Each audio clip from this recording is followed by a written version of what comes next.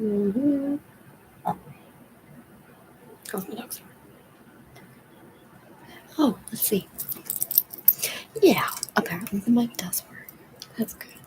Okay, back to what we were doing. Mm-hmm. Boop, boop. This is where I live.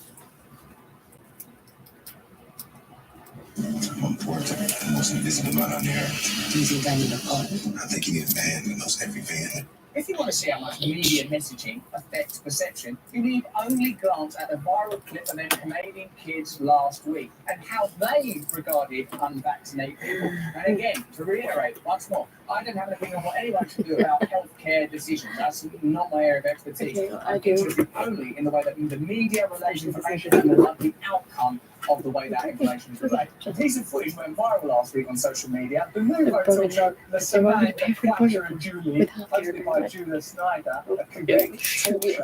In a second, they interviewed children and asked them what they thought of unvaccinated people. Let's have a look what everyone's thought. You've probably seen it, right? Au vaccin, vous autres? Oui, tous les deux, on a une seule dose. Why are we even talking to children on a talk? What's the segment? See, oui, who's est-ce why que vous we're êtes elected. d'accord, vous autres, avec la vaccination obligatoire? Oui, oui, non. Ah oui, hein? Wow. On dirait que je les ai drillés, Julie.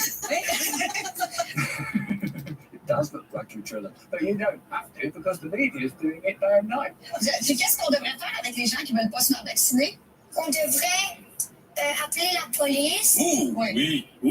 Yeah, I mean, it's weird, isn't it, when there's a conflation of medical and legal matters. This is something that I've had to be a gangster now. because, of course, I'm a drug addict, and I've always said, of course, that addiction is a health issue, a mental health issue that has peculiar criminal judicial undercurrents because of the illegality of many of those things. So to see that mentality crossing over into something that's more ridiculous is concerning.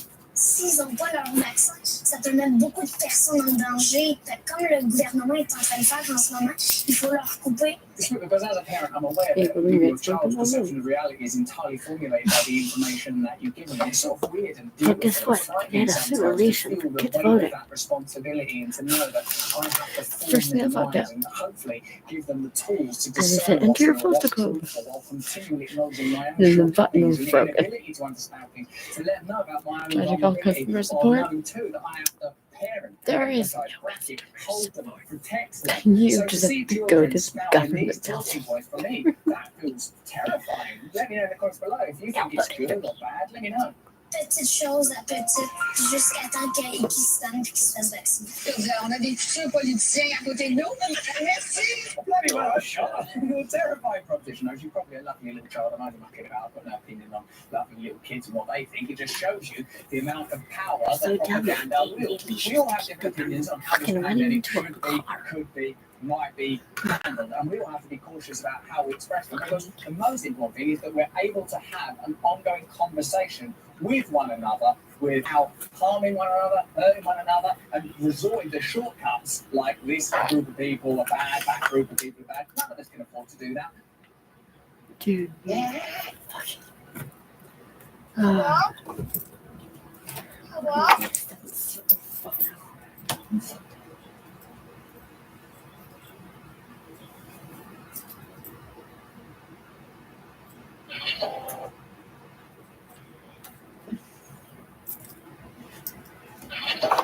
We need a new system. We need a new society. We need to demand.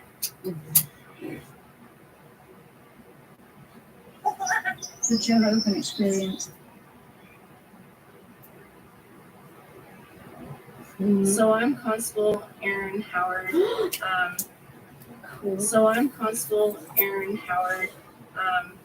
Coming to you from Ontario, Canada. I really wanted to give a shout out to all the truckers. I think what you guys are doing is incredible. You're fighting for our rights and freedoms. And right now it feels like we're a little bit at war and those rights and freedoms are at stake. So you guys are honestly true heroes. What you're doing is just incredible. I will be in Ottawa when you guys roll in. I'm going to be speaking on behalf of Police on Guard, and we are thrilled and honored to be able to be there. I can't wait to meet you guys. talked to a lot of you They're in person. passing through God. Anyway, I just wanted to give you guys a shout out and some support, and keep rolling, and we'll see you in Ottawa.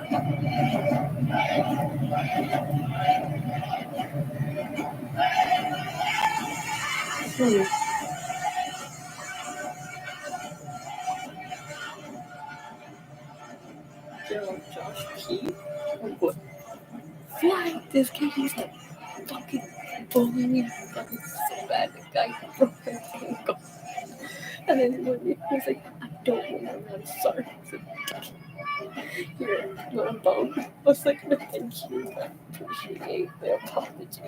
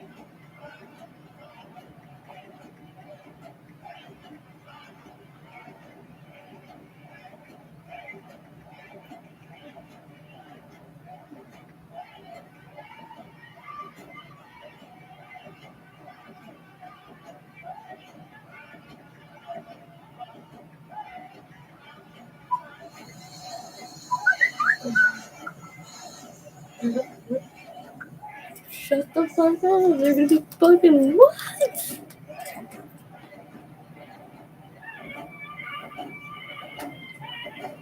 Fuck yeah, dude.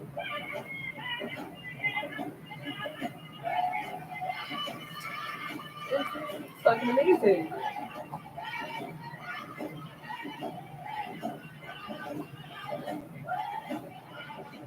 Mm-hmm. It's fucking awesome. Like, super, super awesome.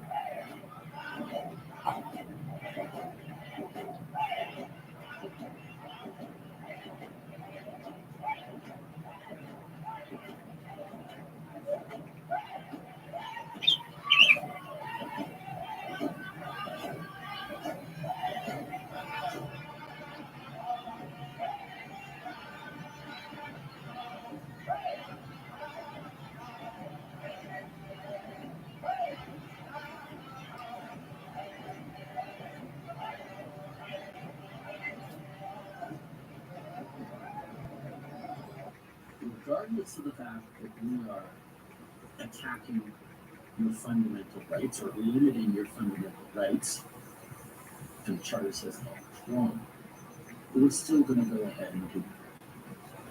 It's basically a loophole that allows the majority to override fundamental rights of the minority.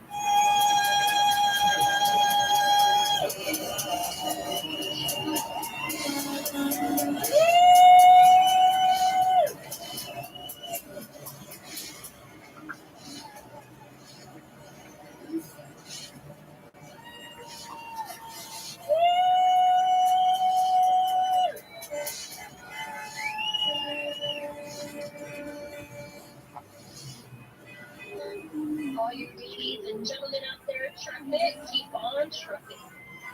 Yeah, this is a freedom for everybody, not just truckers. It's for everybody to end all mandates across the country.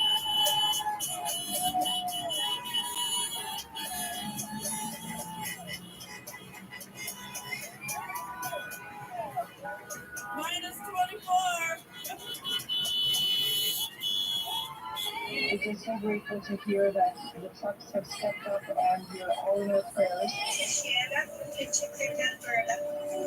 We love you. I work at a daycare and I have a 5-year-old son. They're doing more than giving us back our freedom. They're giving the children back their childhood. And I thank you from the bottom of my heart. Thank you, truckers.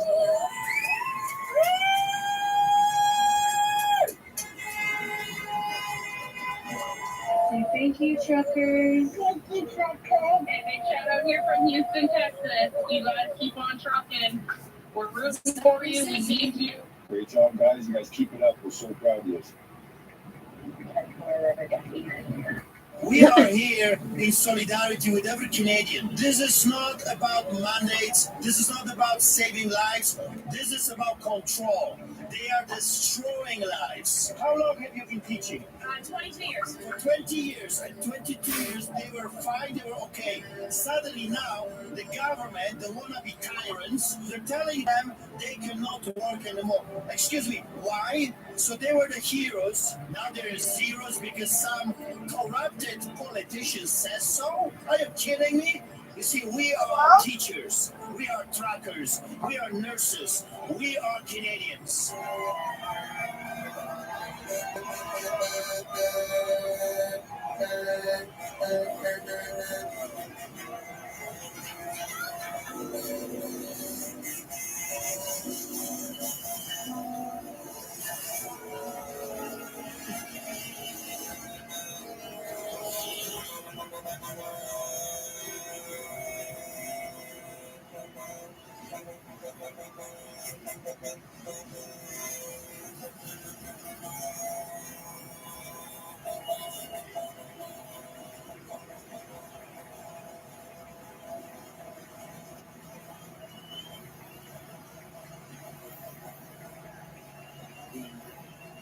Small fringe minority of people who are on their way to Ottawa or who are holding unacceptable views that they're expressing. The small fringe minority of people who are on their way to Ottawa or who are holding unacceptable views that they're expressing do not represent the views of Canadians who've been there for each other, who know that following the science and stepping up to protect each other is the best way to continue to ensure our freedoms, our rights, our values as a country. Look at this video that I sent Jamie. Huge. Look at my book. By Atkinson outside of Edmonton, coming to Calgary, January 23rd. It's a giant convoy of trucks that's apparently some insane amount of people, like 50,000 trucks, that are headed to Ottawa to protest the vaccine mandates by Trudeau. And they're all coming from Canada. They're all in Canada. They're all in Canada. It's all Canadian truckers. Because apparently they're all being mandated that they have to get vaccinated. And they're like, hey, we don't even contact anybody. There are unvaccinated truckers rolling into Ottawa. You won't say whether you support them. You won't say whether you will meet with them. So what should Canadians think about your position? Do you not support the trucking convoy? I support getting as many people vaccinated as possible, including truckers. So what's your message then to truckers who have maybe spent the past month thinking that you kind of have their backs and calling for reasonable accommodations and rapid tests, and again, you still won't answer? Will you meet with them when they come to Ottawa? Do you support their efforts and coming all the way here? What's your message to truckers who might be disappointed that you are dodging questions and when you won't say whether you'll meet with them? Well, let me be crystal clear. We've been meeting with the Canadian Trucking Association for several months. In fact, we've written the minister on this. And at every occasion, I encourage truckers to get vaccinated. The just society. It's not whether we stand up for people's rights when it's easy or popular to do so. It's whether we recognize rights when it's difficult. When Aaron O'Toole talks about, oh yes, we need to unite people, we need to bring people together. When it's unpopular, we just have to defend the rights of people who are anti-vax. Qui croient pas dans la science, qui sont souvent misogynes, souvent racistes aussi. C'est un c'est moi, mais qui prend la place. We are a society that stands up for people's rights, and when governments fail to respect people's rights, if you want to get on a plane or a train in the coming months, you're going to have to be fully vaccinated. We all end up paying.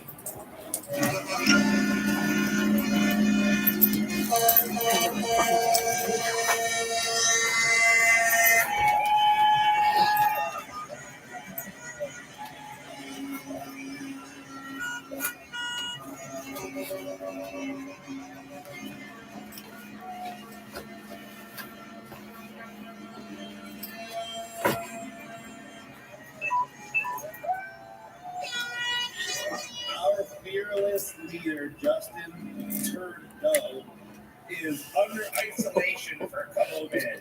He admits that he already tested negative, but they're going to isolate him anyway, conveniently, to make sure he's not available January 29th to address the supposed fringe minority group of millions of truckers and their supporters from around the world. And now convoys starting in other countries because Canada, like I said, since day one, is going to light the way for freedom. And when we have Justin Trudeau hiding like the little bitch he is. Support the convoy, support the truckers. Let's do this, everybody. And do not leave Ottawa until we get our freedoms back. Hey, Justin, kiss my ass. You're my GT. Like, fucking fun to do.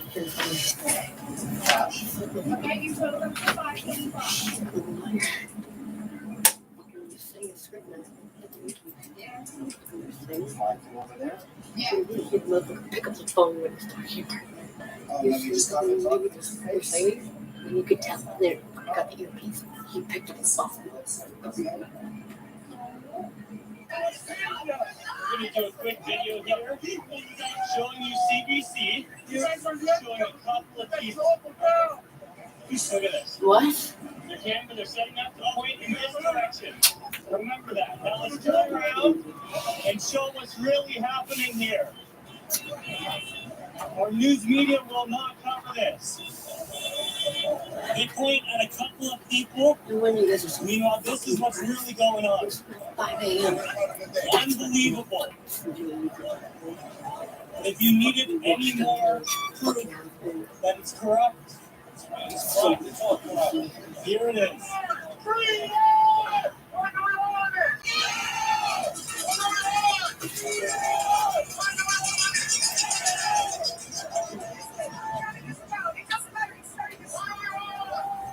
Look at that amazing journalism, CBC. All you have to do is turn your camera in the other direction. Okay.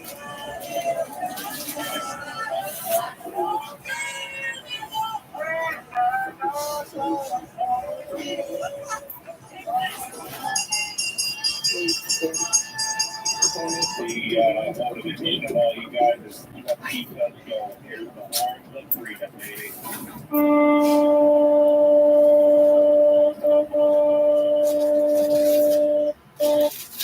As a supporter from Minnesota, we thank you for all you're doing. It's just so unbelievable. Thank you, checkers. Right?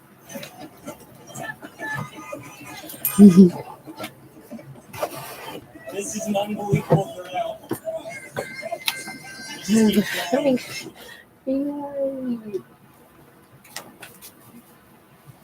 Very exciting.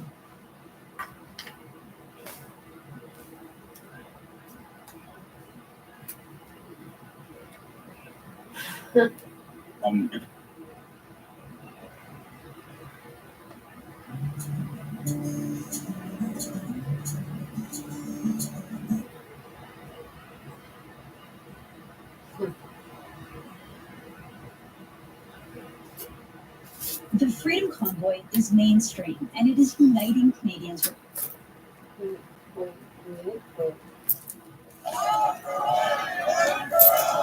It started before the sun was up.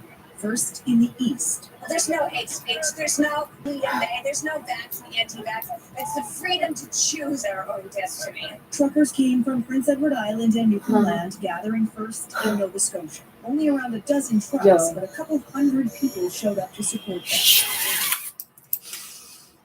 I swear to fucking God, they can't. Like, yeah, that's fucking hundreds of people fucking dying. Sure. Fucking doing that fucking bullshit, man. Fucking running up the fucking clock on it. Well, James Cumming is a former Conservative MP, and he is the person who conducted.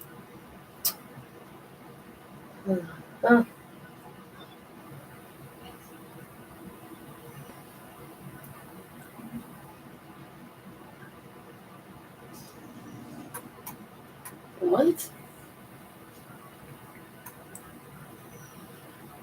Fucking pieces of garbage. We took progress week by week, and eventually, They tried to cross. It's like hair is not again created equal. We've had this. Fucking over that bitch.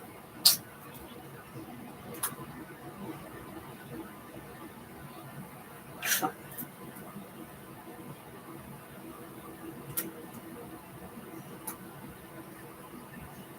So.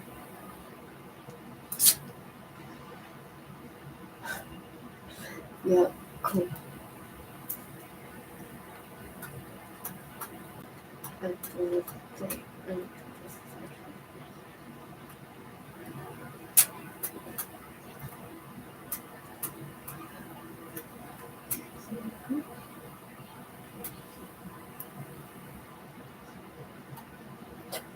man.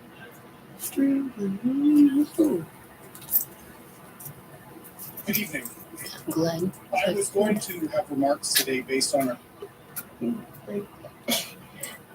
Just got that slipped in.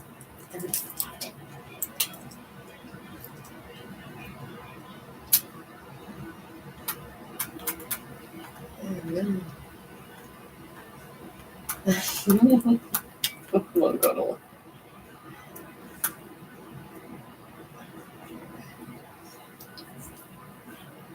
Oh, wow.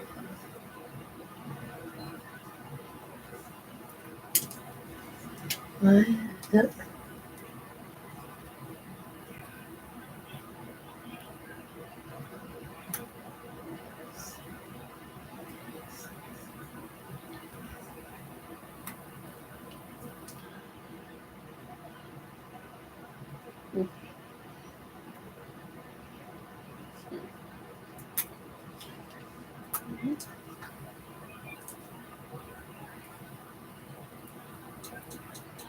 And fucking CJAD left.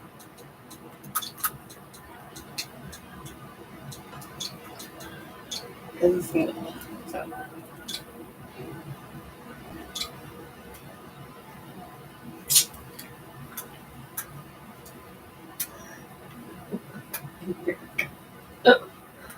Yeah.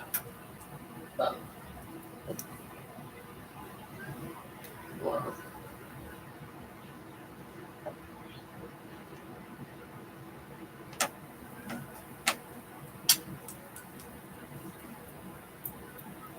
First, she said she needed a broom. Now she said she needs a vacuum.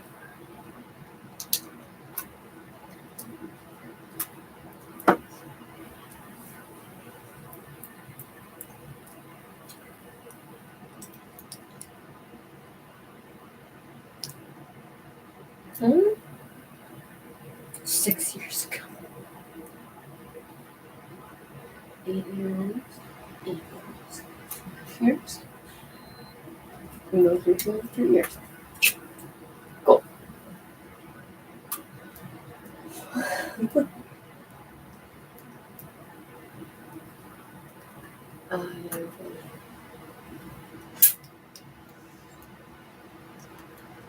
Oh, wow. Really, buddy.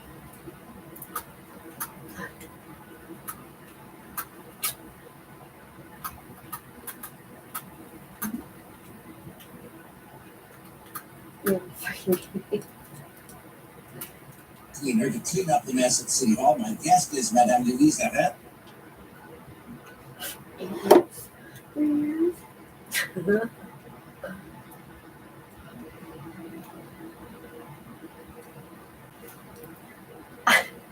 $10, $12.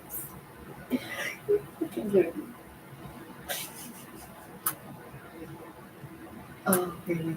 That's why. Okay. Let's try. A year ago. Shit. Wait, what? Wait.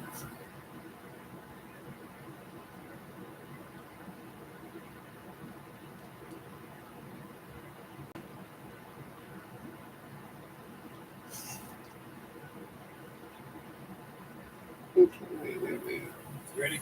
All right. People, it's a Viva on the street, and what can I say? We are being governed by idiots. Once upon a time when I was nicer and less impatient and less cynical, I would say we're being governed by buffoons, people who mean well but don't know what they're doing. We are being governed by bona fide idiots because it is now January 24th, and today was the first day of the heightened vaccine passport mandates in Quebec. Quebec has now made it mandatory to show a vaccine passport, proof of vaccination, to enter big box retail of the arbitrary 1,500 square meters or more. You need to show vaccination proof in order to enter Costco, Walmart, Canadian Tire, whatever big box that you can think of that is 1,500 square meters or more. From each other. Before we get into the idiocy of this, I just want to get into the other idiocy of our Quebec government. They are running ads to combat racism. Our Quebec government, which has implemented an arguably racist vaccine passport in terms of which minorities it is going to have a disparate impact on.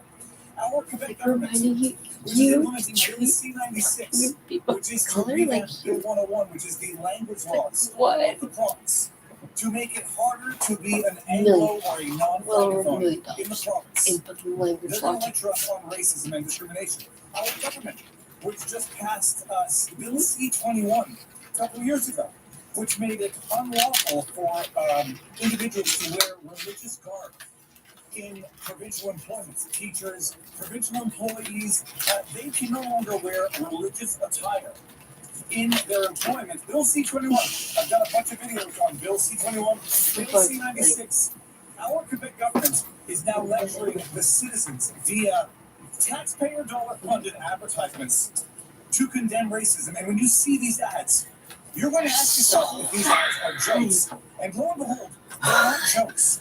The joke, if it were funny, if it were not so tragic, is that the government is sponsoring these ads condemning racism, showing that we are all Quebecers, unless you're not a francophone or unless you want to wear your religious attire while being employed by the state. But we're all Quebecers. The government's lecturing us on racism. Here are two of those ads now.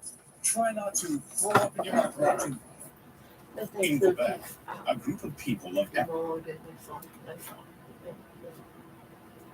discriminatory.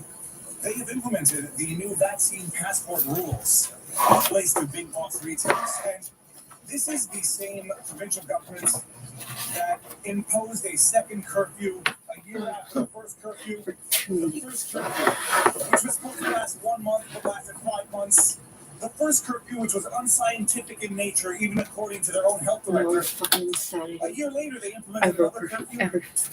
And in addition to that, they've now started to ramp up the pressure on the unvaccinated. And one way that they've been doing that is now to impose vaccination proof to enter big box retail.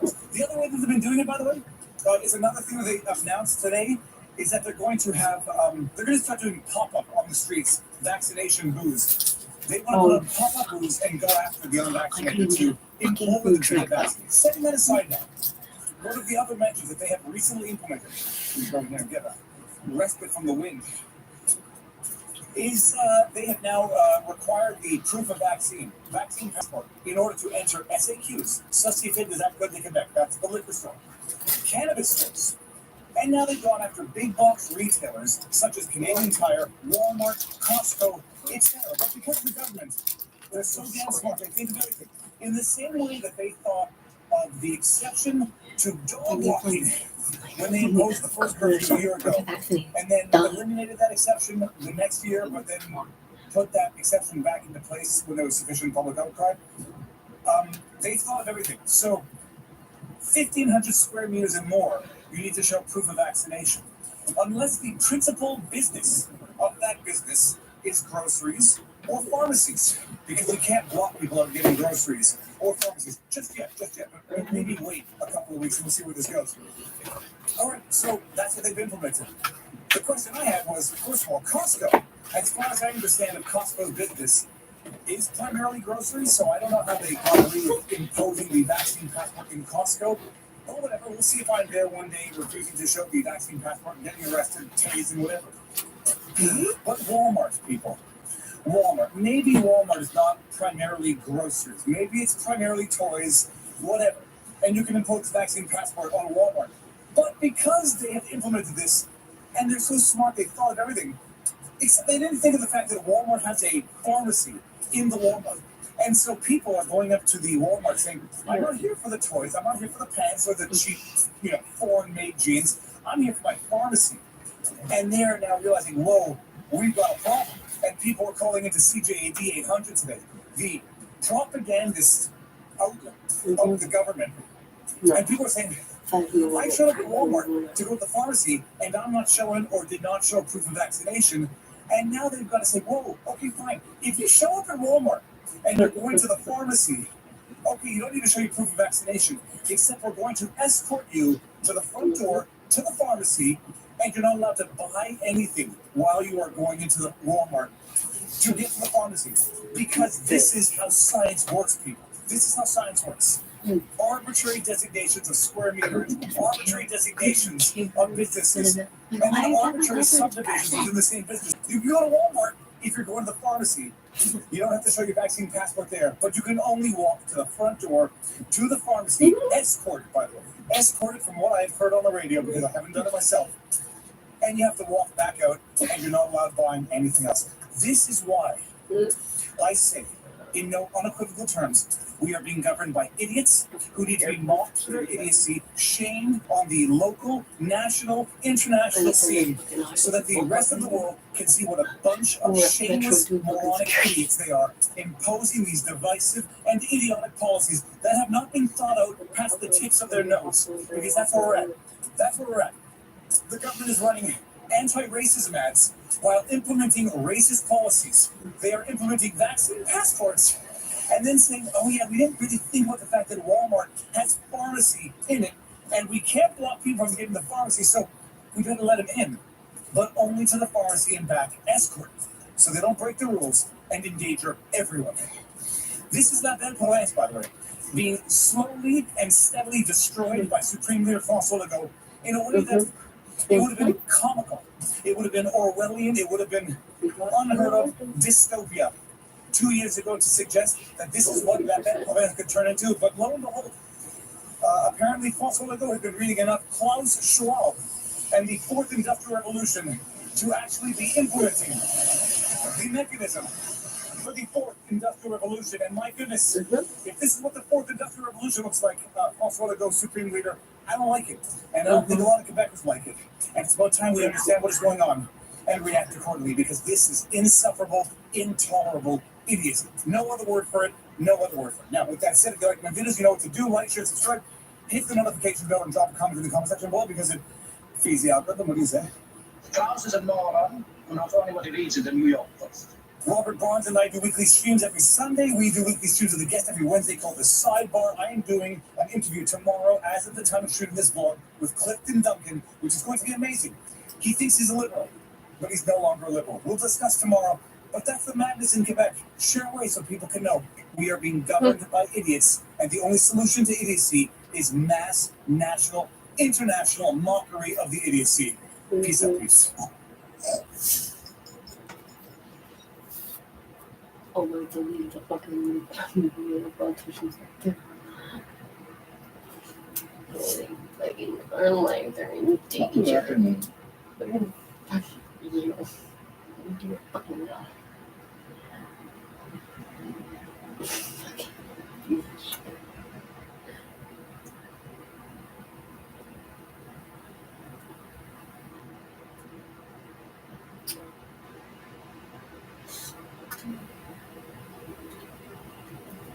You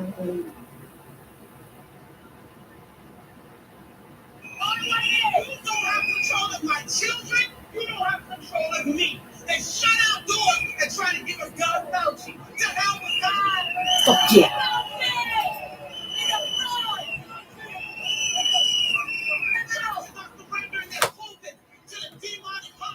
I'm not coming to your church. You're not getting my time. Are you crazy?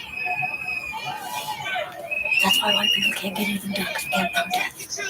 Nothing protest. I'm going to educate them 24 years. They stopped teaching them years ago. You just didn't know. Yeah? Yes. You just didn't know. Education went to hell years ago. Yes. They taught them compliance. Yeah. They stopped teaching them to think.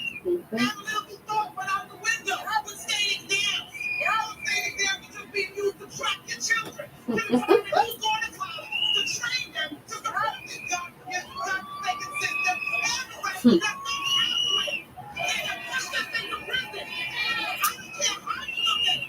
If you're in corporate America, you're in prison by your lifestyle. If you're in the government, you're in prison by your job with good benefits.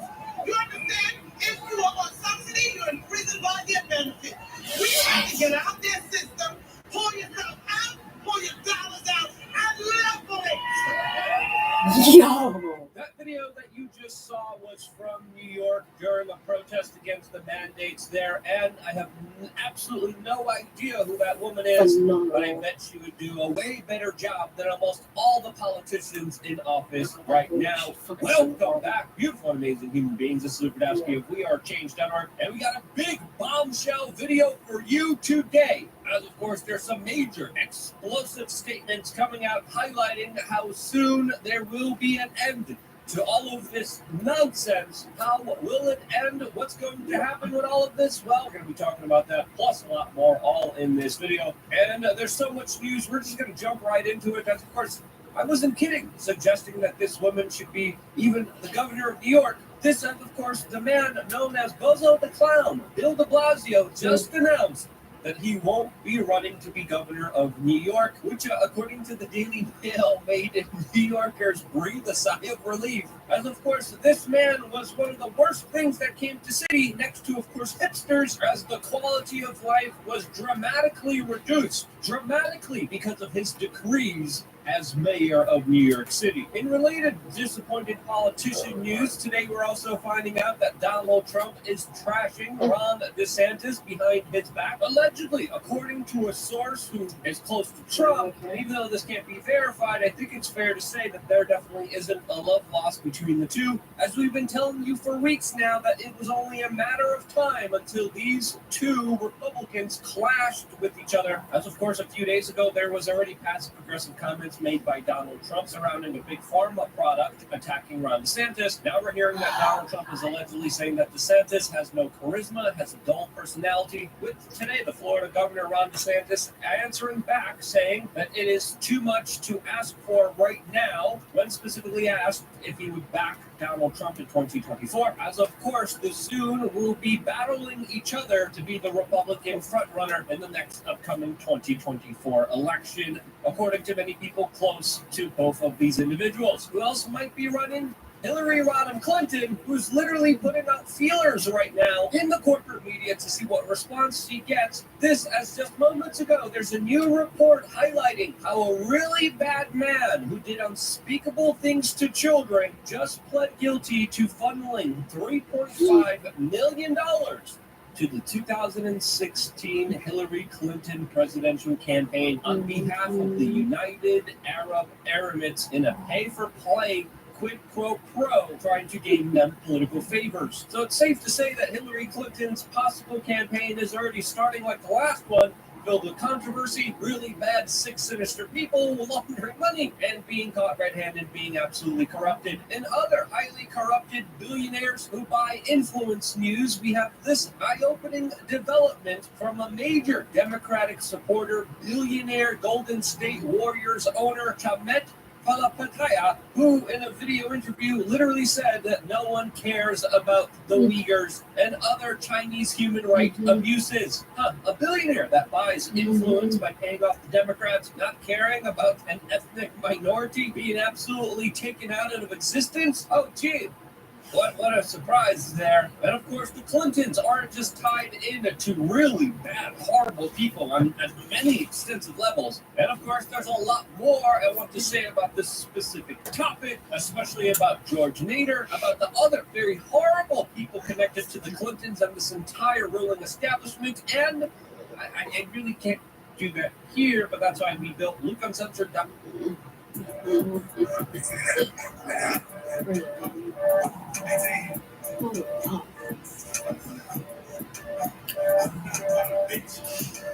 Wow, what the fuck?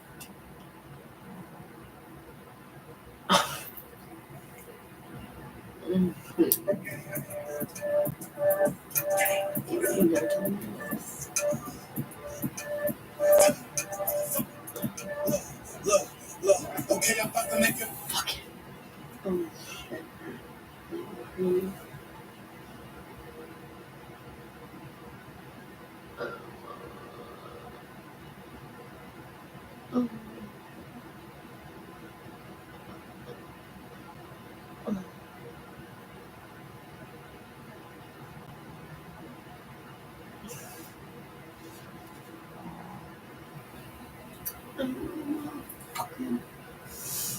Where later on today I will be doing another exclusive video specifically detailing the destruction of our society from some of the worst, most horrible human beings on the face of this earth. This is definitely going to be a spicy video, which of course you can only exclusively watch on our members area on LukeUncensored.com. Click the link down below and join in. As of course we are building, expanding our platform. Already have 3 masterclasses available for you for free. We also have exclusive merchandise at cost, only available to Luke Uncensored members, as we also just exclusively released yet another product on thebestpoliticalshirts.com. This one's going to be very fitting with the rest of the video, which reads, if you think this sickness is scary, wait until you find out what's really going on. And I think in a few years from now, when the American public sees the larger truth of exactly what's happening right now, they will be absolutely shocked at what they discover. For me, there's a lot of very interesting parallels between what's happening right now and what happened with Chernobyl and the end of the Soviet Union Empire. HBO surprisingly covered this topic very effectively and highlighted how scientists who dissented against the narrative presented evidence that showed people that they were in danger, that tried to save lives, were, of course, suppressed by the state, told to lie, and covered up this entire incident, which led a lot of people being severely hurt by it. Some people would say that we're dealing with a similar situation right now, as even theweek.com just published a very interesting article saying specifically in their byline, quote, "The left used to warn about unintended consequences in foreign policy.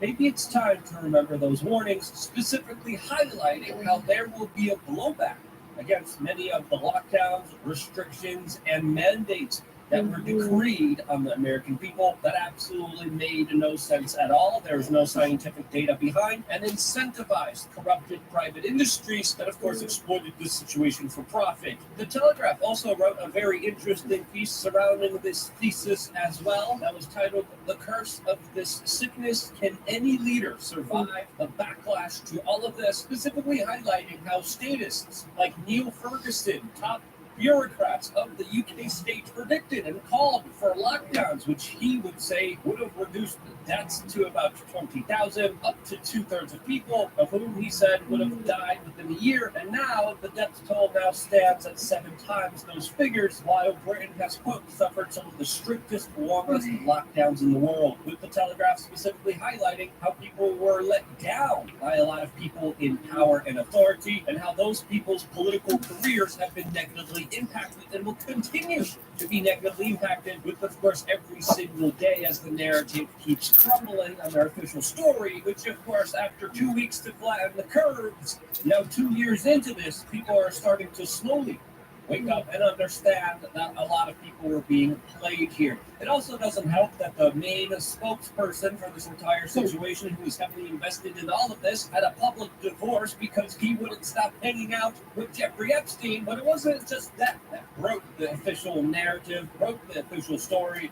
It's also important journalistic writings like this from the businessinsider.com that highlights a new study that came out of Israel that highlights that even if you took 4 products from Pfizer, that you can still catch this sickness, even if you take 4 shots that were supposed to prevent you from getting sick, that were promised to you initially would have stopped. And of course, there's a new variant that the world is dealing with, and new complications with an entirely new situation that, of course, will completely change the way that we deal with all of this. Now, why is this data still important? Why is this article still important? Because it directly contradicts the lies by big pharma executives that we're telling you, along with other bureaucrats like Dr. Fauci that were telling you, along with the President of the United States that were telling you, just keep taking this product and everything will go away. Everything will stop. And as more and more people start getting sick that took the product, there's eventually a proverbial dam that will break, that will expose all of this nonsense. As even Stephen A. Smith just announced that he complied, took this procedure, and he got so sick that he thought he would have died. This, as of course, not only major hospitals, but even major sporting institutions are bringing players who never took this product because the players that did are getting sick and can't play. This is why Kyrie Irving is now playing with the Brooklyn Nets, only, of course, in away games, since he can't play in New York City because of the mandate that implements the policy that clearly has been so effective at treating and preventing all of this nonsense. And let's be honest with each other, the biggest spreader of disinformation has been the Pfizer CEO that on big tech social media was telling you that his product had 100% effectiveness. I didn't see it. The Pfizer CEO said it, as he just came out and said boosters against this sickness are necessary. Yes, the CEO of the product is telling you that you need to take more products from him, even though there's major institutionalized government studies showing how it still does not prevent transmission. But what are you going to tell a CEO who's hell-bent on, of course, giving out his product? Some would say that there's definitely a profit motive incentivized here, as, of course, many people don't even understand that this product isn't free. You're paying for it with your tax dollars. Your government is buying it, and they're extorting and manipulating more and more people to take it through, of course, panic and fear that's not based off any legitimate scientific data or information provided to us. Where are the studies? Where are the data sets? We don't have that. We just have Dr. Fauci warning that there's a, quote, high probability of new variants and that more people will get sick, be more afraid. And it's important to highlight that according to other medical professionals in this field that are like this.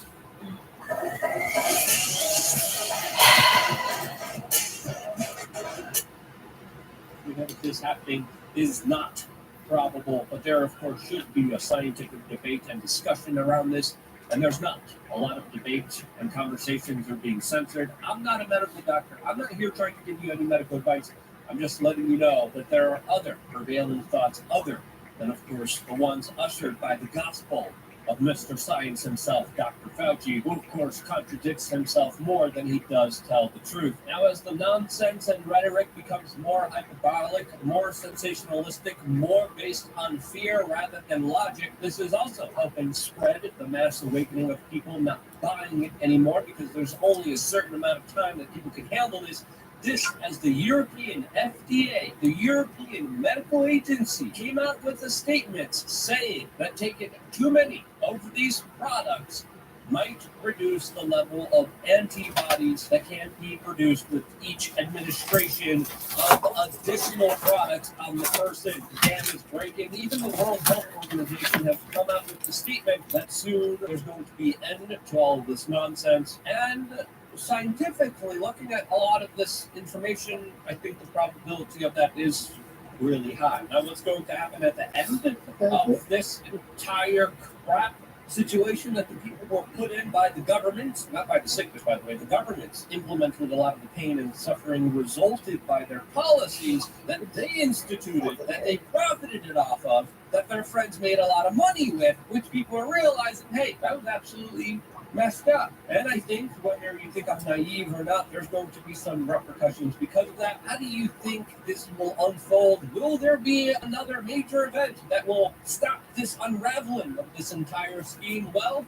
let me know what you think is going to happen in the future down in the comment section below. I always appreciate your participation, your time, your attention. Just being able to spend some time with you means the world to me, because if you didn't, I wouldn't be here. Sharing this video even means a lot more to me, because this is how we grow, this is how we expand, and we have been doing that tremendously within the last few months, all because of your participation, which I am eternally grateful for. I got one more video coming your way later on today on LukeUncensored.com. I hope to see you there. I love you guys. Stay tuned for more here on WeAreChange.org.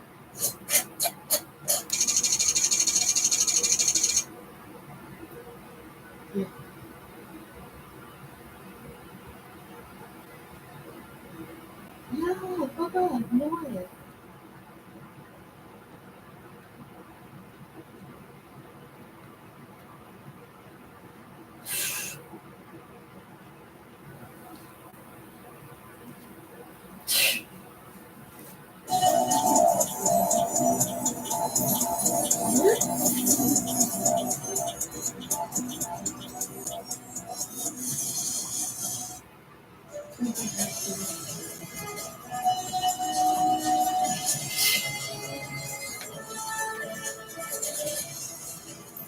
Good evening and welcome to Gravitas and Palki's Partner. Let's get started.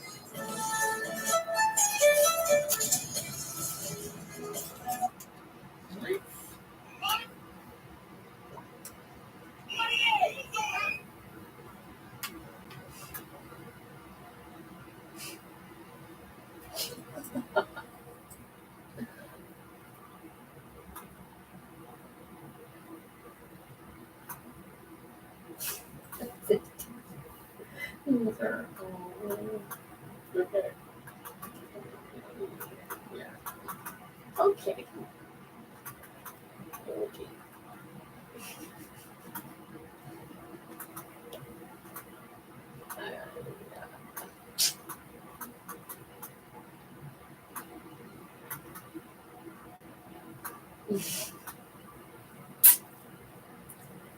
Oh, shit.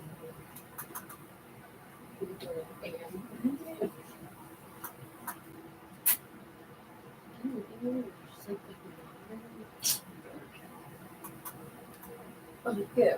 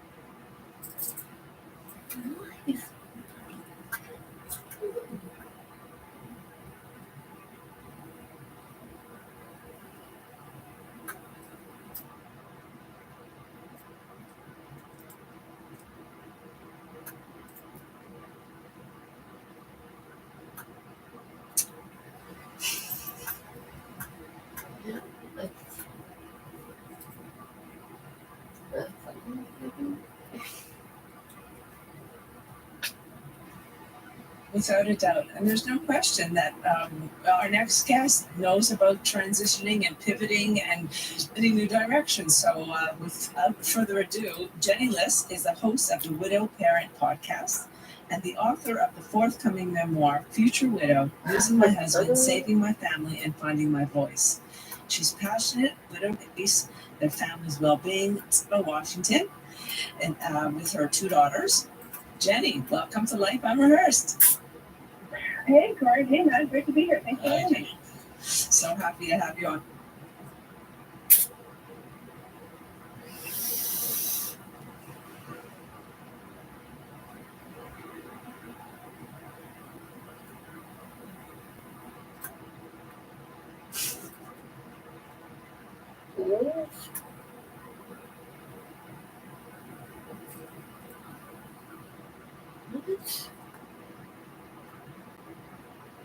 Michelle, I had the pleasure of meeting Jenny through a National Alliance of Grieving Children Network, and I was with her and the work she's doing. And I said, "Hey, Jen, you want to come on the show?" And she said yes. So, Jen, let's begin with your story.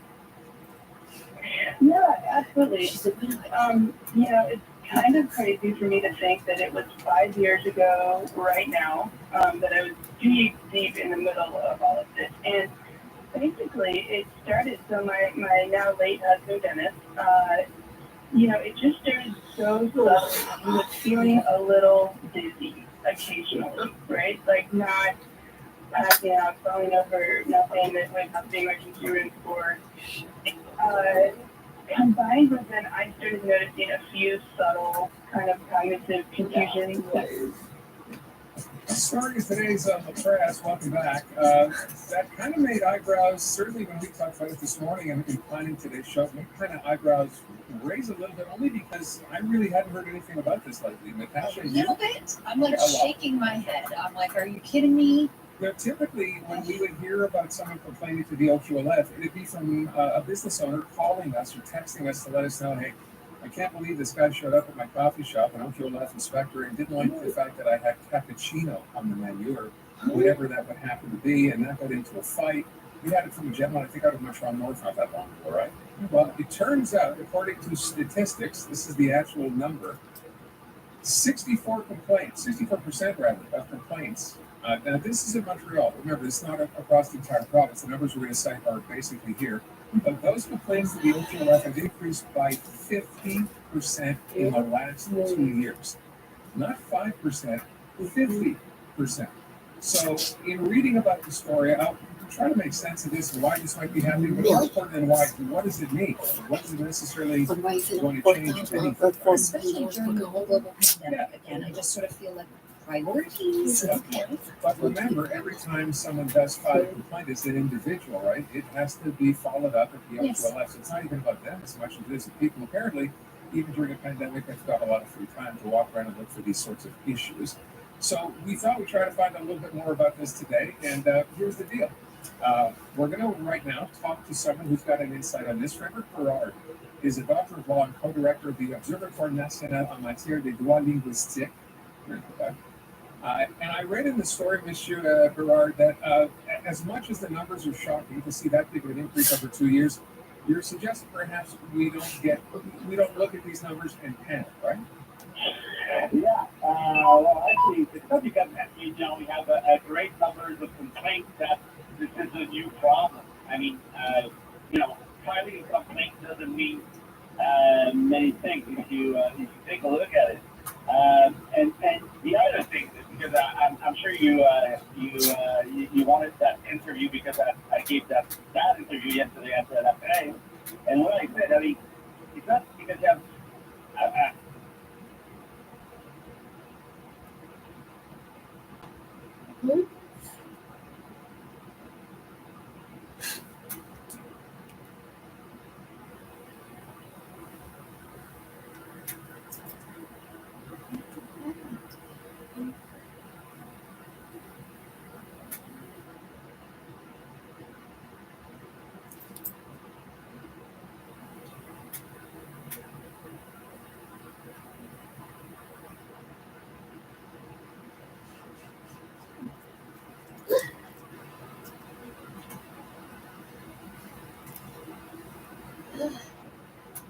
You kidding?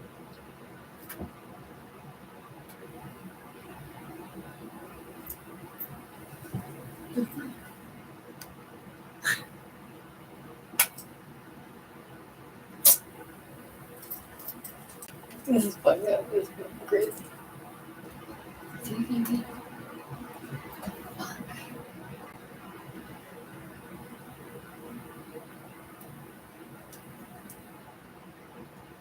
too.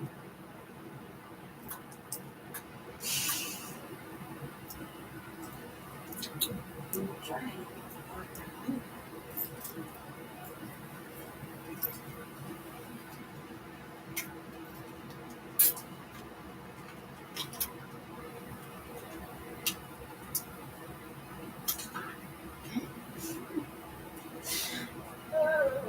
La Cour a tranché. Toutes les conditions imposées au marqueur. Yeah. Yeah. Good.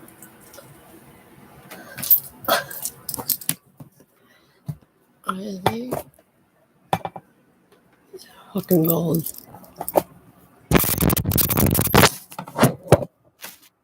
Oh hell. Like, what the fuck?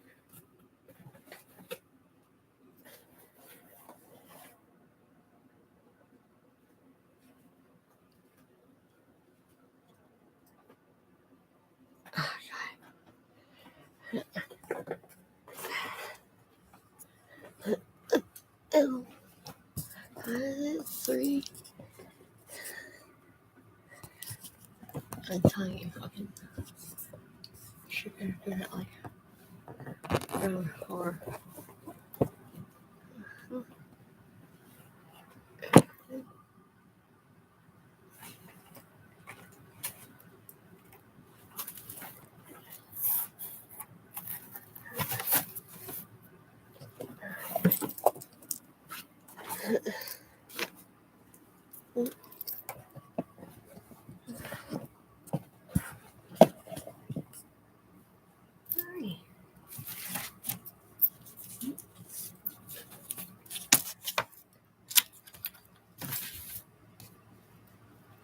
Fucking crazy as shit.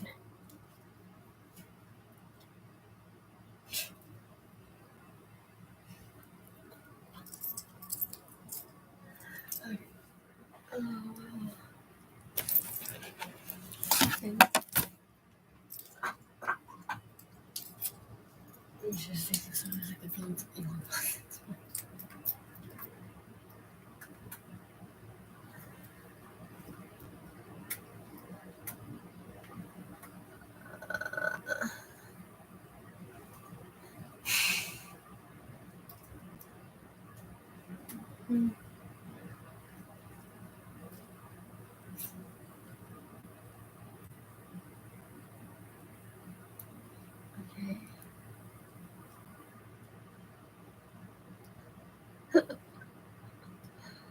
Oh my god.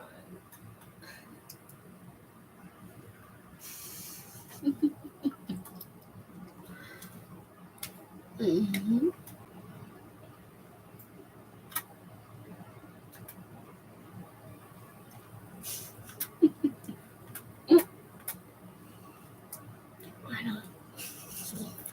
La Cour a tranché. Toutes les conditions imposées au marqueur à sa sortie de prison sont maintenues. Le simple passage du temps n'est pas suffisant pour assouplir les conditions de libération, explique la juge Ross. Elle justifie sa décision par souci de main.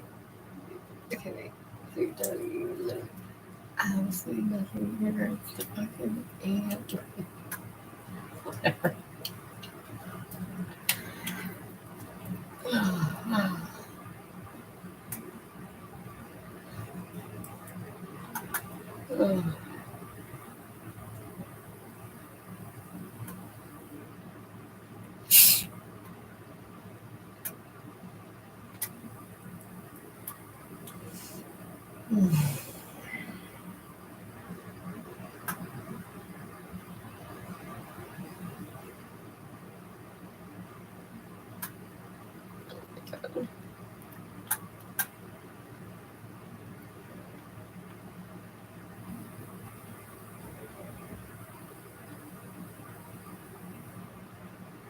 It's so bad.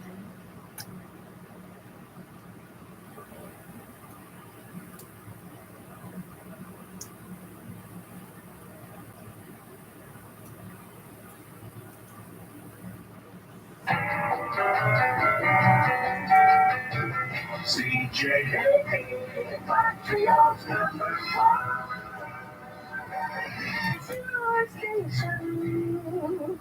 CJAD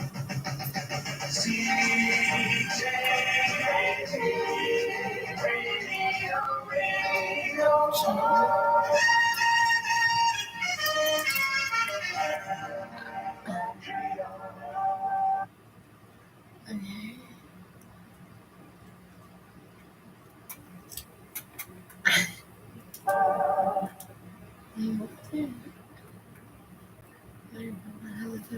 What?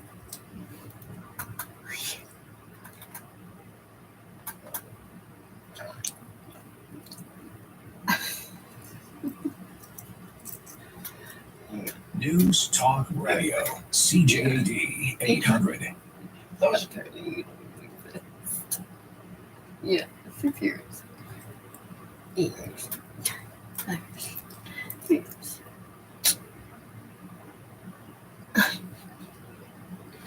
Okay, I just like so ridiculous.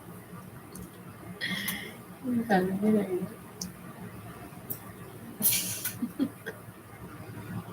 Like the third channel, and they're giving you nothing. Okay.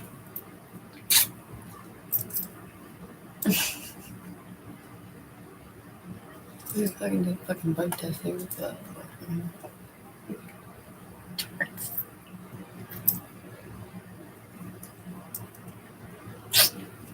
Get into politics, you usually. yeah, so CJAD is existed years.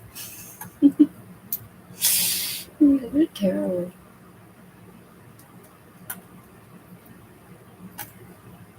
Dude, like, what?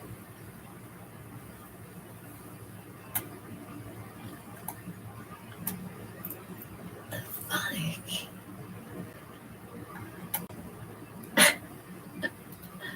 Oh, wow.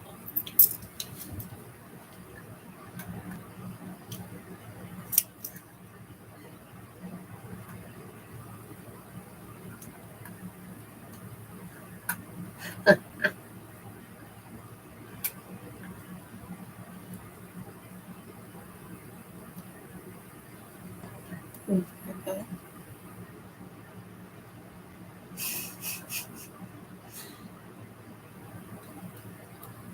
Fine.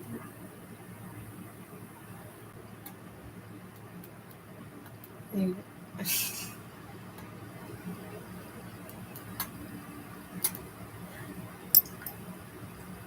Yeah. Oh, wow.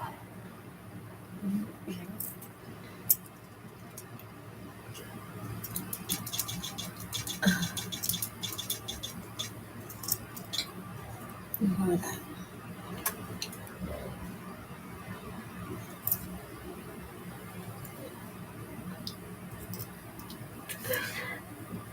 Are there too many people in back to say one so far?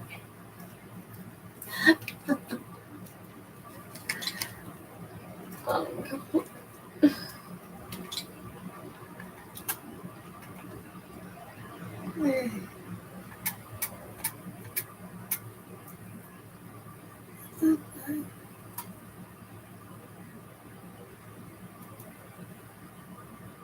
Oh my God, they probably didn't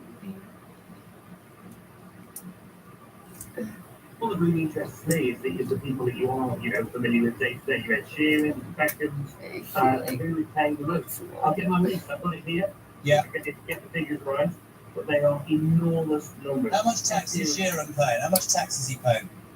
Okay. No. Oh my God.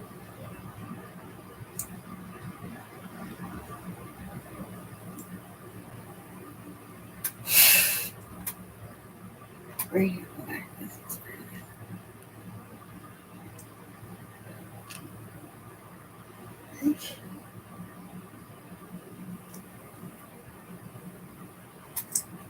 the fuck? You're the devil.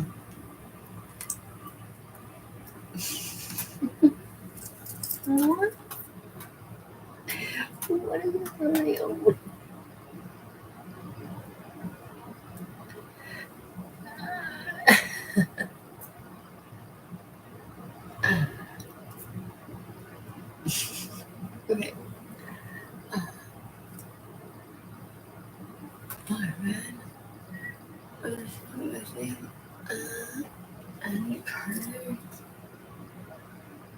Like, this show is fucking crazy. Oh my god.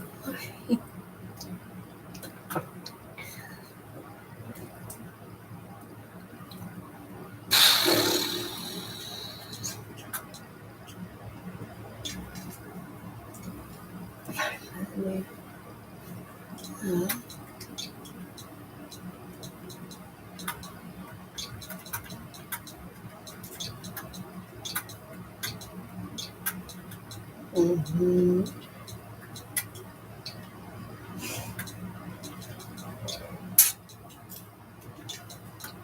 Mm-hmm.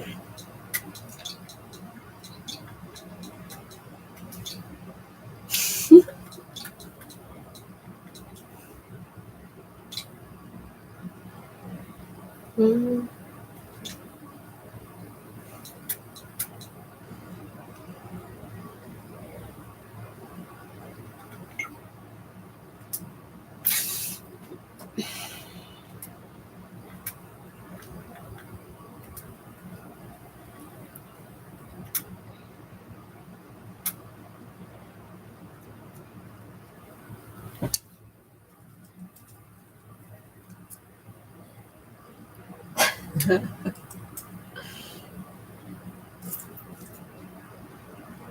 Okay.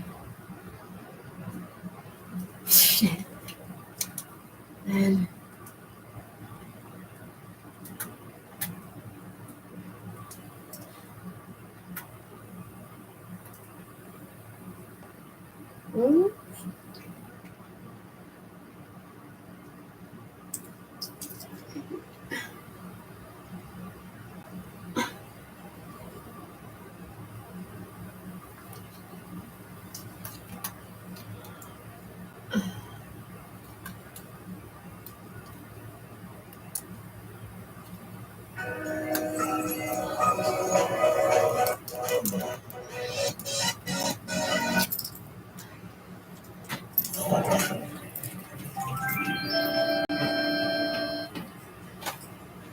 We are prepared to levy serious and severe costs, period. And I will tell you that part of the posture that we have taken is grounded in the respect and the value we place in sovereignty and territorial integrity. Madam And in Vice particular, in President, this case, I'm sorry the to interrupt. sovereignty and territorial integrity of Ukraine. Of course, and I'm We so are sorry very to interrupt, but clear it is less than clear because 30 minutes after the news conference, the White House press secretary had to actually clarify the president's remarks. Savannah, I'm being clear with you right now. Yes, okay.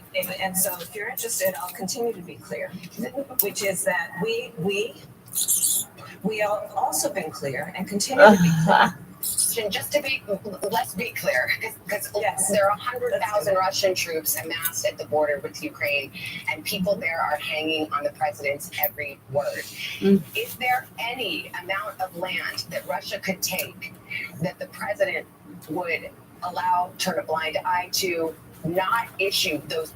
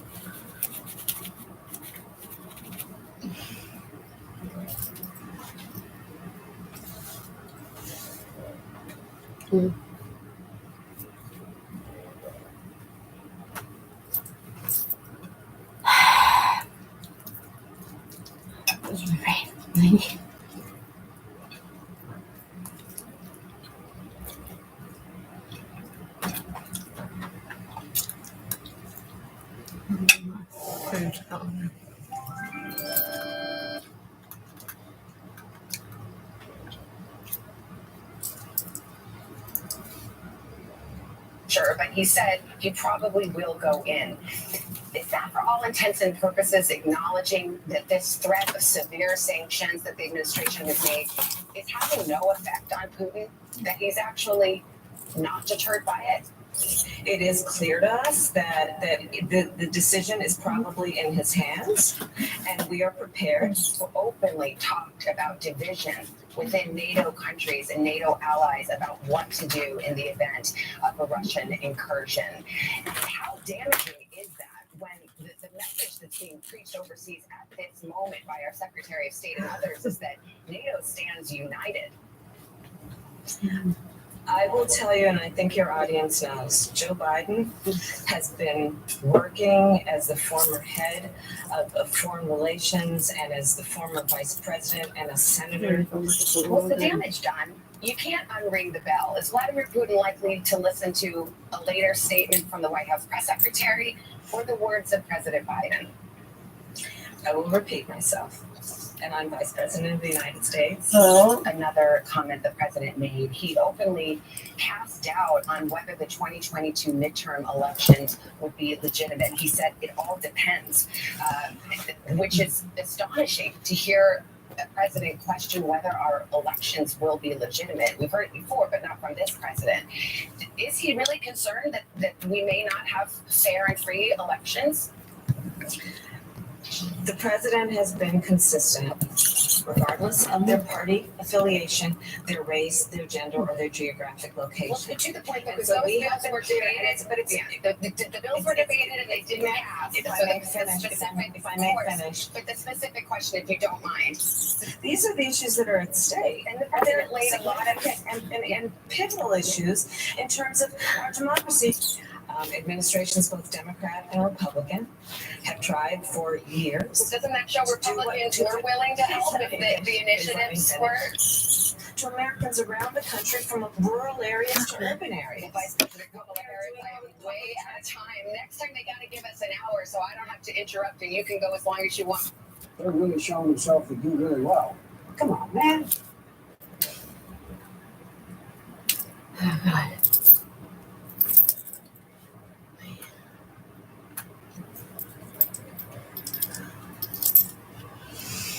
You're a fucking asshole.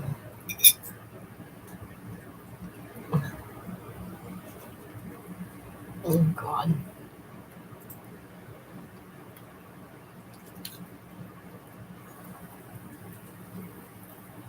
What?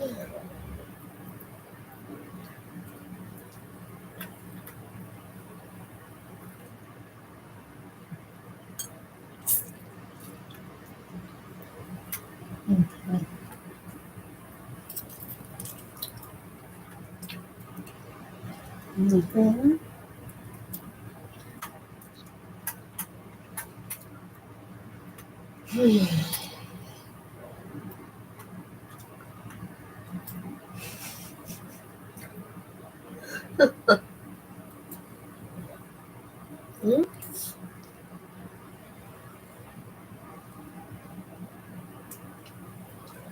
Was he former Great British Bake Off contestant? Jeez, fuck off.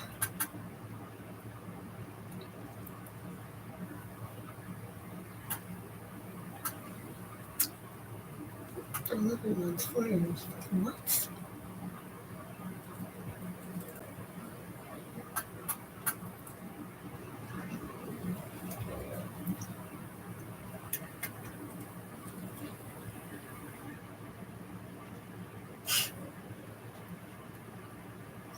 Fuck.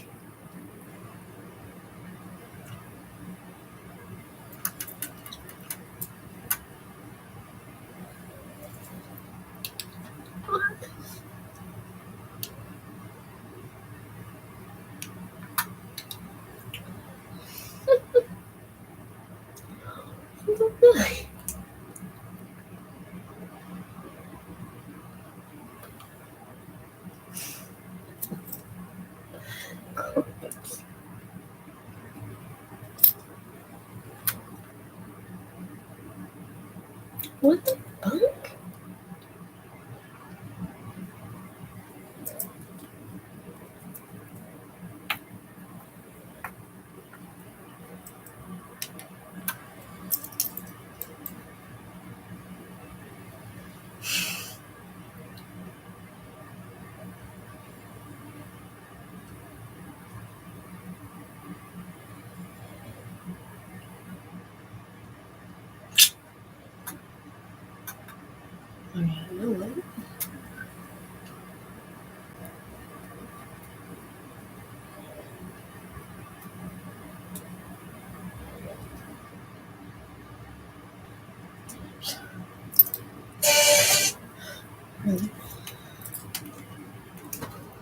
straight fucking on. You.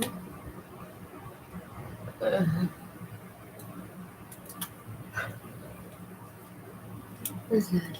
Stunt double. Canadians have stepped up to do the right thing to protect the freedoms and the rights of Canadians to get back to the things we love to do. What the fuck?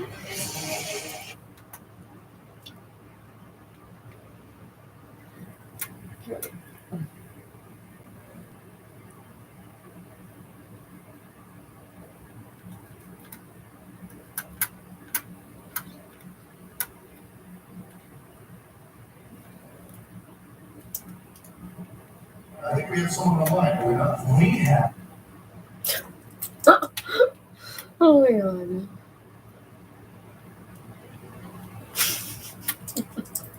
What? Okay, so the Montreal exam also does exist anymore. Congratulations, Dave, but I'm going to miss you. I appreciate that. Now I got an audio clip for you. Tell me who it is. I want to be a rock impersonation.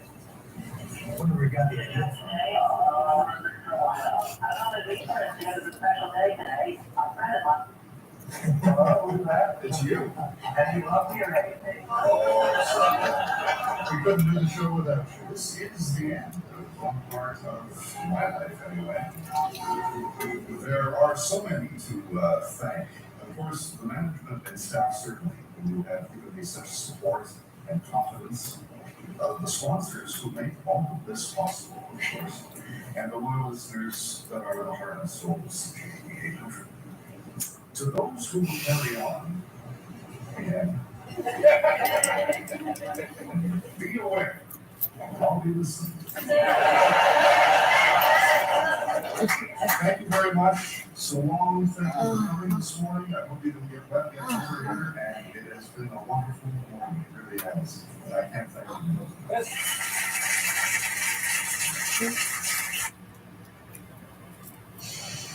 There's now one less player in who provides the content we watch. I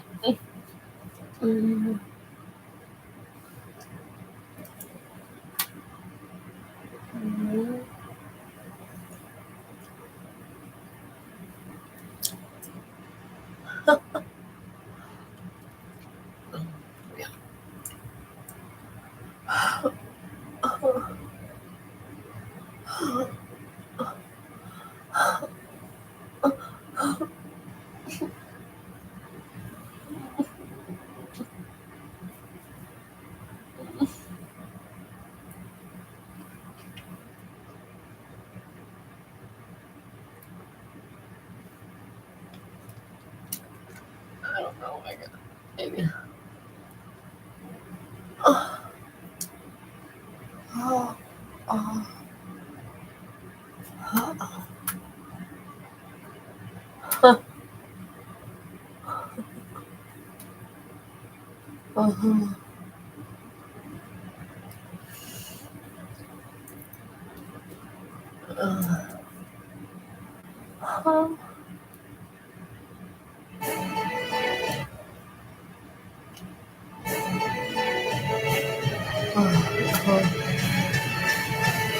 They were undisciplined as soldiers. They're so fucking shit.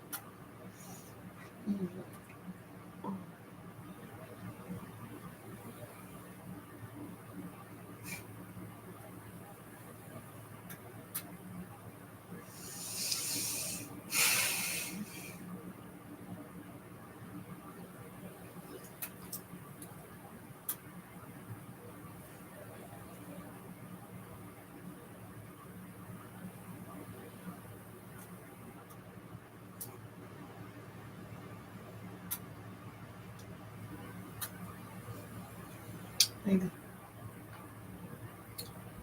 This shit.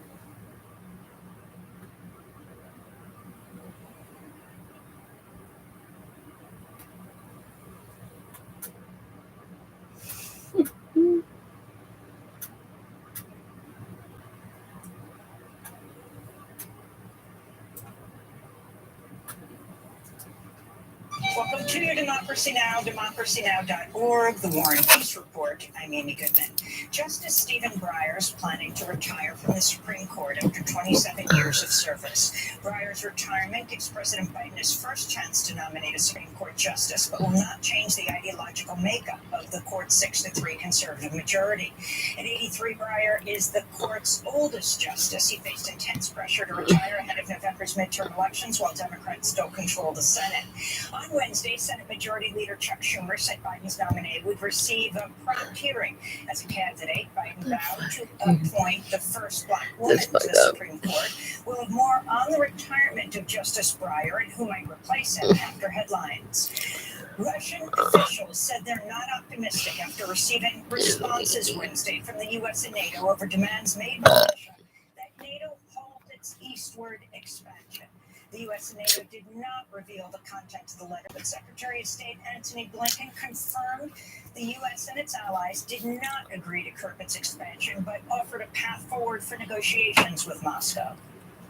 We make clear that there are core principles that we are committed to uphold and defend, including Ukraine's sovereignty and territorial integrity, and the right of states to choose their own security arrangements and alliances. Meanwhile, the military buildup continues on both sides of the Russia-Ukraine border, where some 100,000 Russian troops have been amassed for weeks. Earlier this week, the U.S. put 8,500 troops on heightened alert to deploy to the region if needed.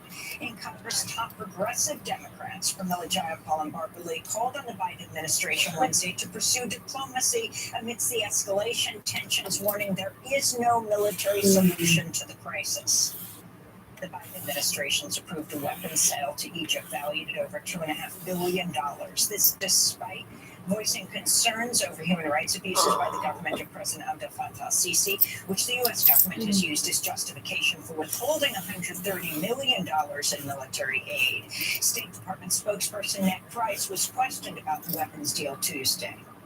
What is the point of withholding $130 million in foreign military financing when you're just going to turn around and sell them $2.5 billion in weapons? Matt, if we have anything to add on that, on the report you're referencing, we'll let you know. Meanwhile, a dozen House Democrats penned a letter calling on President Biden to stop servicing Saudi warplanes used in deadly attacks against civilians. The Democrats cited the recent airstrikes on a migrant detention center in Yemen, which killed over 70 people. New Jersey Congressmember Tom Malinowski added in a tweet that the, quote, continued servicing of these jets could make the United States complicit in these likely war crimes. In Syria, Kurdish-led forces backed by U.S. helicopter gunships have recaptured a prison in the northeastern city of Hasakeh, ending a week-long battle that began when Islamic State fighters attempted a jailbreak. The fighting left more than 180 people dead. The siege ended after the U.S.-backed Syrian Defense Forces cut off food and water to the jail for 2 days. More than 700 imprisoned children, some as young as 12, were reportedly used as human shields during the siege. Last year, a United Nations report found conditions inside the prison amount to torture, with prisoners packed in overcrowded cells, denied access to sunlight, medical care, and proper nutrition. The United Nations is calling on countries to allow humanitarian aid to flow into Afghanistan, where an estimated 23 million people face acute food shortages. Secretary General Antonio Guterres told the Security Council Wednesday more than half of Afghan citizens are facing extreme levels of hunger, with some families forced to sell their babies so they can buy food. What? 6 months after the takeover by the Taliban, Afghanistan is hanging by a thread. For Afghans, daily life has become a frozen hell. The UN Secretary General said $1.2 billion from the World Bank-administered Afghan Reconstruction Trust Fund should be freed up immediately, and humanitarian aid groups should be allowed to operate in Afghanistan without fear of breaching sanctions imposed after the Taliban takeover last August. The World Health Organization says nations reported 21 million new coronavirus cases last week, the highest weekly total of the pandemic. This comes as the Financial Times reports the COVAX initiative to bring vaccines to poor and middle-income nations is unable to accept new donations because it's nearly exhausted the funds needed to buy crucial accessories, including syringes. COVAX recently delivered its 1 billionth vaccine dose. The group's goal was to deliver 2 billion doses by the end of 2021. Yale epidemiologist Greg Gonsalves tweeted in response, quote, "This is why the charity model of vaccine delivery cannot work.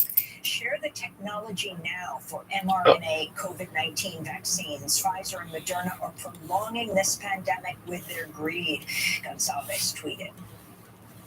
The United States reported nearly 3,900 COVID-19 deaths Wednesday, the highest daily toll since last winter's surge. Hospitalizations remain near record highs, though the number of reported daily infections is falling rapidly. Spotify is removing Neil Young's music from its catalog after Young demanded the streaming platform drop podcast host Joe Rogan. Rogan has a history of promoting baseless conspiracy theories about the pandemic and untested treatments for COVID-19, and he's repeatedly spread misinformation about vaccines. In an open letter, Neil Young blasted misinformation on Spotify's podcast and said they can have Rogan or Young, not both. On Wednesday, Spotify sided with Rogan and began taking Neil Young's songs offline. The Joe Rogan Experience is the world's most popular podcast with an estimated 11 million listeners per episode. In 2020, Rogan signed a deal with Spotify reportedly worth over $100 million.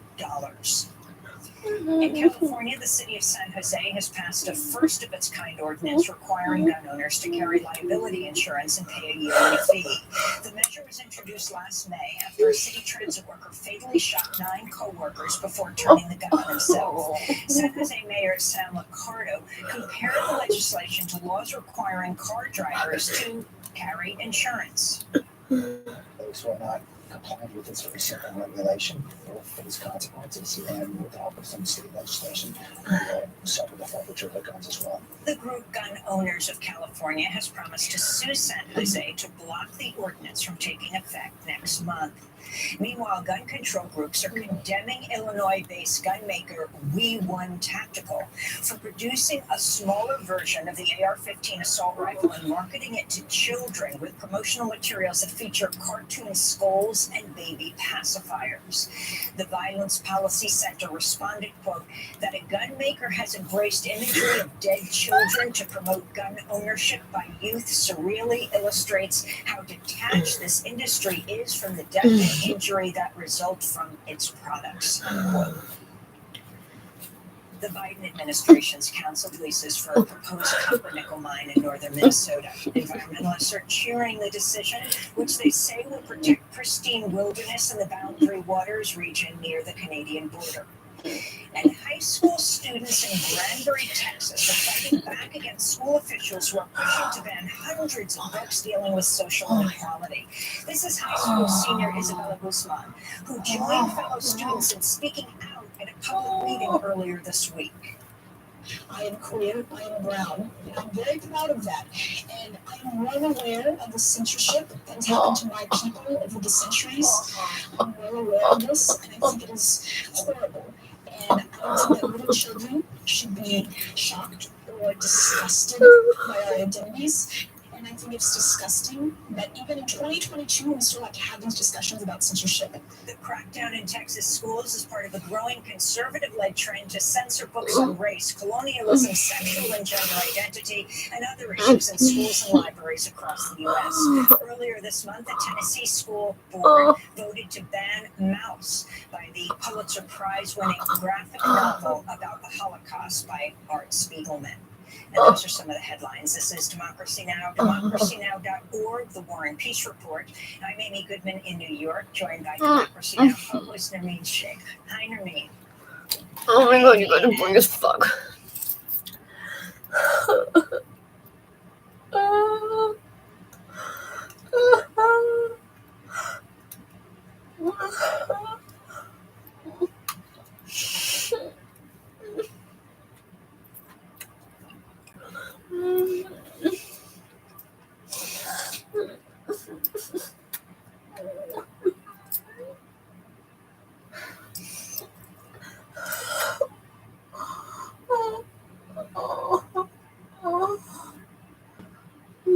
god.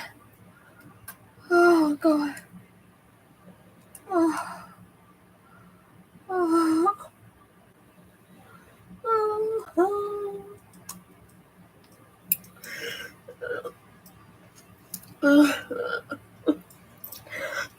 Oh.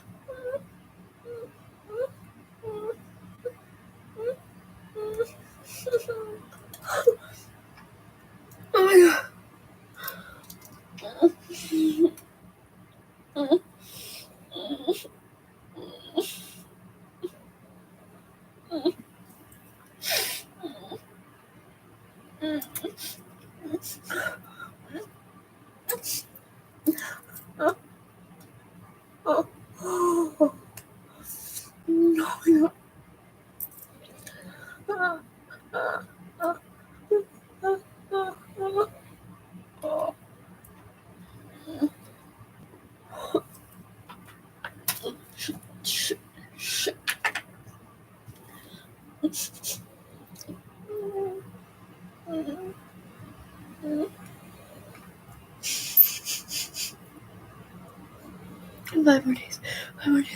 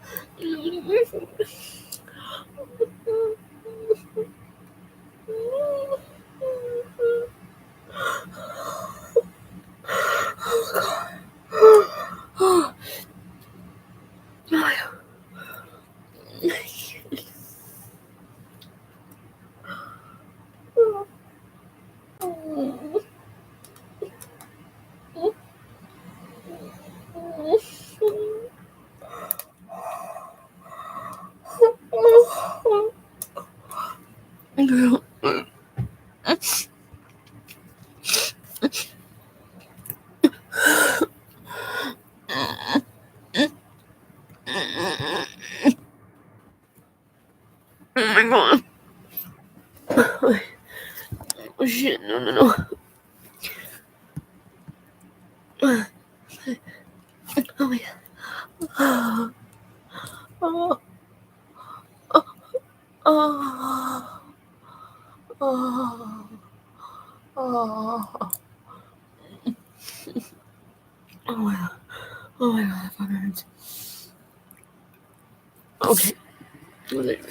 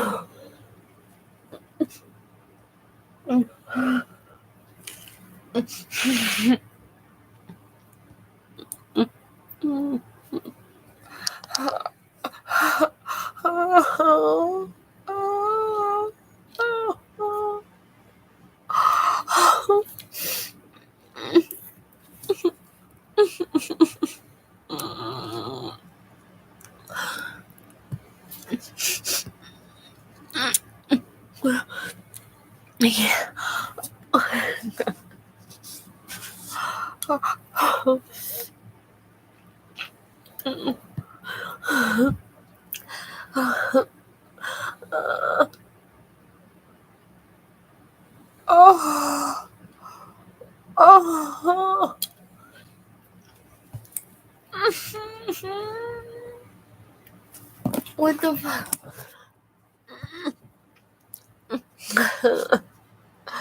Oh my god.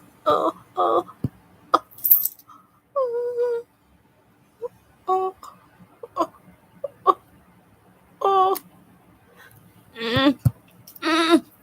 Oh my god.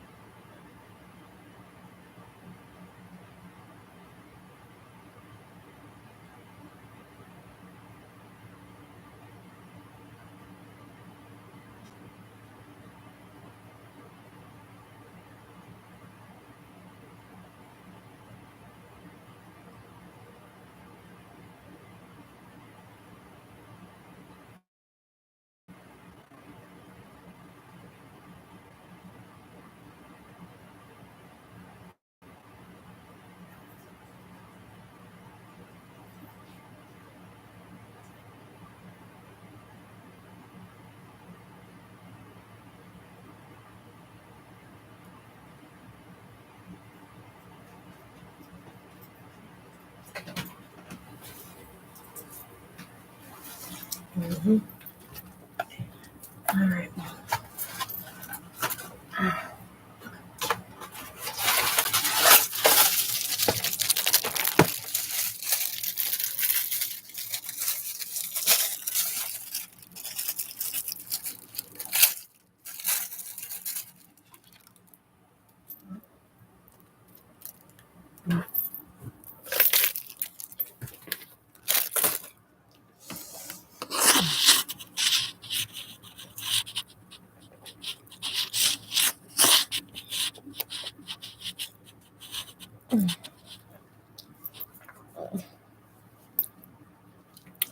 No.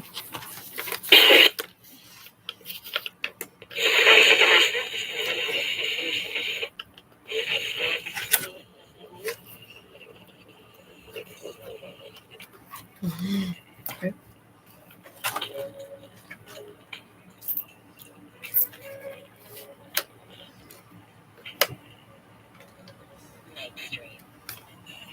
Music.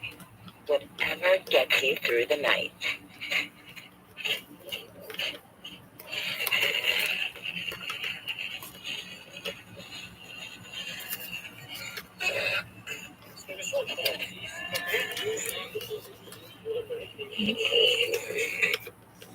No.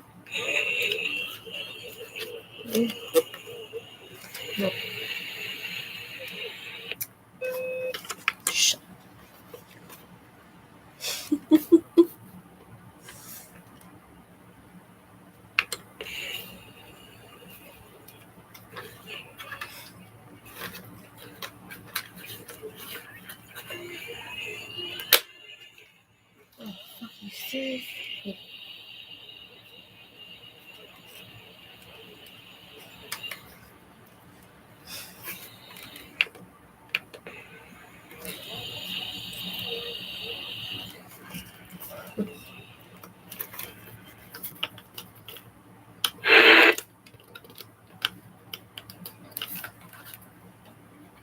Mm-hmm.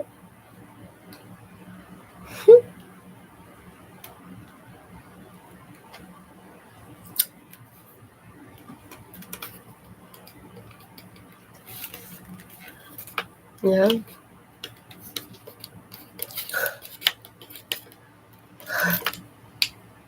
What?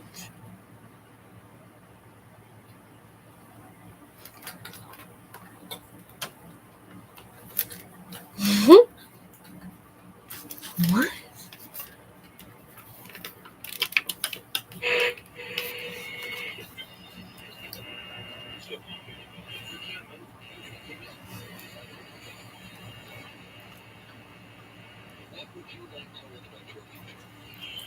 I am 99 years old, and I would like to know about my future.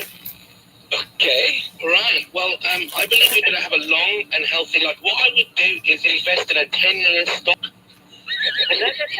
Another 10 years? Yeah, I believe you should invest in a 10-year stock. Now, if you buy into young, I believe in about 15 years that stock will go through the roof, Susan, and you can buy more stock.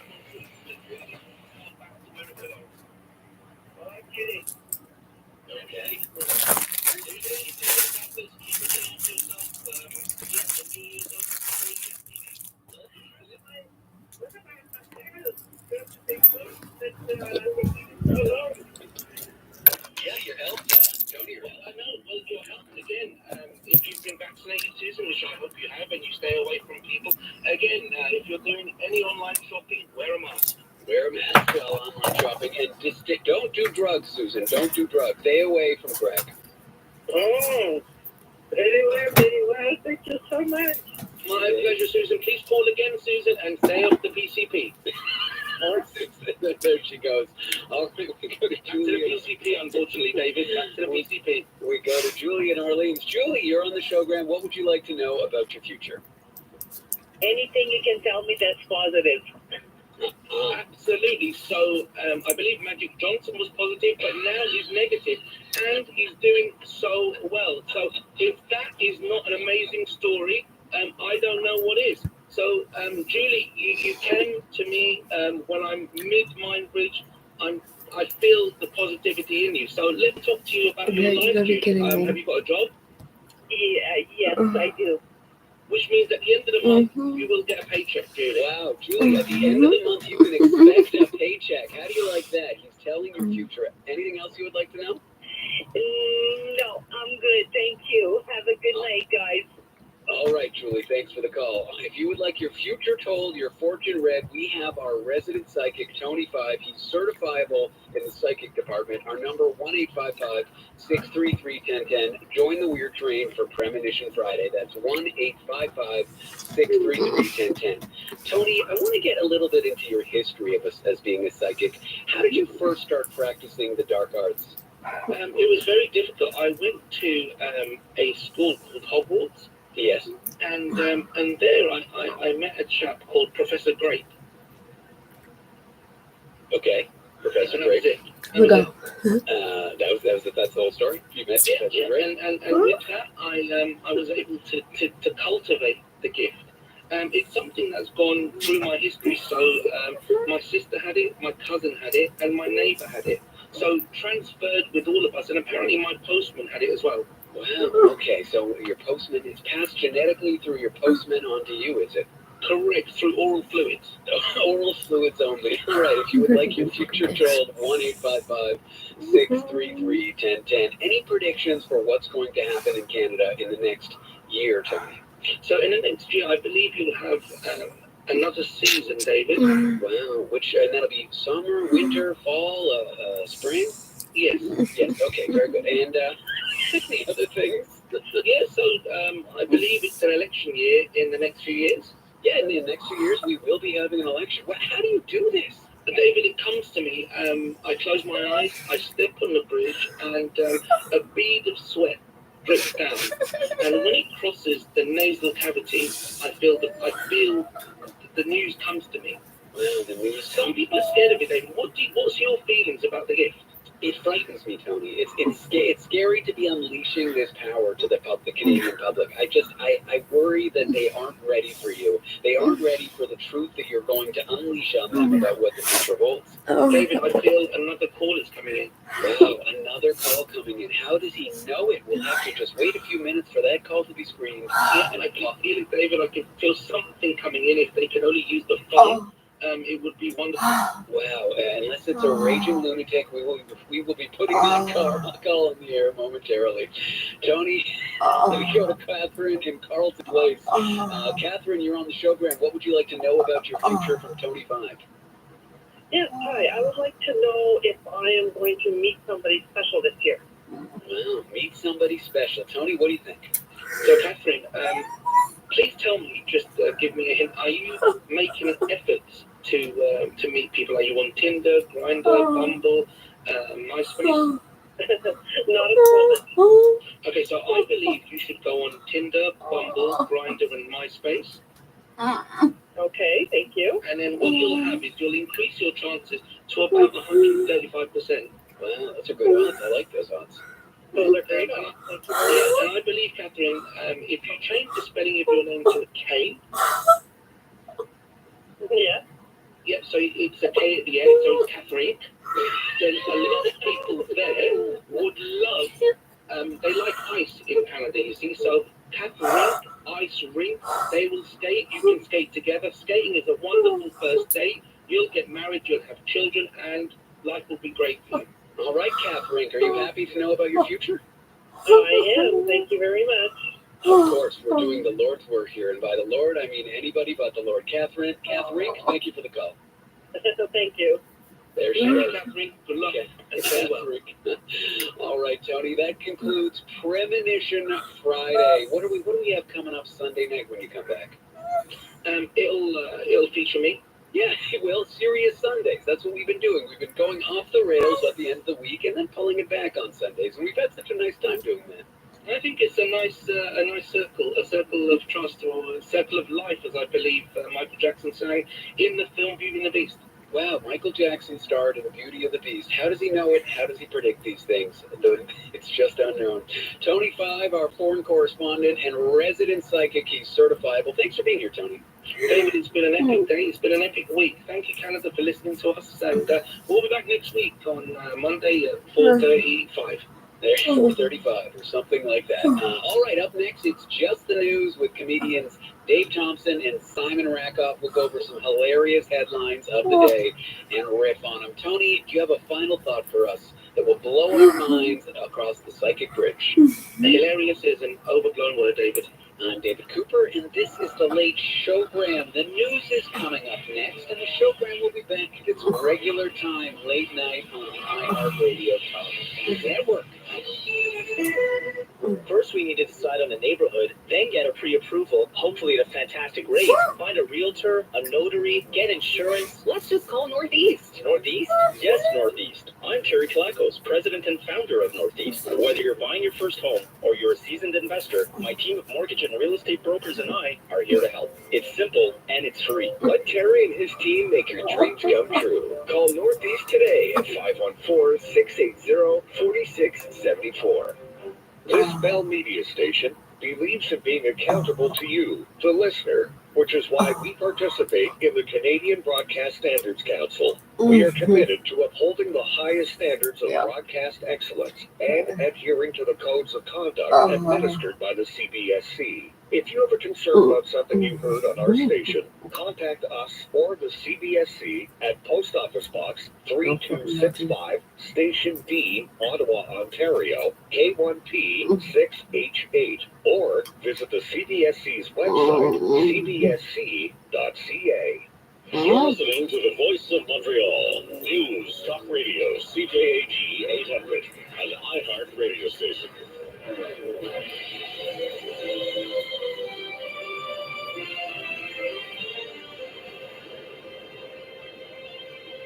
Good morning, it's 5 o'clock. I'm James Foster with your CTV News Update.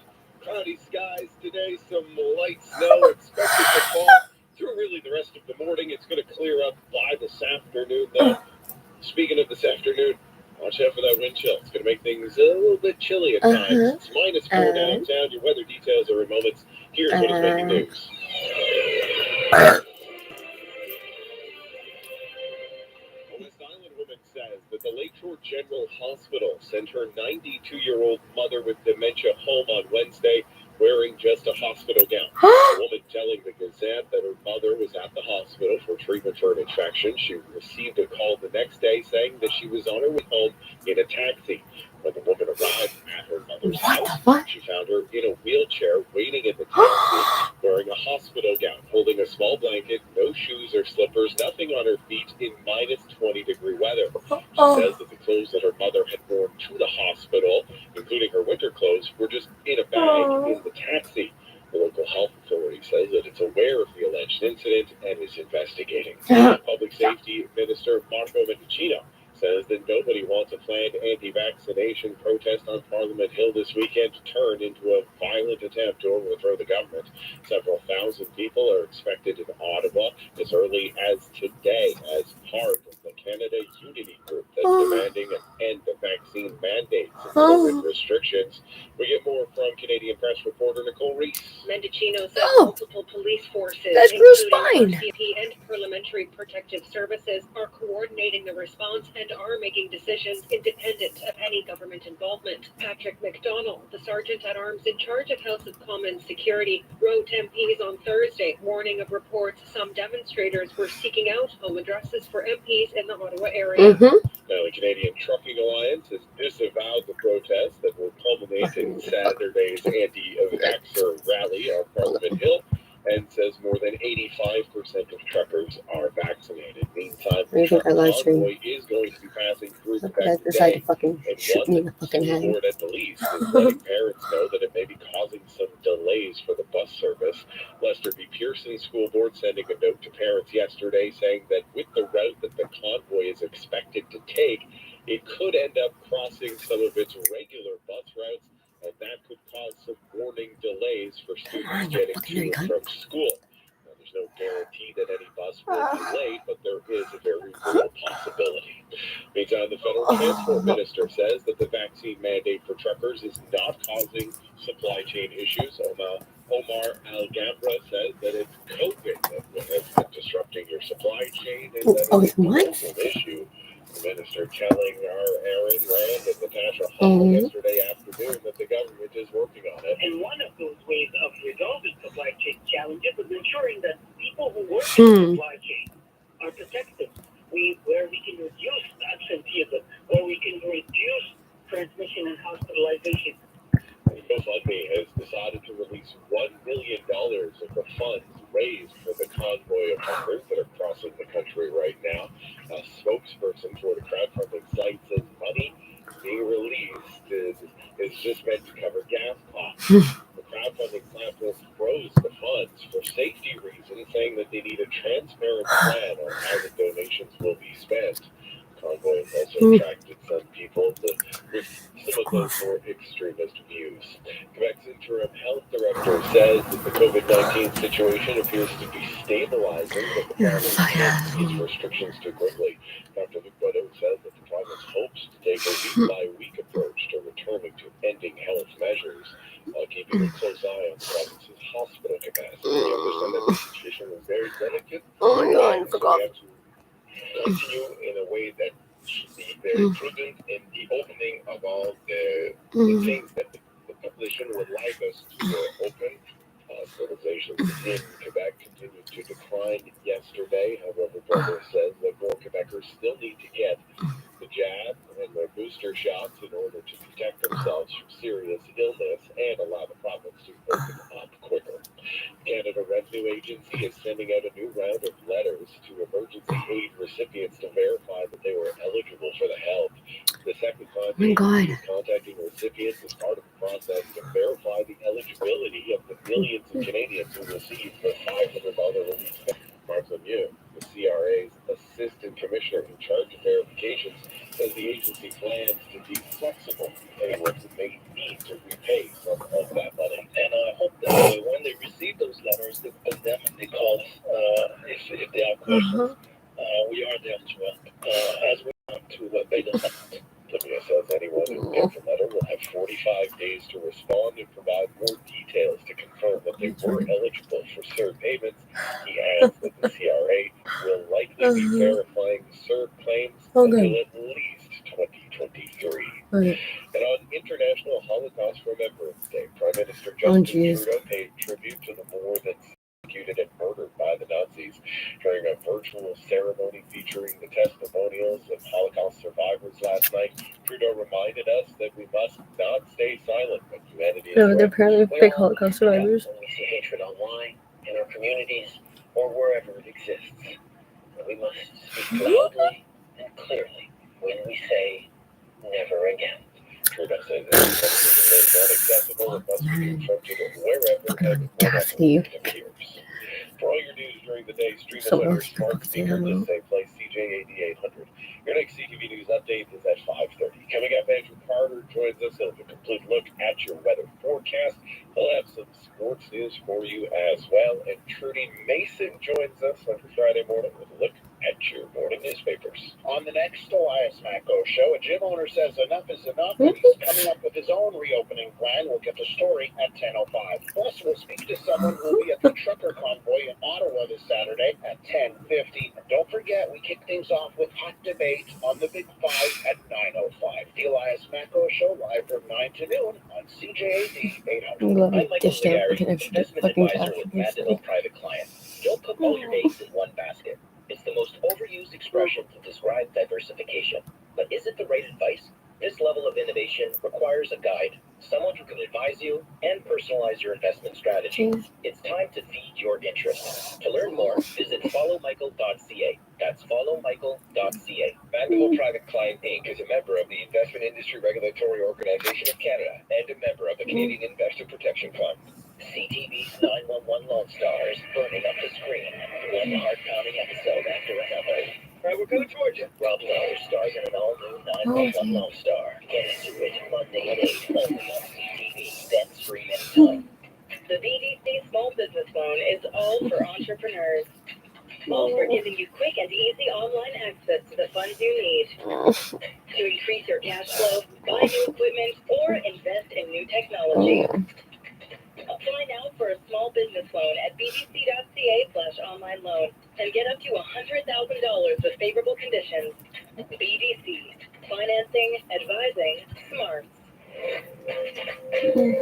Montrealers' favorite fine furniture store is Mobilard Décor. For over 30 years, Mobilard has been the best source of exceptional, top-quality luxury furniture, custom upholstery, and accessories for lighting and design that will inspire and motivate you. Imported from Europe and around the world for every room and every taste. For a truly unique experience, professional interior design advice, and great service, visit Mobilard, 8260 Devonshire, west of DeGarry. Mobilard.ca. Hi, Don here for ResAV. In the past, people had to travel for business meetings to keep their companies going and growing. Well, not anymore. Let ResAV show you how to set up cost-efficient and easy-to-use automated video conferencing solutions. Whether it's for a big boardroom, a small collab, or office space, ResAV has the expertise to help your company and save you money. For more information and a free evaluation, call us 514-439-3901. We're ResAV. And best of all, we come to you. Gentlemen, are we having trouble in the bedroom? It can be hard, so to speak, to talk about intimacy issues, or maybe it's not hard, as it were. If you feel like it's all happening too fast, consider a visit to Elness Sexual Wellness. Talk about it with your partner. That's the most important part. And then book a consultation at elnesssexualwellness.com. Even if it's medical treatments, help is available. Always with respect and discretion. Take a break from your usual online activity and visit elnesssexualwellness.com. Crave and CJAD Sci-Fi Channel present the new season of Raised by Wolves. I feel we're becoming too human. It hurts that our children deserve. From executive producer Ridley Scott, critics call the sci-fi epic stunning and unmissable. I am their prophet. Nothing can stand against me. Raised by Wolves, an HBO Max original series. New season Thursday, February 3rd on Crave and CTV Sci-Fi Channel.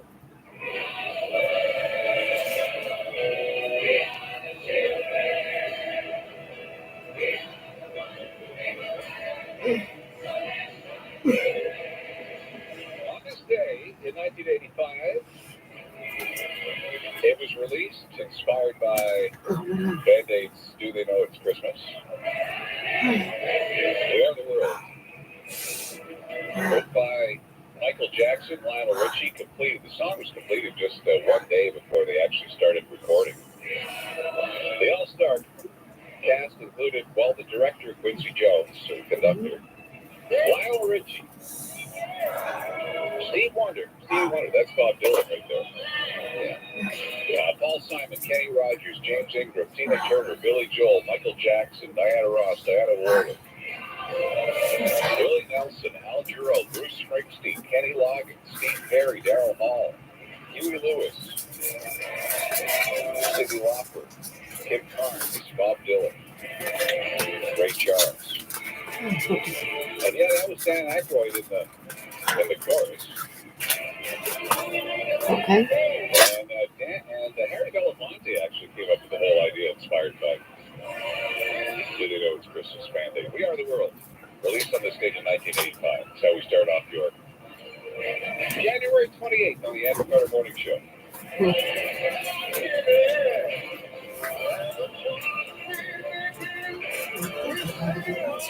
Remember, Trudy, when we all got along? Do you remember that? Seems like a long time ago. So long ago, around the same time that the last time I had shake and bake. Oh, you gotta. I can't believe you haven't had shake and bake in more than 2 weeks. Come on. That's what the kid said in the commercial, did? Yeah. It seems like nearly 2 weeks.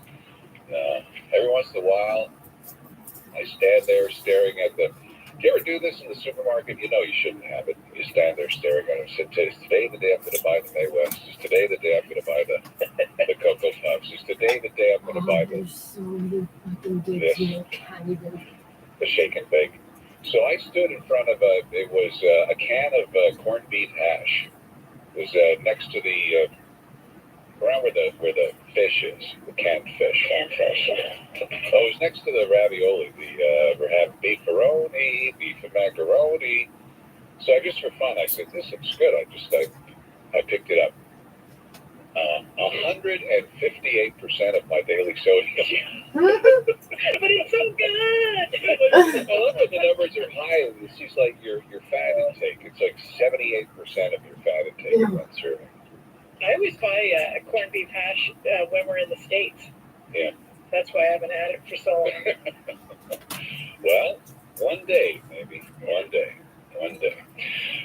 Some light snow in the forecast. Actually, this is about the fluffiest snow could possibly get what we received overnight. When you're walking through it, you hardly feel it.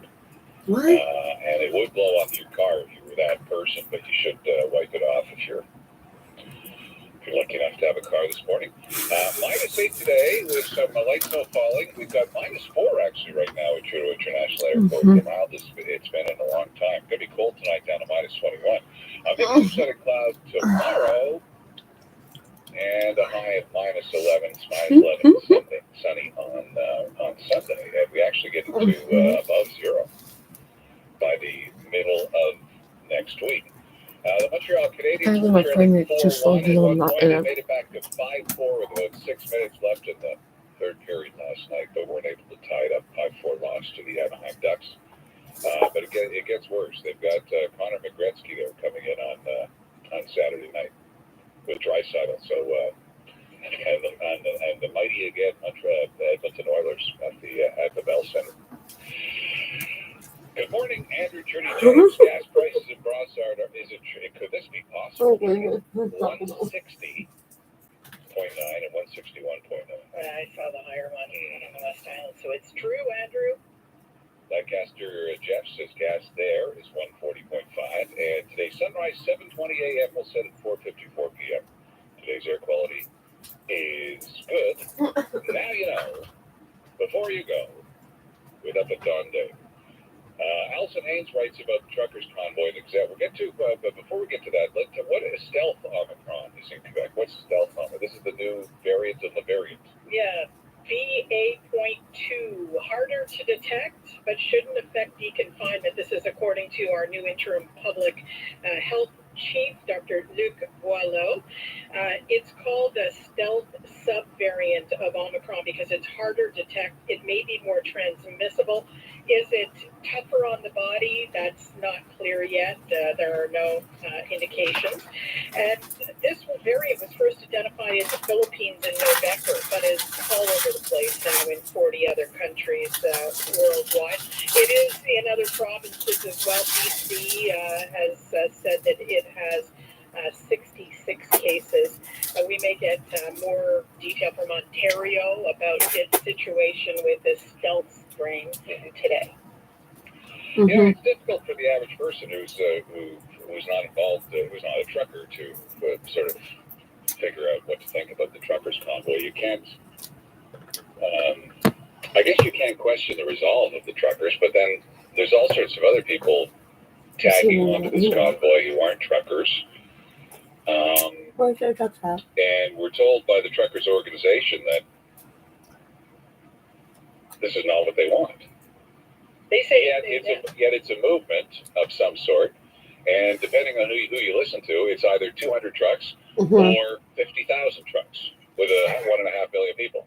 So it's hard to sort of form an opinion, but in general, I like the way Alison Haynes is going to the Gazette. Lots of truckers, but the convoy is kind of, I don't get it. Yeah, she's saying that we need to acknowledge that truck drivers, particularly since the start of the pandemic, have been those angels, those essential workers who stayed on the job and made sure that we didn't run out of food in the grocery stores and we could get gas for our cars and so on. So you have to appreciate truckers, but in her view, the Freedom Convoy is not about that anymore. And she talks about some of the concerns that she has, not only with outside groups hoping to piggyback on that movement to go in and make trouble themselves, but also about some of the dodgy views of some of the key organizers in the group and some of the other things they hope to eventually accomplish. Some of the key organizers, for example, are members of a Western separatist party. Others have made statements that are bordering on white supremacy.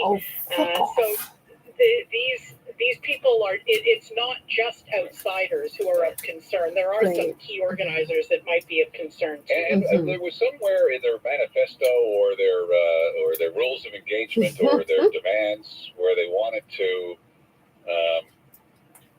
They called on the Governor General and the Senate to come together and unseat the Prime Minister. Yeah, they're basically talking about overthrowing a government, a coup d'etat. Yeah, so it's what people are sort of worried about. You get a large number of people who are riled up and take Trump out. There's a fucking shit of that. He's like, or what? Parliament buildings, and then what happens? I think it's interesting though that Alison Ames caps her column by saying, "But what do I know? I'm just the mainstream media, which organizers no doubt deeply disdain and distress." True. And I think it's true. I think that people in the media are struggling, especially because many of the organizers have not been giving interviews.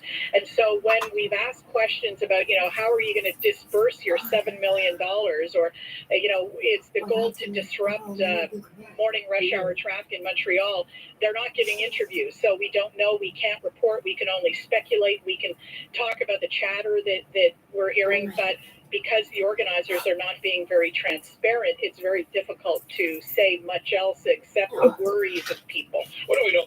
Schedule for convoys going to Montreal. Well, the Gazette has a rundown on A4. Yeah, I guess that's not on YouTube anymore, apparently. Very good today, though, so I'm wondering if some of these times if it may end up running late. So there are convoys coming in to Ottawa from all over, from out west, from northern Ontario, from the eastern provinces, from Quebec. That's nuts. That's why I fucking know all in Ottawa for tomorrow. So coming through Quebec, we're going to have the Eastern convoy. It seems to be arriving because it's leaving Rivière-du-Loup at 7 a.m. So it's not going to be moving through Montreal until in the early afternoon. Yeah. Aiming to arrive at Van Cleek Hill at 3 p.m. Oh, at Van Cleek Hill. Maybe they'll stop at Beau's Brewery. Yeah, there you go. That's fun. But the other one that might be of concern, that's the convoy that's bringing in the truckers from Eastern Canada. There are others that are starting out from border crossings here in Quebec, one in the Eastern Township, St. Théophile Jackman.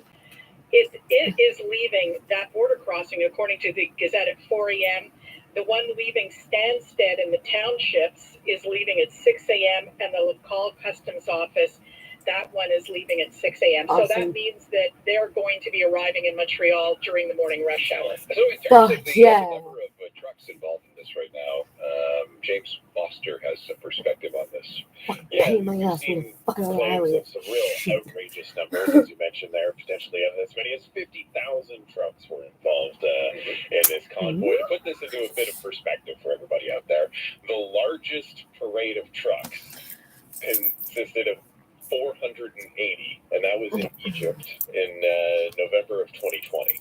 That stretched 7.5 kilometers. So 50,000 trucks in one convoy.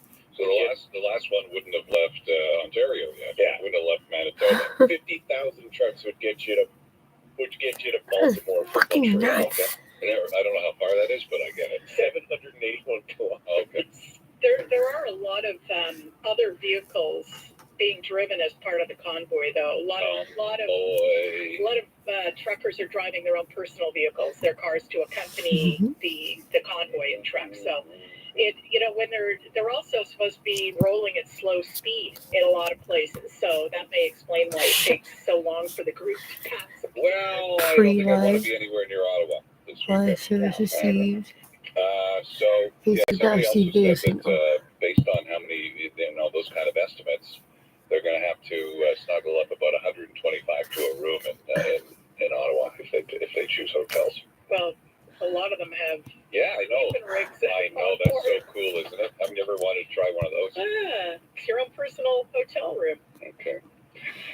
Jose Legault writes in the Journal de Montréal about fucking dish out $3,000 for this fucking piece of shit. With this other story about how Thanks, some Quebec Microsoft. jokes said that the convoy's tarnishing their image, but Trumpism is so Sure, maple syrup should have known.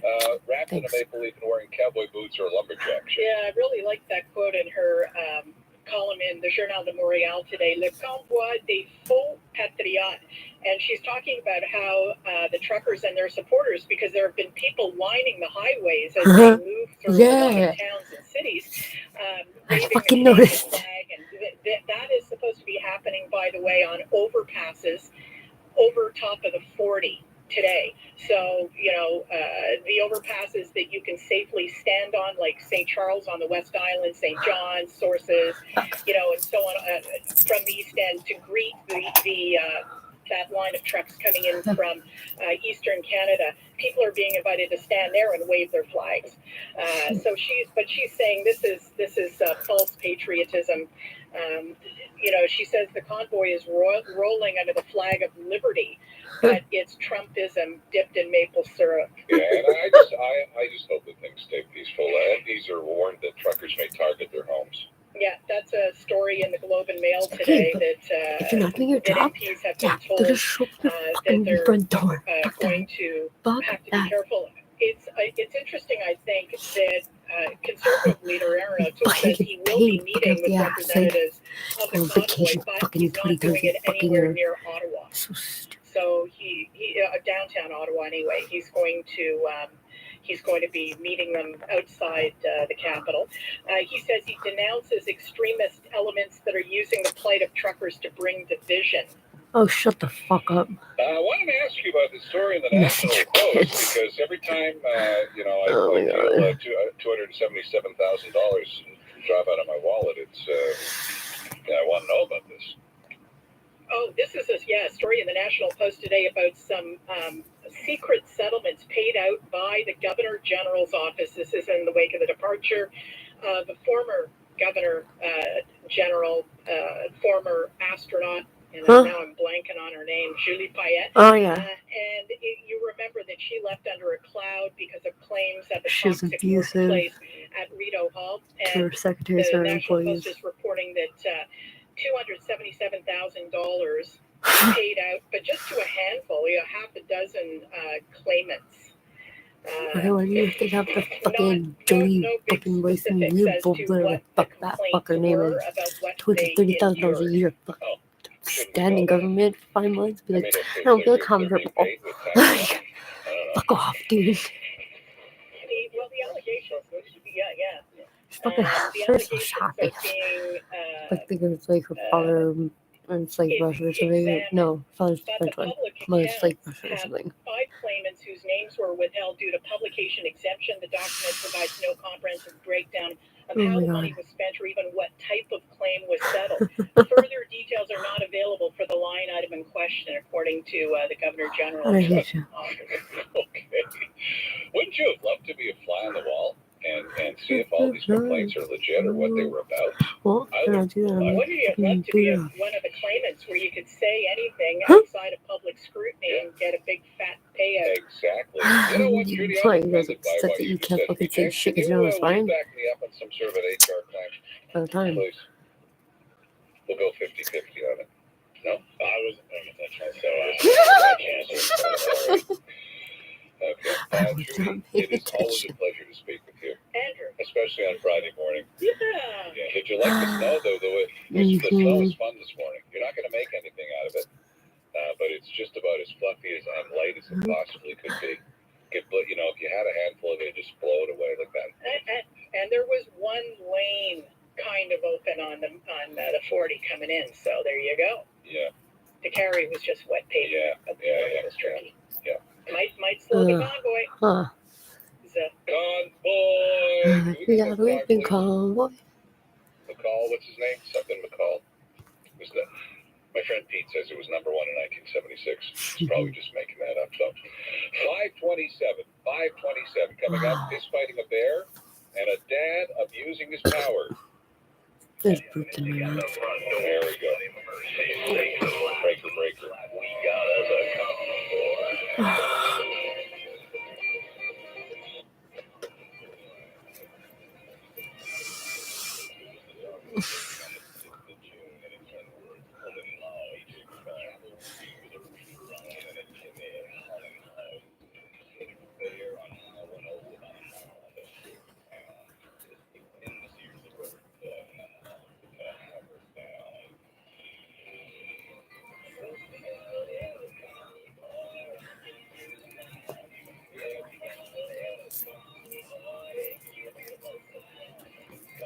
I'm trying to do this right now.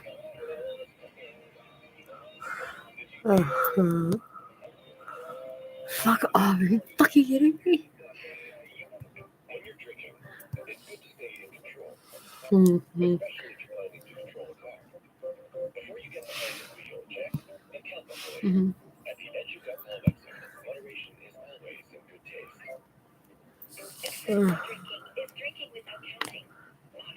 Yeah, you guys are fucking shit at counting. Fucking. Count my vaccines. 1 vaccine, 2 vaccine, 3 vaccine, 1 booster. So it's not a vaccine. Fuck off. Hello. Who wants to fish fight a bear? Well, it depends on the situation. This is a ring video because, man, start to love all of these doorbell cameras that are catching some unbelievable footage here. So this guy's kind of in a porch area just in front of his house. He's got a little baby gate set up that goes outside because he's got 2 little tiny dogs with him. And he doesn't want... It's pitch black outside. He's doing some cleaning. And then all of a sudden, basically all hell breaks loose.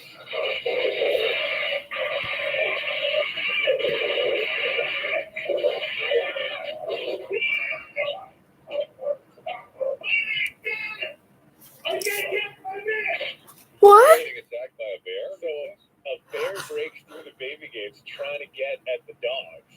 So the guy does the only logical thing he can think of and starts fist fighting a bear just right there on the porch of his own house. He eventually gets the bear to run away and then takes a bench that was on the porch and throws it in front of the door. And then he's just standing there and he's like checking himself, making sure he's not bleeding everywhere and everything like that. Because dude just fist fought a bear. For my fucking dog, yeah. Fuck yeah. It's amazing. I would believe that if one of my friends told me that. That's amazing. What the fuck? That fucking really fucking hardcore PTSD. Like, it's fucking. This is what I fucking sounded like. Oh, yo, I just got I'm gonna fucking off finger.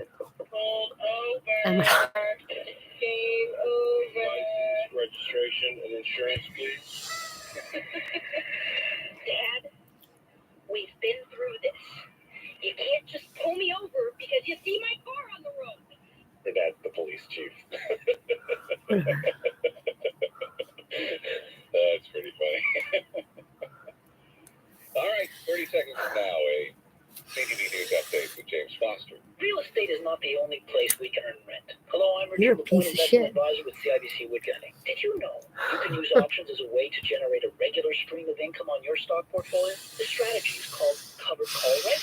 I think this is a valuable tool for some investors. A way of earning rent, if you will. For more information, call me. I'm Richard LaPointe, and I can always be reached at 847-6324. Options are not necessarily suitable for all investors, and certain conditions may apply. CIBC Wood Gundy is a division of CIBC World Markets Inc., member of CIPF and IROC. This newscast brought to you by the English Montreal School Board. Elementary registration for 2022-2023 is January 31st to February 4th. Call 514-483-7200. Good morning. It's just past 5:30. I'm James Foster with your CTV News update. The trucker convoy that's going to be passing through Quebec today has forced at least one school board to let parents know ahead of time. It may cause some delays on the normal bus routes. Lester B. Pearson School Board sending a note to parents yesterday saying that with so many trucks on the road both morning and afternoon, it could cause some delays on several routes. No specific schools. Fucking have to go through there every day. Officials at the Lakeshore General Hospital in Point Royal are investigating a claim that a 92-year-old woman with dementia was discharged on Wednesday with no winter clothes. Woman's daughter telling the Gazette that her mother arrived back home in a taxi and wearing just a hospital gown with a little blanket, no shoes, slippers, nothing on her feet in minus 20-degree weather. And on International Holocaust Remembrance Day, Prime Minister Justin Trudeau paid tribute to more than 6 million Jews persecuted and murdered by Nazis last night in a virtual ceremony. And now with the latest from your CJAD 800 Traffic Center, we're going to check in. Hey, Lauren Glazer, see any trucks on the road? Well, James, we do see some trucks, but no convoy-related trucks so far. We're also seeing light snow. Surfaces are slick, so Like, you I want to just take care can't if you have to even. venture out. Southbound Lorenzo, we are seeing delays now near Lawrence to Plainville on the westbound side of the Met. We did have an earlier stall after Lackford Air, and that's been cleared out. We are seeing a little bit of volume through the area. South of the island, southbound 15, a little bit of volume left Prairie into Delson as well. Eastbound 30, that is seeing some volume through the row. Chico pet stores are expanding. If you're comfortable in public and with animals, you might be the rare bird they're looking for. Visit chico.ca for a store near you. Traffic and transit every 15 minutes on CJAD 800. Your next report at 5:45. And from your Dormaker Weather Center today, some clouds, more light snow this morning. It should be cleared up by this afternoon, but that's also when the wind picks Cool. up. There you Overall, go. high -8. With the wind this Because afternoon, later on in the afternoon, it'll feel I about shouldn't stop talking about fucking anything. It's a little bit colder overnight, -32 with that wind chill, risk of frostbite. Saturday and Sunday, very similar days. Sunshine, high, -11. Monday kicks off the next week in the last day of January with sun, cloud, and -9. It is -4 downtown. Your next CTV News update is at 6 o'clock. The Andrew Carter Morning Show on News Talk Radio, CJAD 800. Good morning and welcome to the 28th of January. I know you weren't expecting that much snow, but it's enough to cover your boot and more, but it's very light and fluffy this morning. We'll have to brush it off. Taking it 1 week at a time, the stealthy subvariant that's snuck in. And I got good news if you love a kazoo. Your top 5 for the 28th of January. I didn't say it. When a story needs to be told, when you need to be heard, reach out to CJAD 800 and let us do the talking. Tell us about it through your story at CJAD800.com. Because we're listening to the voice of the community, the voice of Montreal, CJAD 800. Today's Entrepreneur Profiles inspire Quebec business owners every week. To kick off 2022, a recognizable name, Trudeau, the kitchenware company, represented by Anne-Marie Trudeau, will talk to us about 4 generations designing and developing tableware and houseware since 1889 and currently sold in 70 countries around the world. Join me, Dan Delmar, and FL Montreal's Michael Newton for Today's Entrepreneur tomorrow at noon on News Talk Radio, CJAD 800, and then on iHeartRadio, iTunes, and wherever you find your podcasts. Everybody's favorite alien returns to CTV Sci-Fi Channel, and if he's humanity's last hope, what's going on around here? We're screwed. Resident Alien, all new Wednesday at 9 on CTV Sci-Fi Channel. Mobile Art's winter sale is on now. The finest quality furniture and decor at the best prices. Impeccably curated from North America and Europe with everything you need for your living room, bedroom, dining room, or home office at Montreal's finest furniture and design showroom, mobileart.ca.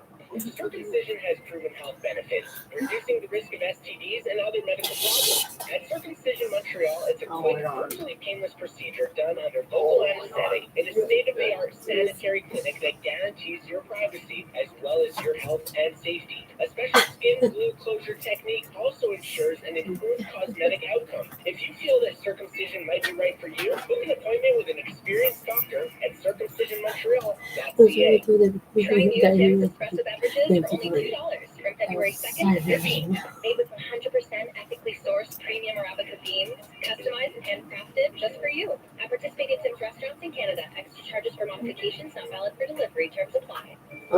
So many Quebecers suffer from back pain, which, when left untreated, can result in a loss of quality of life. The Quebec Chiropractors Association invites you to learn more. Visit chiropractic.com for more information about the practice. You can find tips and advice for daily activities and where you can find the chiropractor closest to you. Be well informed, prevent injuries, live your life to the fullest. Pain changes everything. Chiropractic care changes pain. Busy executives, active seniors, aching feet. Minimum invasive foot surgery is a cost-effective reality that will make you feel young again. No more excuses. Take that next step. Call Dr. Miller, 514-844-5250. First, we need to decide on a neighborhood, then get a pre-approval, hopefully at a fantastic rate. Find a realtor, a notary, get insurance. Let's just call Northeast. Northeast? Yes, Northeast. I'm Terry Clackos, president and founder of Northeast. Whether you're buying your first home or you're a seasoned investor, my team of mortgage and real estate brokers and I are here to help. It's simple and it's free. Let Terry and his team make your dreams come true. Call Northeast today at 514-680-4674. Hi, Dom here for ResAV. In the past, people had to travel for business meetings to keep their companies going and growing. Well, not anymore. Let ResAV show you how to set up cost-efficient and easy-to-use automated video conferencing solutions. Whether it's for a big boardroom, a small collab, or office space, ResAV has the expertise to help your company and save you money. For more information and a free evaluation, call us 514-439-3901. We're ResAV. And best of all, we come to you. JJ Cardinal Funeral Home is proudly family-owned and operated, having been in service to the community for over 50 years, helping families and loved ones navigate some of life's most difficult moments. They offer pre-planning services, comfortable and spacious visitation and reception rooms, cremation on site, as well as a unique columbarium that is integrated in their breathtaking chapels. JJ Cardinal Funeral Home. Let their family serve your family with understanding, compassion, and integrity. Call 514-631-1511 or visit jjcardinal.ca. The latest news and everything else you need to know to start the day. The Andrew Carter Morning Show, CJAD 800. Good morning. It is the 28th of January. Here you go, your top five. We are expecting a little bit more light snow. It should end early this morning and then clear out, get a little bit colder. It's 4 degrees right now, below, 4 below, -4. At Trudeau, temperature will fall at -8 and then to -13 this afternoon. So it's going to be another cold night tonight. And we actually got overnight almost 3 centimeters of snow. And it's so light and fluffy that it's just like you don't even, it's in that kind of snow that when you're walking through it, you barely feel it. But you will have to brush it off your front steps. And if you're lucky enough to have a car this morning, to brush it off your car as well. The drop in hospitalizations yesterday, 117. There's still 3,153 people hospitalized. 56 people lost their lives. Convoy of drivers headed towards Ottawa, anticipated to pass through Montreal today, likely this afternoon. Drivers expected to meet near the border crossings like La Cole-Stanton and then turn towards Montreal, which might tie up your morning rush hour. They're expected to cross the Champlain Bridge through the LaFontaine Tunnel during the afternoon and gather near Vaudreuil on their way to Ottawa this weekend, time to coincide with Monday's reopening of Parliament. Lester B. Pearson Board, by the way, is warning parents of potential delays with school transit today. Conservative Party leader Aaron O'Toole says he will meet with the representatives, though nowhere near downtown Ottawa or the Parliament Hill or the Parliament buildings. Prime Minister Justin Trudeau probably won't, even if he wanted to. He said yesterday morning that he's self-isolating for 5 days after coming into contact with someone who contracted COVID. Ottawa police say they're preparing for the arrival of the convoy. Parliament's Sergeant at Arms has warned members of Parliament who live in the Ottawa Gatineau region to be on alert because their homes might be targeted by protesters. Quebec's reopening process will happen slowly on a week-by-week basis, as you've heard by now, according to Trump Public Health Director Luc Boileau, who elaborated on that yesterday, holding his first press conference. And he revealed that booster shots for 12 and under are coming. And that stealth Omicron subvariant B2 that Dr. Mitch told us about yesterday has been detected in Quebec. The Public Health Institute said it found 5 cases through genetic sequencing. The subvariant has been found in about 40 countries. And the Ducks spoiled the Habs homecoming last night, beating them 5-4. Habs did claw their way back from the 4-1 deficit, but it wasn't enough, losing 5-4. Couldn't score with about 6 minutes left in the period to try to tie it up.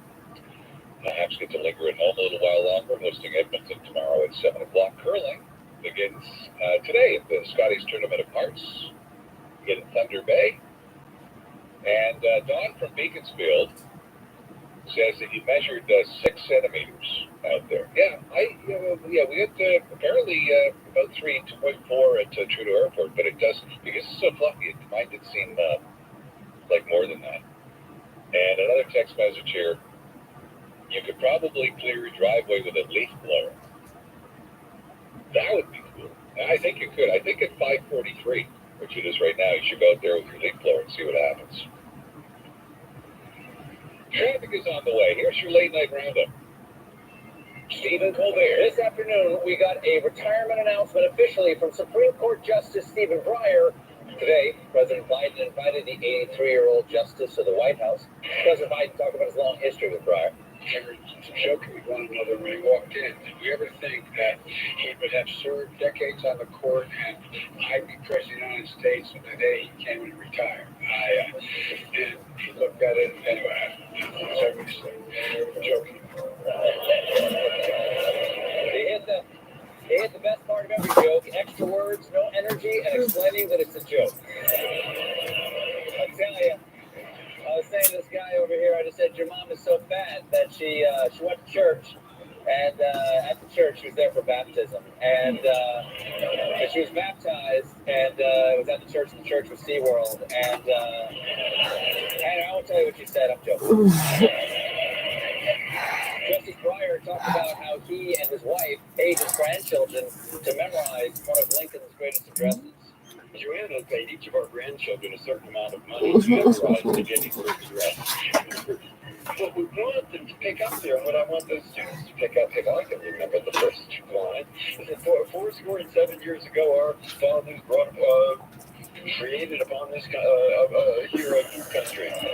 In fairness, I think Justice Breyer was just doing his impression of how Lincoln would have given the speech after the play. Breyer's retirement. Wow. Yeah. Too soon. Jimmy, some business news. Bud Light just announced they're releasing Bud Light Next, a zero-carb beer that they spent nearly 10 years trying to make. 10 years. Somehow it took a few months for the Pfizer vaccine, but 10 years for Bud Light. Hey guys, I read that Elon Musk took his kids to Walmart so that they could see the pandemic toilet paper shortage firsthand. Kids were like, this is crazy, Dad. Why don't they just use $100 bills like we do? Go home now. Set fire. After White House Press Secretary Jen Psaki said yesterday that President Biden will stand by his commitment to appoint a black woman to the Supreme Court, a Fox News panel criticized the administration's selection process. I'll take a wild guess and say they have exactly 2 problems with a black woman. You're listening to Andrew Carter on CJAD 800. And I'm Natasha Hall. Did you know that how you respond to pain impacts how much pain you actually feel? Isn't that interesting? At 3:20, we're going to speak to a researcher from Concordia about a new study on pain. Plus, the Quebec Liberal Party has launched a website to recruit new candidates ahead of the provincial election this fall. The Liberal leader, Dominic Monglad, to explain at 3:35. Montreal Now with Aaron Rand and me, Natasha Hall. Weekdays 2 to 6 here on CJAD 800. It's 5:47, and watching you ride in. One resolution worth keeping this year: invest better with financial advice. Speak to a financial advisor today and visit dynamic.ca/advice to discover the value of financial advice. Here's Lauren Glazer. Good morning, Andrew. No convoy-related problems as of yet. We are seeing volume, though, southbound Laurentian through Plainville. On the eastbound 640, that has delays as well between the 148 and the Laurentian Outer Route. So off and on volume 2 on the westbound side of the Met between largely and Pathfinder, and again between Rockland and the carry interchange. Westbound Filbury, you want to watch out for a sped-out vehicle that's inside the tunnel blocking off the right side. Southbound 15, that has some delays between Island and the 132. Now until Wednesday, visit Farmer Free for the bonus redemption event and get more for your points. The Farmer Free exclusive. Restrictions apply. Offer valid in store and online. Let us know what you see on the roads. Call in your tips to Star 800. Your next report at 6 o'clock. Yeah, depending on where you are in the CJAD 800 listening area, the snow could come up to about your ankles today. But the thing is, it's very, very light, fluffy snow. As Don Beaconsfield pointed out, you could probably, if it was allowed, you could use a leaf blower to blow it off your front steps this morning. We're expecting light snow to taper off and the temperature to actually drop from where we are right now in Trudeau, which is -4, 4. It's going to drop to -8 with a -13 by dinner time, and then overnight tonight down to -21. So another cold night and decent weekend sunshine and -11 for daytime highs through the weekend. James Foster with a CTV News update. Morning, Andrew. We could see a great big convoy rolling through town today as it heads towards that protest in Ottawa for the weekend. Lakeshore General Hospital accused of discharging a 92-year-old woman with dementia without her winter clothes or just a robe and a blanket. And it was -20 outside at the time. And I'll tell you why the Florida Sheriff's Office no longer accepting your comments on social media. Those stories are worth 6. Did I mention before, James, that it's Kazoo Day? It's International Kazoo Day, according to our dollar store calendar. So happy Kazoo Day. Happy Kazoo Day. There's something that everybody can get into. It's a little bit, it tickles the roof of your mouth a little bit with the vibration, but it's quite, I think anybody can play one of those. The other thing I wanted to tell you, oh, by the way, you can text message us at 514-800. As long as you can do it safely. If you're on the road, let us know what's going on, because I was surprised with the amount of snow that actually fell in my neighborhood. As I mentioned, it's very light and fluffy snow. And if you hear anything or see anything of this convoy that's supposed to be headed into our listening area, I would love to hear where they are. Okay? Thank you. Appreciate that. Rowan Telsma, you remember that name? We mentioned it briefly yesterday because he was the one who beat Amy Schneider in Jeopardy after she had won 40 in a row. And almost $1.5 million.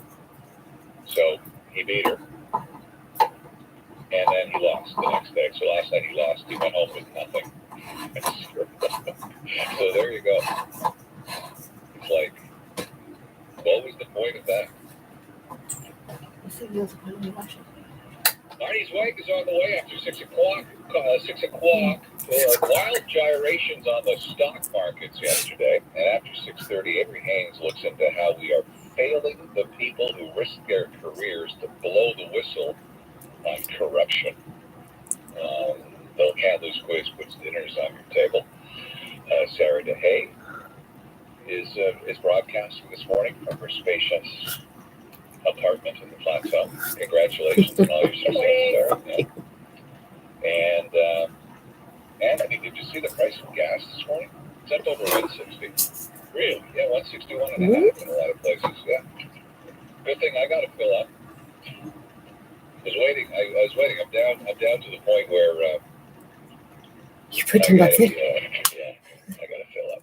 But my car is sold. I got to find a Sunoco station to fill up at.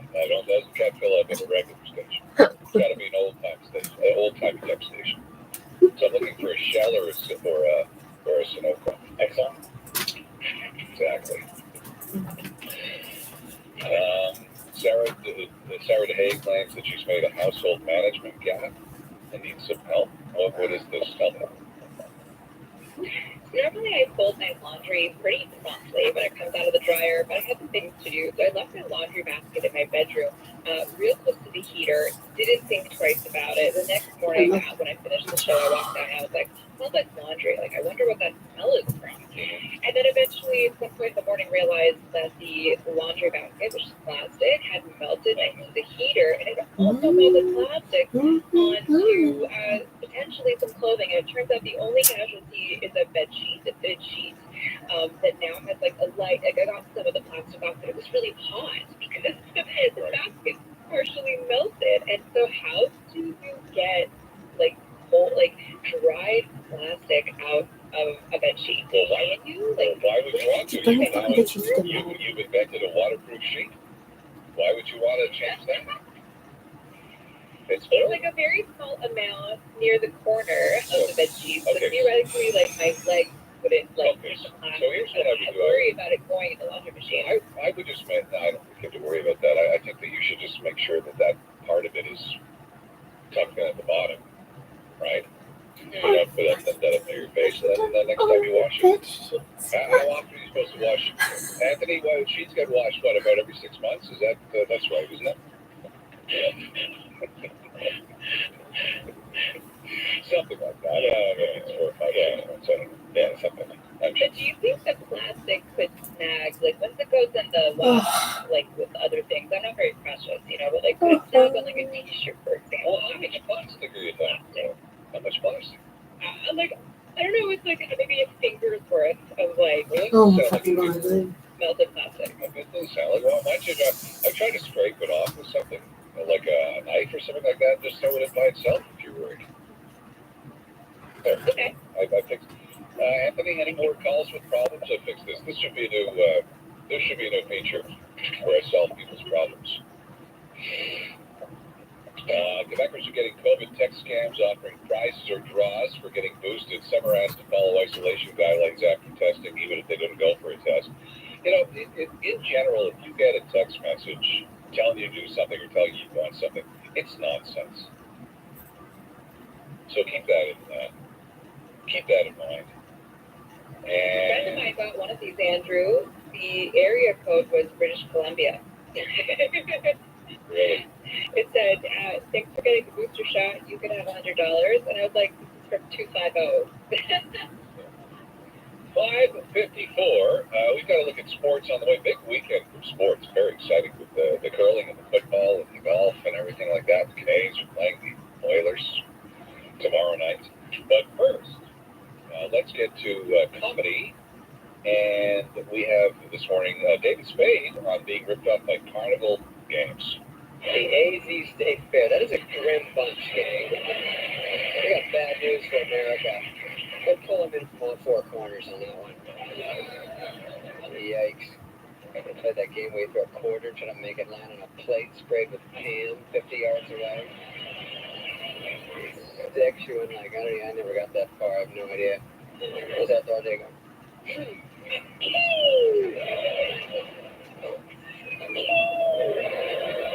You'll find out later in college it's physically impossible to make the quarter stick because of the laws of the universe.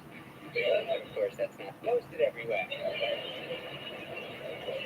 So I'm out there with all this money going, oh shoot, I almost had that one if it wasn't for gravity. Hey! I'd be really good at this game if it was on Neptune. Carter Morning Show. Brought to you by the Matelas Bonheur Buy More, Save More event. Everything is on sale. Mattresses, pillows, sheets, and snuggly duvets. MatelasBonheur.ca. This is a presentation of the National Bank. Hello, my name is Steve McCready, and I'm a senior strategy advisor at the National Bank. Are you approaching retirement and wondering how old you should be before applying for the QPP, the Quebec Pension Plan? I could answer this question several different ways. Here are a couple of tips to guide you. To figure out your best option, your financial situation and the state of your health have to be taken into consideration. As a general rule, if you can, you should wait until you are 65 before applying. The longer you wait, the bigger the amount you will receive. Starting at 65, the amount of money you will get becomes more interesting. I recommend you speak with your advisor. Because it's such an important decision, you should really think about it before applying. For more advice, visit the National Bank website at nbc.ca/retirement. Nordoco is celebrating 20 years in business. Thanks to your trust and their expertise, they are Montreal's leader in home renovation and restoration and have been for 20 years. Nordoco.com. You're listening to the Voice of Montreal. News, Talk Radio, CJAD 800, and iHeart Radio Station.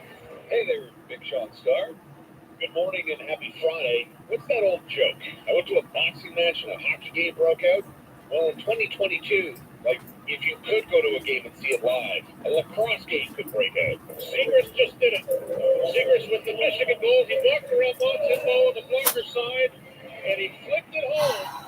Trevor Seagrass with another highlight reel goal, and it's back to a 3-goal lead for the Ducks. Yeah, Trevor Seagrass of Anaheim scored a pair, including the fourth lacrosse-style goal in league history. Anaheim held on for a 5-4 win. Habs goaltender Scott Monteveau, who came in for Kate Primo, who allowed 3 goals on 9 shots, weighed in on the Seagrass lacrosse-style goal. Yeah, obviously, I'm going to see myself on TSN ESPN for a week, so not happy about that. But yeah, it's just a great move, and it was my first shot at the game too, so come in like that, I wish I could make the save. The Canadians got their goals from Arturi Lehkonen, 2 from Jake Evans, and 1 from Laurent Dauphin, who converted a penalty shot. The Habs bid for a comeback, fell 1 goal short.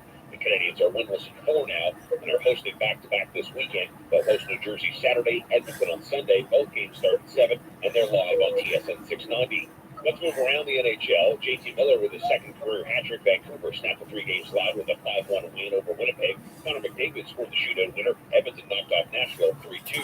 Canada's men's soccer team shut down Honduras 2-0 on the road in World Cup qualifying play last night. After the W, head coach John Herman says he takes pleasure in seeing the Canadian men do what they need to do, regardless of the circumstances. And that mentality tonight was to make sure we came out here, no matter what it took, with a win. And I think those boys committed to that. Canada improves to 5-0-4, remaining atop the 18 qualifying standings, just ahead of the U.S. and Mexico. Big Ben has struck 12. Quarterback Ben Roethlisberger retired after an 18-year NFL career spent entirely with Pittsburgh. The 39-year-old won 2 Super Bowls, received 6 Pro Bowl selections over his time with the Steelers. Steeler Nation, the best fans in all of sport. Thank you for accepting and supporting me as your quarterback over the years. Football has been a gift, and I thank God for allowing me to play it. And the Denver Broncos and Chicago Bears have filled their head coaching vacancies. Nathaniel Hackett has agreed to terms to take over in Denver after serving as the Green Bay Packers offensive coordinator. And Matt Eberflus, who spent 4 years as the Indianapolis Colts defensive coordinator, will now run the Bears sidelines. Happy Friday, Andrew. Enjoy your weekend. That's Look at Your Sport. Thank you very much. Coming up, your detailed weekend weather forecast. We'll get a little peek inside the mind of somebody involved with the convoy. And I've got 14 ways to get melted plastic off a bedsheet. This newscast brought to you by the English Montreal School Board. Elementary registration for 2022-2023 is January 31st to February 4th. emsb.qc.ca.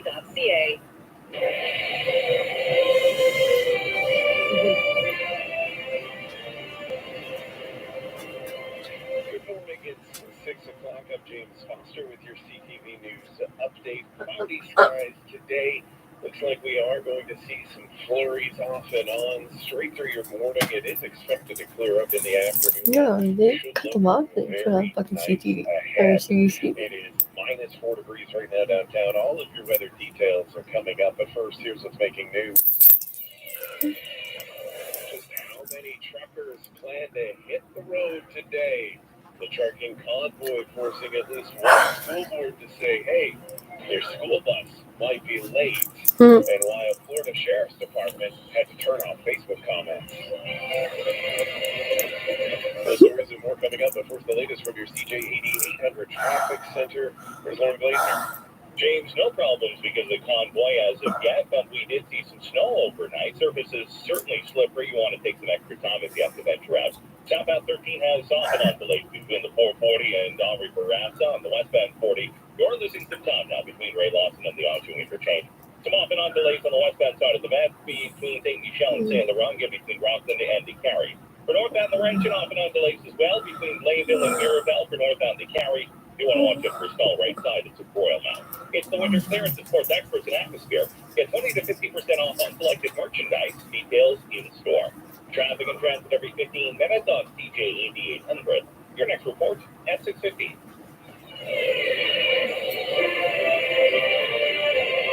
Today in the news, Montrealers could be stuck in some very slow-moving traffic today, and not just for the usual reason.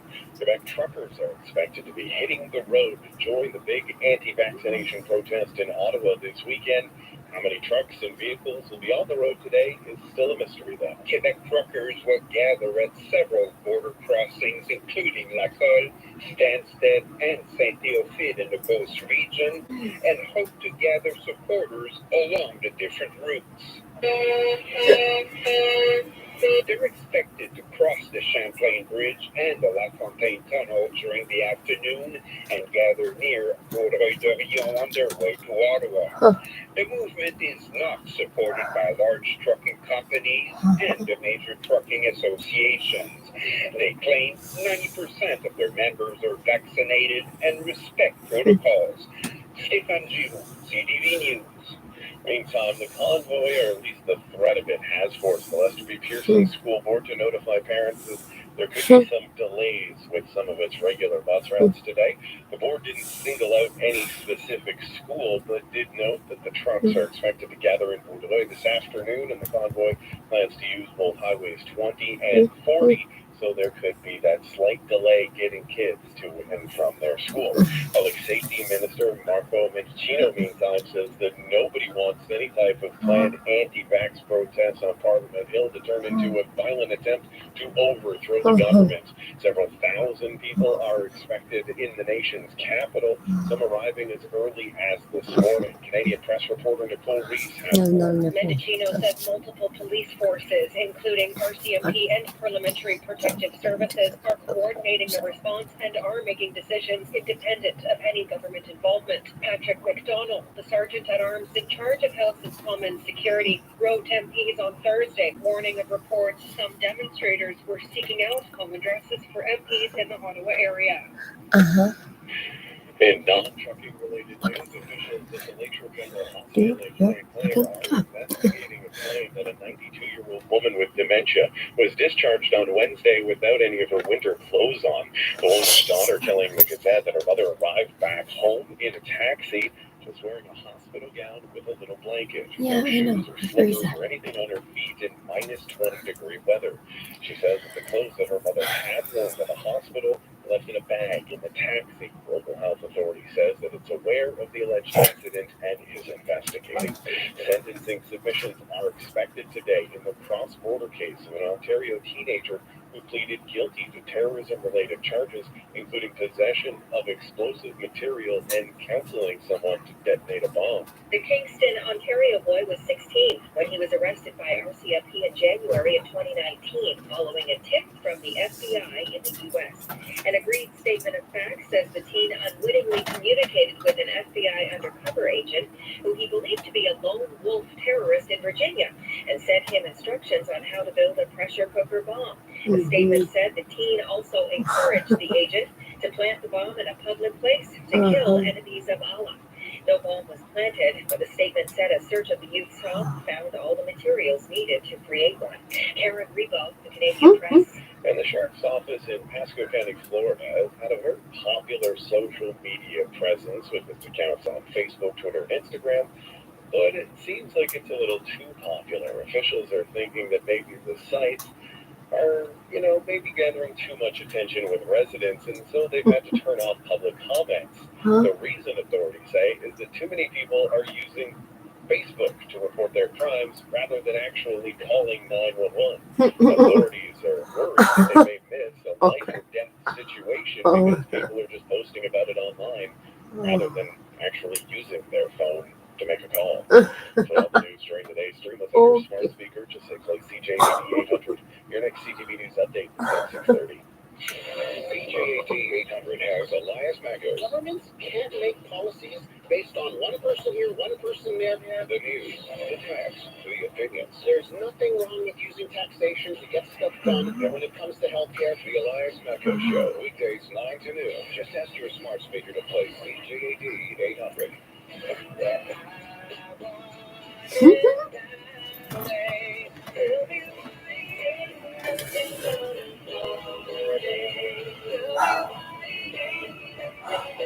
It is 6:07 and January 28th is the Carter's birthday. Backstreet Boys, 42 years old.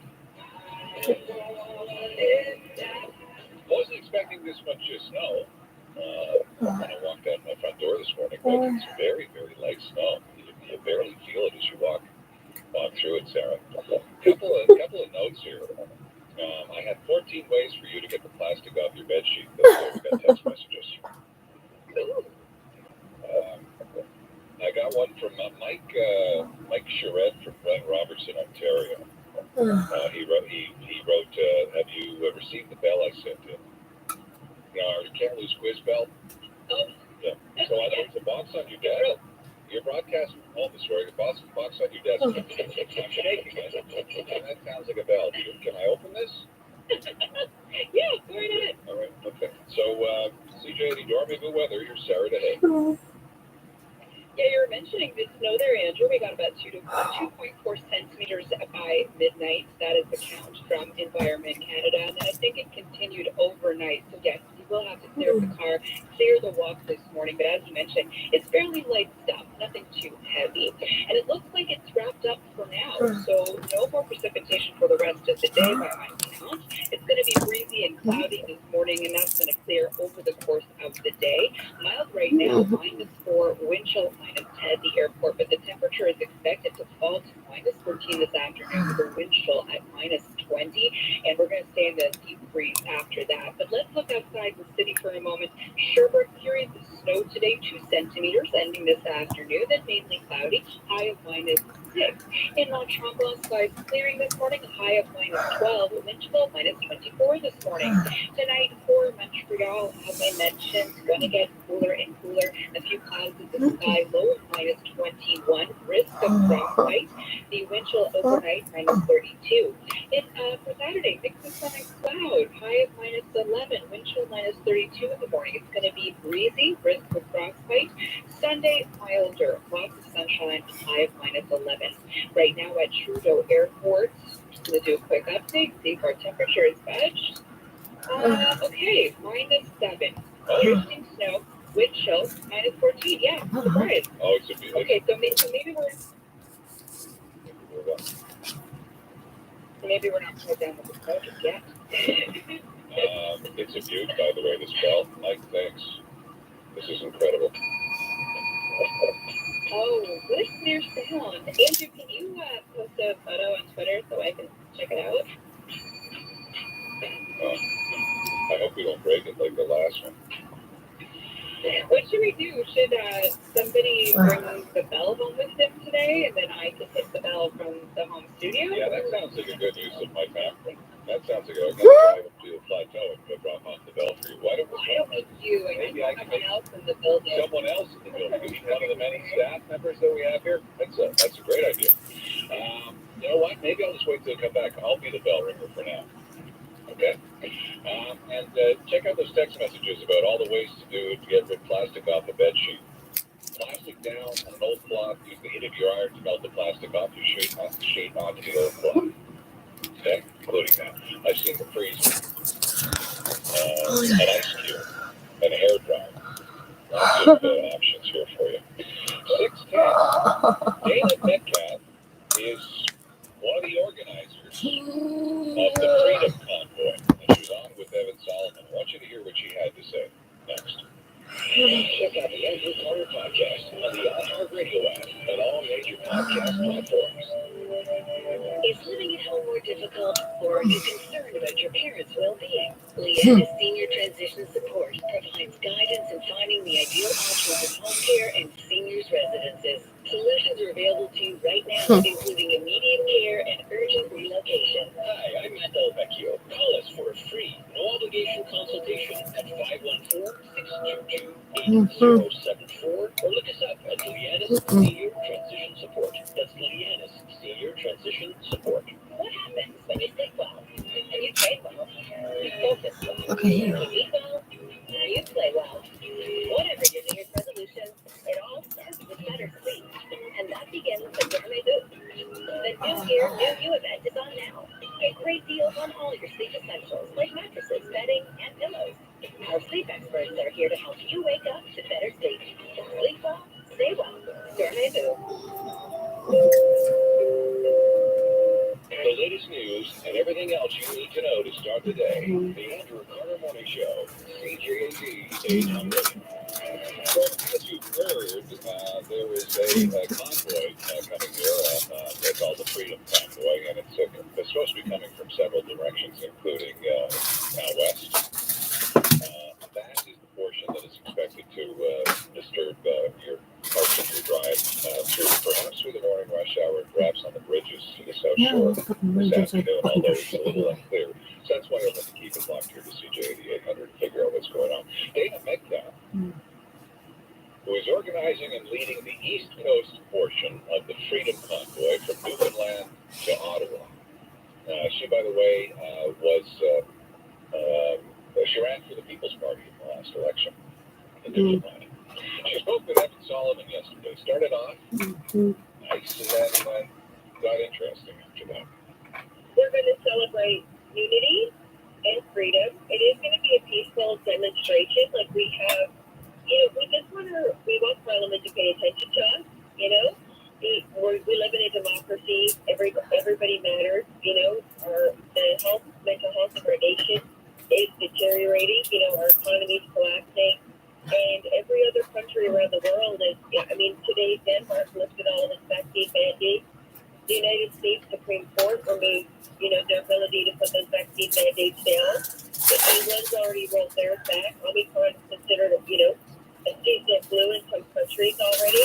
And in Canada, our restrictions are tightening, like Quebec with the 10 p.m. curfew, and we're about to have some, booster shots. Okay, that's just sort of curfews. Yeah, but those are provincially mandated. You know that, right?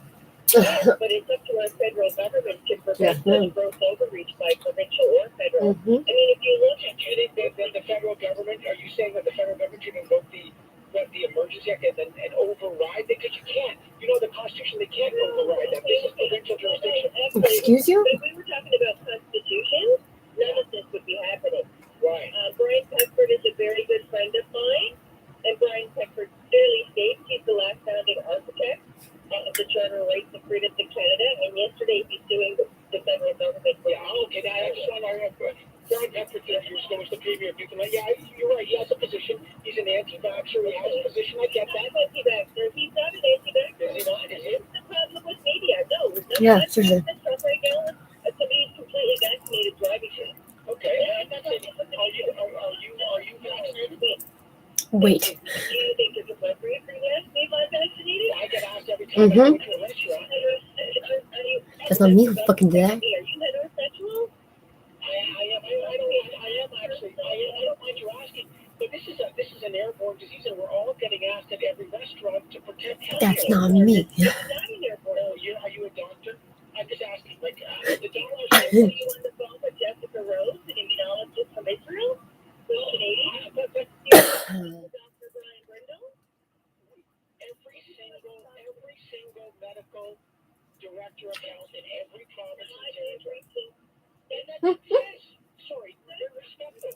Listen, I want to have you on the show, but you're not a doctor, and you're going against Health Canada. The Minister of Health in Quebec resigned. I know, it has nothing, but not because of the vaccine. And the STM guy fucking resigned yesterday. The vaccines are causing more problems to the people than anything. Listen, I'm not going to get in a shouting match with you, but you're making stuff up. Okay, so that's Dana Metcalf, who is organizing a You're saying a whole East lot Coast of portion of the Freedom Convoy from Newfoundland to Ottawa. I guess when she mistakenly thought that Horatio Arruda was the health minister, so that's what she was referring to. Now the health minister didn't resign. What? Well, you didn't miss anything. No, she was talking about Horatio Arruda, the former top doctor. Well, you can hear that whole thing on CJAD 800 if you would like to at CJAD.com. Should you so desire. Start 2022 off right by building a more resilient portfolio. Speak to a financial advisor today and visit dynamic.ca/advice to discover the value of financial advice. Here's Lauren Glazer. Andrew, no convoy delays as of yet. We are seeing delays, though, for northbound carry. Starting around Johnsonville, running up to Royal now. We do have the stall there blocking out the right side. Westbound 40, that is some volume from Royal, from Ray Lawson. Nobody's ever been so excited for traffic report. On delays, starting T-Note now back to St. Laurent, and they get between Rockland and the Carry. Eastbound side of the TK, that has some increased volume as well between Codellias and the Carry interchange. Southbound 15, also some volume. Now dial it back to the 132. Southbound 13, you're losing time off and on St. Martin back to Henri Bourassa. For northbound, the right, and also some volume through St. Jerome. The CIBC Dividend Visa Infinite Card rewards you with cash back on every eligible purchase with no limit on how much cash back you can earn. Conditions apply. Visit CIBC.com/cashback. Let us know what you see on the roads. Call in your tips to Star 800. Your next report at 6:30. It is 6:18 coming up Arnie's way. Wild gyrations on the markets yesterday, and in a moment, is it true what they used to say about Dolly Parton and body partons that she had insured? Is that true? You'll hear from the horse's mouth. The forecast. Well. Dawn out in Beaconsfield measured it at 6 centimeters. At the Trudeau Airport, they're saying about 3. is what you got. It just One seems thing like to more than I mention was the expecting, but airport. it's very light snow. The light snow They should never taper off, mention the airport consistently. and the temperature will actually drop to about minus 13 by this afternoon, or minus 7 right now at Trudeau Airport. And during the weekend, it's a cold night tonight. Minus 11 daytime nights through the weekend with should get lots of sunshine. Trudy Mason with a CTV News update. Good morning, Andrew. Well, it looks as though some truckers have started to gather at the Lacal border crossing, one of 3 gathering points for Quebec truckers, and are expected to be moving through the Montreal area around midday. Montrealers, by the way, Andrew, are being invited to stand on overpasses and alongside highways. Convoys heading toward Ottawa.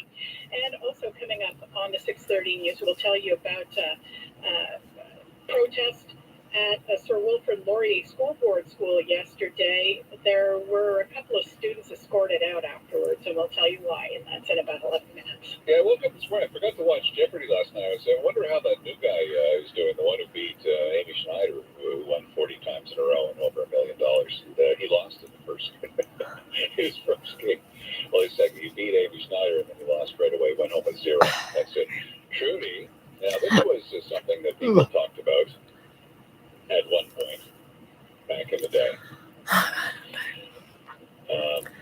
I'm bored. I don't want to be listening to news Did she at ever all have anymore. her famous body parts insured? And she was asked about that Oh on the my Today God. Show.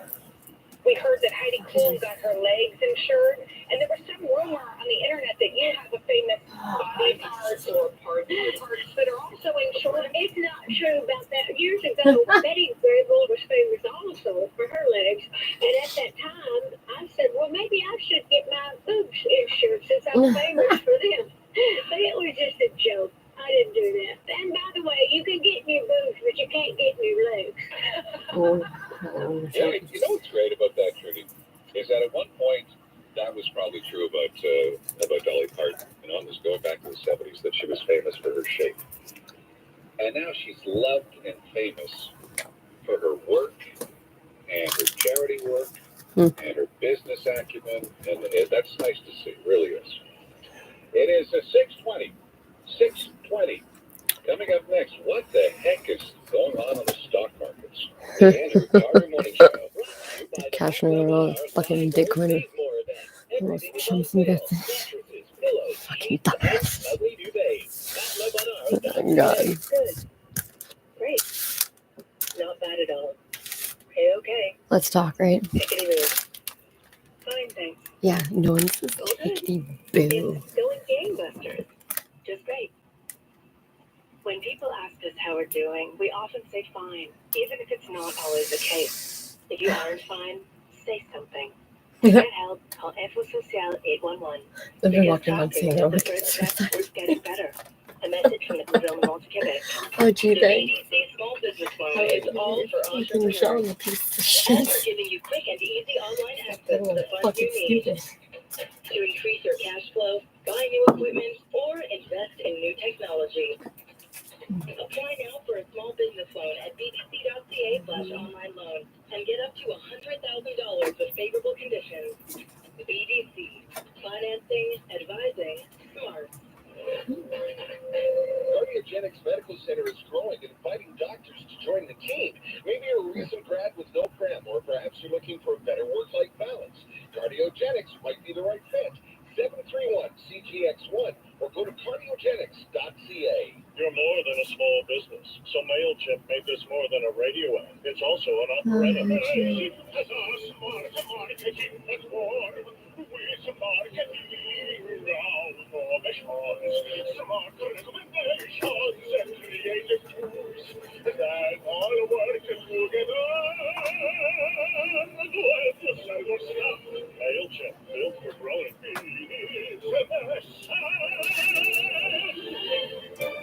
It's that time again for our annual PC Optimum Points Days, on now from January 27th to February 2nd. Here's a great story. ABC just got 16,000 points during the PC Optimum Points Days. Smiley face, smug face. Wow, that's worth $68. Smiley face, floating head, card. From our biggest points event to our iconic cookie, which is $2 at first, by the way. These are a few of the ways we make every day better. Our biggest points event is now on at our stores. With Troy Martin, get ready to set up the perfect decor for a perfect year. Sticking to those New Year's resolutions will be a walk in the park. You'll see. Remember when all you wanted was a sound night's sleep? Remember? A Beauty Rest double mattress and box spring at $699 might just do the trick. Were you saying you'd find some time to take a breather? With a beautiful green velvet sofa for only $899? Well, there you go. Enjoy. Troy Martin, about quality and price. Switching your car and home insurance to Bel Air Direct with an online quote could save you up to $750. So, get yourself a new set of golf clubs. Sure, you've never played around in your life, but nothing says I'm leaving larger like 14 shiny clubs in your front hall. Bel Air Direct. Conditions apply. CJAD's The Cleaning Lady is the gripping series where one woman will do anything to save her son's life, because sometimes the wrong choice is the only choice. The Cleaning Lady, all new, Monday at 9. Get into it only on CTV. Your full-service morning show with Andrew Carter, CJAD 800.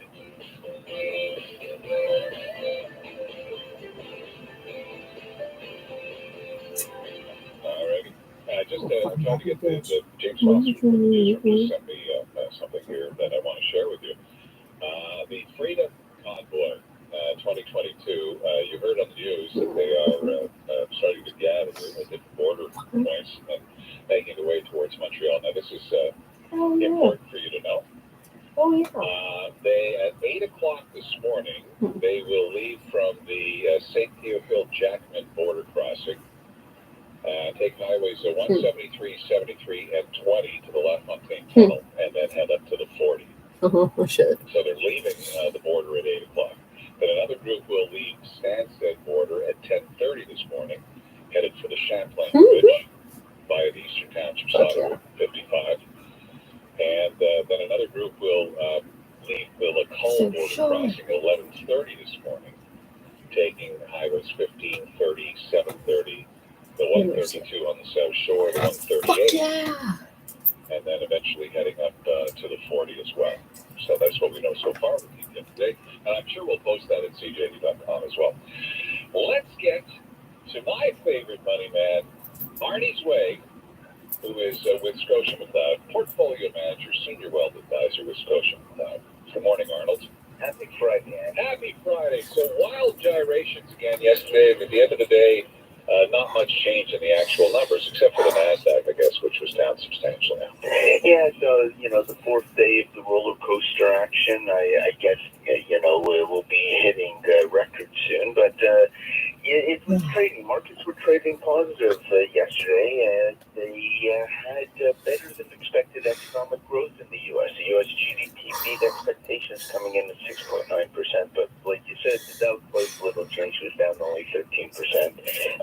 The TSX fell 51%. There's still concerns about tensions between Russia and the Ukraine, tight oil supply, and then all led into overnight Asian and European markets heading lower again. The volatility for this week will only seem to end as the weekend approaches. So that's what happened yesterday. Today, U.S. futures are looking for direction. NASDAQ is up a little bit because Apple reported really good numbers.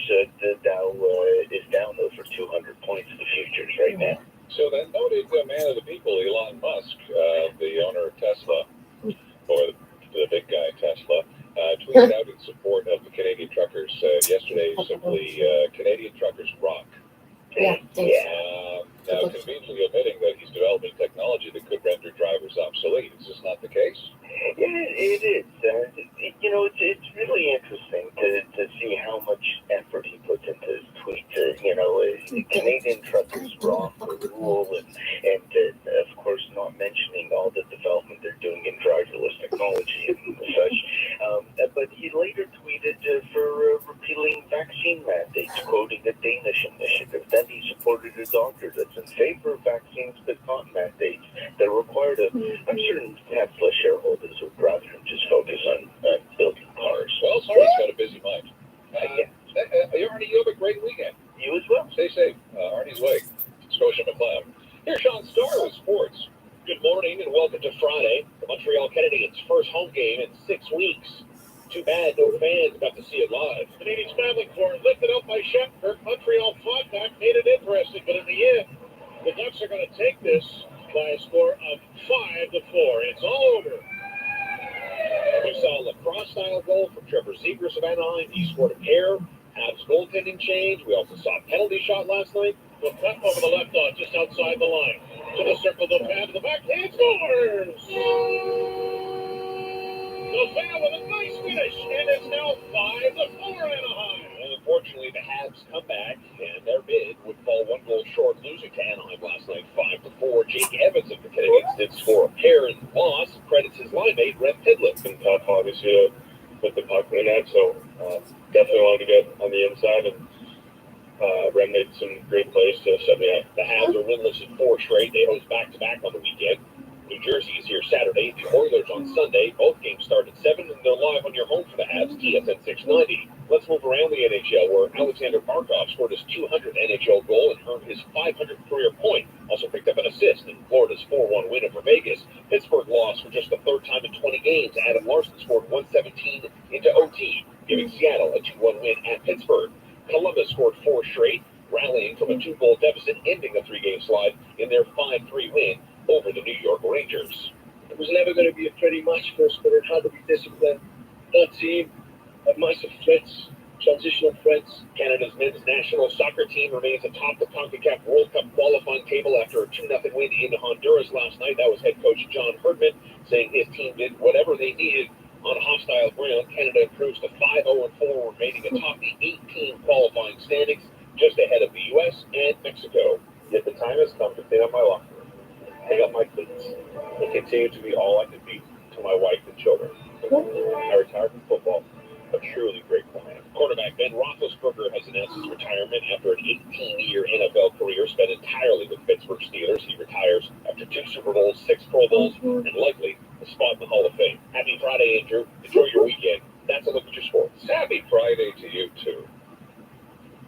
So we're getting a more clear picture now where the Freedom Convoy truckers are going to be today after some of them having slept in the Bankley Hill just across the Ontario border overnight. You get details on CJAD 800.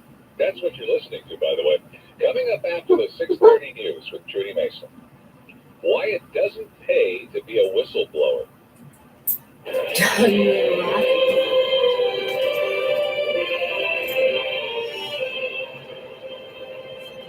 Good morning, it is 6:30. I'm Trudy Mason with your CTV News update.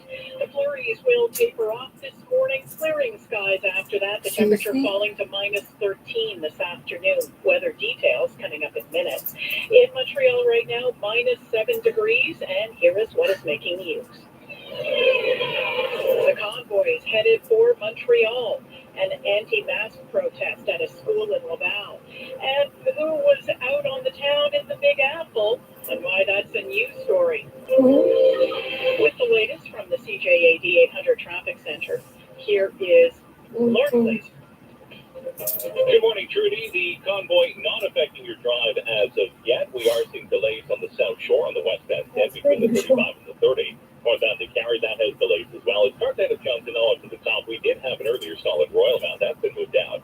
Southbound 13 off and on delays between St. Martin and the T10. On the westbound side of the Met, you're losing some time. Also, you to say the wrong. And again, between Bronx and the Cary. For the eastbound side of the T10, that has some off and on delays as well between Dudley S and the Cary interchange.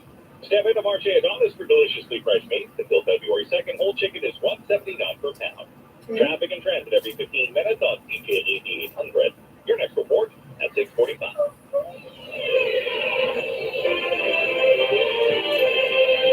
In the news, Montrealers are being invited to stand on overpasses and line highways today to cheer on the truckers who will be moving in convoys through the region en route to tomorrow's demonstration in Ottawa.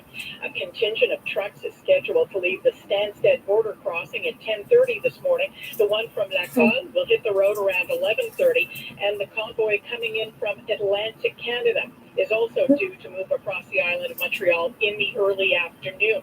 Traffic disruptions are possible. The Lester B. Pearson School Board has informed parents that service on some of its bus routes may be slowed. The convoys are to converge on Vaudreuil by mid-afternoon then head for the Ontario border.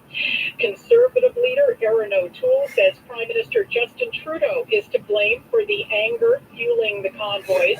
Organizers say they are protesting vaccine mandates and other COVID containment measures.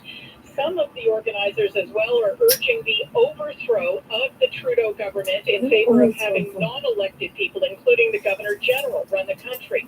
O'Toole says while he supports the truckers in their protest, he does stand against the more extremist and in some cases racist ideologies being pushed by some in the group. This is why we have not supported approaches that sees pink slips in the pandemic. This was an issue Mr. Trudeau used to divide in the election, and it's caused division.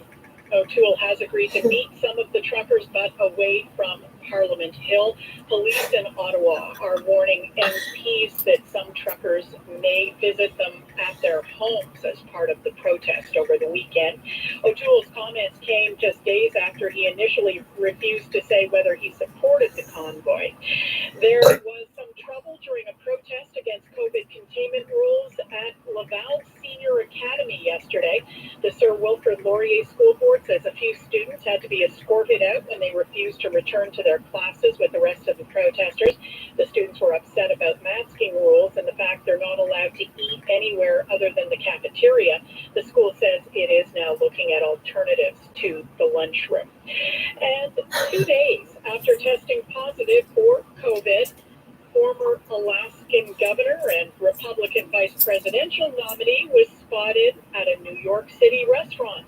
Sarah Palin is in New York City for a slander trial versus the New York Times, which was delayed until February 2nd after Palin tested positive for COVID on Monday. On Wednesday, Palin was seen maskless, chatting with a group of people, eating at a restaurant's outdoor shelter where vaccines are not required. A statement from city officials says, by repeatedly flouting CDC guidelines, Ms. Palin has shown a complete disregard for the health and safety of small business workers and her fellow patrons. Get that fucking mouse fucking thing on. For all the news during the day, stream us on your smart speaker. Just play CJAD 800. Your next CTV News update is at 7 o'clock. CJAD 800 has Evan Solomon. The governments did not prepare us for this, federally and provincially. The news, the facts, the opinions. Stop blaming each other. Stop griping. Start getting it done. The Evan Solomon Show, weekdays noon to 2. Just ask your smart speaker to play CJAD 800.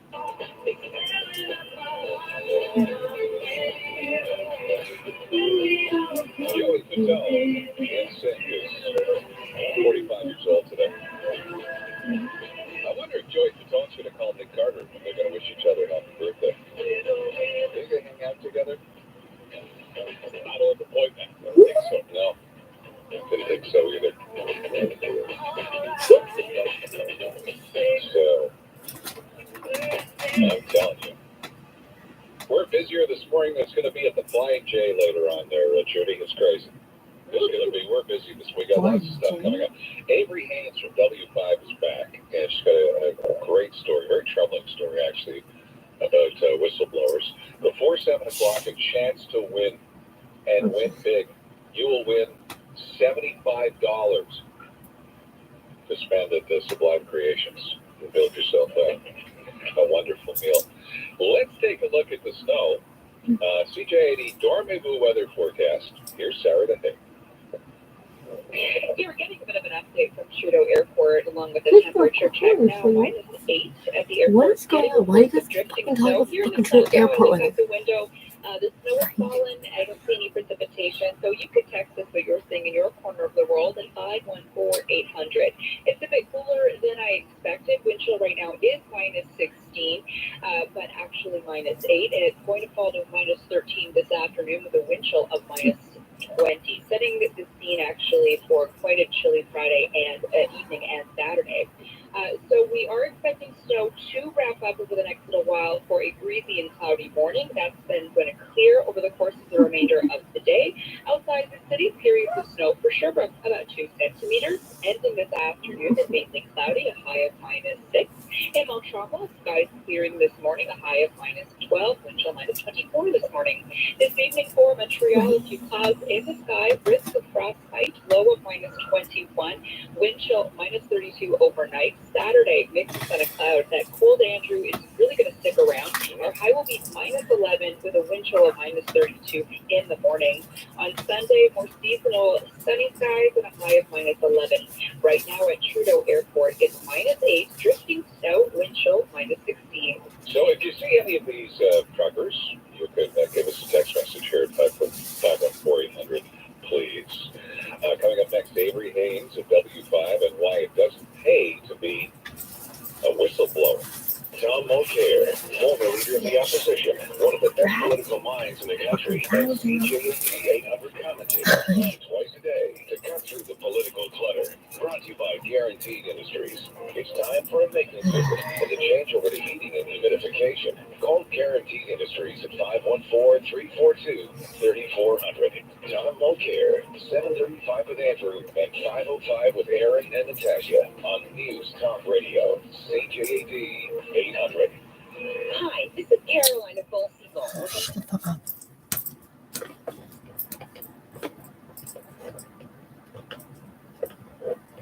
To deliver quality fresh meals to your door every week, giving you time to do the important things. Time to spend with your family. Time to do what you love. Time to take a break. Time to be a better you. Get back to doing what you love and let Balseyville take care of dinner. Isn't it about time? BONC.com. Okay, let's do it. You mean you're going to take advantage of the special deals with all the Arrows, the private label brand? I think I should show my own card this time. Let's go together. Until February 10th at Shop & Suit, you'll enjoy great deals and bonus air miles on Custom Irresistibles and Selection brands. Plus, enter the Get Carded Away contest. You can win one of 5 cards full of your favorite products valued at $1,000 each. Details at shopit.com. Enter your address. Your destination is 15 meters away. Your bed. Turn left. Go straight. Traffic in the bathroom ahead. 7 minutes detour.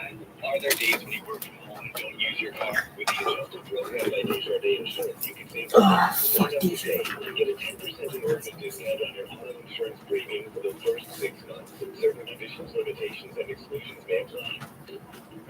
You were hailed a hero for whistleblowing. People talk about the fact that you likely saved lives. What do you think would have happened had you not whistleblown? Absolutely. 100%. That is a good friend of W5 coming up this weekend on CTV and Avery Haynes, managing editor, host of W5 on the line. Good morning, Avery. Good morning, Andrew. How are you? It seems like forever since we've spoken. How you been? It really does. I was Happy New Year, Merry Christmas. I feel as though we have to say all the things for each other. Yeah, everyone's safe. Everyone's safe in your family. Everyone okay? Everyone's great. I'm very much just celebrated her 87th birthday last weekend. And yeah, everybody's good. How about you? Yeah, no complaints so far, just lonely. That's lonely and bored, you know? Yep, I know what you're saying. So the law is designed to protect the whistleblowers in Canada. Apparently are weak compared to other countries. Tell me about, what qualifies as a whistleblower? Are we talking about just government whistleblowers or corporate whistleblowers? Anybody really. I mean, it's worse for people who are in the private sector because there really aren't protections for whistleblowing in this country. And when you say they're not so great, I mean, we're amongst the countries that have whistleblower laws. We are the worst in the world. I mean, it's extraordinary. There's a U.S.-based organization called the Government Accountability Project. It's a legal organization. They looked at 61 countries around the world, and Canada ties the last with Lebanon. We tied for last behind Pakistan, Japan, Bangladesh, We're climbing all kinds of other countries. And they looked at 20 different markers. Things like the ability to report problems safely, protecting the identity when they come forward, to guarantee it not being worse off than before they whistleblow. And Canada only got 1 point out of 20. And that was for having in the law that we have the promise to review the law in 5 years. And even that point is kind of not warranted because Canada didn't review the law for the first 10 years. So we really wanted to look into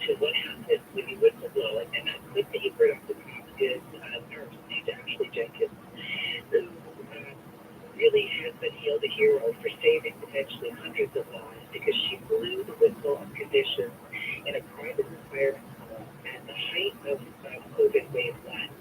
It ended up getting 6 of the homes owned by the same organization shut down because she says that she was requested to lie to inspectors about the condition in the home in order to get residents back in, because every single resident had COVID. They moved to a hospital, and the company, she says, wanted to get them back in order to be able to cash their check.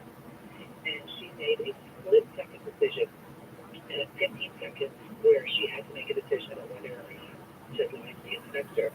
And she walked out and she called the regulatory board and blew the whistle. And her life has been hell since then. And the extraordinary thing is that is the common scenario for whistleblowers, and not just those who go public, because most people who report wrongdoing within their company or within government, it never makes the headlines. But they are most often worse off. They suffer huge financial, emotional, professional damages, and it really Canada is well behind other countries. Okay, so that's the story of the person who worked in the long-term care home. But what other individuals did you come across? It is the most fascinating story. There is a very elite security guard who is responsible for protecting the community from the most dangerous substances on Earth. He works at the Chalk River Nuclear Lab, and we tell his story because it's just fascinating on a whole bunch of different levels. But he is a serious guy, a serious job, serious guy, and he gave across information that made him suspect that somebody in his work was open to blackmail. And instead of investigating the blackmail claim, they investigated him because of how he came across this information. This is a story that involves a pre-printer organization, surprise video of somebody in a parking lot, a man who worked at Chalk River who thought that he was meeting somebody with a 14-year-old boy and wasn't. So it's a really fascinating story, but ultimately this man was able to keep his job, the security guard, because he was also the union president. But the turmoil that he went through when he was trying to do the right thing also exposes the challenges that are faced when there are no protections for people in the private sector. And, this Washington-based organization really did squarely lay the blame at the feet of Prime Minister Trudeau, because there was a unanimous approval of a committee in 2017, 10 years after the law first came into effect, to really make it robust. And so events doesn't happen very often, unanimous approval, and the brakes were put on, and those key recommendations were not followed through on. And the Government Accountability Project says that they believe that because of his own scandals, the Prime Minister's own scandals, there is clear why there was no interest in making whistleblower laws more robust. W5 on CTV, 7 o'clock. You get it. We also have a great piece looking at the future of the monarchy. What a mess. 70 years. The Queen is celebrating in February, the longest reigning monarch, and Danielle Hamajit in London has got a great piece looking at a very fractured family and people dropping out of the monarchy and Commonwealth, and questions about whether Canada should do the same. And Avery, you promise you will answer all the 5 W's. Oh dear. If I don't, I'm in trouble. Yeah, we got to do that. Who, where, when, and sometimes how. Thanks very much. You have a great day. You have a great day, too. Talk to you. That's Avery Haynes, Matt together, host of W5 tomorrow night at 7 on CTV 647. And watching your ride at CJAD 800 traffic. Here's Lauren Glazer. Andrew, we don't have any convoy delays as of yet, but we are seeing volume in other spots. Westbound side of the 40, that is delays between 4J and the Ottawa interchange. Well off and on volume now on the westbound side of the Met between VO and the Carry interchange. The northbound, the Carry, you are getting some time now. Some all down to the top. The eastbound side of the TCAN, that has delays between Goodley and Stinson on the eastbound side of the Met. North of the island, however, we are getting reports of a couple of vehicles off the road through the chute. We are dealing with black ice through that area. For southbound the Reds, that has some volume down through St. Jerome. Take advantage of the IGA floor prices until Fort Louis is at the floor prices of $1.89 per pound.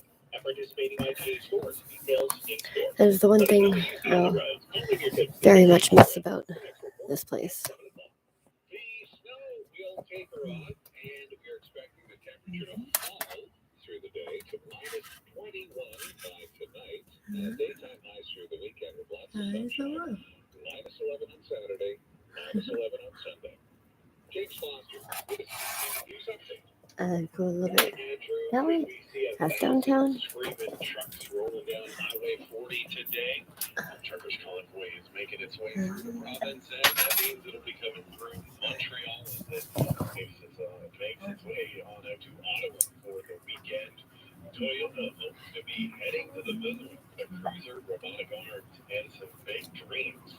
And there's a fight brewing over a smiley face. And Nirvana. Jesus Christ. Nirvana, that band is involved. Those stories are more at 7. You mean like Kurt Cobain, who's been dead for like 20 years? Sarah McLachlan!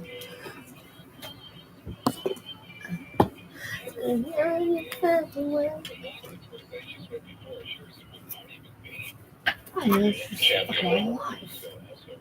4 years old today. One of those guys from Lord of the Rings with the funny feet, Elijah Wood, is 41 years old. Born on this date in 1822, Alexander Mackenzie, Canada's second prime minister. Didn't even know that. Songwriter Sammy Lerner, who wrote the classic I'm Popeye the Sailor Man.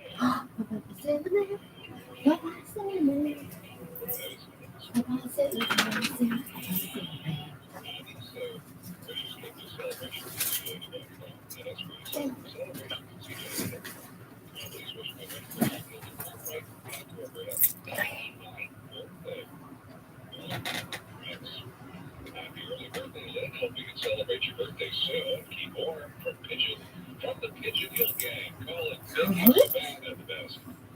Frosty the Cat. Yes, Andrew. You were asking where Pigeon Hill was. His Linda sent a message to Colin last week. Isn't saying our one here from October. You know, Pigeon Hill is not true. Happy 18th birthday to Maria Tamburino. Look out, girls. Here comes Maria from Nona T and Nono. No.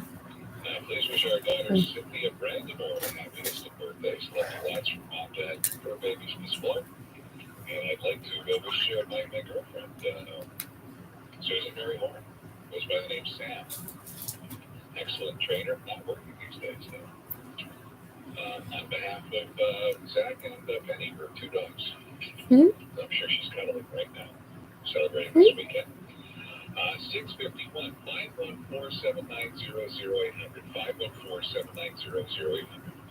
If you would like to play the Almonds Catholic Quiz, the Andrew Carter Morning Show, brought to you by the Bathtub on Our Buy More, Save More event. Everything is on sale. Mattresses, pillows, sheets, and baby days. BathtubOnOur.ca. On the next Elias Macro Show, Jim Warner says enough is enough. He's coming up with his own reopening plan. We'll get the story at 10:05. Plus, we'll speak to someone who will be at the trucker convoy in Ottawa this Saturday at 10:50. Don't forget, we kick things off with hot debate on the Big Five at 9:05. The Elias Macro Show live at 9 to the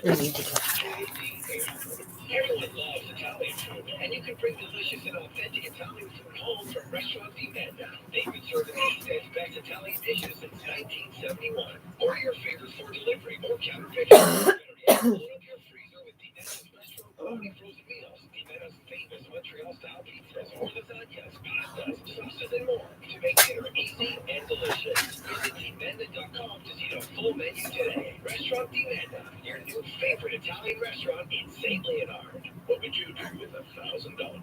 Because we're National Bank. When you make a contribution to an investment account between now and March 1st, you get the chance to win one of 20 prizes of $1,000. So think about it. National Bank. No purchase required. Visit nbc.ca/savings. Mobilart's winter sale is on now. Visit their TMR showroom to find the finest quality furniture and decor at the best prices of the year. See their impeccably curated selection of furniture and decor from North America and Europe, including lamps, light fixtures, fabulous design accessories, and more. Everything you need for your living room.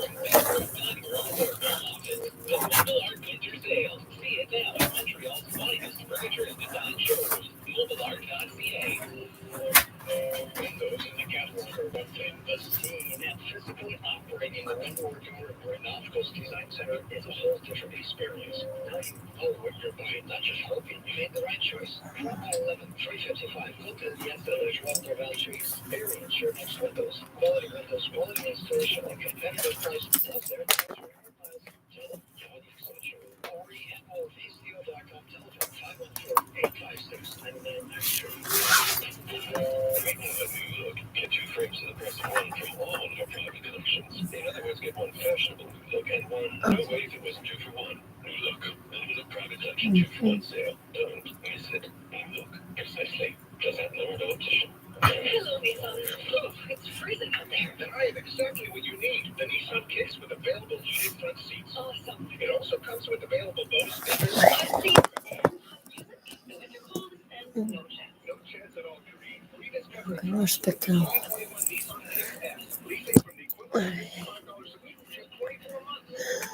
Until January 31st, $238 a month, $1,795 down. Retail value is $22,043 on approved credit. Details at Nissan.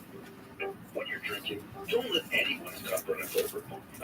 Learn to pour exactly the right amount. No more, no less, with the standard drink server. At the Exit Alcohol website, moderation is always in good taste. The best way to enjoy an evening without drinking too much? Alternate cocktail with mocktail. Choose from over 150 recipes brought to you by Alternate at the Exit website. Moderation is always good taste.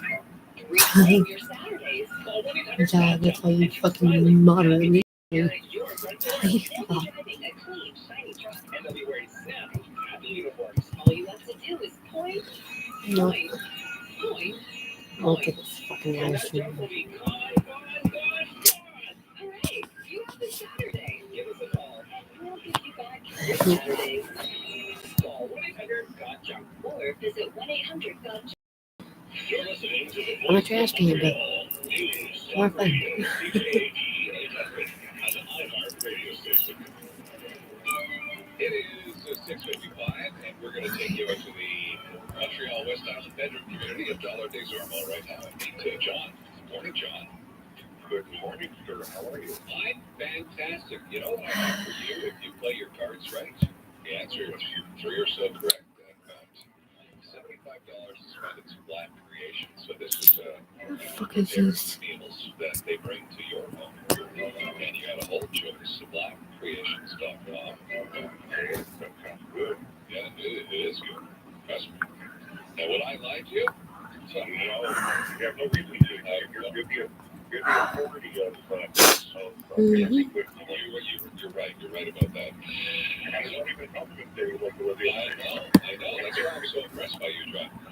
We're going to play trivia. This is Canadian trivia. Get 3 or so correct, and you'll be a winner.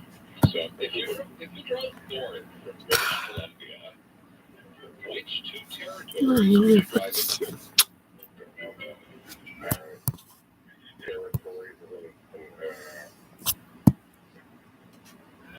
This is not going well so far, John. Yes, there you go. What does sorry, I've got the bell. You got a new bell tonight, Mike and Glenn Robertson sent us a bell. Thanks. Own adventure. What does Canada have that is the longest in the world? And keep this clean. Is it coastline? Is it days of continuous snow, or is it railroad? I would say coastline. It's coastline. Nice job. In what year was Canada's official flag introduced, replacing the Union Jack? Parole? Was it? Okay. Sure, why not? Was it 1949? Was it 1965? Or was it 1971? 1965. John, you're amazing. You'll be feasting. Feasting is fun. No, I have to take a picture of it. It's fucking not here before. Take multiple pictures, please. Make a slideshow. We'll have a little night. Make a night of it, okay? Thanks for listening. 6:58. Here's Sean Starr with sports. Good morning. Happy Friday. What's that old joke? A boxing match in the game broke out? Well, in 2022, like, if you could go to a game and see it live, a lacrosse game could break out. Seagrass just did it.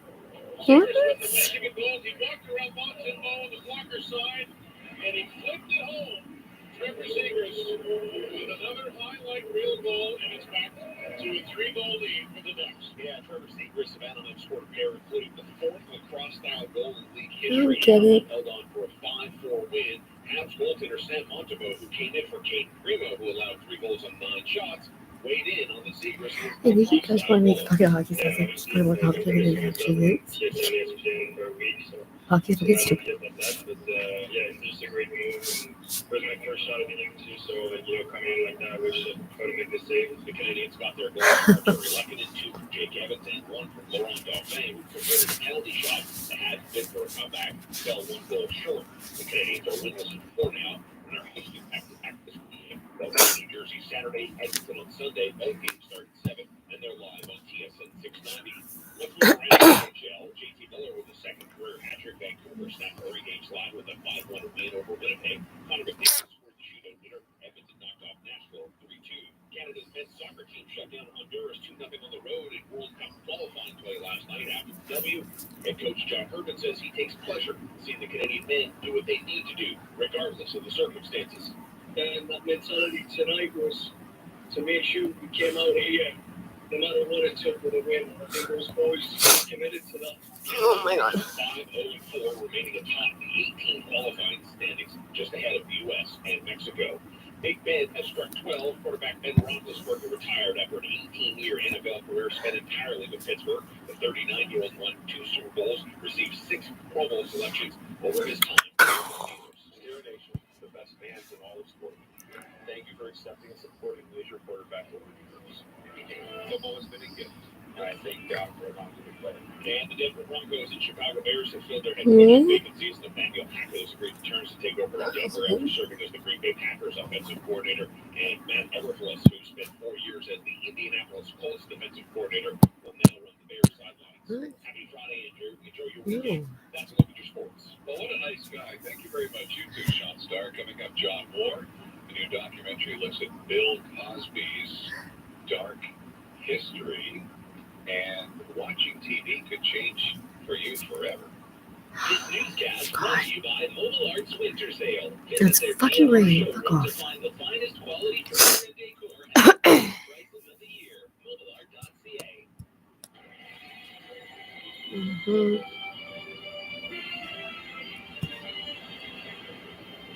Good morning, it's 7 o'clock. I'm James Foster with your CTV News update. Cloudy skies today, some light snow. Watch out this morning, though. Some wind is starting to pick up, so that's blowing it all around. It is -8 downtown. Your weather details are at moments. Here's what is making news. You can expect to see a lot of trucks on the road a little bit later on today. Russia's top diplomat says Moscow will not start Ukraine, but add the caution that it will create it. The Nirvana smiley face. Those stories and more coming up, but first it's the latest from your CJAD 800 Traffic Center with Lauren Glazer. James, the convoy not affecting your drive at this point. We are seeing delays in spots, though, for the inbound Champlain Bridge. That has delayed Nashville. Right up to Delaware Andre, northbound 15 as well. Delays for the inbound side of the Mercier Bridge. Joel below 132 side. For northbound Lake Gary, that's a slower drive. Johnson up to the top of the westbound 40. Kind of locked up between Ray Lawson and the Archer interchange. Westbound side of the Van Alphen delays as well between Laguardia and Lake Gary. For the eastbound side of the TCAT, you are losing some time between Dudley F and Stinson on the eastbound side of the Met. It's the winter clearance for experts and atmosphere. Get 20 to 50% off on select merchandise. Details in store. Traffic and transit every 15 minutes on CJAD 800. Your next report at 7:15.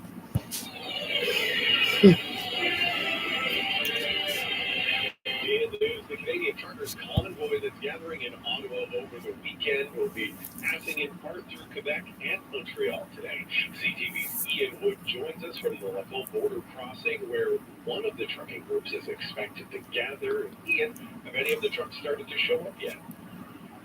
Yeah, good morning, James. Well, it's all quiet here at the border so far this morning. They're not expected to get underway from this border crossing to Montreal and onward to Ottawa until about 11 o'clock this morning. They're then going to head through the city over the Champlain Bridge, the La Fontaine Tunnel, coming from other border crossings as well on their way to Ottawa. Now, I've been looking through the group Convoy de la Liberté Facebook page, and there are many truckers moving across the province coming in of times we'll be able to loop. There was a convoy that came through yesterday and this morning. Right now, no one yet congregated here. It's fairly quiet at the moment, and I'll have more on that later this game. The truckers start to arrive. Thank you, Ian. And if you do need to hit the roads today, you may want to take note of the routes that the truckers will be using as they gather in those three locations before making a larger pit stop in Bordeaux. The first group leaving from the Armstrong-Jackman border crossing. That's in Saint-Tropez, Quebec, northwest of Jackman, Maine. They'll be leaving in about an hour's time using highways 173, 7320, eventually the La Fontaine tunnel, and then Highway 40. Second group leaving from Stansted at 10:30 this morning using highways 55, 10, the Champlain Bridge, 15 and 40.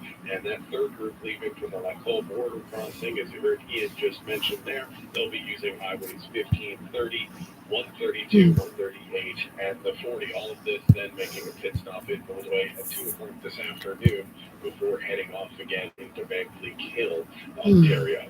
Russia's top diplomat says that Moscow will not start a war in Ukraine, but did add a caution. Foreign Minister Sergei Lavrov says in a live interview with Russian radio stations there won't be a war as far as it depends on the Russian Federation. But Russia won't let its interests be rudely trampled on, he says, and ignored. President Joe Biden warned Ukraine's president on Thursday that there's a distinct possibility that Russia could take military action against its neighbor in February. In the radio interview, Lavrov noted the US had suggested the two sides could talk about limits on deployment of intermediate-range missiles and other areas, adding that Russia had proposed discussing these issues years ago. Washington and its allies haven't responded until now. I'm Charles Davis. Toyota hopes to be heading to the moon with a cruiser, robotic arms, and some big dreams. The company Toyota says it's working with Japan's space agency on a vehicle to explore the lunar surface, with ambitions to help people live on the moon by 2040 and eventually live on Mars. The vehicle, developed with the Japan Aerospace Exploration Agency, is called the Lunar Cruiser, whose name pays homage to the Toyota Land Cruiser sports utility vehicle. The company sees space as an area for our once-in-a-century transformation. An executive says robots are handy for working in space, which holds dangers for astronauts. And the company in charge of Nirvana's copyrights is hitting back at an artist who claims that he created the band's smiley face logo. This week, Nirvana LLC denied Robert Fisher's claim that he created the famous Nirvana logo. Nirvana's lawyer said in court documents that in the 30 years since the design's creation and Nirvana's exploitation of it, Fisher has never claimed any interest in it at all.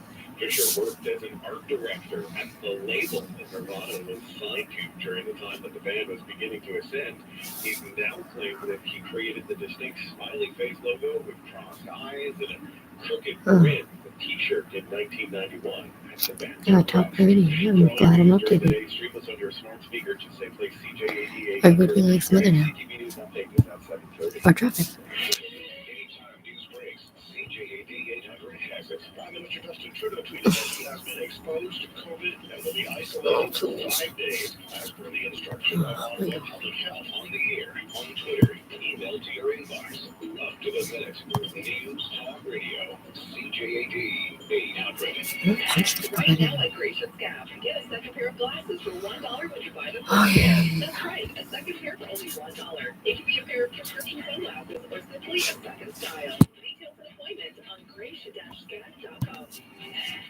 Do you have cold floors? It may be time to insulate your crawl space because cold air might be rising up into your home. Systems Sun Quebec can fix this problem. We'll examine your crawl space to see where the cold air is coming in and block it out. With our exclusive insulation products to make your home more comfortable. Go to coldfloors.ca today for a free crawl space insulation estimate. Winter is here. Don't wait. Insulate. Again,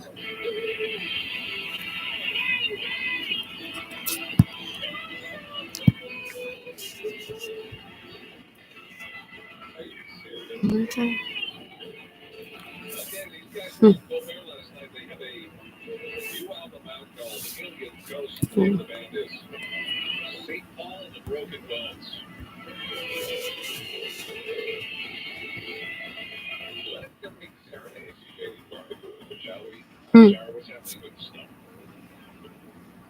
Andrew, still reports of drifting snow at Trudeau Airport, but the precipitation is supposed to have wrapped up by now for a cloudy, breezy morning. Love to know what you're seeing in your part of the world. You can text us at 514-800. That's going to clear over the course of the day, so we'll see some sunshine by the end of the, but by the afternoon, and the temperature is also going to dip, Andrew. It's currently -11, the wind chill of -19. Our wind chill this afternoon, we think it's going to be around -20, and that's going to kick up a plunge, really, in the temperatures. A few clouds this evening, low of -21, risk of frostbite. The wind chill overnight is -32, and the will stick around through the weekend. Sunny for, mixed with a cloud for Saturday, with a higher of 11, very cold this morning with the wind chill. So then by Sunday, I'm going to correct myself, but Sunday is going to go back to kind of milder temperatures, high of 11 and sunny skies. We have sunrise for this half hour, Andrew. Right now at Trudeau Airport, it's -11, drifting snow at the airport, and a wind chill of -19. Thank you very much, Sarah. Coming up this half hour as well, John Moore on entertainment. By the way, if you're concerned or wondering about the timing of the Freedom Convoy coming in from the three sides to Montreal today, and all of the routes available at CJAD.com. Wake up, know it all. Just ask your smart speaker for the Andrew Carter Morning Show on CJAD 800. Hey, dairy farmer. What are you doing for the planet? Oh my God. Canadian and dairy farmers are global leaders in sustainable farming. Here are some examples of what helps. Here, we're promoting biodiversity by planting trees and plants that pollinators love. Some farms use more innovative technologies to reduce emissions. And on our farm, we're conserving wetlands. Caring for our planet. That's dairy farming forward. Visit dairyfarmersofcanada.ca. The MUHC Foundation and CJAD 800 present Health Matters with Tara Schwartz, featuring the health experts who are transforming medicine. Patients' lives have changed. Precision oncology is the way of the future for treating cancer. An expert discusses how it helps cancer patients lead longer and healthier lives. Plus, how to ensure your at-home rapid COVID test is as accurate as possible. Health Matters, Sunday at noon on CJAD 800. Try new Tim's espresso beverages for only $2 from February 2nd to 15th. Made with 100% ethically sourced premium Arabica beans, Customized and handcrafted just for you. At participating Tim's restaurants in Canada, extra charges for modifications not valid for delivery. Terms apply. and make up for last week's snow day. Gilbert and daughter are piling up the savings with winter coats and heavy sweaters for just $30. Other winter stock is just $20, and everything in the bargain basement is now just $10.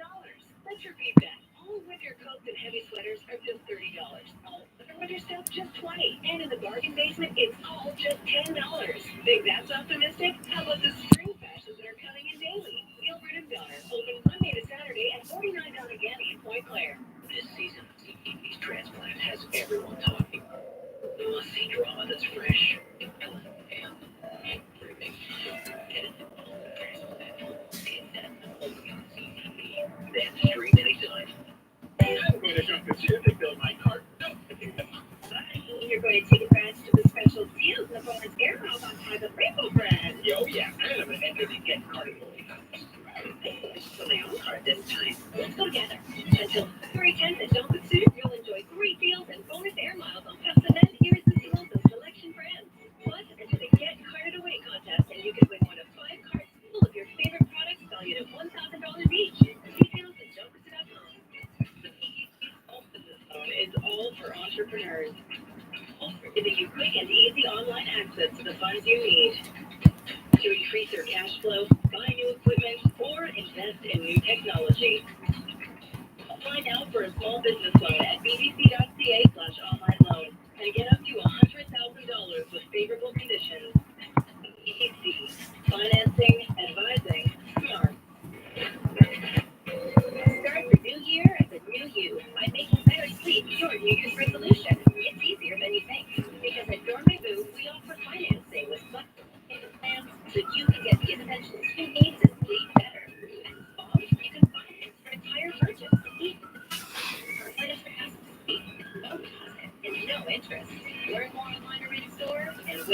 to better sleep. Sleep well, stay well. Storm I do. Getting you up and out the door. The Andrew Carter Morning Show. CJAD 800. Not a great morning in Montreal, but it's certainly going to be a sunny weekend. And so with highs through the day with the -11. Right through the weekend. And then in here, the weather's looking like 50 by Wednesday or so. We're expecting 0 by the weather. It's not going to feel like, it's going to feel like you're in Florida or something.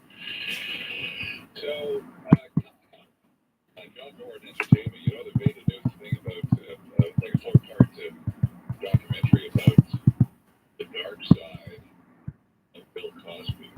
It wasn't always dark. Going back here, so it's interesting. I have, if you're wondering about the truckers and about freedom convoy coming in, here's what we know so far. There are 3 departure points after some of the truckers have slept the night in Bankley Hill, Ontario, just across the border. This morning at 8 o'clock, a group will leave from the St. Theophile-Jackman border crossing, which is, quite far east from here, almost to Quebec City, and then back to Montreal through the La Fontaine Tunnel. There will be another group leaving from Stansted border at 10:30 this morning, coming up across the Champlain Bridge, having taken routes 55 and 10. And then they'll make it to the 40 as well as they head off towards Ottawa. And then a third group coming up from Paul, 15, 30, 7:30, 1:32, 1:38, and then up to the 40. So we're expecting some delays, especially during the afternoon rush hour out here. Could be gridlock. Like your school board said to anticipate possible delays in your busing today as a result of this. One resolution worth keeping this year: invest better with financial advice. Speak to a financial advisor today. Visit dynamic.ca/advice to discover the value of financial advice. Here's one place. Andrew, for the westbound side of the 20 through the West Island, we are dealing with an accident between St. Charles and Woodland. For the eastbound side of the southbound 25, that is a slower drive. We are dealing with the stall in center lane. On the westbound side of the Met, you are losing time as well, off and on between Beale and the carry interchange. Southbound 13, we're losing time now from ahead of Notre Dame, running back into Barassa. It's the winter clearance at Sports Experts and Atmosphere. Get 20 to 50% off on select merchandise. Details in store. Let us know what you see on the road. Your tips to Star 800. Your next report at 7:30. The snow will taper off. The temperature will actually drop through the day to, we had -4 earlier this morning at Sugar Airport, and the -7. We'll go to -11 later on, and then -20 overnight tonight. The cold night, through the weekend, -11 through sunshine. Saturday, Terry Mason is here with us. CTV News Update. Good morning, Andrew. We have CTVZ in Wood at the Lacal border crossing where it's still quite quiet. This is one of the 3 border spots where truckers will be gathering this morning. They'll be rolling through Montreal around midday en route to Ottawa, and Ian will have more on that for us. There is a new survey out showing that the original demand of the truckers, their protest against the cross-border vax mandate, did have the support of just over a quarter of Canadians. And Andrew, the Quant administration is looking at the possibility of putting in a new link between Nels Island and Fuck you. but not for car traffic. Wait. Oh, by the way, you see the price of gas this morning. It's up over 160, 161 on many parts of the island. But apparently there's a safe haven in LaSalle. I was told that you can still get it in parts of LaSalle for 150s as you have to park. And Val wants to give a shout out to downstairs neighbor. This is at the corner of Oak Street and Ward, and Bill's going to run. For always turning up her radio loud enough so I don't miss a thing, even though we're listening to the same station. Imagine how loud that is. So you can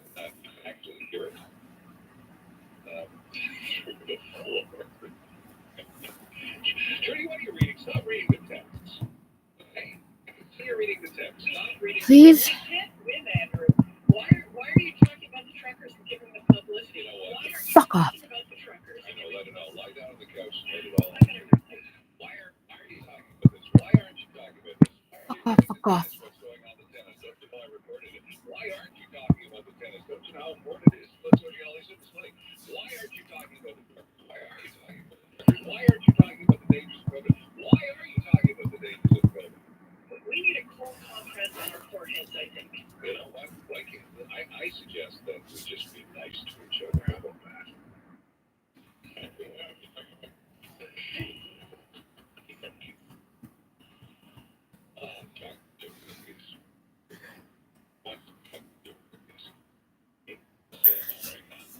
Nice chocolate chip cookies. Somebody Yeah. an excerpt from The Friendly Giant, which was this. We don't know what The Friendly Giant is right away in the world, but it was a kid's show.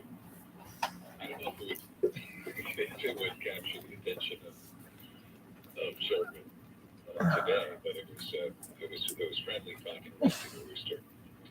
And I said to myself, I wish I was lying on my living room floor in that duplex on the Passion Doorbell, head in my hands. When you got your elbows on the floor and you're looking at the TV, and mom would come in with maybe a chocolate marshmallow.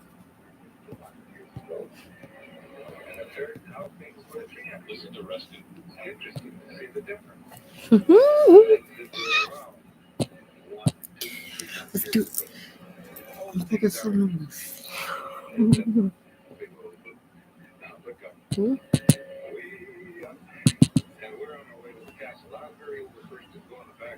Lord. Oh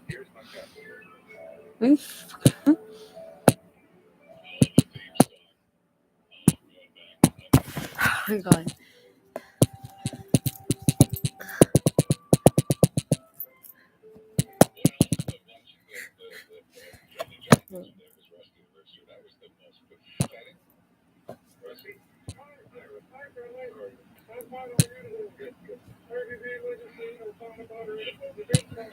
Please, can you just fucking get the fuck out of here? Oh my God. Wait, what? That's the best they can do. The CBC at that point. That's so funny. Brings back great memories. Okay. Be nice to each other. 7:21. Coming up next, John Moore Entertainment. The Andrew Carter Morning Show. Brought to you by the Mac Love on Our Buy More, Save More event. Everything is on sale. Mattresses, pillows, sheets, and snuggly duvets. MacLoveOnOur.ca. Here's to the inspiration, the dreams, the passion, and dedication. To all our Canadian athletes, you've made us proud. And You're a fucking cuck. Podium Mini Ultra Pro, proud partner of Team Canada. Sunday, February 13th. Snoop Dogg, Dr. Dre, Mary J. Blige, and Lamar Eminem in a Super Bowl halftime event. But the show begins under Mike history. Super Bowl 56. Sunday, February 13th. Only on CTV. John Moore. Brought to you by and some board certified Dr. Daniel Duran. Online and virtual consultation now available. You watch the Bill Cosby Show? And I love Bill Cosby Show. I've been a big fan of Bill Cosby all my life. Never met the man before. He called me out about a year ago and chastised me on the phone for being too dirty on stage. And it was real weird because I had never met him. And he just thought, you should call me up, just give us Bill, and tell me that what comedy is all about. Fucking Microsoft. Fucking asshole. No.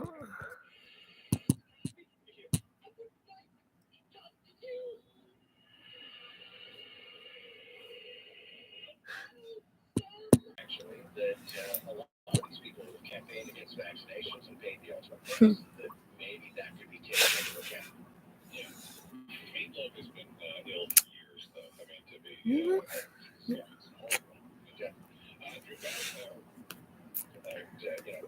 The fuck? It's like, no, they still died of COVID. Thanks. Drew Barrymore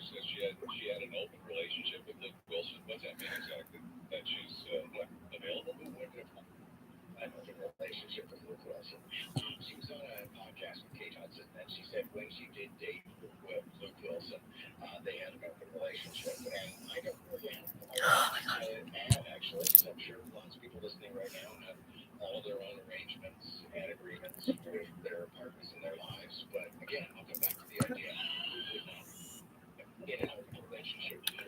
Yeah, my phone died. You know, it's plugged in. So let's go find the new charger. Hey, I can see Anthony going on. Hey, Donna, this turns out a good idea, John Moorhead. I think we should have an open relationship.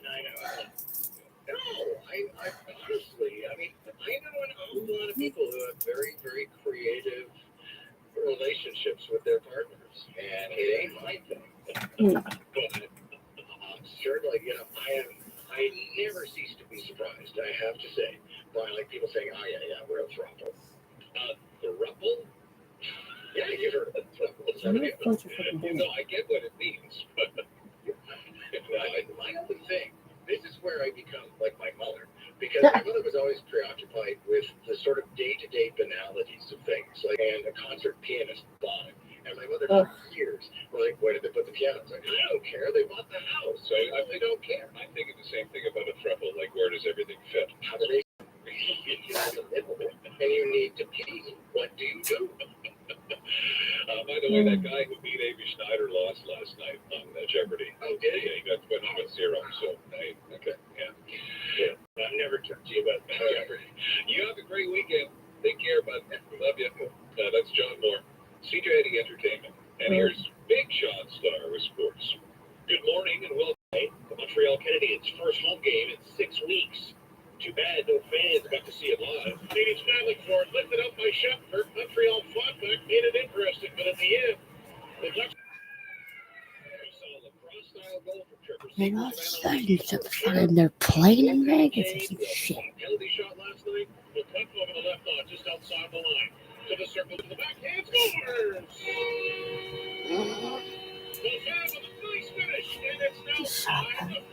Unfortunately, the Habs come back. Yeah, unfortunately, I know. Oh, what they lost today. Fuck. No. I don't know. Shit. Ever since the fucking Black dude. The Black dude was like, fuck this up. Rented some great plays to set me up. The Habs are winless in 4 straight. They host back-to-back on the weekend. New Jersey is here Saturday. The Oilers on Sunday. Both games start at 7, and they're live on your home for the Habs TSN 690. Let's move around. When I was told like the Black guy now plays for the Canucks, I'm like, isn't that the like inferior team to the Habs? So he just like was like, yeah, no, I'm gonna fucking like take a demotion. Whatever. Giving Seattle a 2-1 win at Pittsburgh. Columbus scored 4 straight. Oh my God, With a Kevin. 2-goal deficit, ending the 3-game slide in their 5-3 win over the New York Rangers.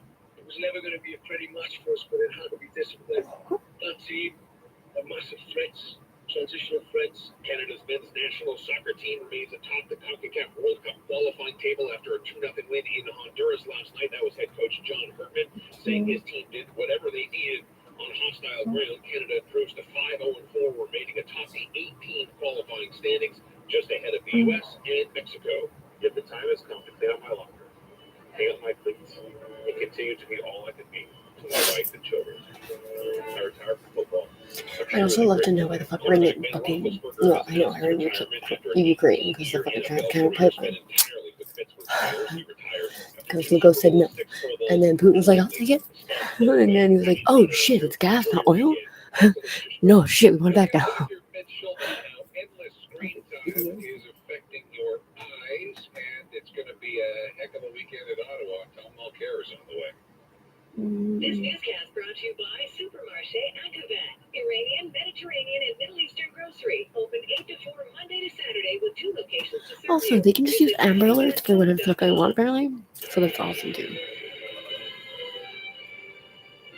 Good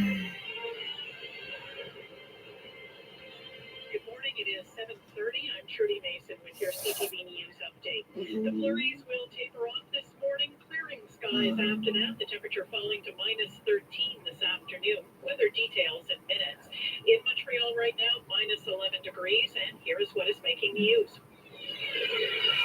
The convoys rolling toward Montreal, gauging support for the truckers' original demand, and a new bridge being considered for Nuns Island. With the latest from the CJAD 800 Traffic Center, here is Lauren Glazer. I'm pretty sure that's what that fucking giant mound of fucking dirt is.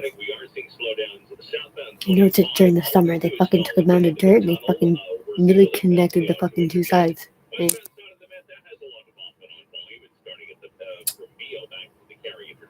Northbound the carry, some time lost. Kirkcott to Sherbrooke again between Glenmodell and the top. Eastbound 640. That has a lot of volume now between the 148 who a problem is ahead of on Route 13. Westbound side of the 20, that's a slower drive. Bennelong to St. John's. We're also dealing with an accident. It's between St. Charles and Woodland. Watch out for that blocking off the left side. Now until Wednesday, visit Farmer Free for the bonus redemption event and get more for your points. A Farmer Free exclusive. Restrictions apply. Offer valid in store and online. Traffic and transit every 15 minutes on CJAD 800. Your next report at 7:45.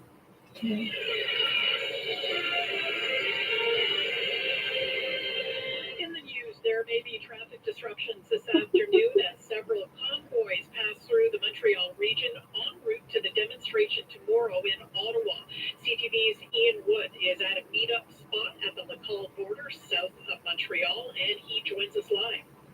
cool. Yeah, good morning, Trudy. Well, it's still all quiet here at St. Bernard de la Salle, but it's expected that this is one of the many border crossings that truckers from across Quebec will be congregating at this morning as they begin their convoy, Freedom, the so-called Freedom Convoy, to Ottawa. Now, they're going to leave, the ones here in Laval are going to leave around 11:30. They're going to head up towards Montreal.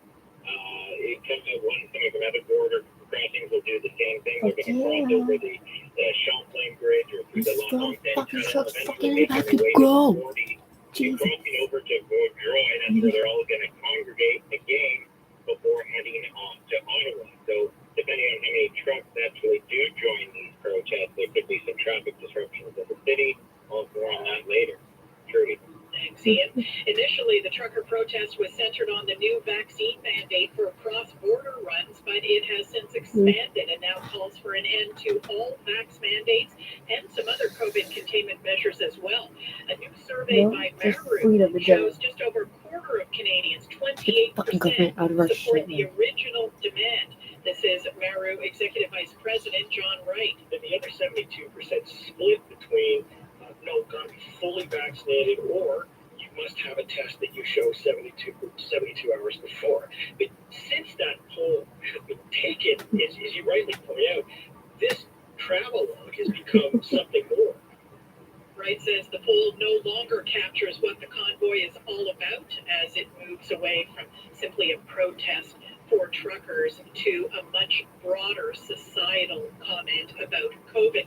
Canada's Public Safety Minister, Marco Mendicino, says nobody wants this weekend's protest on Parliament Hill to turn into a violent attempt to overthrow the government. He is warning people not to dismiss the protesters as simple freedom fighters, because some organizers are calling for the removal of the Trudeau government and the installation of unelected leaders, including the Governor General.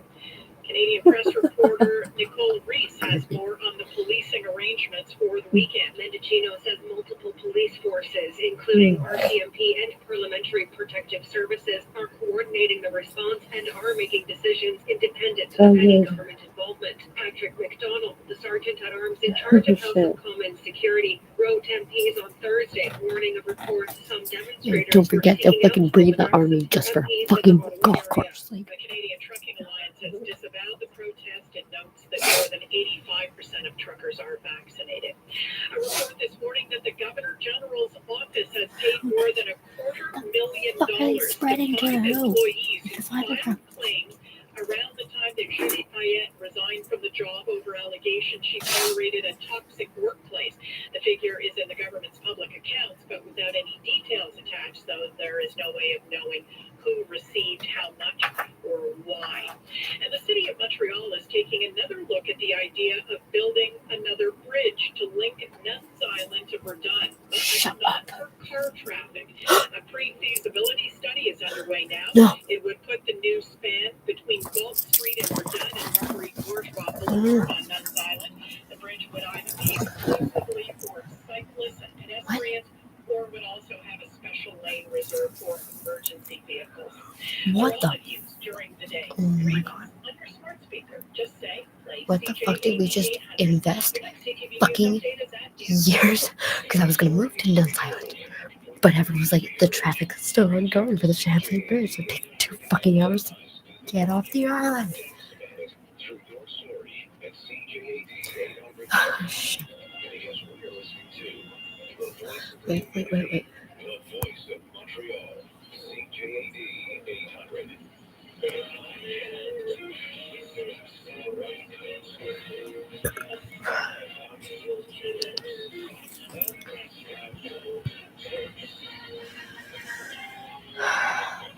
So Jethro Tull has released a 20-second album, Trudy. Their first release in 19 years, and all of a sudden they've become Spinal Tap. It's called the Zealot Gene, if you're so interested. Another thing about the Friendly Giant, okay, like we've already determined that maybe Rusty sounded a little more realistic when we were kids than the watched that. That point there. Over the course of the day, we'll see some sunshine towards the end of the afternoon. Tonight, a few clouds, low of -21, risk of frostbite. The overnight wind chill -32, and we are looking at a cold Saturday as well. 6 on a cloud, a high of -11, risk of frostbite. Tomorrow morning wind chill -32. However, on Sunday, really nice days and the weekend. I swear if I have to hear you guys talk about fucking... It's snowing. It's cold. Fucking hell. No, it's still hotter. There's traffic. I'll tell you there isn't traffic. That's news. It's Montreal. CJAD 800 is there with special storm watch coverage on air and online. Get the latest forecasts, weather conditions, and school closures live on the air every 15 minutes. Plus, you can check the CJAD 800 storm watch page for a complete list of closures, information on snow removal, parking restrictions, and more. Yeah. Great service and great prices. Book an appointment today at GordonsTires.ca. Storm watch coverage on News Talk Radio, CJAD 800. It's time to make an appointment for your booster dose against COVID-19. Visit quebec.ca/COVID vaccine to follow the vaccination sequence plan for your area and book your appointment online. To continue protecting yourself against COVID-19 and its variants, get a booster dose and keep following distancing measures, wearing a mask and washing your hands. The booster dose, the best way to stay protected longer. A message from the government of Quebec. The latest news and everything else you need to know to start the day. The Andrew Carter Morning Show, CJAD 800. And now it's time for Top Health Care, brought to you by Guaranteed Industries. Replace your old heating or cooling system with a Lennox system. Guaranteed Industries, about 514-342-3400. We did our best with the information we had at the time. It was unprecedented.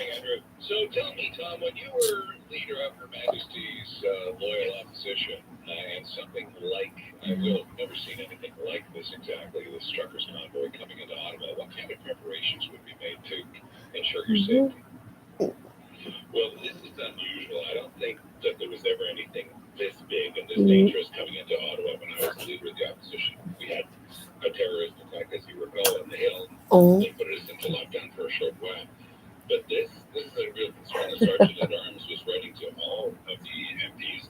Many of them have houses, apartments in the Ottawa area, saying that they were going to be doxxed. And oh my God. That expression means that they're going to try to find your documents and share your address. So he was telling people to be very careful, stay in touch with police. So I've never seen that type of warning to all the MPs from the Sergeant at Arms that they're going to see this very seriously. Everybody's trying to say, oh, no, it's protest, all part of our society. Totally true. You're allowed to protest things. But this is going quite a bit further, and I'm worried that to be honest with you, it's going to be some very do your job, and people will be mad. Sometimes they're a bit grumpy. A I'm kind of used to it, I think. It's also but when a group of people becomes emboldened and becomes a mob. Oh no, when they turn on you, when they realize they're fighting each other and go, what are we doing? We're fighting the wrong person. Yeah, you get caught up in that mob mentality, and yes, that's a lot of bad things that happen. It's been funny watching. I do believe, I don't think I'm going too far because I've checked this several people in the Conservative Party. I think that Aaron O'Toole is going to be made to walk the plank. He's just managed to get on the wrong side of absolutely everybody in this thing. As of last night, he was saying he was going to sit down and meet with the people from this convoy, that he wouldn't go up on their stage, which is at least a half good decision. Doug Ford is literally shoveling people out by hand. Okay.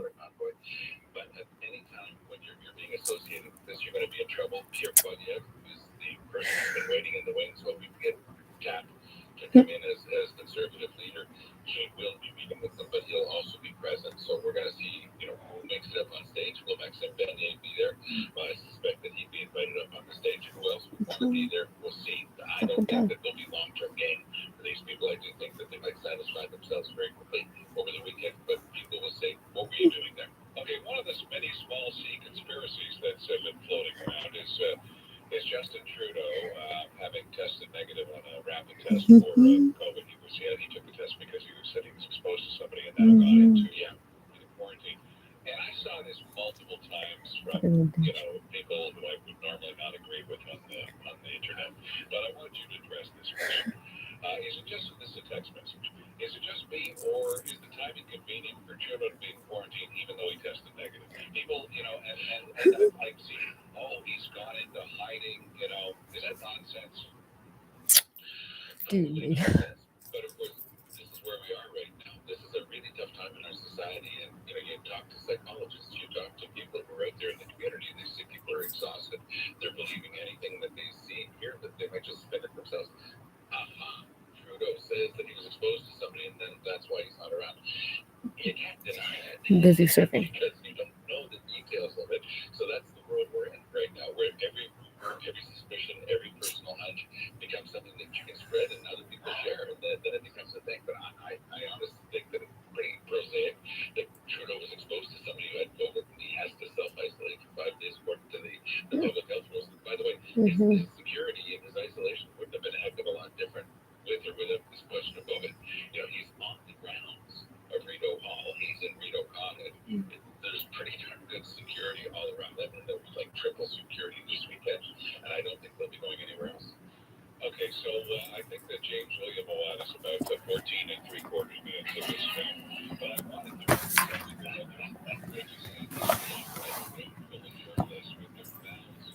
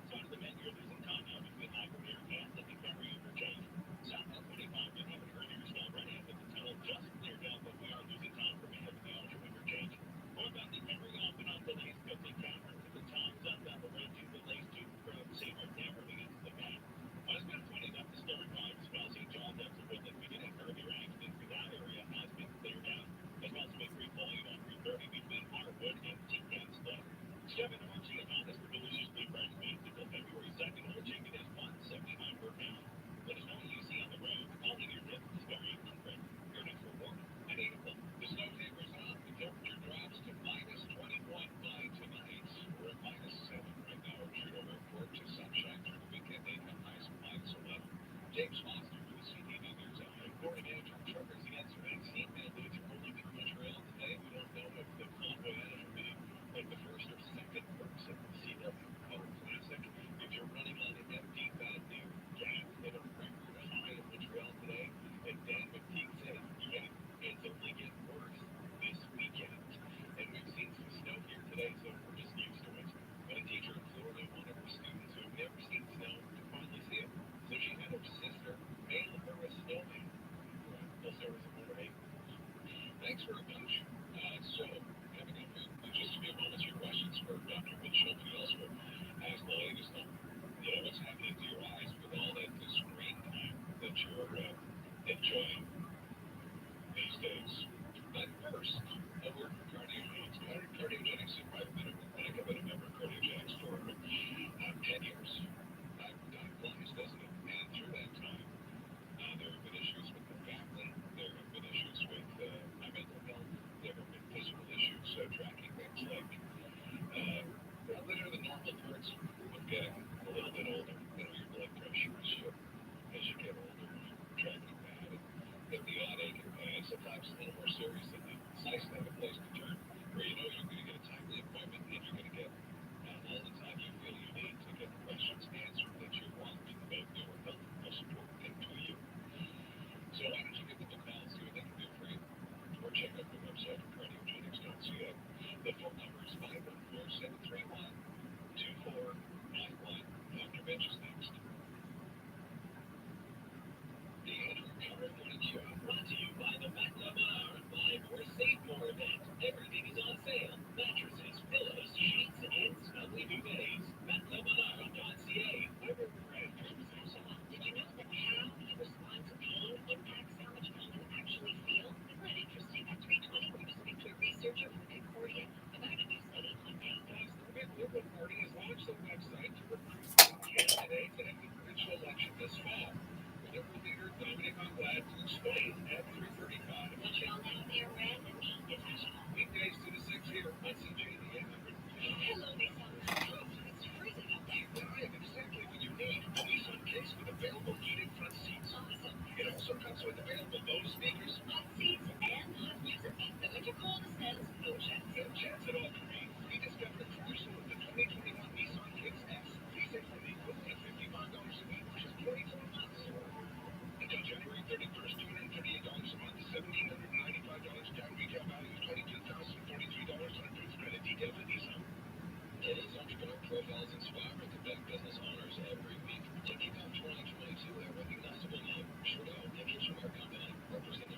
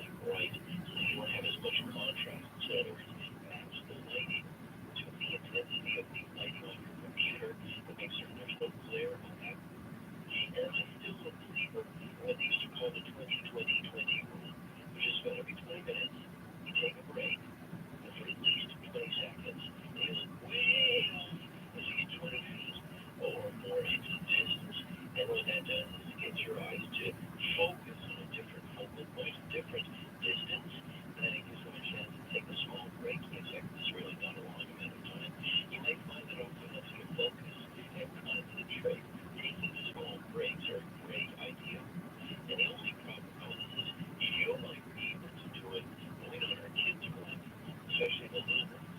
And so make sure that they're breaking up their time in front of the screen between other things, so that inadvertently, without them realizing it, they don't feel like have problems. Yeah, give them a shovel. Yeah, especially good outside shovel. Yeah, that's right. You have a great weekend next week. Yes, you all agree, Ben. This time with children, here is Sean Star of Sports. Good morning and happy Friday. It's not all jokes. I went to a boxing match in the hockey game World Cup. Well, in 2022, like, if you could go to a game and see it live, the lacrosse game could break out. Seagrass just did it. Seagrass was the Michigan ball. He walked around Boston ball on the Blogger side, and he flipped the hole. Trevor Seagrass with another highlight reel goal, and it's back to a 3-goal lead for the Ducks. Yeah, Trevor Seagrass, a man like extraordinary, leads the best lacrosse-style goals in history. Along with 9-4 win, and the goaltender Sam Montego came in for Kate Primo, who allowed 3 goals and 9 shots, weighed in on the Seagrass lacrosse-style goal. Yeah, I was good. I've been putting this in myself since I was a week, so now I'm looking at that. But yeah, it's just a great move, and was my first shot at the game too, so I mean, I wish that would have made me stay. The Canadians got their goals from Arturi Lekkinen to Jake Evans and one from Laurent Gauvin, converted a penalty shot that has been for a comeback. Fell 1 goal short. The Canadians are winless in 4 now and are hosting back-to-back this weekend. They'll host New Jersey Saturday, Edmonton on Sunday. Both games start at 7, and they're live on TSN 690. Let's move around the NHL. J.T. Miller with his second career hat-trick back for the first time in 3 games live with a 5-1 win over Winnipeg. Connor Davis for the shootout winner. Edmonton knocked off Nashville 3-2. Canada's men's soccer team shut down Honduras 2-0 on the road in World Cup qualifying play last night after the W. Head coach John Herman says he takes pleasure seeing the Canadian men do what they need to do, regardless of the circumstances. It's an Aprils to make sure Cambodia, no matter what it's up with the win, Aprils boys committed to them. Canada improves to 5-0-4, remaining atop 18 qualifying standings, just ahead of the U.S. and Mexico. Big Ben has struck 12 from Ben Roethlisberger, retired after an 18-year NFL career spent entirely with Pittsburgh. The 39-year-old won 2 Super Bowls, received 6 Pro Bowl selections over his time with the Steelers. Innovation, the best man in all of sport. Thank you for accepting and supporting me, your quarterback. Football has been a gift, and I thank God for it. And the Denver Broncos and Chicago Bears have filled their head coaching vacancies. Nathaniel Hackett is being charged to take over in Denver after serving as the Green Bay Packers offensive coordinator. And Matt Eberflus, who spent 4 years as the Indianapolis Colts defensive coordinator, will now run the Bears sidelines. Happy Friday, Andrew. Enjoy your weekend. That's Liberty Sports. Classic Diner has taken one step and jumped 50 years into the future. Into its future, anyway. We'll take a look at Cosmos, what they've done. And Sarah's weekend recommendations on the way.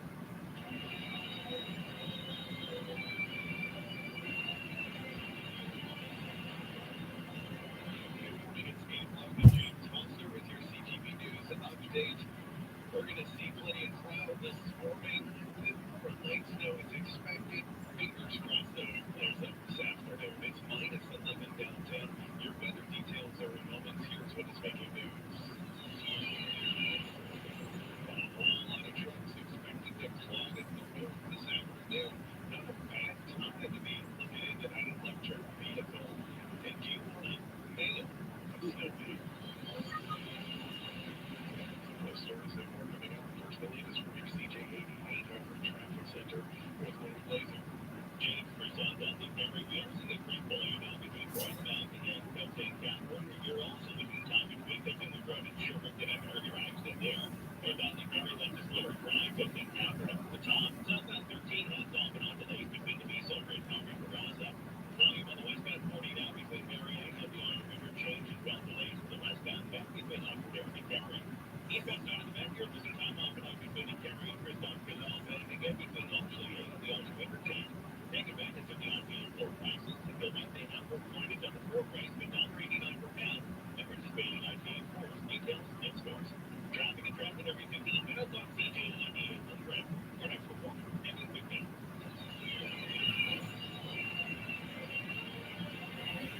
In the news, the Canadian Truckers Convoy gathering in Ottawa over the weekend will be passing through Montreal today.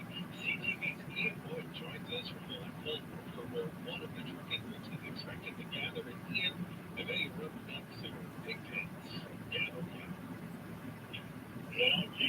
no one gathered quite yet. It's still a bit early for this 11:30 a.m. departure for the equipment on the river crossing.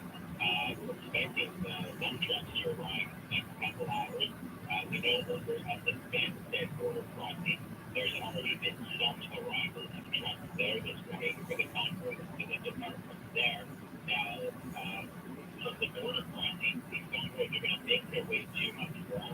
They're going to go through the La Mountain Tunnel over the Champlain Bridge, and they're going to leave that in Vaudreuil before continuing on to Ottawa. There could be some disruptions in traffic this morning and afternoon as these convoys materialize and make their way through the city. I'll have more as they start to arrive later, Jake.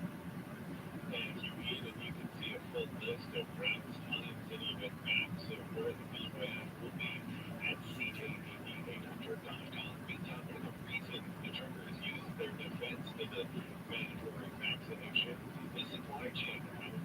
In fact, the Washington professor Sylvain Charbonneau said that strikes, recalls, costs, and weather are to blame for supply chain issues, and he has been reversing the mandate now in order to bring more uncertainty. That's what businesses say. The measures change. That's why supply chains have slowed down dramatically as a lot of companies have been facing ever-changing measures. If your gas meter is closer to the E than you're comfortable with, I've got some bad news for you. Your next fill up is going to cost you some big bucks. A regular liter of gas broke $1.60 in Montreal today. Some spots showing $1.62. That, by the way, set the new record, breaking the previous one by about 4 cents. Gas Money Dan, your team says it's not really a surprise. We've seen a pretty significant increase in pricing throughout the weekend. Prices are expected to rise before they give you any kind of break. And Jan Stewart, the global energy economist, says that by December, don't be surprised if you're paying above 80 for a liter of regular. So we're short supply, and it's going to get worse before it gets better. Maybe eventually better, because of the industrial. But a Florida teacher is being celebrated for her creative stunt that made the dreams of her kids and Olaf from Frozen come true. I got to stay in the color. Give me a summer in Tokyo. Happy snowman! And when Lauren Hughes learned that only 2 of her kindergarten students had ever seen snow, she decided that she'd have to run near horizon. Now we float to be in the Sunshine State. There's not much snow there. So what do? Well, you could get a dump truck and fake snow, but not Robin. Oh no. She asked her sister to ship a snowman all the way from Kentucky. Now the snowman successfully traveled the 1,300 kilometers to Tampa.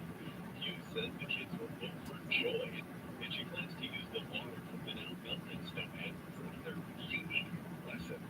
For all the news during the day, stream us on your smart speaker. Just say play CJAD 800. Your next CTV News update is at 8:30.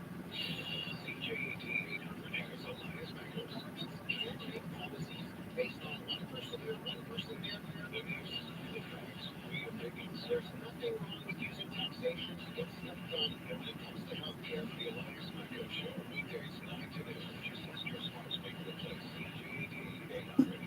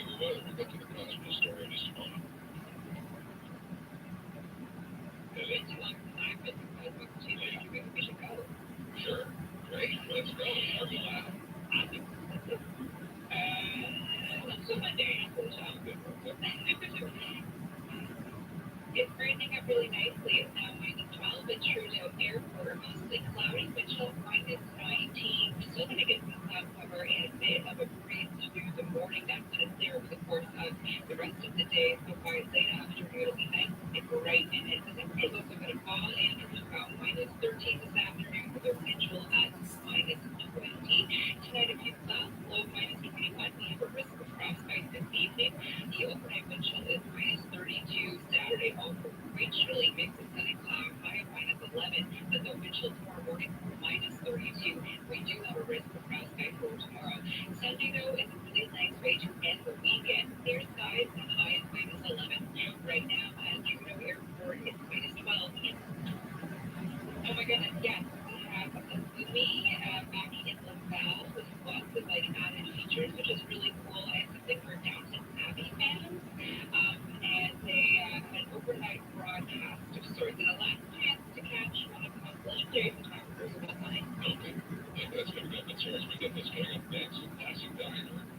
With a physical footprint on Sherwood Street has decided to invest in the metaverse. Podcast on the iHeartRadio app and all major podcast platforms. Nice, right? Take us from 0 to 30 in 4 seconds. You mean 0 to 100? No, to 30. I live in a residential neighborhood, so I take it slow. But man, the other day on the highway, you should have seen me flying. Yeah? How fast you go? 100. Are you a careful driver? Well, good news. The adjusted program by Desjardins Insurance rewards good driving by helping you save money. Sign up for Adjusto today. Certain conditions, exclusions, and limitations may apply. Get ready to set up the perfect decor for a perfect year. Sticking to those New Year's resolutions will be a walk in the park. You'll see. Remember when all you wanted was a sound night's sleep? Remember? Beauty Rest double mattress and box spring at $699 might just do the trick. Weren't you saying you'd find some time to take a breather? For the beautiful green velvet sofa for only $899? Well, there you go. Enjoy. Early bird, quality and rest.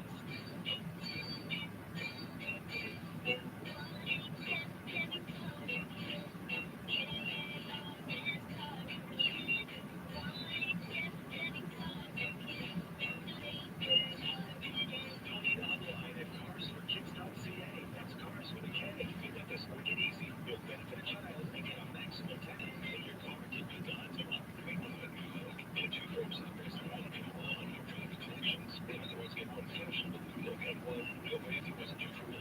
Look private collection 2 for 1 sale. Don't miss it. Precisely. Doesn't know an inch. Before you buy or sell a home, listen to the Real Estate Show for the best real estate advice in town with mortgage and real estate leader Terry Clarkos of Northeast Real Estate and Mortgage Agency. The Real Estate Show, Sunday afternoon at 1 on CJAD and Trip. The latest news and everything else you need to know to start the day. The Andrew Clark Show, CJAD and recognize not everybody who can say with a straight face call themselves the god of the potato. But Cosmo's true. And legendary money run Reese's Spoon has entered the metaverse. We'll try to explain what that means in just a moment. Owner David Matucci's on the line. Good morning. Morning. Well, so what's the deal at Cosmos right now? Is it basically just takeout? Right now, we're ready for Monday. Then we go back to the counter starting next week. But right now, just takeout. Well, you don't have very many seats in the counter, so how many people can actually fit in there at one time? We put for take a bath. It's about 4. 4 people.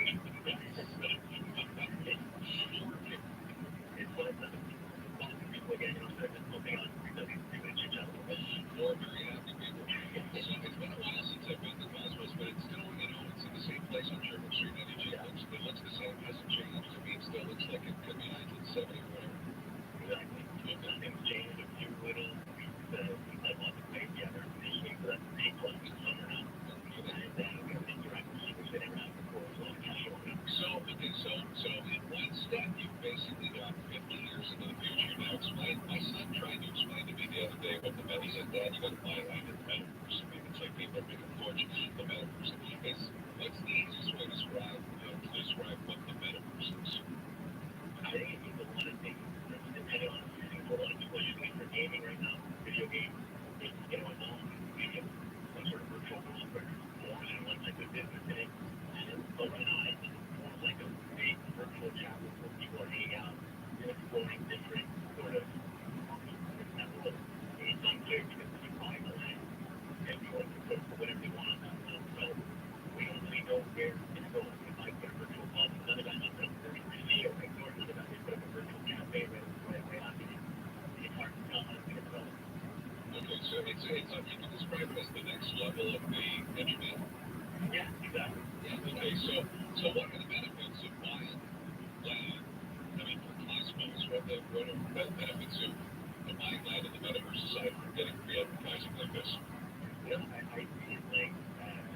fact, like you said, the next week of the internet first came out, nobody really knew how it was going to apply, to a business and to their lives. People just maybe for specialized industries or tech companies, and slowly, as years went on, not only did every business have to jump on the internet, but every person go to the internet now. So it's just kind of getting into this bit early, seeing experimenting with where the technology is going to go either. I think in terms of seeing whether it's possible to be a gathering point in the metaverse, social and community point in the metaverse. I think that's it's very exciting, and then obviously the other aspects as well. It's hard to wrap your head around this, isn't it? It is very, very much so. And every time I try to somebody, I get a different question that I never heard before, and everybody kind of has a feel picturing exactly what it is. So how does one go about buying land in the metaverse? It's a bit complicated, but the main thing is that you need to get management of the currency that it has access in schedule, which is this particular metaverse. So there are more than one metaverse out there. So in Decentraland, they kind of have a metaverse. The ones you're able to they convert Bitcoin to metaverse when you purchase virtual land. Okay, so have you, has the value of your land in the metaverse, the piece you bought, gone up since you bought it? Well, it has gone down because the price of land. That's right, and all the cryptocurrencies went up. Exactly. Very interesting. So, what's your best seller these days? I suppose I'm looking at the online. I what's amazed you have a website. It's certainly more of a landing page, but yeah, the crypto creation, all the still a big favorite for and do they taste the same as what Passport was making? They taste the same. We have this team cooking on good. It's been there 20 years. Very, very simple. It's a pleasure to speak with you. I'm glad you're putting an interest on this classic Montreal institution, and that's still there. Have a great day. Thanks. Thank you very much. Thanks. That is the owner of Cosmos, which is a place you have to try out on the Shepherd Street in NDG. Even though on Monday when they open up at half capacity, there'll be 4 people allowed in there. But they take it for that kind of full purpose. Support them when they go in. That's the owner, David Benchucci. Start 2022 off right by building a more resilient portfolio. Speak to a financial advisor today. Visit dynamic.ca/advice to discover the value of the financial advice. More. And we are seeing some increased volume to the eastbound side of 29. Starts 32nd, running all the way into the third body brigade. Northbound to Cambry, that is a slow drive. 15 count from the top. Southbound to Cambry, the latest bound from the top of that one. We're also losing some time ducking the road running at the third bound. Been on delays down the eastbound side of the band. We're going to Cambry running all the way up below you on the westbound 40. Delays as well. Station Baptist back to the Orange chain. Westbound side of the band, that has delays between Beale and the Cambry. Chico vessels are expanding. Fully public and pedestrians, we must be the word you're looking for. Visit chico.ca for a store near you. Let us know what you see on the road. I'll leave your tips to Star 800. Your next report at 8:30. Thank you. It's 8:17. So the snow tapers out this morning. The temperature drops to minus 21 by tonight. We're going to have minus 8, minus 10 through the day tonight. Clear again tonight. Tomorrow, mostly sunshine. Let's mix of sun cloud. And high minus 11 sunny and minus 11 on Saturday. Trey Mason is here with a CTV News update. Good morning, Andrew. It will be noonish or early afternoon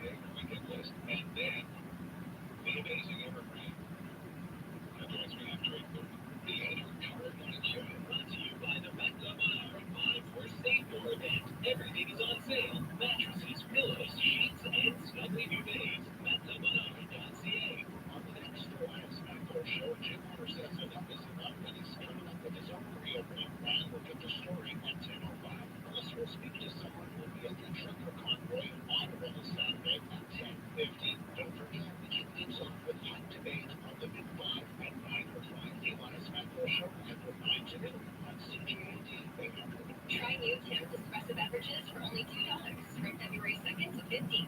Made with 100% ethically sourced premium Arabica beans, customized and handcrafted just for you. By participating in Tim's restaurants in Canada, extra charges for modifications not valid for delivery terms apply. This is a presentation of the National Bank. Hello, my name is Steve McQueen, and I'm a senior strategy advisor at the National Bank. It's normal to have questions about retirement planning, especially if retirement is getting closer. Here are some tips to optimize your retirement. Start by consulting trusted experts. We are living longer today. Your retirement could last a very long time, so it is important to plan it well. Think about what you'd like to do when you retire. Do you want to move closer to your family? Do you want to buy a cottage? Your retirement projects will influence your savings and investment strategies. If you already have a retirement plan and your financial situation has changed in the last 12 months, it is important to meet with your advisor to check if your investment strategies should be adjusted. For more advice, visit the National Bank website at nbc.ca/retirement. Renault Renovations is celebrating 20 years in business. That's 7 consecutive Consumer Choice Awards, 3 consecutive years as one of Canada's fastest growing companies, 2 years of West Island Chamber of Commerce Excellence in Business Awards, and more. And it's all thanks to you. Renault has been doing it all for 20 years. Home renovations, fiber, flood restoration, decontamination, and beyond. And thanks to your trust and their expertise, they are Montreal's leader in home renovation and restoration. RenaultCo.com. Make your choice today. And I'm not referring to that new video game on the James Grandkids. I'm sure it's thumbs with the hands. Good choice he made was getting his COVID-19 booster. Thanks for helping slow the spread, Bill. And thank you for getting your regimen and choose to boost. Like all vaccines, 100% protection can be guaranteed and adverse reactions may occur. Talk to your healthcare professional to see if the vaccine is right for you. Brought to you by Moderna. Bailey Blue Equity presents For the Well-Being of Your Pet. Here's Natalie Gore. Have you been thinking of switching your dog or cat to a raw diet but don't know where to start? Bailey Blue's philosophy is simple. Feeding a species-appropriate diet is the very foundation of health, and we are especially proud to serve the Montreal area with an in-house raw company, Raw by Bailey Blue. Not all raw diets are created equal, and that's why Raw by Bailey Blue is committed to providing cats and dogs with the highest quality, human-grade, balanced raw meat diets.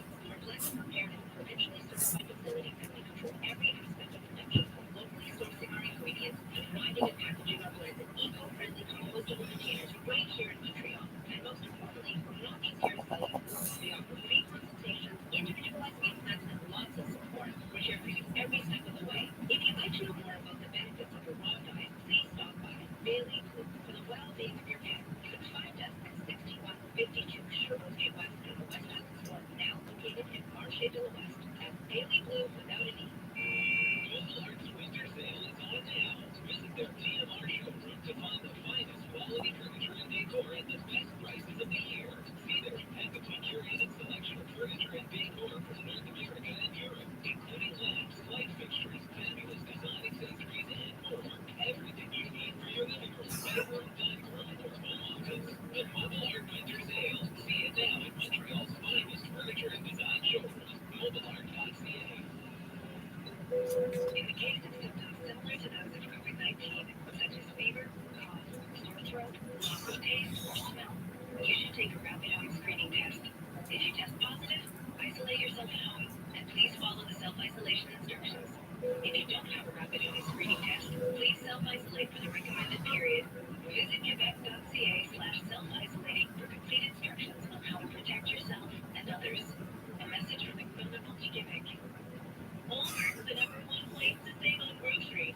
Save 30 cents per can of clover-leaf skipjack tuna. Now, only $1.17 on Walmart. See flyer for details.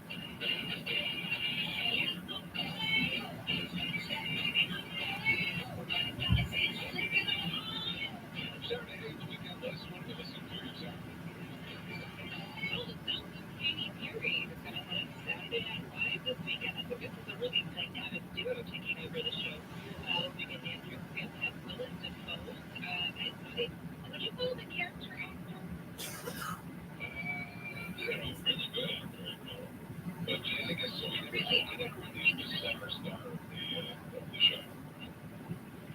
but he somehow manages to steal every scene. And it's weird because I always thought he was European because his name is Willem, which is like the Dutch pronunciation of William. He's from Wisconsin. Anyways, he actually is going to be amazing. That's going to be Saturday Night Live this Saturday evening. A lot of other things to recommend TV-wise. Andrew, we need to talk about Cosby, which is a new Showtime documentary series. It's in 4 parts. You can catch that on Crave. So it really tackles the fact that this man used to be America's dad in women's classes. That obviously is really dark. And so that is about Samuel Cromwell, who's an Emmy-winning director. So this story is in really good hands. We also have the Gilded Age for Downton Abbey fans like myself and my parents. You know, there's a second Downton film coming in March, but you can get your Julie Fellows fix now because his new show is called The Gilded Age. We get to see New York City in the 1880s, both stories of the upper crust and the lower class history. Yeah, I'm obsessed with The Gilded Age, Andrew. I read so many books about it over the holidays. So it's really a memory. Yeah, remind me, it's pretty interesting. But while you're talking about that and that time in New York, what is the name of that book that you have to read that was so good about time travel? Do you remember that? Where they go back and they're... Forever. I think it's Forever in Time. Yeah, it's just a fantastic book. Okay. Yes, you and I have a very niche shared literary interest, and that is New York Times. The books set in New York involving time travel. I think the book you're thinking of might be Forever by Pete Hamill. There's 2 that we've shared that I would share with you. But, you know, if you love history and you love New York, this is really the show for you. We have Harris sisters who are what we would call old money, the Knickerbockers. They're very toned down. They know they're rich, but they don't flaunt it. And across the street, a new money family walks in. The Russells, they're like the robber barons. But we also have storylines about the lower classes. We have a black family that is very prosperous, but dealing with racial issues. And so there's a lot of stories in here that's on Crave right now. If you want to travel without going anywhere, there's 2 new series that are reality shows on Netflix that came out last week. Midnight Asia, Just Dance Dream, and Heavenly Ice Mexico, which is about really outlandish meals. If you like Kristen Bell, used to play Veronica Mars way back, she's in a comedy satire show called The Woman in the House Across the Street from the Girl in the Window. So you can watch that one. This is kind of like the kind of movie that Amy Adams would star in, where there's a woman who really has to stumble across a kind of intense storyline.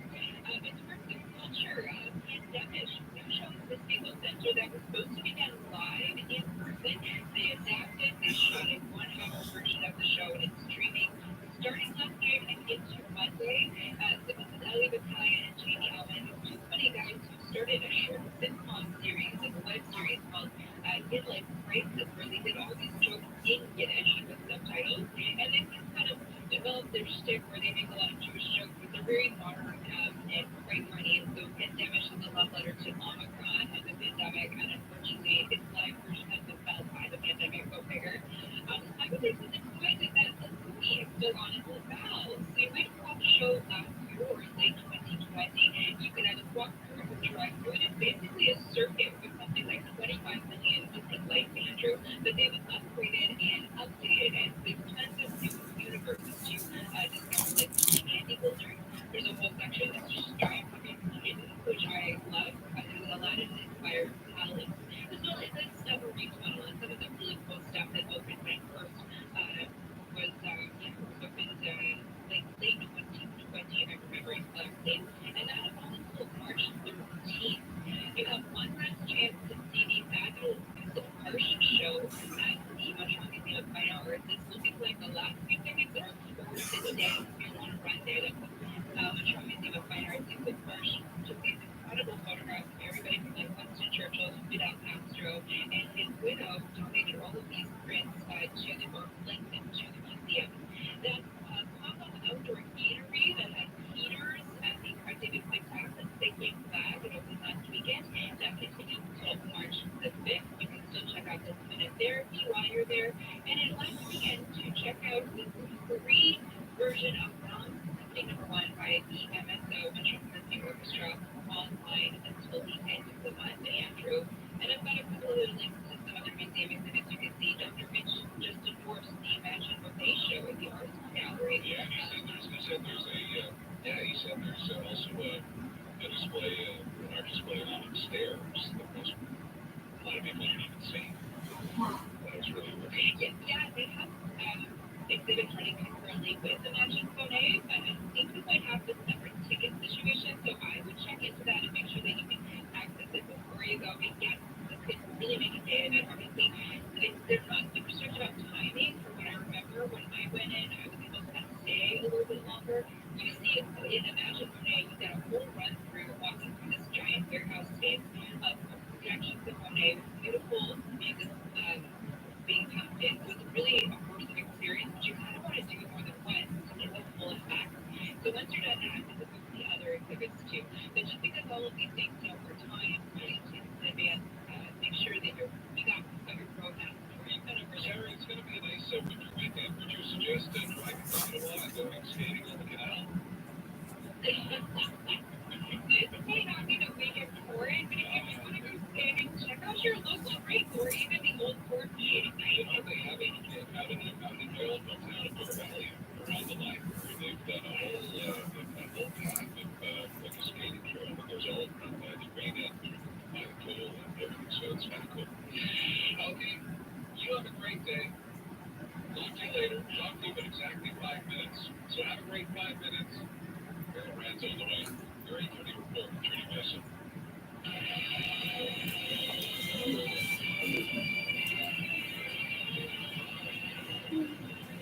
Good morning, it is 8:30. I'm Trudy Mason with your CTV News Update. The flurries will taper off this morning, clearing skies after that. The temperature falling to minus 13 this afternoon. Weather details in minutes. In Montreal right now, minus 12, and here's what is making news. The trucker convoys, which will transit Montreal later today. Whether air purifiers are useful in the classroom, and reusing N95s. With the latest from the CJAD 800 Traffic Center, here is Mark Glazer. Trudy, no convoy delayed. Related delays as of yet. We are seeing delays on the eastbound side of the Met between the Kerry and the Ottawa interchange. On the westbound 40, you're losing time from Canada towards the Ottawa interchange. Southbound 25, difficult drive on road into the tunnel. On the westbound side of the Met, you're losing time as well. Being able to leave the Kerry interchange. Northbound the Kerry, it's a slow drive, but big gap for the time. Westbound side of the 20, you're losing some time from Bayview Bay and again 32nd Avenue into Kirkbound. Inbound side of the Mercier Bridge, that just delayed down from 207 on the 138 side. SBC on 4 points, based on all those marketplace, over 200 points for every dollar spent on blood mattresses. Benefit more until February 2nd. Shop marketplace online at maxi.com. Traffic and transit everything 9 minutes on CJAD 800. Your next report at 8:45.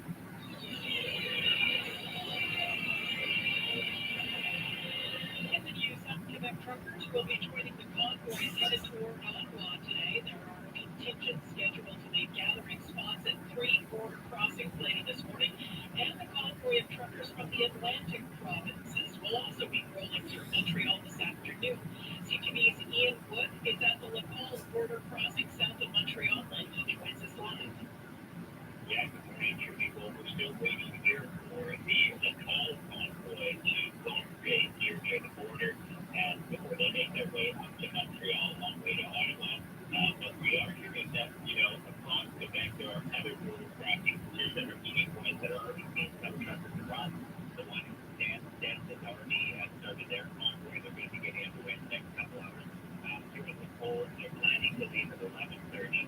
All of them want to converge on Montreal around the same time, around lunch or early afternoon. They're going to go across the Champlain Bridge through the La Fontaine Tunnel up to the 40. They're headed to Vaudreuil on their way to Ottawa. Now, we've seen other convoys across the country, including one from the Maritimes. They're making this way through Quebec. They've left Rivière-du-Loup this morning, also making their way down towards Montreal on route towards Ottawa. So all in all, there's quite a few of these convoys going, but, it's been here in Laval, the sense that to be representative of the rest of the province, they give you them quite as large as expected. So this looks like there are new first network trucks on the road. Julie. Thank you, Ian. Convoy organizers, by the way, are inviting Montrealers to stand on highway overpasses and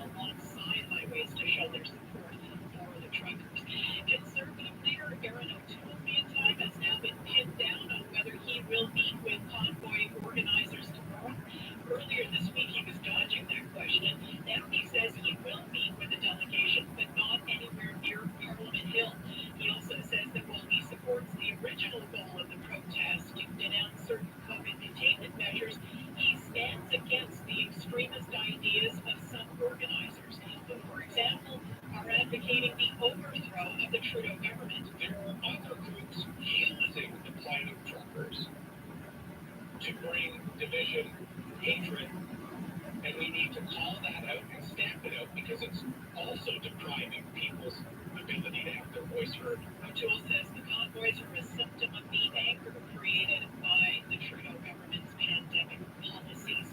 Our research poll on the original goal of the convoy to put an end to the vaccine mandate for cross-border truckers shows support from 28% of Canadians. The polling company says, however, that it is now impossible to gauge support because the purpose of the protest has widened out. A change of mind by a scientific advisory group here in Quebec after last year saying air purifiers were not useful as a way to prevent COVID contagion in settings such as classrooms. The group now says they may be. It notes that the latest scientific research shows air purifying devices do produce aerosols in poorly ventilated places. And to be effective, they have to be very close to the infected person. The Education Ministry says that proves they would not be useful in classrooms. And while some experts say it's a good idea to use N95 masks when out and about in public, there are questions about reusing them. The package looks a single-usable.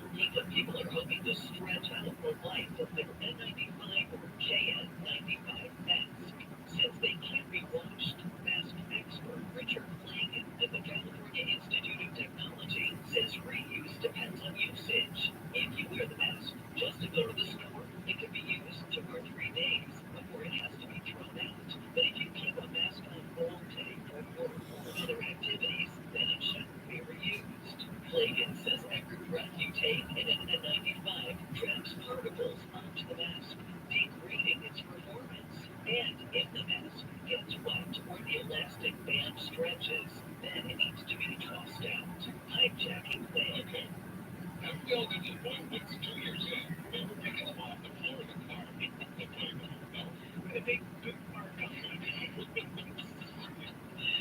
For all the news during the day, folks, please stream us on your smart speaker. Just say play CJAD 800. Your next CTV News update of that 9 o'clock.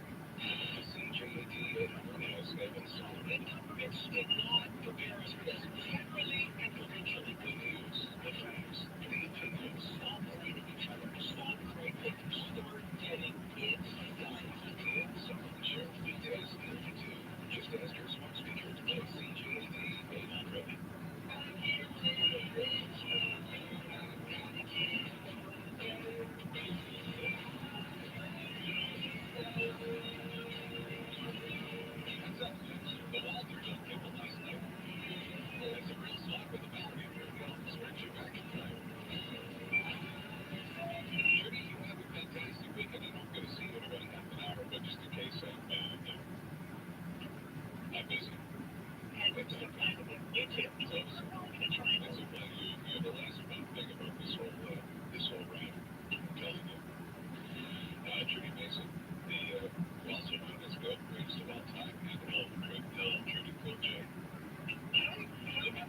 Register a vote against GOAT.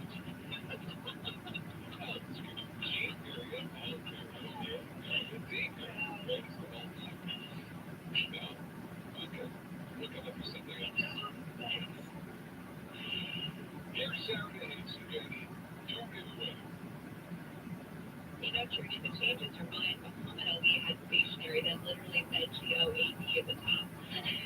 Because he was the greatest of all time. I think that he started that. So you can get stationery, Trudy. That could be fun. It is going to get a lot colder as we head into the weekend. But for now, it's sitting at -13. Update from Environment Canada. Drifting snow again at Trudeau Airport. We did get some precipitation last evening and early this morning. So you can still see some snow, but we've expected that to really taper off at this point. Wind chill right now is -21. They've got a kind of overcast and breezy morning. That's going to clear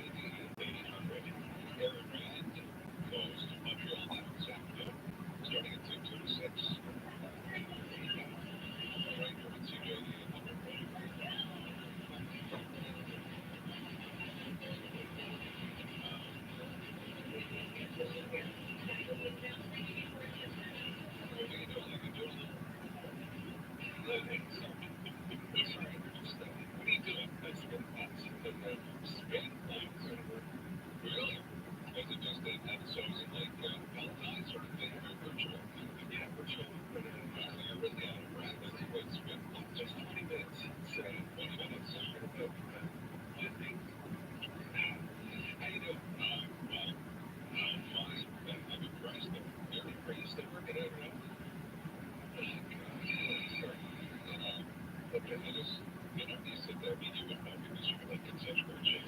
When you sit there and you feel that roll just around your stomach, it's like, and it just gets harder and harder. You're not working out at home at all. Well, a little bit at home, and virtually with my trainer, and I've been walking. I mean, I can walk from here to Winnipeg right now. What time we get on walking about, but it's, I don't, I feel really out of shape. What about you? We have a gym on it. So we're really lucky. So yeah, I'm really further going to build my choice. Are you into cryptocurrency at all? Have you taken this plunge? You know what? I don't understand it still, but I've been following this since I guess the get-go. I've been playing the boys mining, whatever. I have a friend, Rock Ripple, which is one of the cryptocurrencies, and I actually did pretty well. I bought some Ethereum, I don't know, 5 years ago. And yeah, I sold it. I think I might have made $300. Yeah, you sold it too soon. I did. Yeah, well, have you calculated what that would be worth now, or what it was worth 2 months ago? Yeah, that's what I did. Kind of got involved in this or something. So my very good friend Evan Pye,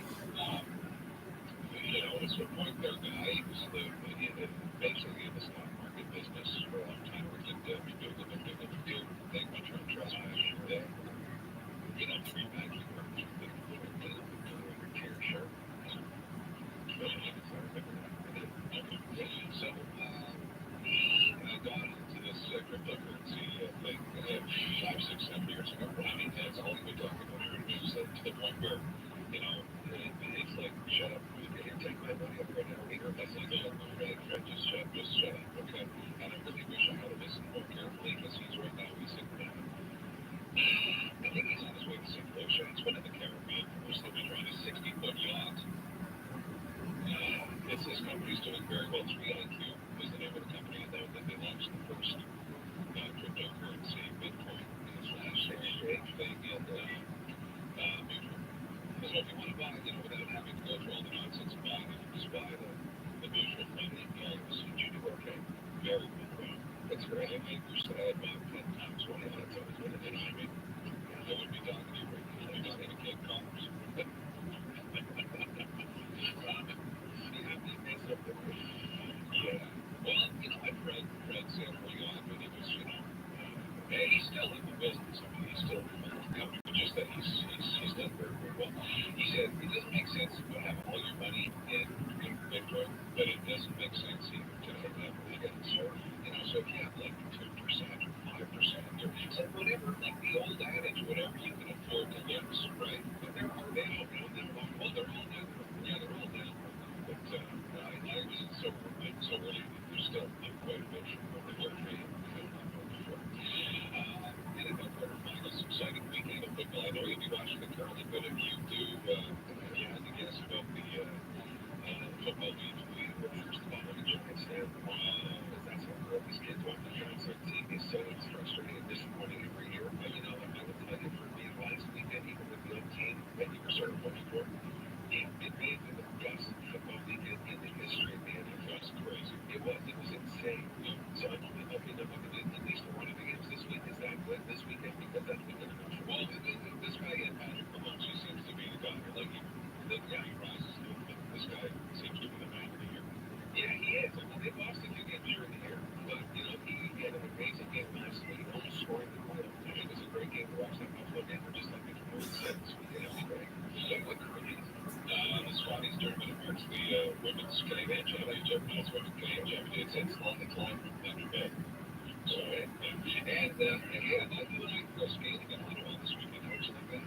Yeah, I'm going to walk down there. Look like you're walking Flint. They want to take my car in Flint.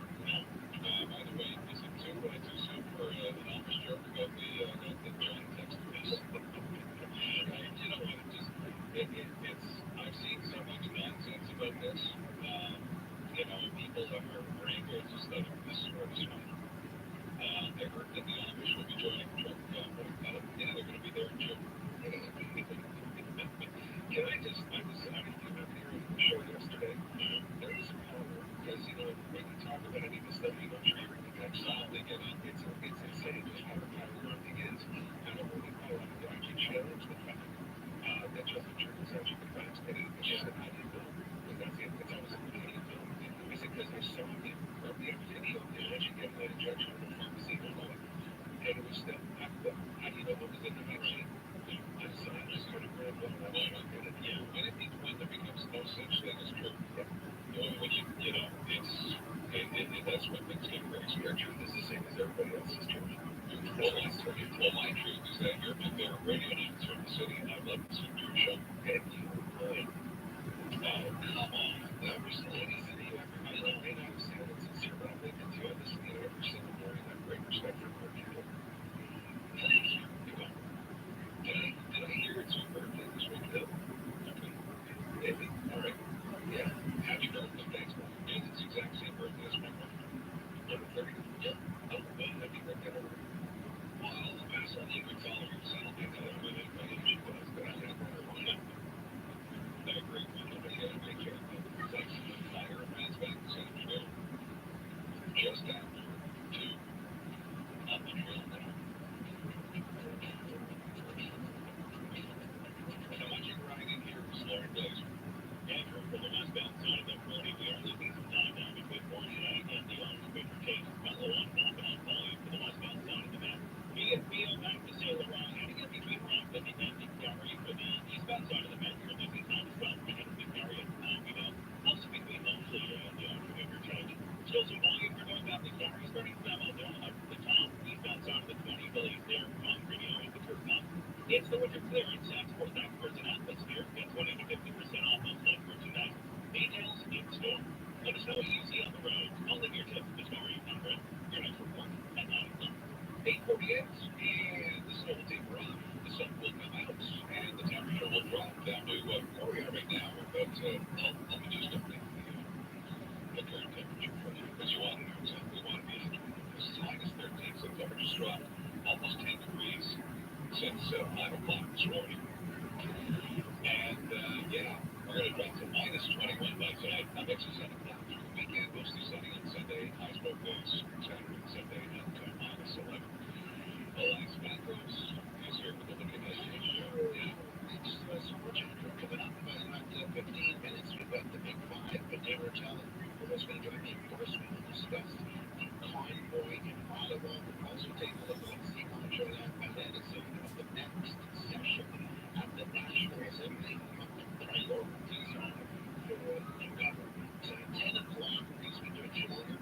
Says enough to done. He's got his own radio program, so I am looking forward to that interview. At 10:15, we will get the latest on that convoy with one journalist who will be on this weekend. Okay, I don't realize to cover the big story about two package of 2 chickens and one guy out of Robigo. Oh, hold on, there it is now. Yeah, package of 2 chicken. Yeah, they put it together in one package. Yeah. So, $1.99. That's crazy. 8:50. The Late Night Roundup is next. The Andrew Carter Morning Show, brought to you by the Backup on our Buy More, Save More event. Everything is on sale. Mattresses, pillows, sheets, and snugly duvets. BackupOnOurs.ca. Everyone loves Italian food, and you can bring delicious and authentic Italian food home from Restaurant Remember. They've been serving the East End's best Italian dishes since 1971. Order your favorite for delivery or counter pickup. Or better yet, load up your freezer with Dimenda's restaurant quality frozen meals. Dimenda's famous Montreal-style pizzas for lasagnas, pastas, sauces, and more to make dinner easy and delicious. Visit Dimenda.com to see the full menu today. Restaurant Dimenda, your new favorite Italian restaurant in St. Leonard. Were you told onion surgery is painful? Not true. There's very little pain and only a small incision with a minimal invasive surgery technique. Call me. I'm Dr. Shazia Malik, 514-844-5250, or ralphpodiatry.com. And it's that time again for our annual PC Optimum Points Days, on now from January 27th to February 2nd. Here's a great story. ABC just got 16,000 points to your PC Optimum Points Days. Smiley face, smug face. Wow, that's worth $68. Smiley face, exploding head, heart. For our biggest points event, or iconic cookie, just $2. These are a few of the ways we make every day better. Our biggest points event is now on in our stores. Try new Tim's espresso beverages for only $2 from February 2nd to 15th. Made with 100%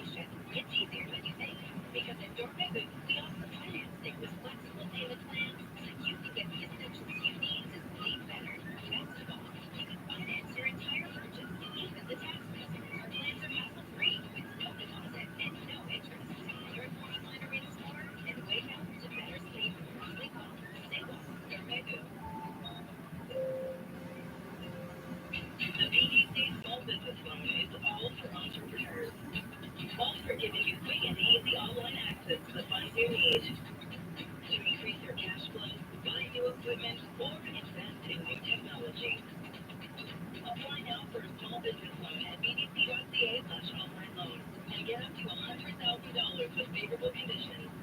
BDC, financing, advising, smart. Everybody's favorite alien returns to CJAD Sci-Fi Channel and defeats humanity's last hope from a long refuge. We're screwed. Resident Alien, all new Wednesday at 9 on CJAD Sci-Fi Channel. Hello, Nissan. It's freezing out there. Right, exactly what you need. The Nissan Kicks with available heated front seats. Awesome. It also comes with available Bose speakers. Hot seats and hot music means the winter cold and no chance. No chance at all, Green. Rediscover it first with the 2021 Nissan Kicks S. They save for the equivalent of $55 a week for just 24 months. Until January 31st, $238 a month, $1,795 down. Retail value of $22,043 on independent details at Nissan. Your destination is 50 meters away. Exit your path. Turn left. Go straight. Traffic in the bathroom ahead. 7 minutes detour. Are there days when you work from home and don't use your car? With the adjusted program IDs for the insurance, you can save money. Sign up today and get a 10% enrollment discount on your auto insurance premium for the first 6 months. Certain conditions, limitations, and exclusions may apply. I've got just 15 seconds to tell both new and experienced doctors why Cryogenics Medical Center offers physicians one of the best environments to practice medicine. No, 15 seconds isn't enough. So why not give us a call, 731-CGX1 or Cryogenics.ca, your full-service morning show. With Andrew Carter, CJAD 800, 10-855. Here's Late Night Roundup.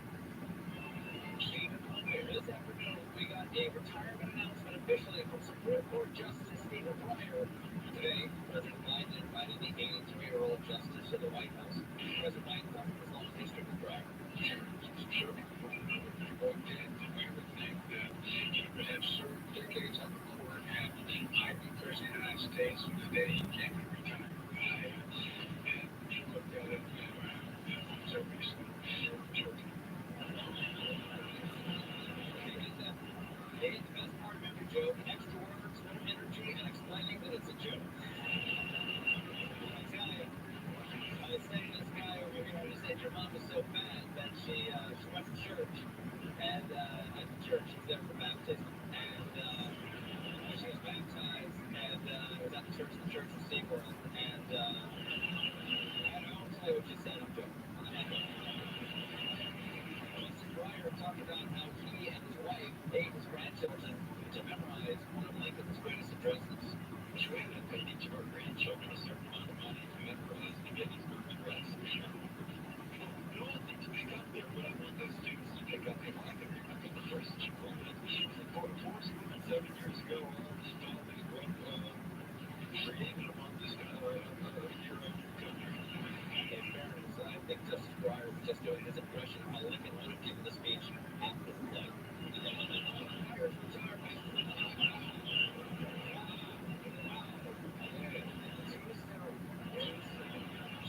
Some business news. Bud Light just announced they're releasing Bud Light Next, a zero-carb beer that they spent nearly 10 years trying to make. 10 years. Somehow it took a few months for the fight spread safe, but 10 years for Bud Light. Hey guys, I read that Elon Musk took his kids to Walmart so that they could see the pandemic toilet paper shortage firsthand. This is crazy, Dad. Why don't they just use $100 bills like we do? White House Press Secretary Jen Psaki said yesterday that President Biden will stand by his commitment to appoint a black woman to the Supreme Court. A Fox News panel criticized the administration's selection process. Something wild, yes. They say they have exactly 2 problems with a black woman.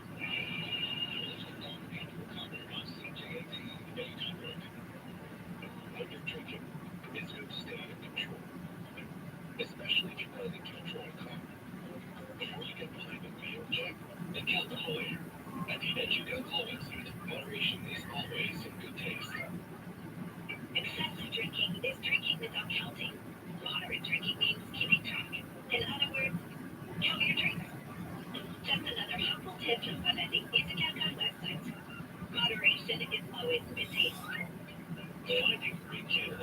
can be like, well, trying to find a needle in a haystack.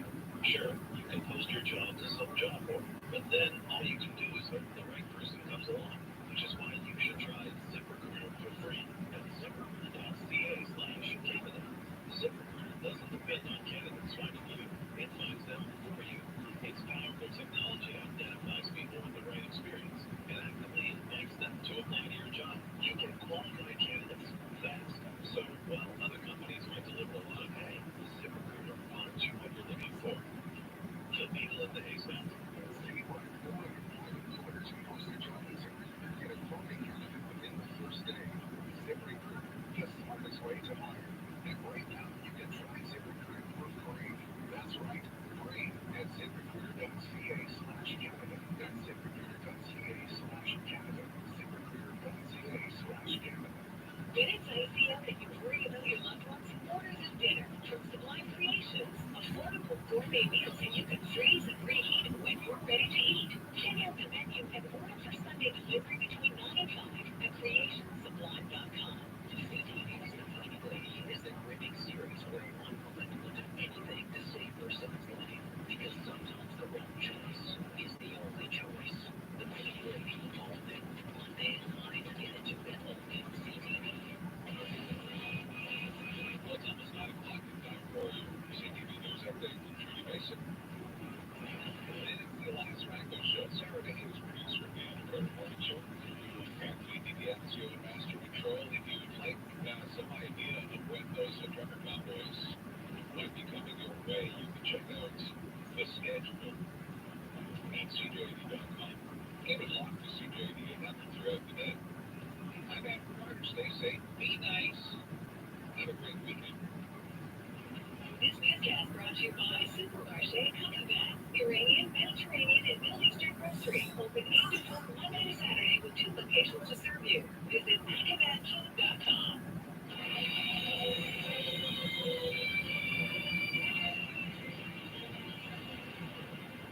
Good morning. It is 9 o'clock. I'm Trudy Mason with your CTV News Update.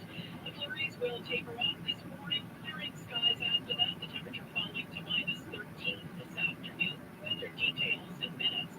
In Montreal right now, minus 13 degrees, and here's what is making news. Truckers rolling toward Montreal. Security being beefed up in Ottawa. And Justin Trudeau on confronting anti-Semitism. With the latest from the CJAD 800 Traffic Center, here is Mark Dixon. 30 cars in volume on the eastbound side of the 20 now. It's the trip down Eastern Kansas bound delays for northbound recovery from John Cloud to the top. Southbound 15 that has delays found between Elk Island and the 132 on the South Shore. Eastbound 30 at I-State through Grandale Lake or slowing from Edmonton 10. Westbound side of the Metsamon not delayed down there for near the San Laurent between 9 to the end of the Carry Interchange. For southbound, the rest of the are getting work at I-State 9 to the 50 that is due to flat banks. Chico Gun stores are expanding. If you're comfortable with public and pedestrians, you might be the rare person if you were. Visit chico.ca for a store near you. Traffic and trends every 15 minutes on CJAD 800. Your next report at 8:15.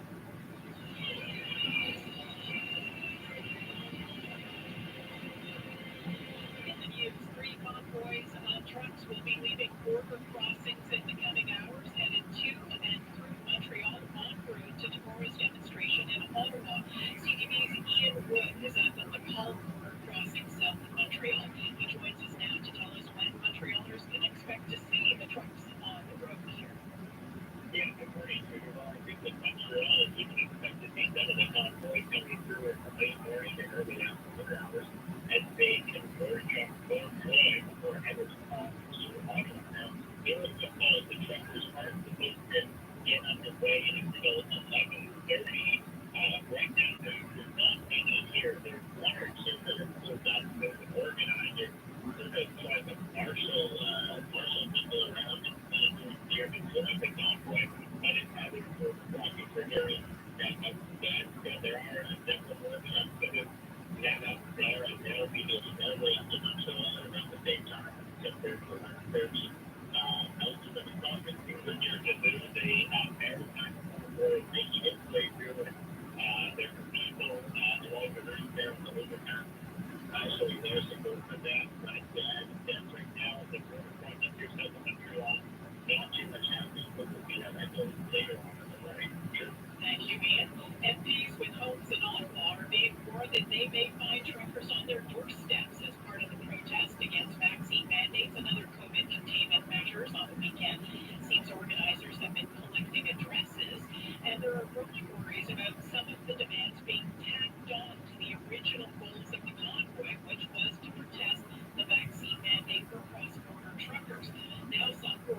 Others are advocating the overthrow of the Trudeau government and the installation of unelected people, including the Governor General, as leaders of the land.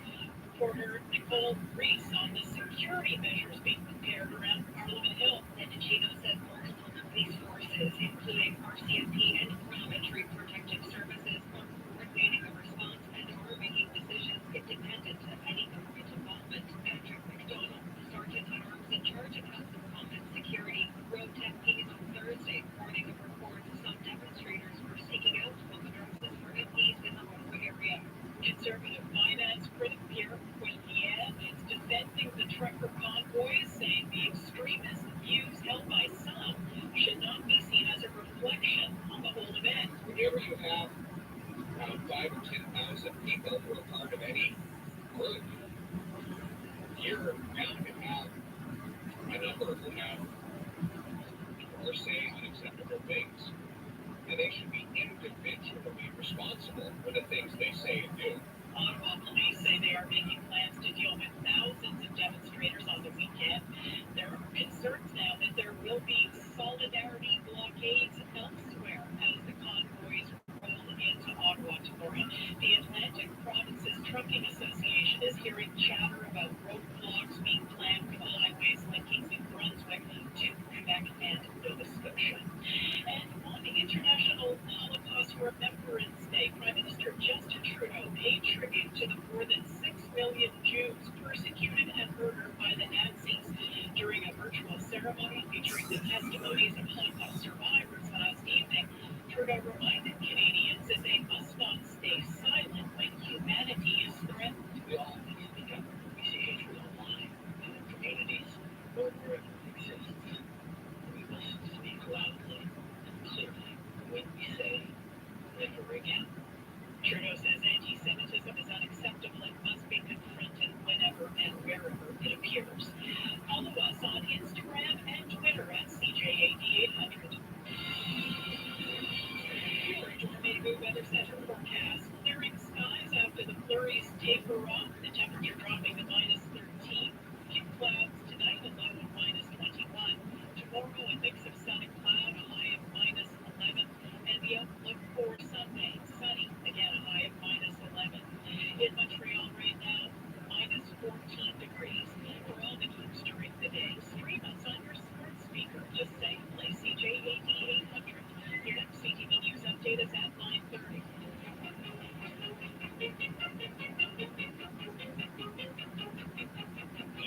The Big Five on the Elias Mendo Show. Brought to you by Investment Advisor Vigilant Point of CIBC London. Vigilant Point can always be reached at 847-6324. Oh yeah. It's a Friday. Let's start off. The Elias Mendo Show. Episode 1. Big Five. On today's Big Five. Listen, I'm not enthusiastic in life in general, especially on Friday. But on today's Big Five, we got a great group to operate. Each year, horrifying sights. Concerns here. Plus, Simon Jolin gets sets priorities for 2022. And before we do that, let's do some shout-outs.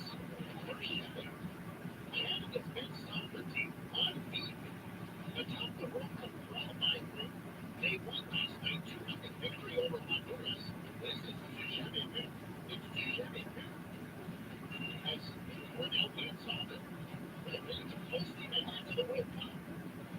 Shout out to those finally get a men's soccer team around. That's pretty good. And then on our main cars to shout out, Easy Diligence. $1.99 a pound chicken. And to get the second that stuff. And you know what? $1.99 a pound chickens. If you go to the grocery store, well, one of the grocery stores has that. Shout out to Cheap Chicken. And as your shout outs, shout out to CJAD.com on the Big Five this morning. Former Trump Liberal Minister and political analyst David Hertel. Live born in Ohio, and he is joined by the finalist of Korean.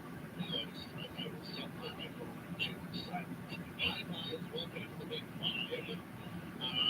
Where do we start? I don't think we have a choice. We start at home, where MPs have been warned that the trucker convoy protesters may turn into wolves. Aaron O'Toole says, why didn't they with the group? And if they get a short way, this brings line with us. They're ignorant, understand their bad copy-paste job of U.S. Insurrectionists. Their top line request is overthrowing the government. That's, and we don't have a vice president here, so we'll ask the governor general. That's how we get the bad copy-paste, along with the Senate. That is the copy-paste. So they want to overthrow the government. There's apparently a smattering of Quebec truckers on their way to Ottawa as well. First things first. Let's start off with conservatives here. Here's Aaron O'Toole on his current approach to these truckers. I don't think it helps when we're trying to suggest we're going to listen to Canadians who are frustrated that we're in some way endorsing people that are connected to this. I can't say it enough. People that are frustrated, that are working Canadians and just want to be heard, I will make sure we always are there to listen. People that are advancing horrific agendas, I will make sure I call out that conduct and try and rally the better ages and nature of Canadians at a time that our country is divided. Actually, let's listen to a spokesperson for the truckers. Just based on what Aaron O'Toole just said, that's the perfect tee up to actually hear more from the people that needs to be listening. Maybe we should be talking to them. Maybe we should close the doors on. This is Benjamin Tipton, spokesperson for the quote-unquote Freedom Convoy. Yesterday, it was my first time ever crossing the border in a truck with my digital passport. And I held my phone up to the border agent to give me the QR code. You know what he said to me? Oh, it's okay, I don't need it. So what do you need it? Some of your truck owners already popped up on my screen and it's correlated with their passport. Can't think of that. Can't believe that. So they know everybody who's coming up to the border before they're there and they're tracking them.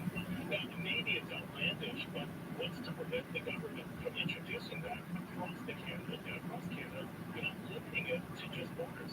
And you guys are getting it as well, and you can thank us for it. And of course, the outlet that gave Benjamin Victor the voice there was Fox News. So guys, let's go through all of this. We also talked about Justin Trudeau and how he has analysts. But we'll start off. Aaron O'Toole, maybe you guys are taking it pretty because I heard you on a lot say great. Let's start off with Aaron O'Toole meeting with the group everything. He's taken advantage of an opportunity. This is just political posturing when he sees that somehow it's relevant to some part of society. To say that he's going to be the man who listens to all Canadians, the part that bothered me the most about his benefit soundbite is what our country is divided. Just something border rhetoric to battle. Think that the country is divided. We have different points of view on things. Certainly with those so far as to say that. So you're stoking flames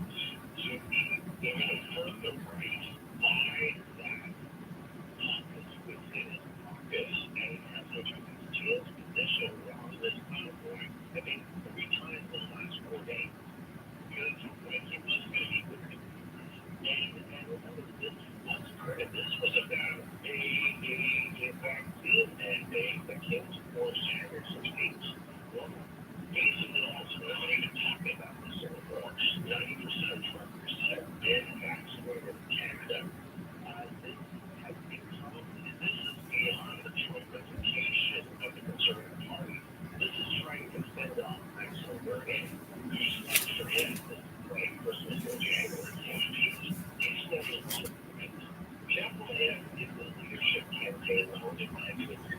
And beyond this is damning like this has overtime, not only a Trumpian Governor DeSantis type messaging, but this has told of January 6th. This is getting very serious. We're airplanes should tie itself to this. And since what's going in every direction like this, and one place that he's going to meet with the organizers that went before that, well, the organizers have to really very extreme position.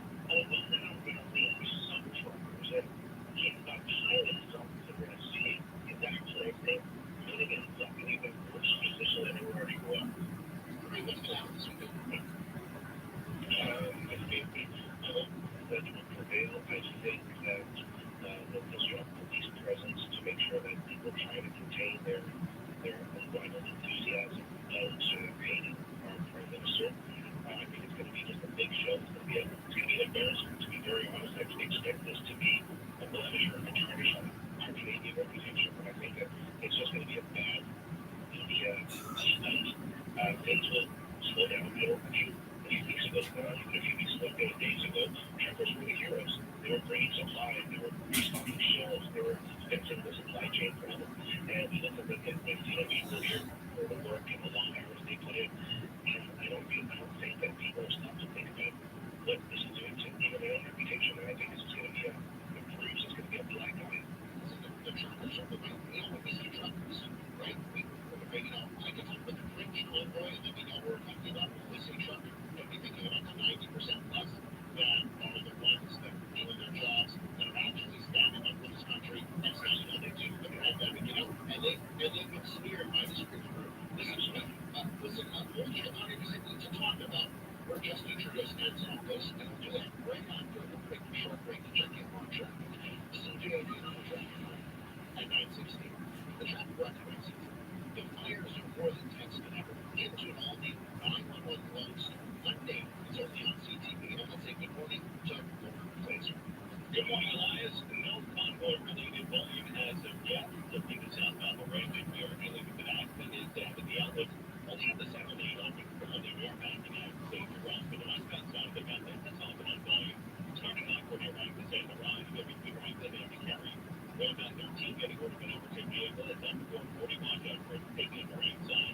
Eastbound 30 an accident is dead end of Grand Lake. The lane not coming out of the 10. It's been under clearance for that with an atmosphere of 20 to 50% off on select merchandise. Details in store. When it's coming easy on the road, I'll give you a tip for starting on grid. Your next report at 9:30. The stories the office is buzzing about. The Big Five on the Elias Echo Show. All right, we're back here on the Big Five. David Bertel and Greg Lewis on with us at this. Let's briefly, guys, touch upon Justin Trudeau and what his messaging needs to be right now, how he needs to handle what's going to happen in Ottawa. I think there needs to be some sort of a strategy. I don't know if there's any way you can look at maybe how Justin Trudeau has handled being Prime Minister and leading Canada over the last 6 years now. If you can make any links here about where we are in Justin Trudeau's leadership, okay? David, on you on this one, please. Well, I think Justin Trudeau has to be careful here to be very, very, connected with the message that the Conservatives are trying to put out there, that the Liberals aren't listening to real people, because now we know that this convoy has been taken over by very truckers that have nothing to do with the original issue of vaccine mandates. But the question here is that what the Conservatives are trying to do, and this message made nothing, and that's actually the message that Trump elected back in 2016, is that government was no longer working for the little man. And so I think you have to be very careful about distinguishing extremists or advocating violence and racism and just extreme and particularly your expression of bias truly behind this position. And with people like ordinary people that feel that government is no longer working for them, because what I'll tie it into your broader point is participation rates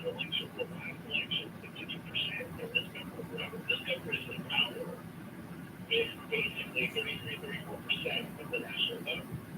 And so you have to be careful right now about making sure that you are talking about issues in your planning. And one of these things is that there is a frustration. We're seeing it in Quebec. We're seeing it across Canada. And there, you don't want to go the way, for example, when it's 2016, talking about the borders. And that's going to be very careful. You got to be very careful about that. And also, you got to only amend the real action. It can't be just rhetoric. Just rhetoric is very good. Rhetoric and symbolism. But there's going to have to be real concrete actions very soon. I remember from healthcare and how we had the I want to throw one thing out there because I've been thinking about this. Frank, love your thoughts on this.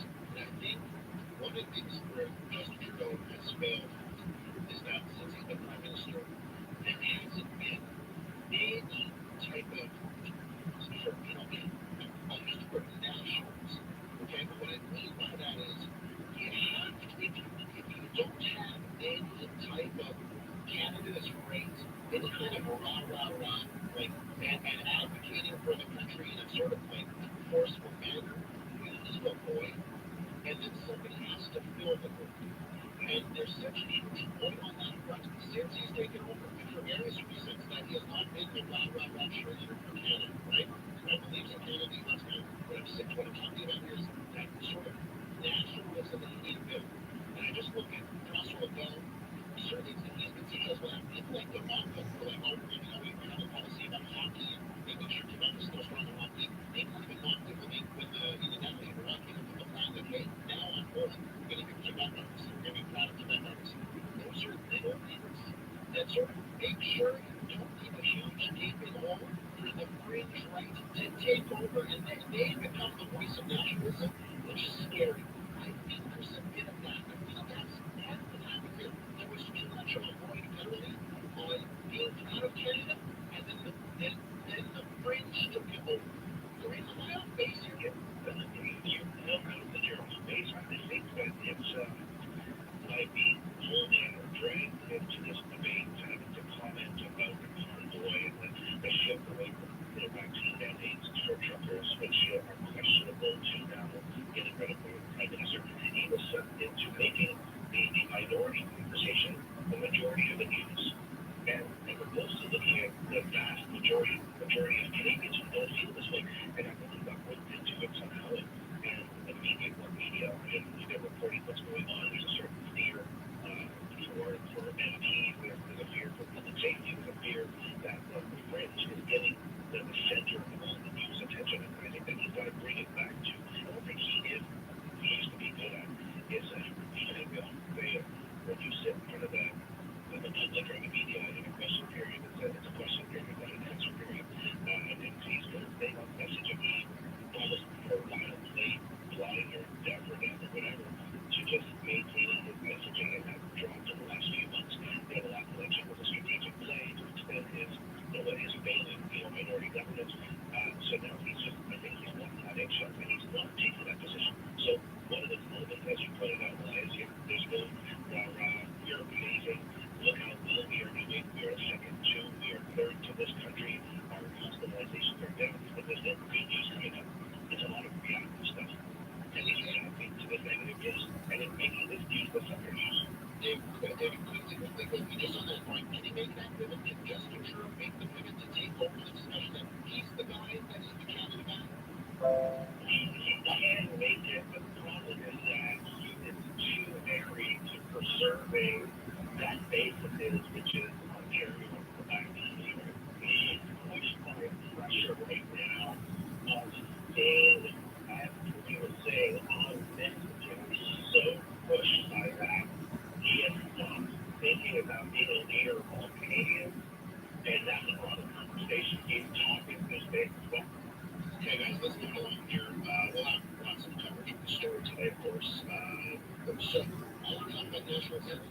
Simon Jean Legaret doing an interview on the next session of Parliament, but not next week. And what the priorities for the government will be. And this is not, I guess we should know them. So the priority will be, as the CJAD government needs to make the case for re-election later this year. Healthcare,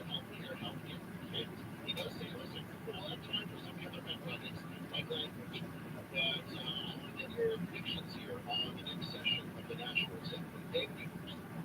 Well, it is going to be an Oscar. Think about this. This is the last session before the election in October. So this is going to be all about making sure that some remaining key promises are going to be fulfilled.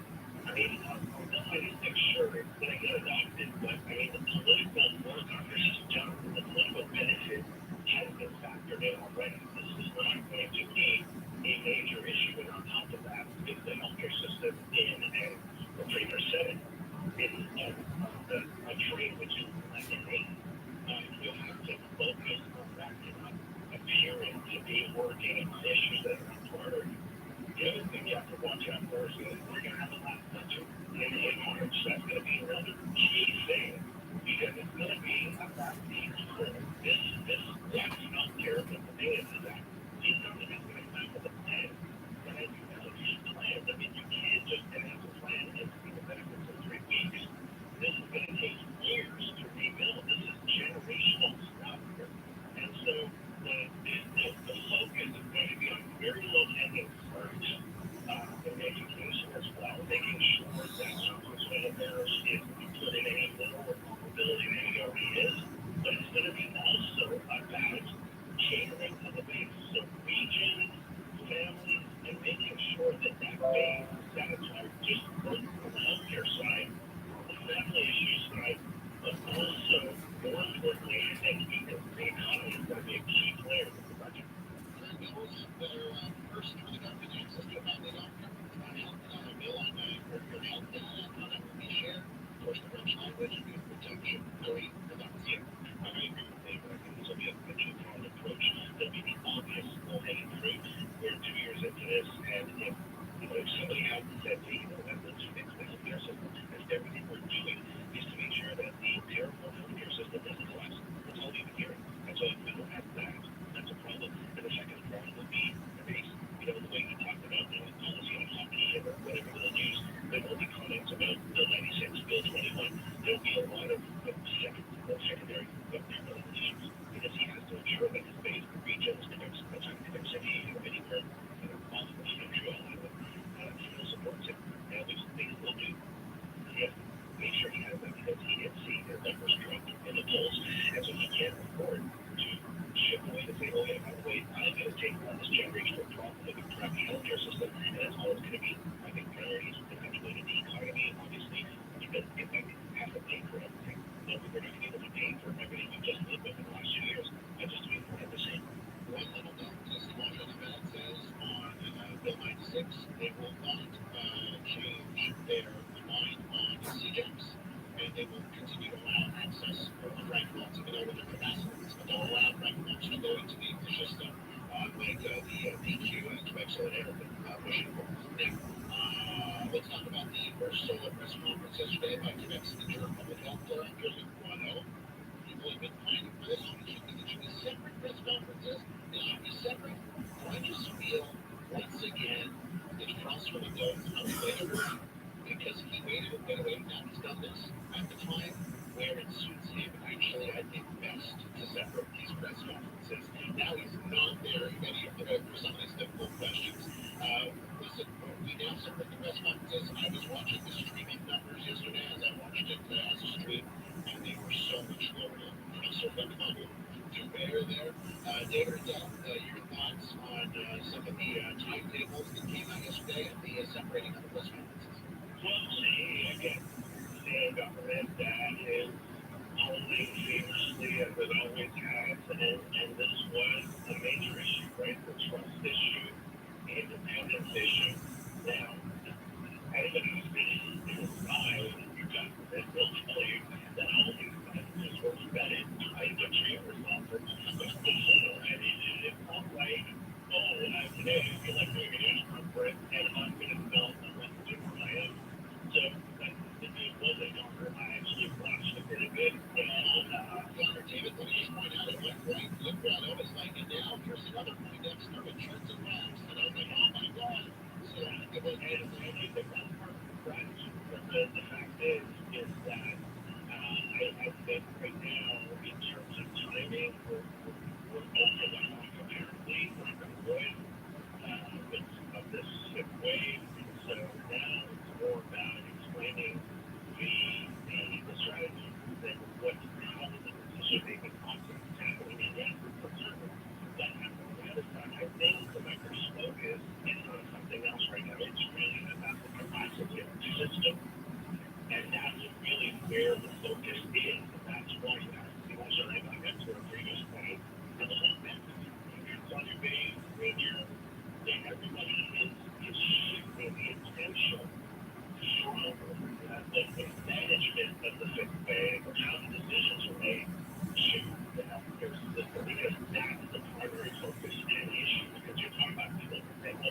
locals come in, the trade hours. This is the big issue right now for collectors. Kareem, I can smell the weekend. It's time for you now to wrap up this to go and go on the side of aspartame. Well, I think the whole idea we talked about the press conference is too little too late. We're talking about separating politics and science, which obviously that ship sailed. And in the beginning, it would have had a little bit more credibility, but I don't think that anybody, starting with Mr. Dubé, wanted to let Mr. Dr.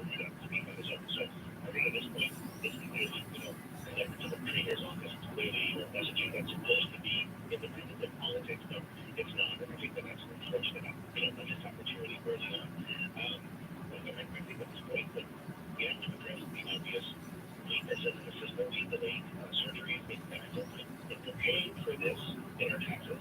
Our economy is hurting right now. I think at some point we have to just face the fact that you're not given a strength and you're in the long-term relay race and you're holding the baton for this family and your job to fix whatever other people have they have got wrong things. You're holding the baton. You've got to fix certain things or at least contribute to fixing things as part of your role in the family.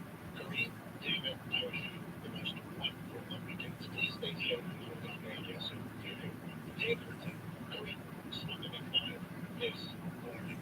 When we return, what Iowa and peace have been warned with the truck convoy protesters being targeted their homes. When you take a look at this, you have to ask if you think they're taking this convoy, this British convoy, they're taking their protest too far. How's it all pretty far? Too far. Let's get your views. You can check out the Big Five podcast on the iHeartRadio app and all major podcast platforms. This newscast brought to you by the English Montreal School Board. Elementary registration for 2022-2023 is January 31st to February 4th. Call 514-483-7200. Good morning. It is 9:30. I'm Trudy Mason with the CJAD News Update. Several convoys will converge on Montreal early this afternoon en route to the truckers' protest in Ottawa. Organizers are inviting Montrealers to show their support by waving at the convoys from overpasses and service roads. Ottawa Police, the Mounties, and the Parliamentary Protective Service are coordinating security arrangements for the rally at Parliament held tomorrow. They say no illegal acts will be tolerated. And in Pittsburgh, Pennsylvania this morning, a bridge collapsed just as the rush hour was getting underway. Certain cars and a bus plummeted to the ground. 10 people suffered minor injuries. With the latest from the CJAD 800 Traffic Center, here is Lauren Glazer. Trudy, looking at southbound the region, early on an accident ahead of the outlet still affecting the climb. We only have the 7 lane open through the area. We are back in the St. Jerome. Westbound side of the Napa Lane open on down between Rio and the Carry interchange. For the eastbound side of the TCAP Worthington climb is valid. It starts quickly on southbound beyond the eastbound side of the Napa. Step into Marquette County for maliciously driving means until February 2nd. Your chicken is $1.75 per pound. Traffic and Brandon every 15 minutes on CJAD from Brandon. Your next report at 9:45. Your neighbor weather center forecast. Clearing skies after the flurries taper off. The temperature holding steady. Few clouds tonight, the low of -21. Tomorrow, a mix of sun and cloud, a high of -11. And the outlook for Sunday, sunny again, a high of -11. In Montreal right now, -14 degrees. Your next CTV News update is at 10 o'clock. So we start off this morning with the scene from Ottawa. Right in Ottawa, MPs have been warned that this French trucker convoy protesters may target their homes. We also have a situation where Joe says he's going to meet with this group. The spokesman, make sure to put this out. This group's top line request. Okay? And I love the terminology they use. Some of it's really funny. It's like a bad copy-paste term of some of the insurrectionist language from the U.S. But their memorandum of understanding, their top-line request is overthrowing the government. The Governor General and the Senate must get rid of all the outlaws. The narrative is going to be that. There's also a scattering of truckers on the way to Ottawa, and it is. But I want to listen. This is Canada.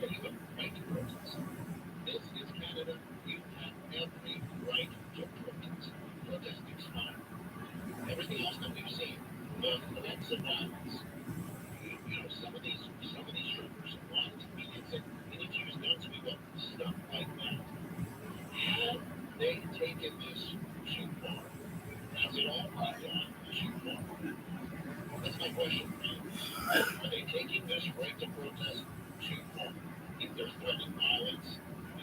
Some of the language you're seeing here, it's overthrow the government. So, you may say, well, there's genuine concerns behind all of that nonsense. I'm okay, I'll listen to that. I want to hear from truckers too, right? The 90% plus of truckers that have nothing to do with this. 514-790-0800. That's our phone number. I love the numbers. 514-790-0800. Text line is 514-800. And we will go to you next. Hey, so how's Dad doing? He's really changed in the last year. Mom is not giving any rest, but she's up most nights looking after him. We need help. Colleen told me about customized home care. They matched her parents with a great caregiver. She stayed overnight so her mom can finally get some rest. When can we start? Care designed by you. Customized home care. From 2-hour visits to 24 hours a day, 7 days a week. Your free assessment. Take back their dignity. I never hear from the guy. This is one of the most common complaints expressed from clients and their financial advisors. Hello, my name is Richard Klein, investment advisor at CIBC Together. I believe it is impossible to manage your needs, goals, and risk profiles unless you speak to your advisor on a regular basis. I know, because I make it happen to speak to my clients regularly. If this is a problem you're experiencing or would like to avoid, call me. I'm Richard Klein, investment advisor at CIBC Together, and I can always be reached at 847-6324. CIBC Wood Gundy is a division of CIBC World Markets Inc. Member of CIBF and IROC. Mobilar's winter sale is on now. The finest quality furniture and decor at the best prices. Impeccably curated from North America and Europe with everything you need for your living room, bedroom, dining room, or home office. At Montreal's finest furniture and design showroom, Mobilar.ca. What would you call a new crispy chicken sidekick made by Subway sandwich experts? With seasoned chicken breast free from artificial flavors, a crispy golden brown coating, and freshly prepared just for you. At Subway, we call it the complete package. Introducing our new crispy chicken sidekick, only $3.99. Only at Subway, and only here for a limited time. Subway, eat fresh, freshly prepared for your home. Limited time at participating restaurants. Extras additional Subway. This season of CTV's Transplant has everyone talking. They want to see drama that's fresh, compelling, and gripping. Get all the Transplant Monday at 10, only on CTV. Then stream anytime. Hi, I'm Richard Klein of CIBC Wood Gundy, and when I say I can always be reached, I'm not just selling you a line. My clients know that when they get on the phone, I answer the call. It's important, especially during times of uncertainty like right now, that you have immediate answers about your money and the team that takes care of it for you. I'm Richard Klein. I can always be reached at 514-847-6323. CIBC Wood Gundy is a division of CIBC World Markets Inc. Member of CIBF and IROC.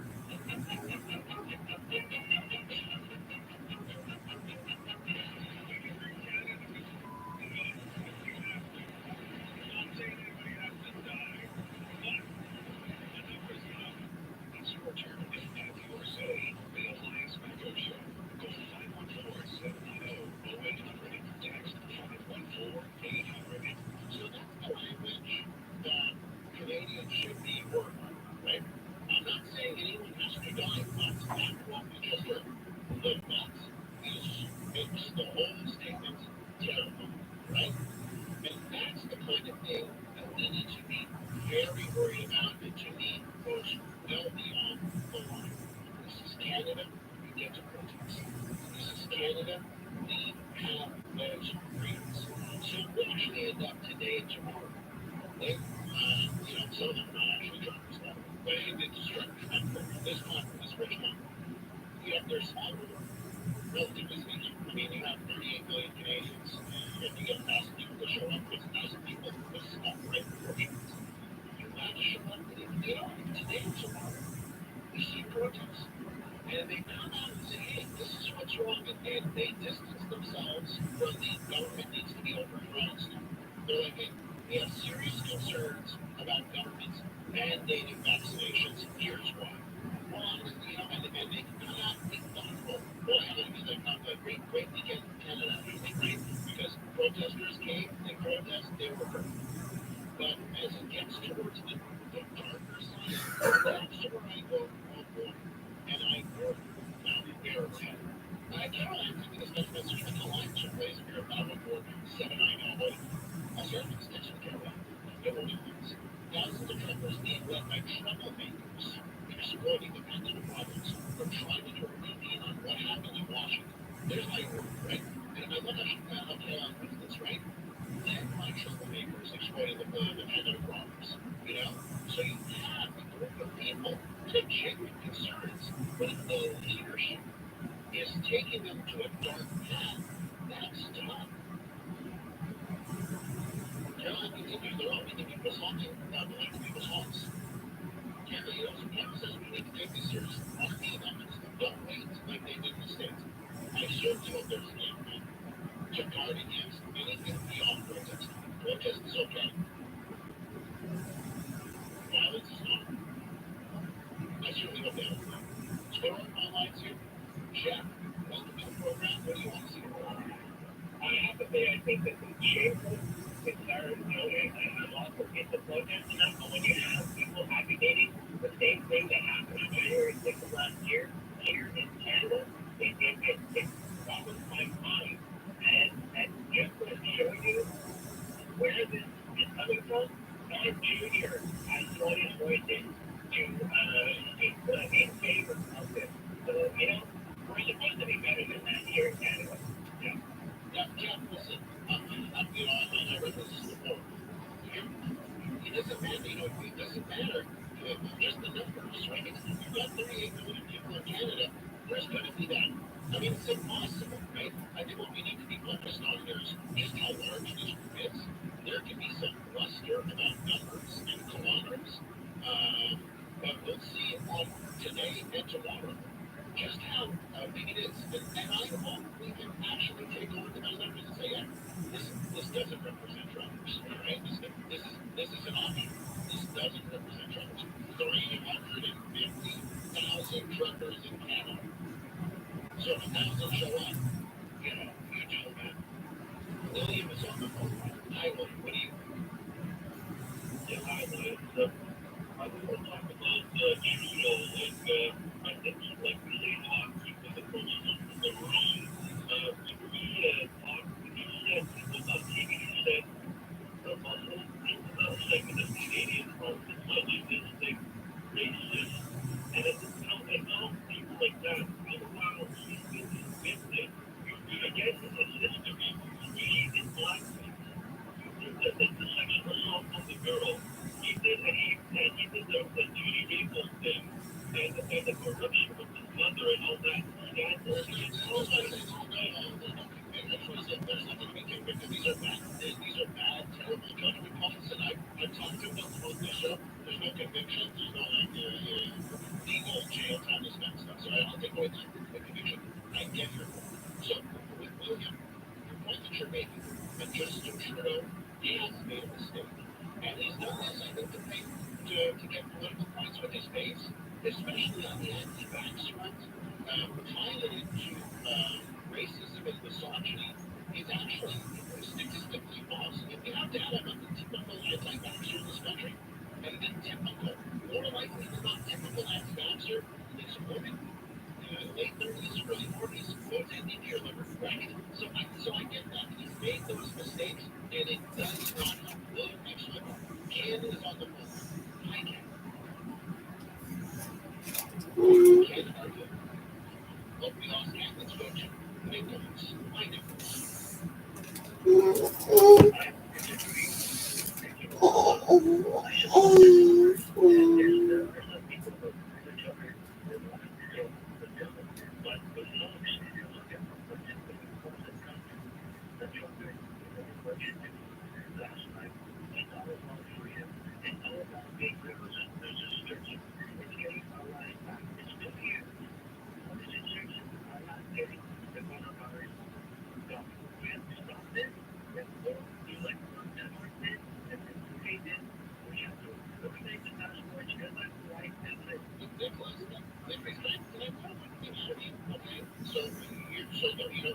Denmark and the UK did, right?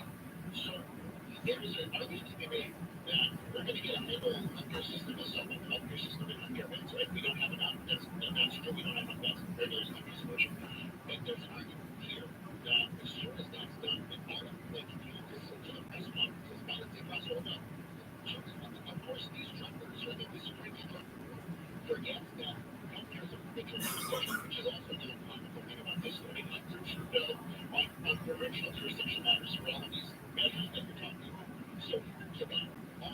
specifications, which also involve a schedule date and zip code. And what's their system? You get that in check, it measures your blood pressure. Well, does that not leave in a month's time? The healthcare system is more checked and they're moving it on Monday. You get to go back to the restaurants. Why would you have faith that they're doing this? They're not doing this to control. They're doing this because they have a bad situation. Why do you think they're out to get? You know what I mean? Every time they can get rid of a restriction, they do that. Like Monday, we're going back to the restaurants. A week later, we're going back to the theater, right? So I find it hard in your mind that they're out to get us when I think they're just dealing with a terrible situation. Okay, I agree with what you just said, but 40 years, over 40 years, the health system has not done anything. Do you think if the rules go by next election, do you think it's going to change? It takes years because there's so much red tape, there's so much stuff. This thing is like, it's going to go forever. It's going to not our real life. It was, we have an election on October, and that's how you take care of business. By voting in people you want, voting out people you don't. That's what democracy is about. 947, or the truckers waiting on the line to stop. Can't wait to hear from them. We got to check in with traffic now. One resolution we're keeping this year: invest better with financial advice. Speak to a financial advisor today and visit dynamic.ca/advice to discover the value of financial advice. Learn place on the day where you act wise on the roads. What's it looking like out there? We certainly do have to keep our eyes on the road, Elias. We aren't seeing any volume due to the trucker protest as of yet. For southbound to Cary, we're losing some time for Atlanta, Queen Mary. Westbound side of the Metro, better volume there for Pino, but St. Laurent, you get between Rockland and Cary. Eastbound side of the TCAD, that has volume for Cary running back to just about Rockland, and again between Lackland and Iberville. Southbound Brandon Herkimer accident ahead of the 15. That is seeing volume now from just the accident was ahead of the Aldrich, rather. We are seeing volume from ahead of the 50 now. Take advantage of the IGA pork prices until Wednesday. Half pork volume is up for pork price of $1.89 per pound at participating IGA stores. Details in stores. Notice how many you see on the roads. Calling your tips to star 800. Your next report at 10 o'clock. Thank you so much for I want to take the time to tell you about 4 pillars. And for those of you that want to take control of your financial life, if you're tired of living in debt and just trying to keep your head above water on credit card bills of your life, speak to the team at 4 Pillars, 6 offices in the Montreal area. They can meet you anywhere you want, in person, phone, video chat, and they've got a simple plan. Assess your situation, review your budget. I love this part of their plan because they will literally go over your bills and they're going to be, why are you spending this much on that? Here's what we can do on that one. We can half your bills, right? They do that kind of thing, and then they help you get out of debt and rebuild your credit. 1-844-4 Pillars, or visit their website, 4pillars.ca. CJAD presents Life Reversed, a show celebrating the obstacles life throws at us all. I am Brazil at Time at El Vecchio. This week, we're going to hear about a couple that pedaled their bikes from the Pacific Ocean to the Atlantic. Join us to learn why and how they did it. And how do you know when it's time to give up your driver's license? Life Unrehearsed, tomorrow afternoon at 3. Brought to you by Leanna Senior Transitions and Doors, help you navigate home care and seniors residences. It's time to make an appointment for your booster dose against COVID-19. Visit quebec.ca/COVID vaccine to follow the vaccination sequence planned for your area and book your appointment online. To continue protecting yourself against COVID-19 and its variants, get a booster dose and keep following distancing measures. Wear the mask and washing your hands. The booster dose, the best way to stay protected. The message from the gouvernement of Quebec. The Drake has been proudly serving Quebec since 2004. Whether you're looking for the hottest seasonal trends or timeless pieces that last, the Drake has the best selection to transform your house into a home. Canadians know they can find high quality furniture, mattresses, appliances, and home electronics at great prices. With the Brick's top-notch customer experience team and price match guarantee, you can shop carefree. Your satisfaction is a top priority. Plus, get free local delivery every day on purchases of $4.99 or more. The Brick, saving you more. Try new Tim's espresso beverages for only $2 from February 2nd to 15th. Made with 100% ethically sourced premium Arabica beans, customized and handcrafted just for you. At participating Tim's restaurants in Canada, extra charges for modifications, not valid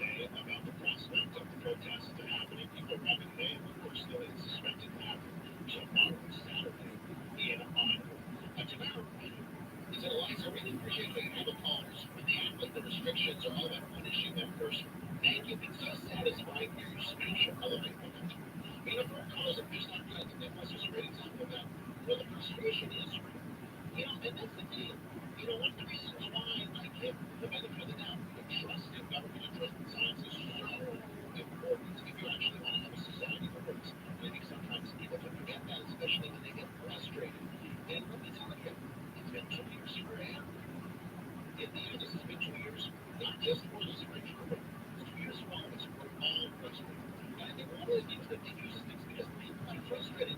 They have legitimate reasons to be frustrated. 2 years of not getting the vacation they want, 2 years of maybe not bringing in as much money as they normally would. Even though we had incredible government programs to make sure the bills are paid. But for some people, it has been a financial hurt, right? Especially if you have a small and medium-sized business owner that was bringing in, let's say, $250,000 per year. No matter what your government program is, yes, it keeps the bills on, it keeps the lights on. But you're not making it like you did. So that frustration is palpable. And they were just go back and do it. You heard his response. You know, you have to think. So they get it off all these restrictions, no matter what they do. And the purpose is the point. Every time the situation gets better, they get a restriction. So, you know, this is really to say, you guys, we have to be rational in the situation. The concerns are real, right? Vaccine mandates, serious stuff. The argument is that we're in a pandemic. This is serious business. We got to take serious measures. Now, there are people on the line that work in the truck industry, truckers. And again, when we say truckers, 100% of all truckers, when I say truckers, right? We talk about this convoy. This is 350,000 truckers in this country. So let's say they blow away expectations. 5,000 truckers show up, right? Still very small. Sagan's on the line. Sagan, welcome to the show. Yeah. What do I say? Yeah, that's what I said. I'm going to support my prediction. I will be the very next manager that the corporation will be given a letter that should be what was there because we don't want to take the name of the company. They have just did a propaganda for the right thing. That's all. Yeah, and the links there. So, and we mentioned this week on the show. The links, the Venn diagram of this fringe movement with white nationalist movements way too close to a circle. The Venn diagram of religious right movements and this fringe trucker movement way too close to a circle. So, you know, I'm here. So let's go to Jay on the line. Jay, you're also a trucker. Yeah, hey, thanks for taking my call. The convoy, waste of time. I'm a trucker. I've been working in it since the get-go. Let's do a convoy for pay and our law. How about e-law? There's a different thing that people don't understand in this industry. In a 16-hour window, we can drive 13 hours or sit beside our truck for 13 hours. How do you feel about a truck driver driving 13 hours a day with 80,000 pounds to 120,000 pounds behind him? Do you think that's smart? No. Let's go to the United States side, for example. They have it made before the 8 hours. They have to take a half-hour break. They're only allowed to drive 11 hours. It's great. Why don't we fight for that? Why don't we fight for our salary? This is for nothing. And freedom? I don't know. I can go to the Walmart and buy something without somebody telling me that I can't. It makes zero sense. They're doing this for nothing. Nobody's taking our freedom away. If I want to quit my job today and go somewhere else to work for Schneider Charger, I can. Nobody's stopping me from doing that. If I don't want to get vaccinated, I don't have to. But I'm fully vaccinated, and that is that for me. So I wouldn't get sick. But let's do it for the salary and the stupid law. I don't agree driving 13 hours a day. You would companies push us to the companies I've left because they play with our law. Listen, say, no, don't worry, I'll get you there. I can add another 3 hours. No, I don't want to drive 16 hours. Otherwise, it's illegal. Like, what are you doing? Why do you think signs are everywhere? Stop and retire. 15. It's for us. Jay, I'm not quite your call on repeat all day at home, by the way. So far, I've been doing a wonderful call. I have one question for you, and that is these people leading this fringe movement, right? This fringe protest in the name of truckers, right? That they're putting their efforts and their resources into let's overthrow the government instead of advocating for what you just said. What do you think that says about them? You know what? Let them do what they want. I don't know. I don't even have a high school education. I'm educated. I got into this because I'm free to do what I want. It's not this with you. My boss told me, hey, you have a pickup there. I go and do it. I'm very to my boss, hey, I'm tired. I'm done. Oh, boy, it's only an hour away. Find a new drive. I said, I'm fun. Let them do what they want to do. But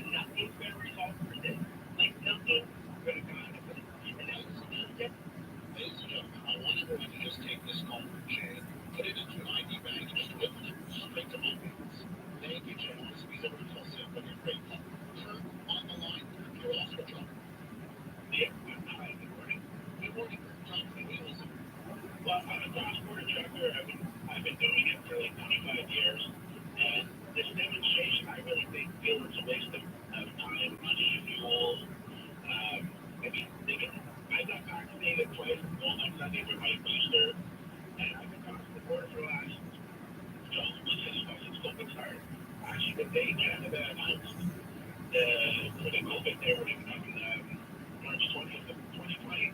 I was in an accident in the States, and I had no problem paying medical attention, even though the COVID was at full blown at the beginning. And I mean, I have friends too that are anti-vaxxers, and I mean, I respect their choice, and I hope that doesn't happen to them, but, you know, they can say, but I mean, I don't know. Thanks for listening. I gotta squeeze in just if I can. This told it's myself, heard a little lesser one this morning. Hey, Cindy, you got it. What do you want to say? My father was a truck driver for 15 years in Canada. He's been retired 25. I've been in two of his convoys. Both of them were advocating for, as the last caller, President Joe said, the salaries were wrong books. The dispatchers pay around the wrong books to squeeze an extra hour. My numbers, my dad coming home at 4 o'clock in the morning, just being home and cook this morning, you know? Because they have to throw in those extra hours. Cindy, I gotta let you go. We're out of time. Everybody, don't forget snooze. Thanks to everyone. Like, get to everyone. Stop it. Listen, we're going to be turning around in our content, but we're going to take you to the sea. We're going to find out more about what's expected this weekend. Next time on the show, we speak to a jeweler in town 5 right after the news. He says enough's enough. Scott Azario will run for top him about his frustrations next. The Alliance Eco Show, brought to you by the Friends Valley Sale. This weekend, shop exclusive Friends Valley VIP offers. Details online. Feel free to saving you more. I'm Vincent Segari, investment advisor with Mandeville Private Client. One of the largest ride-sharing companies owns no vehicles. The world's largest content provider owns no content. And the world's largest accommodation provider owns no real estate. This level of innovation requires a guide, someone who can advise you and personalize your investment strategy. To learn more, visit followmichael.ca. That's followmichael.ca. Mandeville Private Client Inc. is a member of the Investment Industry Regulatory Organization of Canada and a member of the Canadian Investor Protection Fund. This newscast brought to you by Renato, celebrating 20 years as Montreal's leader in home renovation and restoration. Renovate with the best. Renato.com.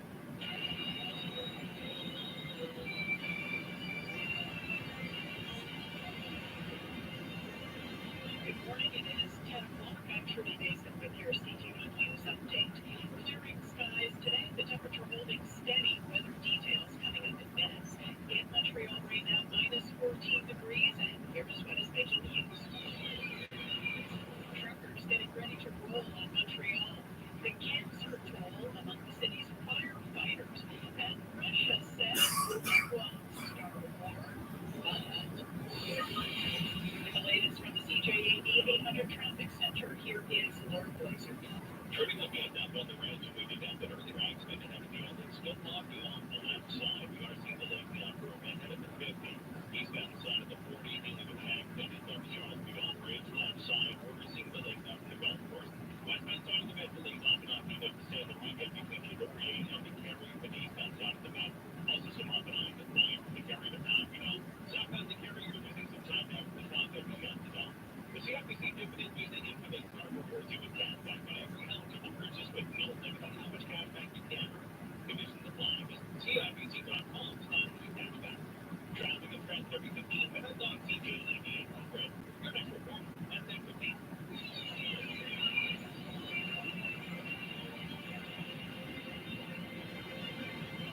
Truckers are gathering at the Lacal border crossing and 2 others this morning preparing to convoy into Montreal and then on to Ottawa for tomorrow's protest on Parliament Hill. CTV's Ian Wood is at the Lacal crossing and joins us live with an update on what is happening there. Yeah, good morning.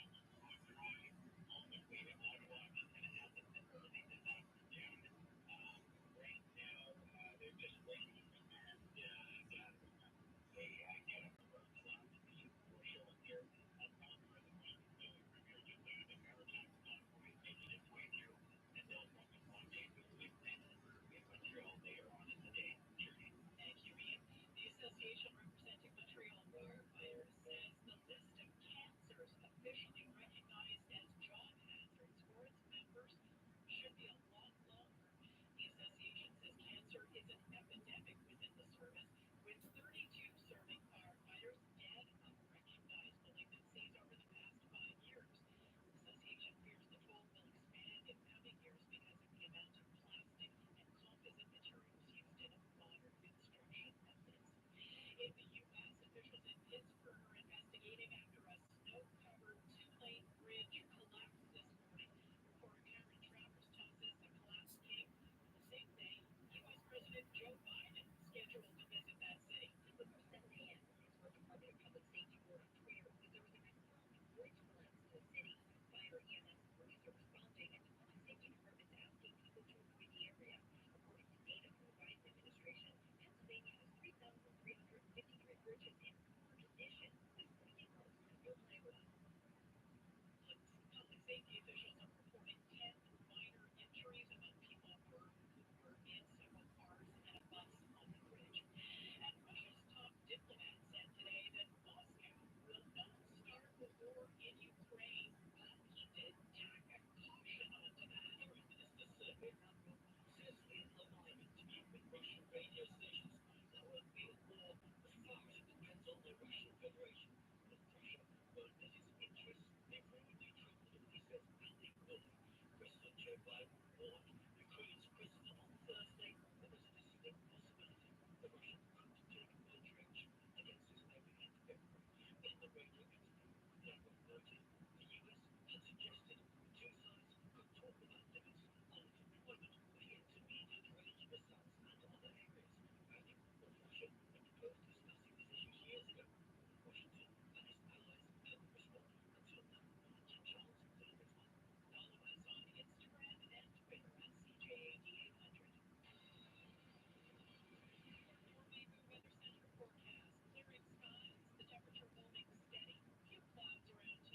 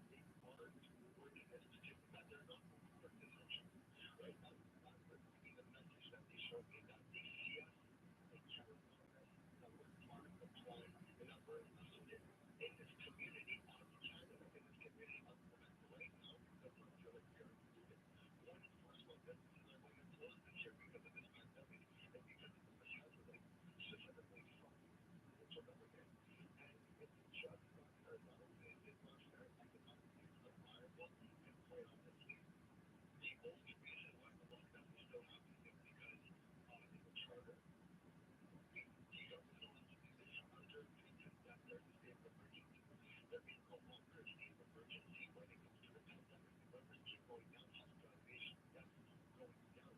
It's just stress on the public healthcare system. That's why we're still in this pandemic, or why we're still in this lockdown rather. And Why is not somebody? I just want to make sure because I think off the top I said tomorrow is the limit. So this is Sunday, correct? That you're all correct. Okay. So to see things let it reopen.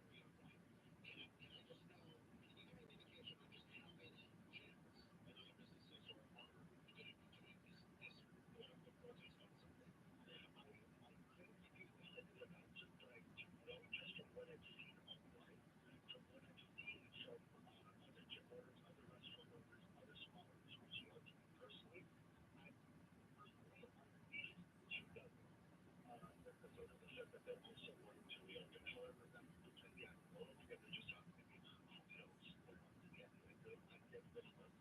The talking entire month until they get going to reopen. But do we know that that it's uncertain, but we've had enough. And business owners have had enough because they can either reopen or they can close down. Those are quite honestly the only 2 options that are left. So I don't see anything coming up. Well, since Sunday rolls around, you do your protest reopen, and can you get, let's say you get, I don't know exactly what the fine would be, but let's say you get like a $6,000 deal, they give you, I'm using, they give you a $6,000 fine for open. Worth it?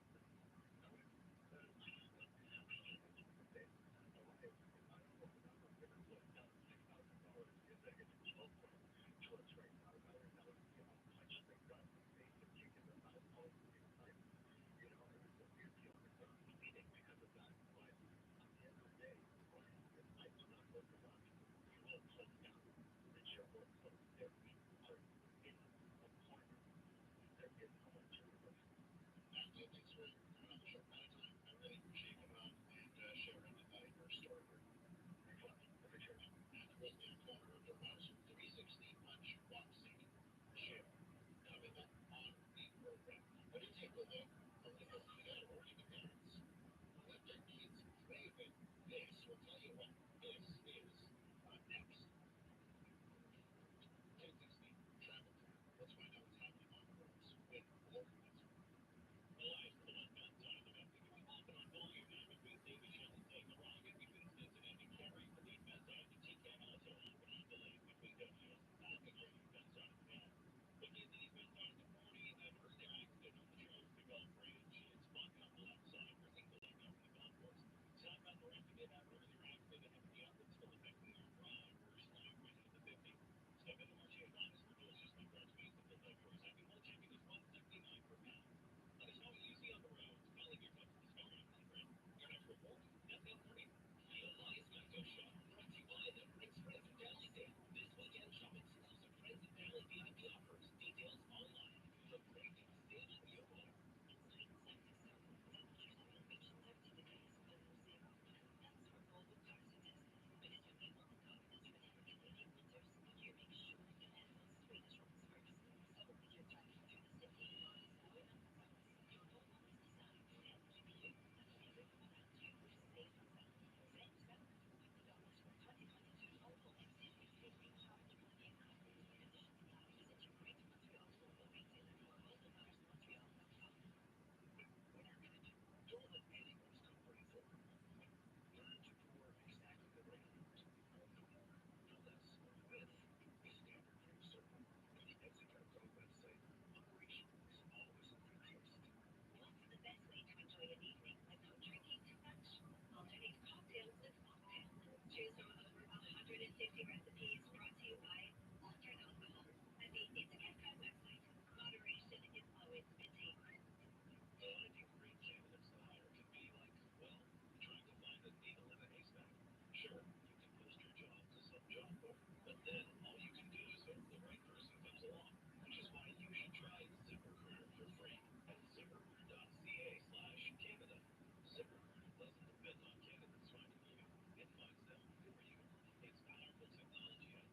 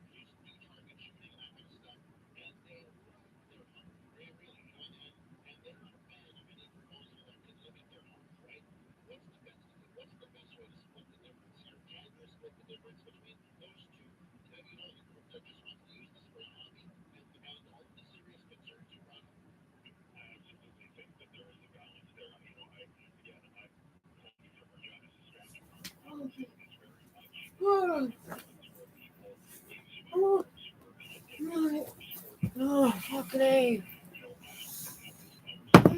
Fuck off.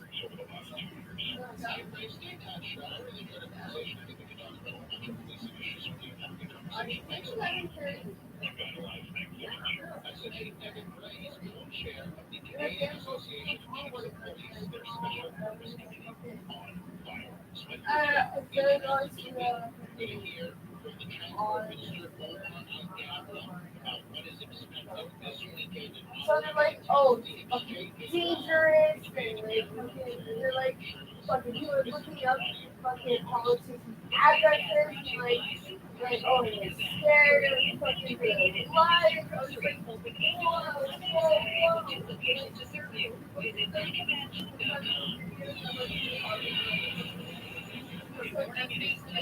I didn't never see so much love and security is being like the beautiful face all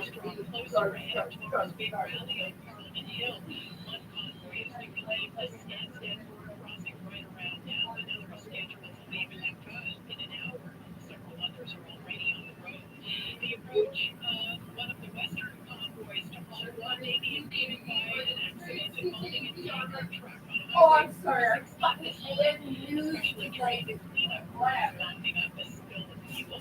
A programming note from CJAD news will have updates on the truckers' protests through the weekend, as well as a special broadcast from Ottawa Saturday starting at 1 o'clock in the afternoon. And all members of Team Canada's delegation to Beijing are in COVID protocol. The Canadian Olympic Committee is not saying whether they are athletes, coaches, or staffers. The games officially open next Friday. With the latest from the CJAD 800 Traffic Center, here is Lauren Glazer. Training for southbound 15 hours, Okay, hello. Oh.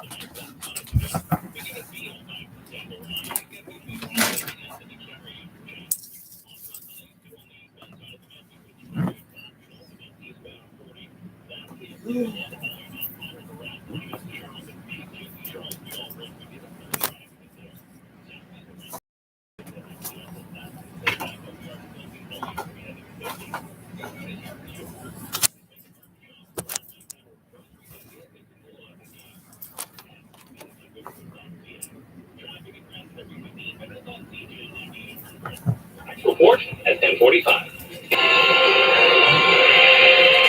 Your Dormadu Weather Center forecast. Clearing skies, the temperature holding steady, a few clouds tonight, a low of -21. Tomorrow, a mix of sun and cloud, a high of -11. In Montreal right now, -14 degrees. Your next CTV News update is at 11 o'clock. Giving you the facts, asking the tough questions. The Elias Macco Show. In transit, we'll have some must-listen-to voices on what's happening in Ottawa over the weekend. The Transport Minister, Omar Al-Gabra, and you'll hear from Aaron O'Toole next. Litchfields Opticians is now open. For full service by appointment only, call 514-481-2368. They always have your best interests at heart, so rest assured they've taken the necessary precautions to ensure your safety. As dispensing opticians, they have a great selection of creative frames to choose from. Add to that their attention to detail and service with a smile. That's service you can trust. That's the family touch. Litchfields Opticians. Vicari at Isabella, 514-481-2368. At Litchfields, you'll see. You're more than a small business, so MailChimp made this more than a radio ad. It's also an operetta. MailChimp has a smart marketing platform with marketing.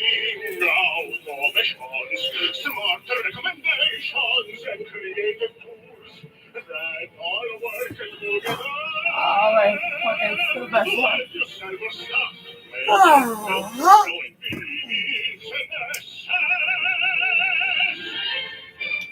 The MUHC Foundation and CJAD 800 present Health Matters with Tara Schwartz, featuring the health experts who are transforming medicine and the patients whose lives they have changed. This week on Health Matters, precision oncology is the way of the future for treating cancer. An expert discusses how it helps cancer patients lead longer and healthier lives. Plus, how to ensure your at-home rapid COVID test is as accurate as possible. Health Matters, Sunday at noon on CJAD 800. In transit with Elias Macos, brought to you by Vehicle Line. Sit back and relax. Entrust your car care to the experts. Book online at vehicleline.com.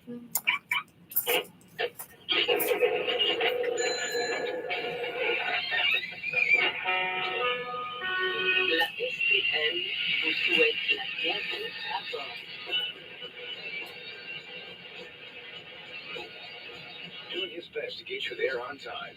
This is In Transit on the That's Elias nice. Macco Show. CJAD 800. How is the federal government dealing with this trucker convoy? You're going to hear from two important voices over the next little while. First up, Omar Al-Gabra, Canada's Transport Minister. He was on Montreal Now on Thursday and asked about how concerned the government is about what is going on.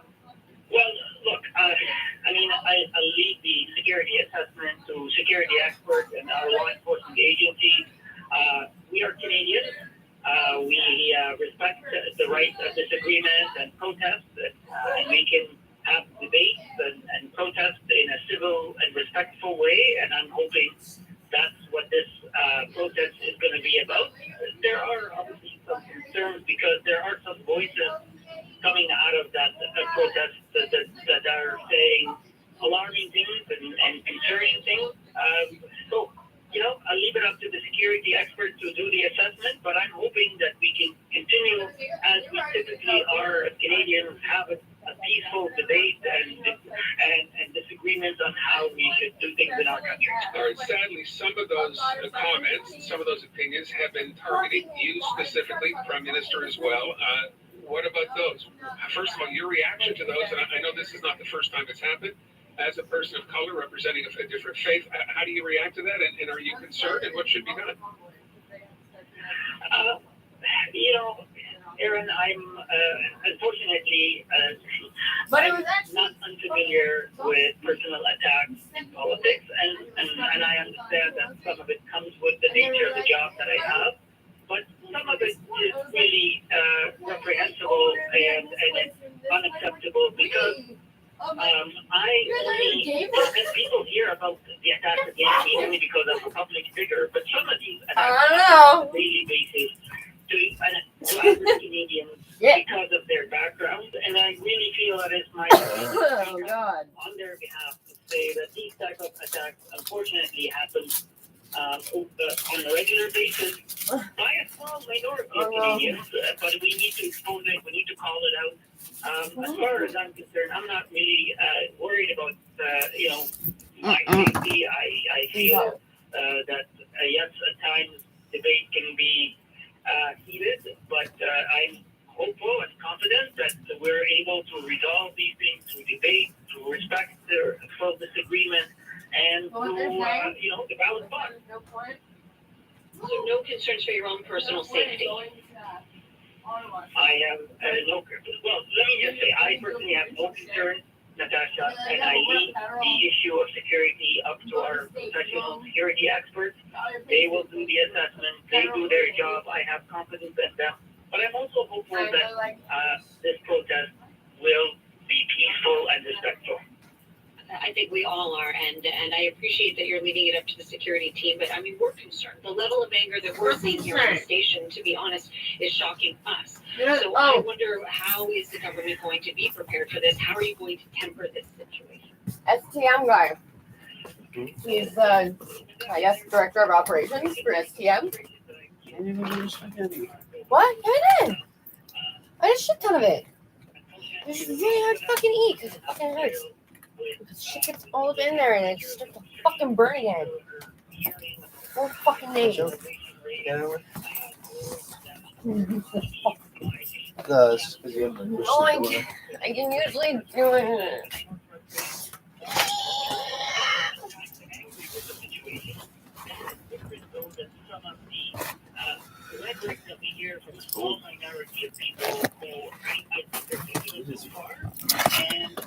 No, honestly, it's always, I don't ever use that for testing the weather. That's the other thing. I'm like, it's gonna be a cold day. I'm minus 11. I'm like, minus 11. I didn't say it's a cold day. I mean, it's cold. Compared to the fucking biting fucking like cold that hurts your fucking face, and then like you're fucking, and you're like, oh my god, I think my lungs are just like failing. Yeah, and then it's like all right here for me, and it goes all down my spine. I just clamp up like this, and I just fucking do this forever. Yeah, I know. The sooner we can recover our economy and get back some type of normalcy. Mr. Algabra, I'm curious, will there be anyone from the government to meet these people once they get to I'm not gonna do that. or what is the plan? It's a little piece. Like icing with anything. Myself or my team at Transport Canada, we've been meeting with various representatives of the trucking industry, of retailers, of shippers. I couldn't get CJAD on my computer. On Monday, I am hosting a national. It doesn't play. Actually, how was that? They use it for live It stream. used to be a radio station I used to listen to online. It was from England, Camden, London. Yeah, the GBW is from me. No, mine was a metal radio station. It's like the only radio station that I've seen so far. To harness these opportunities is by It was like together, by having a dialogue, and taking action and moving forward. I do want to ask one. Let me just it was like the idea of vaccination.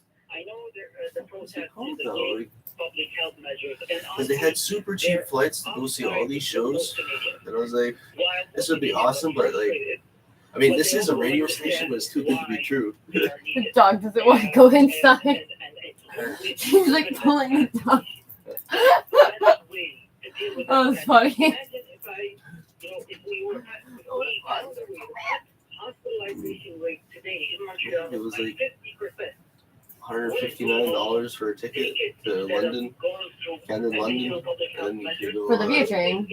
Oh, this is a plane. Oh. To get there from Montreal. But it was a one-way ticket. And I was like, There's probably somebody who works at the airport who used their discount. Because, like, if I would have fucking... Oh, it was from the radio station itself. Because they promote all the metal music and all the other music that's there. They had this site if you wanted to like, travel to one of these shows and make it easy to get tickets. But, like... I didn't know what this plane was. I was like, where is this ticket? That's sketchy as fuck.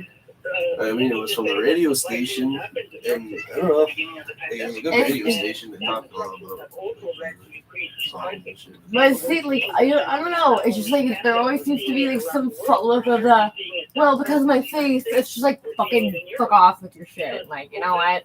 Like, that's great. Like, do you, whatever, but move along. But it always seems to like ends up being like anything that agrees or like that you're like, oh, okay, so I'm not retarded. That is happening. Like, that's been, like, constant. If you're, like, following in any way, following what's going on in Quebec, it's constantly, like, being like, what you're seeing is not actually there. I was like, what? They're like, oh, Animal Bears is 150% capacity. I'm like, and?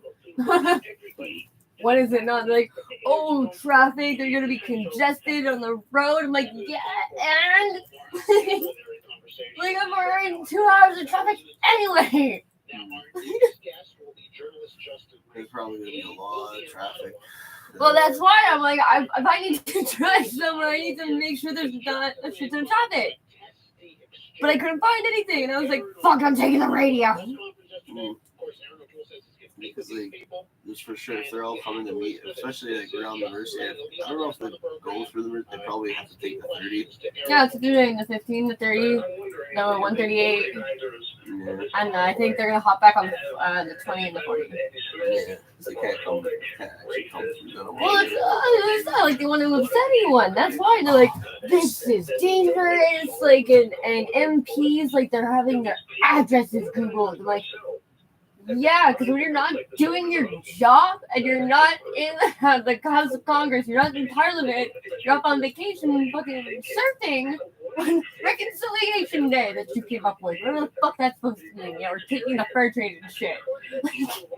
Not a good look for us, and it's not what we want, how we want to be represented. And I definitely don't want to be in Ukraine fucking with Putin. That's for fucking sure. Come deal with our problems in our country. Like, for real. I mean, like, they do, like, I still agree that we need to protect allies, because if we lose allies, then we really but we have no idea what we're we doing. lose the G7, and then we're going to be a whole But different it's like the world. Middle East, though. Like, we should have never been there in the first place. Like, you think, like, now is bad. Imagine when there's no G7, and then there's, like, the trades and shit are going to skyrocket, which means everything that we want to buy, like, just even food But or it's bread, already is going to be skyrocketing, so you hard know? to get. It's already super expensive to live. It's kind of why I want to learn how to make bread and stuff, like some show me. That's why I want to fucking, like, when we fucking move out and we get a place, like, I want to get, like, some hens or something so that we can have fucking eggs. And they're starting to fuck with people's food. You And, gonna like, take care of chickens? yeah, hens, I Are do. you? My Are you? my Are uncle you gonna used wake to, up super early? yeah, he used to do that with us. He was like, it's about like 5:30 in the fucking morning. He'd be like, hey, this is how farm life works. We'd have to go pick up the eggs. I'm like, oh my god, they'd have huge eggs every fucking morning. Have to have like a big like Just- chicken fence around it because there's foxes, No, you can make me a coop. Yeah, cool. I can get a dog and fucking to make sure that they don't get eaten or anything. I can start to fucking grow vegetables and shit.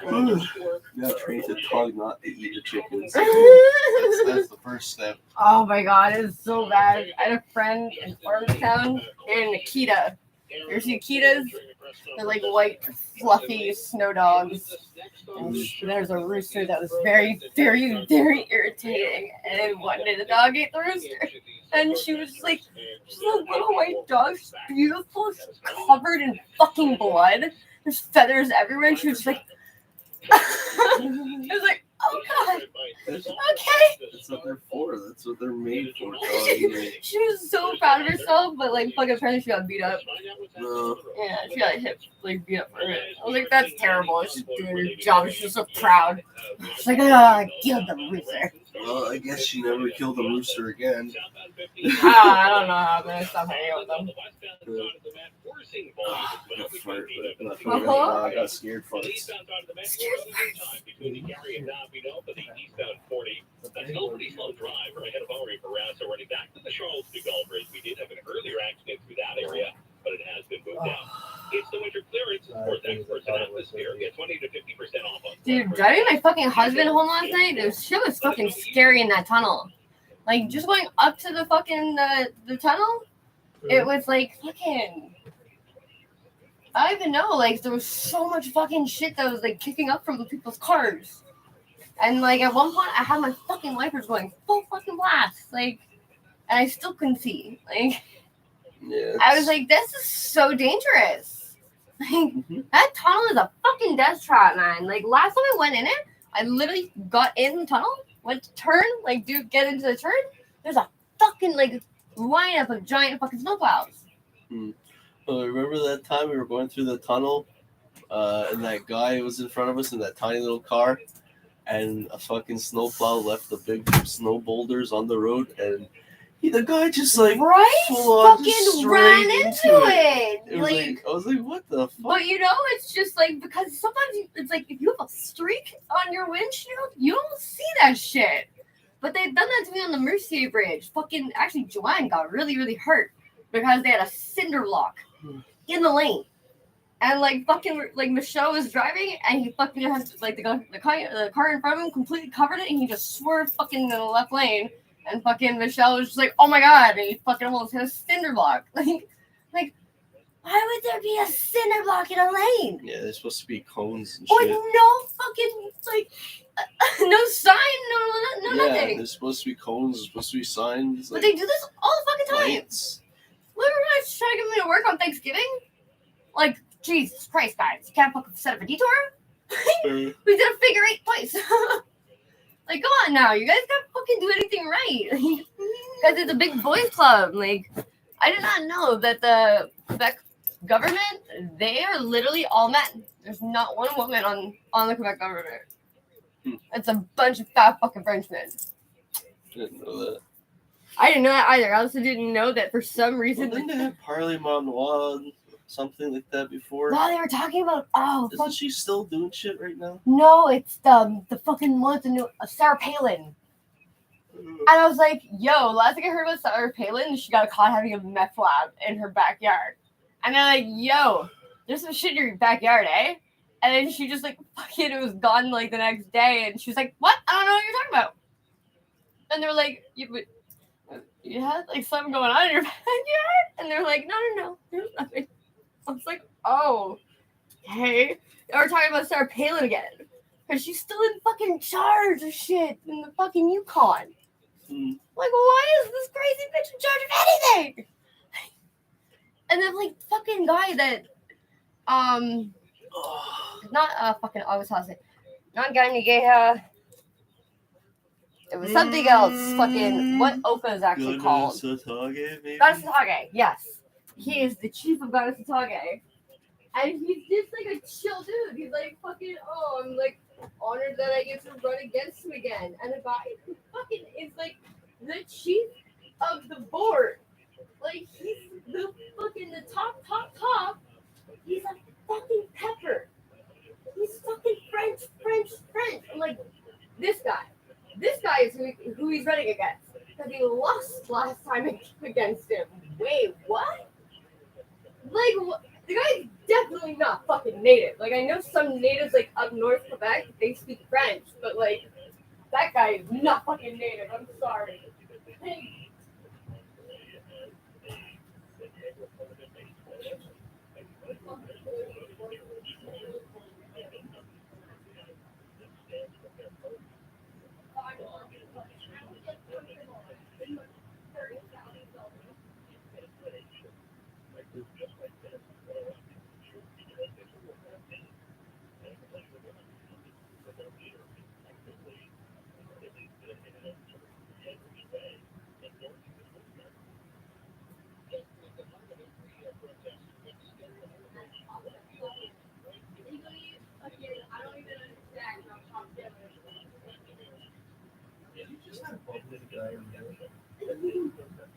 That's exactly what that was. Ew.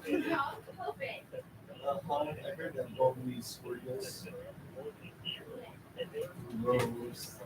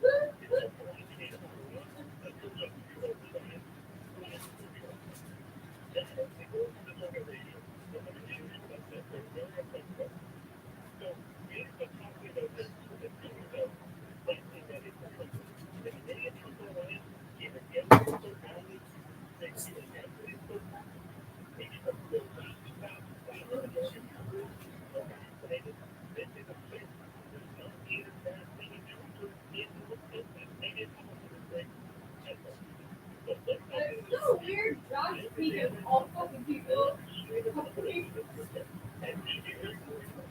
gotta use the video for a little. Oh, I can fucking usually fucking shove the hockey stick light field. I was also fucking sprained my ankle. Like when fucking flipped over my fucking handlebar. And a fucking Natasha knows a long time.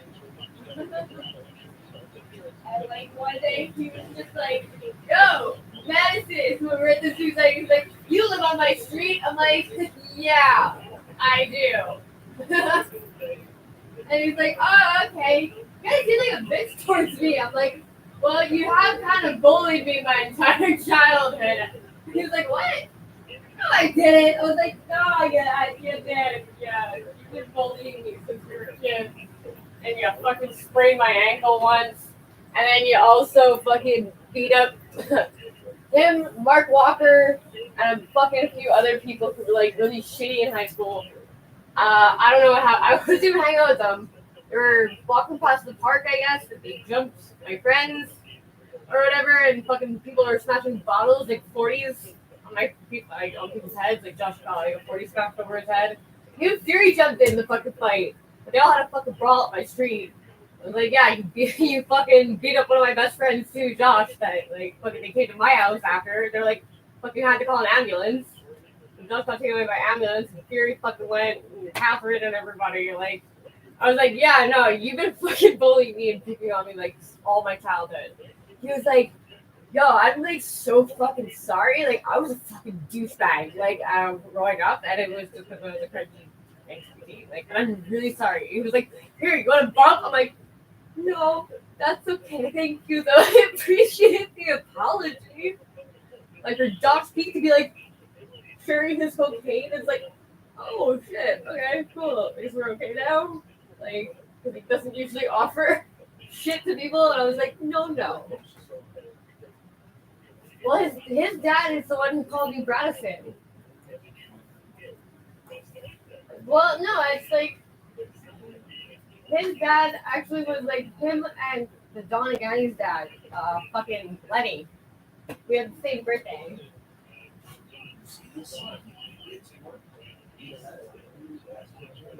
I know.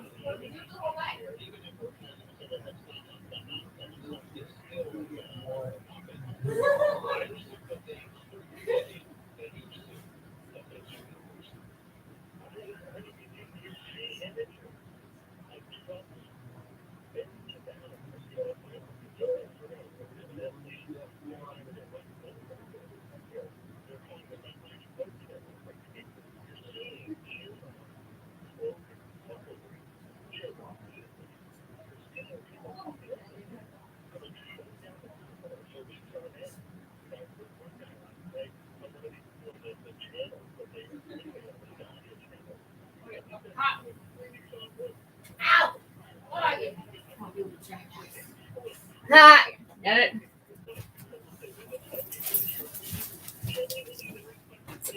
Or people in these channels who just, in their heart of hearts, think this vaccine mandate is wrong and want to protest it. And there's nothing wrong with that.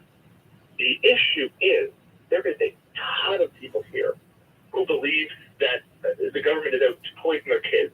Yeah. Who believe that It wouldn't be the first fucking time. Who believe that we're sliding towards communism. Who believe that the COVID-19 is a bioweapon. These people, when people get these sort of extremely deluded beliefs, there's really no telling what they're going to do because Yeah. Okay, you guys are fucking shit, man. everyone is being and lied to. Yeah, because you're fucking naive, bro. He's like, Justin, are you taking any special precautions in Ottawa this weekend? Yeah. I won't go beyond that, but I will be playing it safe. I promise you. All right, Justin. Listen, we'll leave it there. Thank you so much for coming on the show. It's really Thanks for having me. okay. Stay safe this weekend. That's Justin Ling, freelance investigative journalist. I just retweeted something from Justin before. If you want to see some of his in-depth reporting on this story. Coming up next on the Elias Manco Show, going to turn our attention to the tourism industry here in Quebec. Montreal's hotel operators and the like, their concerns are on hour 3 of the show. In the case of symptoms similar to those of COVID-19, such as fever, cough, sore throat, loss of taste, or smell, you should take a rapid home screening test. If you test positive, isolate yourself at home and please follow the self-isolation instructions. If you don't have a rapid home screening test, please self-isolate for the recommended period. Visit quebec.ca/self-isolating for complete instructions on how to protect yourself and others. A message from the Gouvernement du Québec.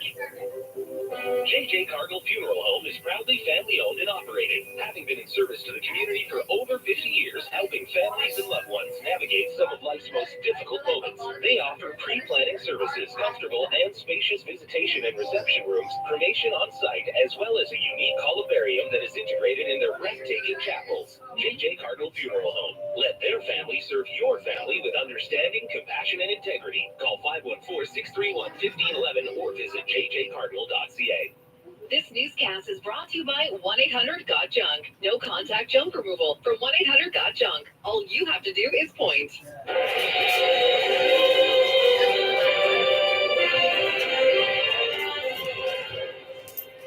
morning. It is 11 o'clock. I'm Trudy Mason with your CTV News. Oh, it's hot. Lots of sun today. The Lots temperature of sun. steady. Weather It's cold. details in minutes. In Montreal right now, minus 14 degrees with wind chill that feels like minus 22. Here is what is making news. Quebec truckers rolling out. The Chamber of Commerce worried about downtown. And the cancer rate faced by firefighters. With the latest from the CJAD 800 Traffic Center, here is Lauren Blazer. Trudy, we have some off and on volume now westbound side of the Met, St. Michel back to the Carry, as well as delays eastbound back between the Carry and Papineau. Westbound 40, that's still pretty slow. Trisontenaire back to the Charles de Gaulle Bridge. We did have an earlier accident, has been moved out. Southbound Laurentian delays through Mirabel. Also some increased volume on the eastbound side of the 20 starting St. Anne's back at the Bay Durpay. Now until Wednesday, visit Farmer Freaks at the Bonus Redemption event and get more for your points. A Farmer Free exclusive. Restrictions apply. Offer valid in-store and online. Traffic and transit every 15 minutes on CJAD 800. Our next report at 11:15.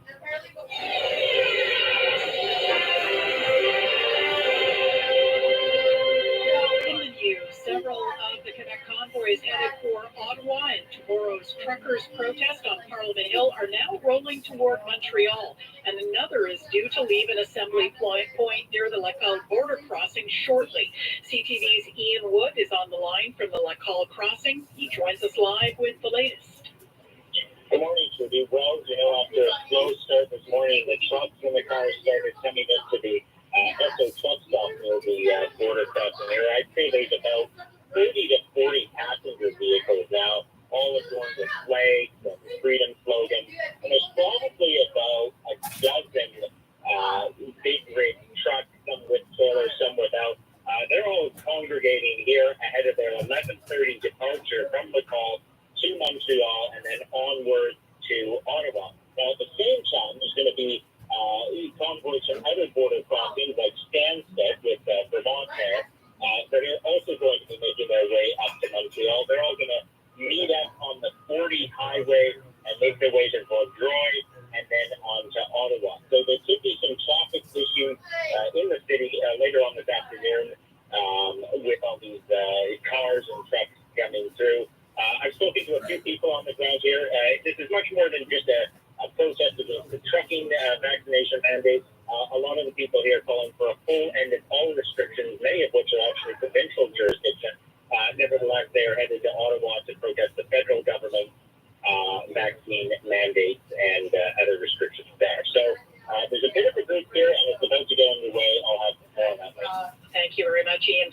A programming note, CJAD 800 News will have updates on the truckers' protests through the weekend, as well as a special broadcast from Ottawa Saturday starting at 1 o'clock in the afternoon. The Montreal Chamber of Commerce says the downtown shopping district is not exactly bustling these days. The number of shoppers during this fifth wave of COVID is seen as about the same as that when the pandemic first started picking up steam. Chamber President Michel Leblanc says he hopes to see things pick up as of mid-February, especially if businesses are able to send their employees back into the office.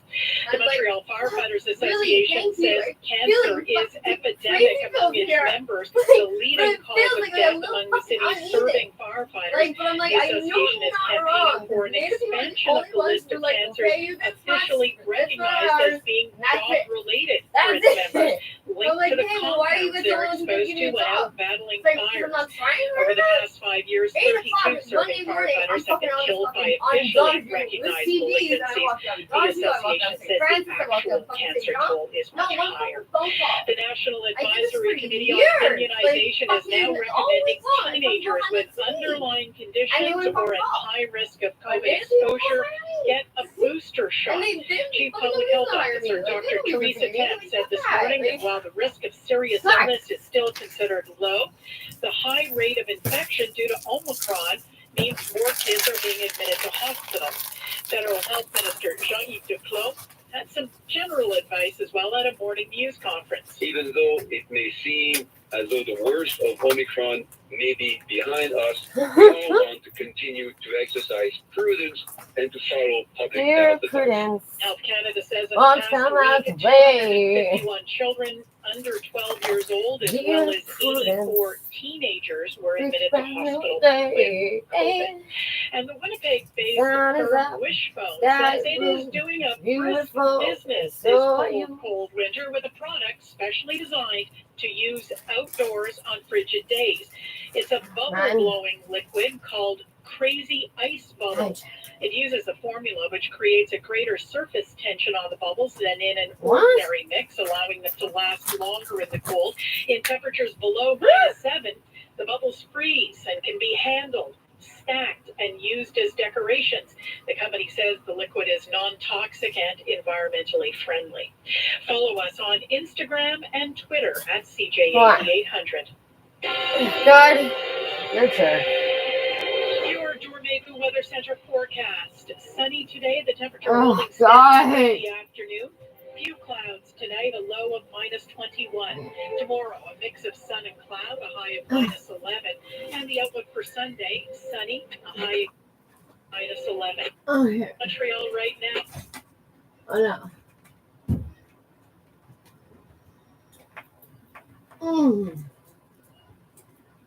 Ah.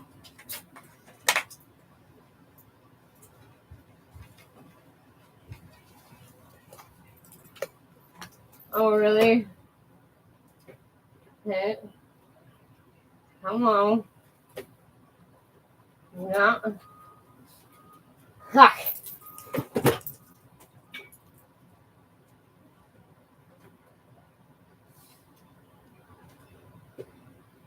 Come on. No.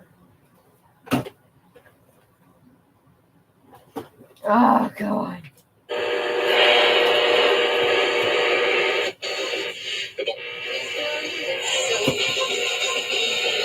Not quite. And Tony Marinero.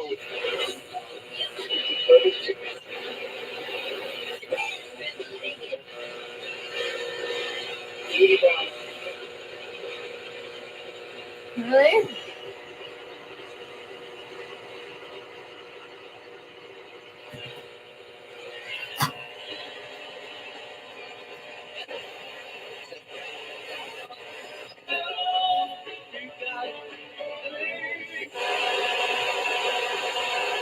Fuck you. Can you hear me well? Fucking assholes.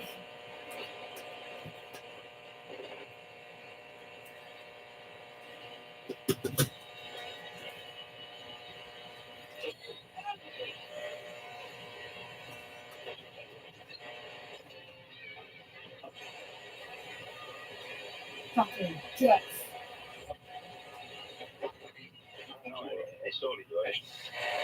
No way.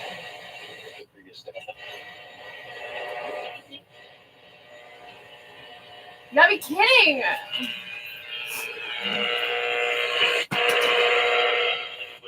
Is going to help everybody.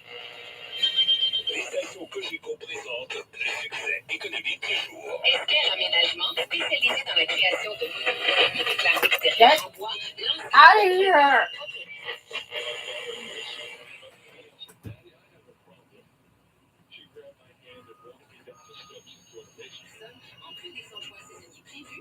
I mean, if the kid is at the age of 16 or 17 and he needs to be drafted, how is he going to be drafted or be scouted if he's not playing?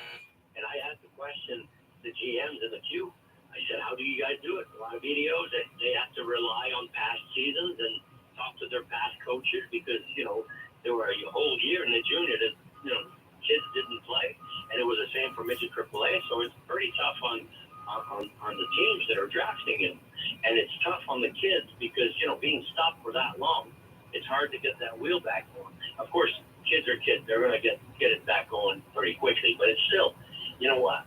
You know how many times I've said to kids, guys, before you're 18, before you finish your junior career, you better enjoy it. Enjoy your junior career because it never comes back. This is, 3 years or 4 years of junior. It never comes back. Enjoy this time because you're going to remember this the rest of your life. You know what? They lost a whole season. They lost a whole year of their youth, of their life, of their development. And it's tough. No, it's not this. There's not gonna be that for a fucking child, right? If you could get that back, and everybody says, okay, we stop for everybody, and nobody gets older for 1 year. We're back of where we were before. You can't do that. It's wasted time. This is going to be in the history and next century, and we're going to. People that are going to talk about this, I wonder how they're going to talk about it, but it's certainly tough to go.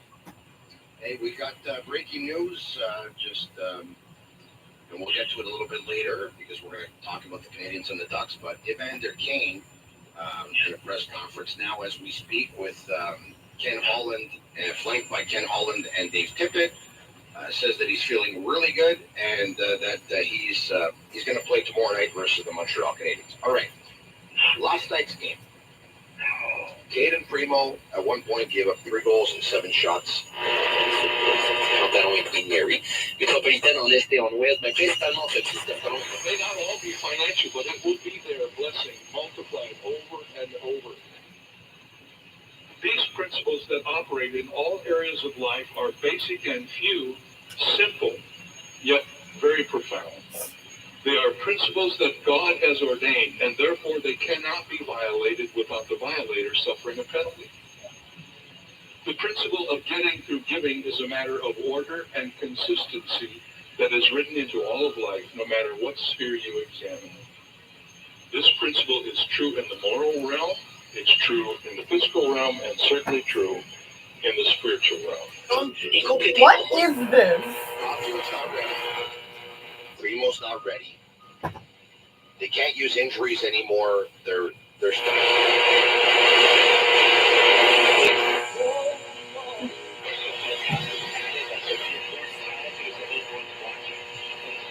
The interaction, and it also humanizes people that wear that uniform. It should horrify, it should embarrass all these other people who like to condemn people who wear that uniform.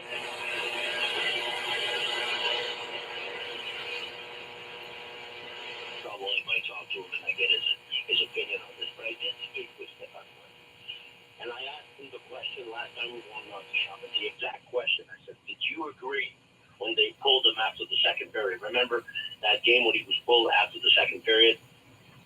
And I asked him, first, who makes that decision?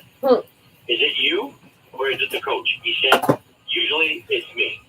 When he was there, he said that he would advise the coach, I think he's had enough. Or the coach would, say, I want him out.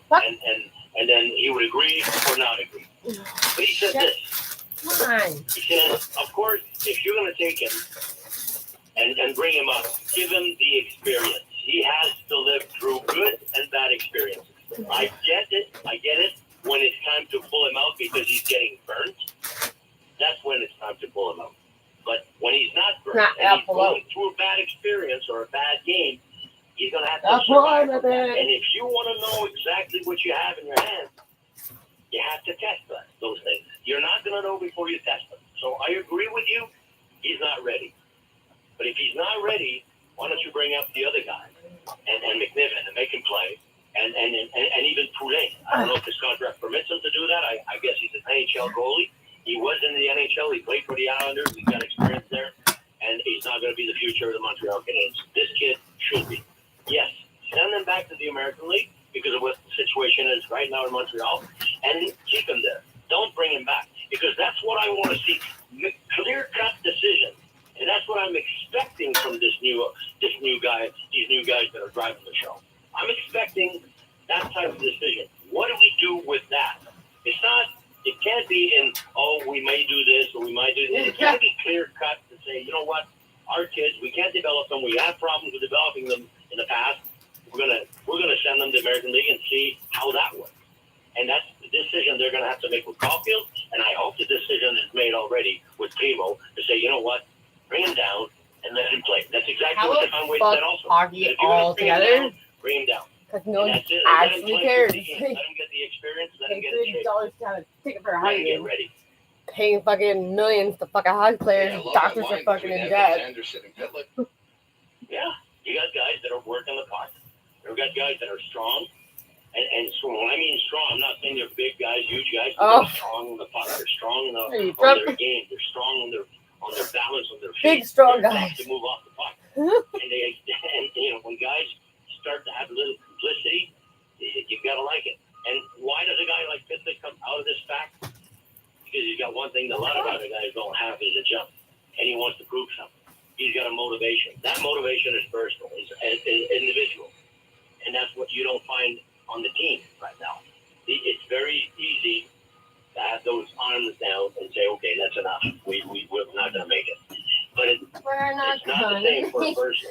It's not the same for an individual who wants to make a team, who wants to be there next year. That is the type of player that we. So you don't want to over-evaluate that either, because he comes out of a pack that doesn't show much. So let's see when the season starts next year. Everybody is back to normal. Everybody is back in the lineup. The whole team is there, and maybe the changes and everything are going to happen. Then you still have to play on that A game. Right now, he's playing a great game, and he comes out on the back because of all that you said. I don't understand. I nicknamed him Rem the Gem, by the way. Just Run so the you know. what? Hey, what is it about the Jake Evans? When he scores goals, they're beautiful. He's got some skills. What When he was the playing in fuck the is American this League, nonsense? he was a top line. He was a top centerman when he was there, and they groomed him. Enfin, l'événement dont on parle à Ottawa, Jean Lesage Ouest en ce moment.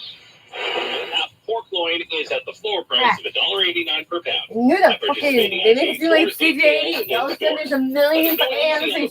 Calling your tips to Star 800. Your next report at 11:30. 30 fewer preps in Montreal means 30 fewer spots for family doctors. If you're looking to practice on island, there is another option.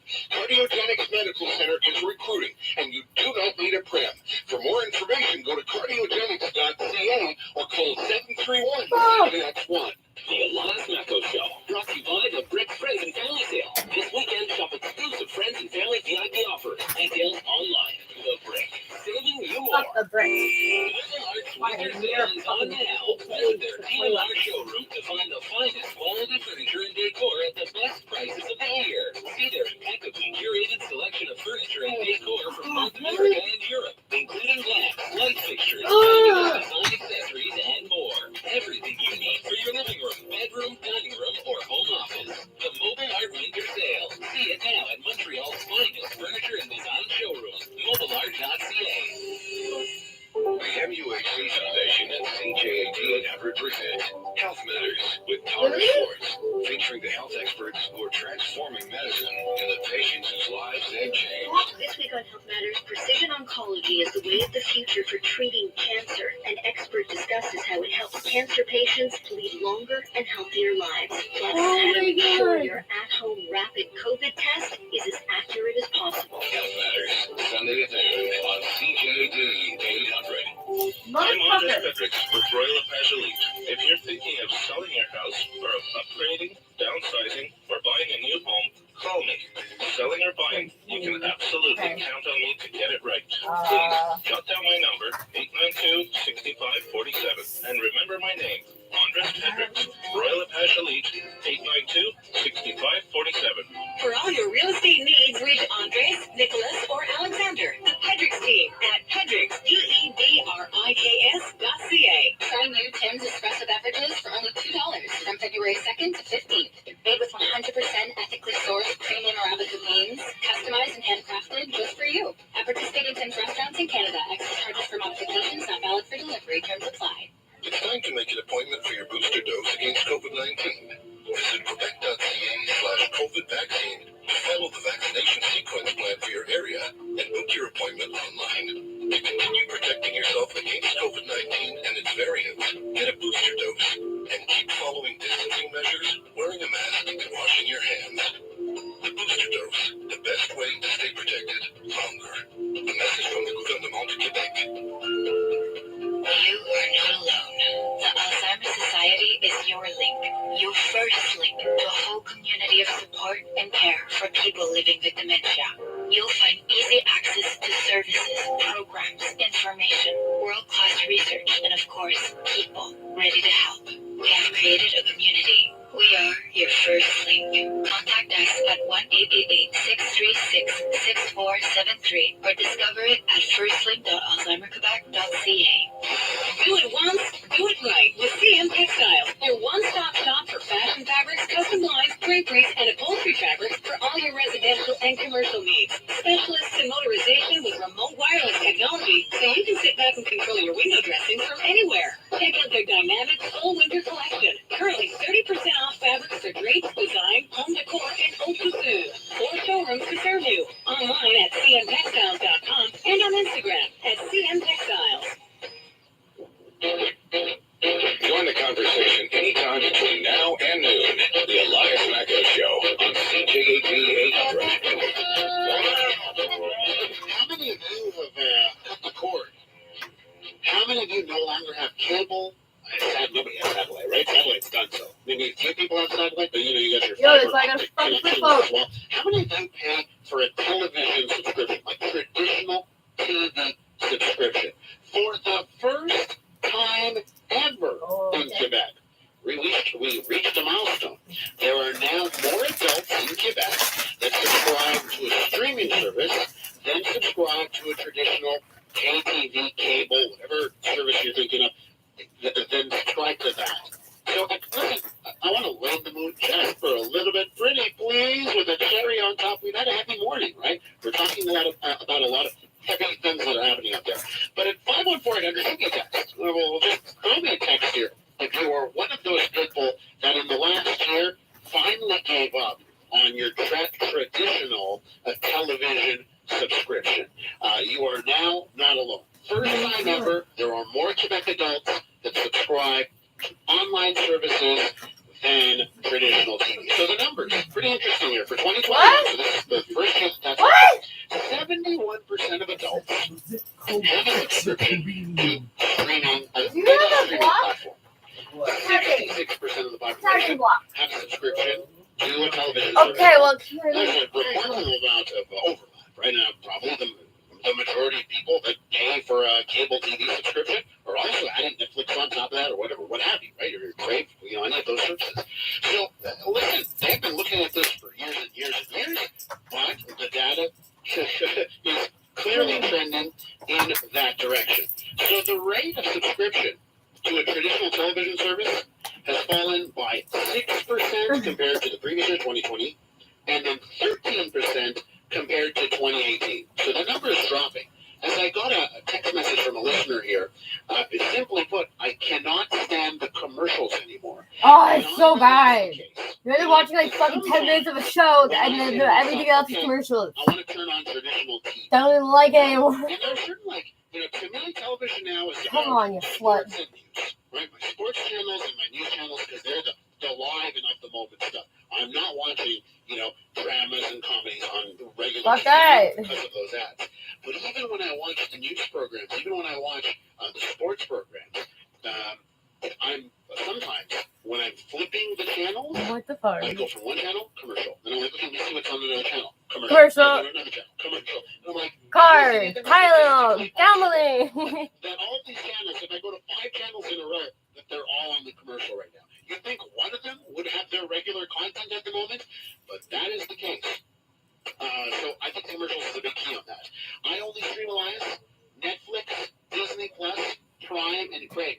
Now I love this. I love this listener because when I see that, I'm saying to myself, think of the cost of that. Look at Netflix, right? Netflix is where they raise their price in Canada, right? So the standard plan, or the one that most people have, is that recording? Because I see it's on. Is now $16.49. Is that like? Then you've got Disney Plus. How much is Disney Plus, by the way? Because it's in that same. Yeah, but it's usually when the thing turns off. I don't know because I don't subscribe to Disney Plus. Then you've got Prime. So Prime is tricky because no, but I don't think it's actually. It keeps telling me, "Oh, FPS too low," and I was like, "Really?" It was faced against the door. I was like, "There's FPS is too low. There's no movement on the screen." Well, I know a story of yours posted online. Was this? Oh, really? It is posting? Well, yeah, this live feed is posted. I'm nuts. I'm putting the radio. I'm taking a live feed. $79 a year in Canada, right? For Prime. I think it's $100 US in the United States. So you add that, how much is that? $80 divided by 12 months. Go on YouTube, you look up $6 a month, $7 for that. Then you have Crave. And Crave, then the various levels. I think that's around $15-$20 for Crave. Add those together, you're almost at a traditional TV plan. And someone writing me, Elias, I still have cable. $90 a month. Ouch. But I stream more often than cable. Prime, Crave, the news, streaming apps. A waste of money on my cable, except for the sports. There has been a push in those sports apps. They're trying to now sell themselves, right? In this country, you've got 2 big players, TSN, Sportsnet. You've also got RDS on the French side and the Quebec side, and TVA Sport as well. They're trying to go over the top. But what's interesting, and this is a total play here, right? What's interesting is when you say, okay, I'm going to subscribe to, let's say, TSN, or I'm going to subscribe to Sportsnet. Then you look at the monthly cost, and you're like, well, geez, it's like $20 a month for these services. What's that? So why don't I just keep my cable plan that comes with it for free?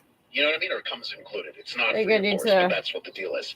Carl writes me that he cut the cord 5 years ago, and a shout out, I love this, Carl. He's happy with his antenna. 32 American channels and 9 Canadian. So, Carl, when I lived in NDG, and for a lot of you, think about this, because when I lived in NDG, I was in a great location, an upper duplex, and I was able to put an antenna on top of my roof, pointed it south towards Mount Mansfield. That's where the transmission towers are for most of the U.S. channels. And I was able to get transmission towers. all the U.S. channels. And just because I was in NDG, I was able to get the Canadian channels. I got CTV, and I got CBC, and I got the global. Like, there were ones that were, there were some signals that were not as strong. I remember the ABC signal from the U.S. was always weak. I think they made it better, but since I moved downtown, I don't have the same kind of luxury. I can't put the antenna on top of the roof. So that's one thing I do miss. It was actually great, all those Where is it? channels I would get free online. And if you can take a couple of streaming services, the live stuff that comes off the antenna, think about the biggest sporting events. That stuff. This guy is the guy who he's running against, the French guy. This is the guy from fucking, what do you call it? Assembly First Nations, Labrador, Serge Otis. Simon. He's running against regional grad chief fucking Ghislaine Picard, which is this guy. So he lost against him. And he's not running against me again. I'm like, this guy's fucking French. Like, you're forgetting that some of the Iroquois sided with the French people. That's why there are some nations that just speak. Cree people? That's why there's some nations. No, Tom used to speak French. Tom used to only but speak that doesn't mean they French. sided with the French people. They were forced to speak French in school, It was right? Mohawks are from the States. Yeah. This is where I'm from. Like, I was listening to Mohawk. I don't want to get Mohawk. Well, how are you going to watch But your CTV news? Is that one of the 60 scoop was to make you guys speak French? I have, like, besides, like, my mom's side, who has a little bit, I think, like all of those channels. No, the options there to watch online are now, because now they're discrediting the fucking, what do you call it? Like the residential schools. They say that, like, oh, you don't know if there's actually bodies down there. What was the point of the 60 scoop to make you guys speak French? Like, and what the Francicization thing? Like, that's basically the same thing. It's forcing people to speak French. That's what's coming. We're going to end up, fast forward 10 years from now, we're going to end up with some sort of bundle. And I think part of it's going to come because some of these streaming services are not having good time. They're losing money. I was reading the other day about Peacock. That's only. Oh yeah, Port Montreal. That's our look. That's our shot. That's our cruise ship. They are not. That's what. That's going to go through Montreal. They're at 9 million subscribers, but right? Billions like. Content. It is not working out. And then I made fun. I poked fun at Paramount Plus earlier in the week. Don't miss the boat. Like, where's the boat going? You don't have a rabbit tail.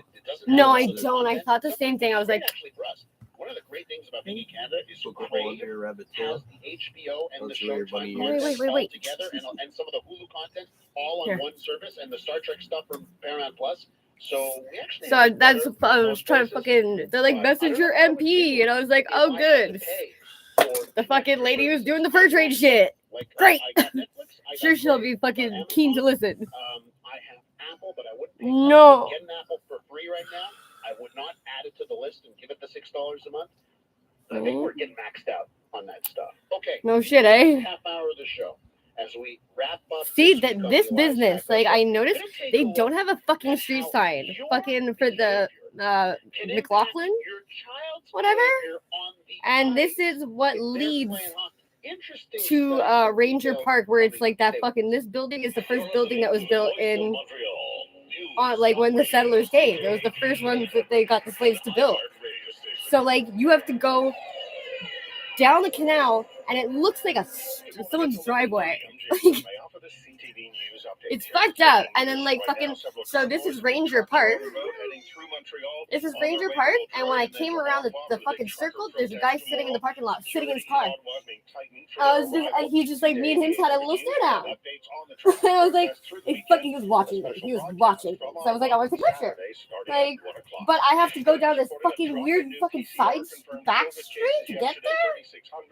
And drop of 62 people in the hospital, 48 more people died of the disease. disease, 75,000 people got a shot, including 2,800 getting their first ones. And a two-lane bridge collapsed in Pittsburgh. Oh yeah, okay, so rescuers to rappel hang on. 150 feet, while others formed a human chain to help rescue several people from a dangling bus. Where's their fucking Authorities website? say there were minor injuries, Oh, but no bad gateway, fatalities. great. Oh, the Gazette also doesn't exist anymore either, apparently. The Gazette? That's what I mean. Like, people were like, you read the newspaper like Le Soleil? I was like, every day. Like, that's so weird. I'm like, that I want to know what's going on in my town. Who just names their place in the sun? Well, fucking ever since Dan Rosenberg left again, like, you have no one else to make English fucking articles. No one will translate them. He was the only one who would do it. So, like, fucking he came back to do it part-time, and then he's like, okay, but, like, I'm super old now. Like, Chico pet stores are expanding. If you're comfortable publishing with animals, you might be the rare bird they're looking for. Visit Chico.ca for store near you. Chico's is finally hiring. How many times when I fucking needed a job, and I had fucking literally, like, one after the other fucking people tell me no? I would go ask fucking Chico's over and over and over. Like, it's basically like fucking borderline harassment. The nautic thing. Fuck, man. I don't know where I fucking put the thing. Oh, I also got kicked off of Click Sante. I got an email that was like, oh, your Click Sante fucking is over a certain amount of time that you used it. It was what I used for when I was getting the Adderall. It was I think for tax returns. But like I don't know. Like apparently Quebec has a whole system for filing health records for people that is separate from the federal government. Like I was like, wait, what? Like, and like, oh, click here to fucking get a copy of your file for your fucking medical history. Like what? Like, I don't know. Okay, wait. So what one of their websites was like saying was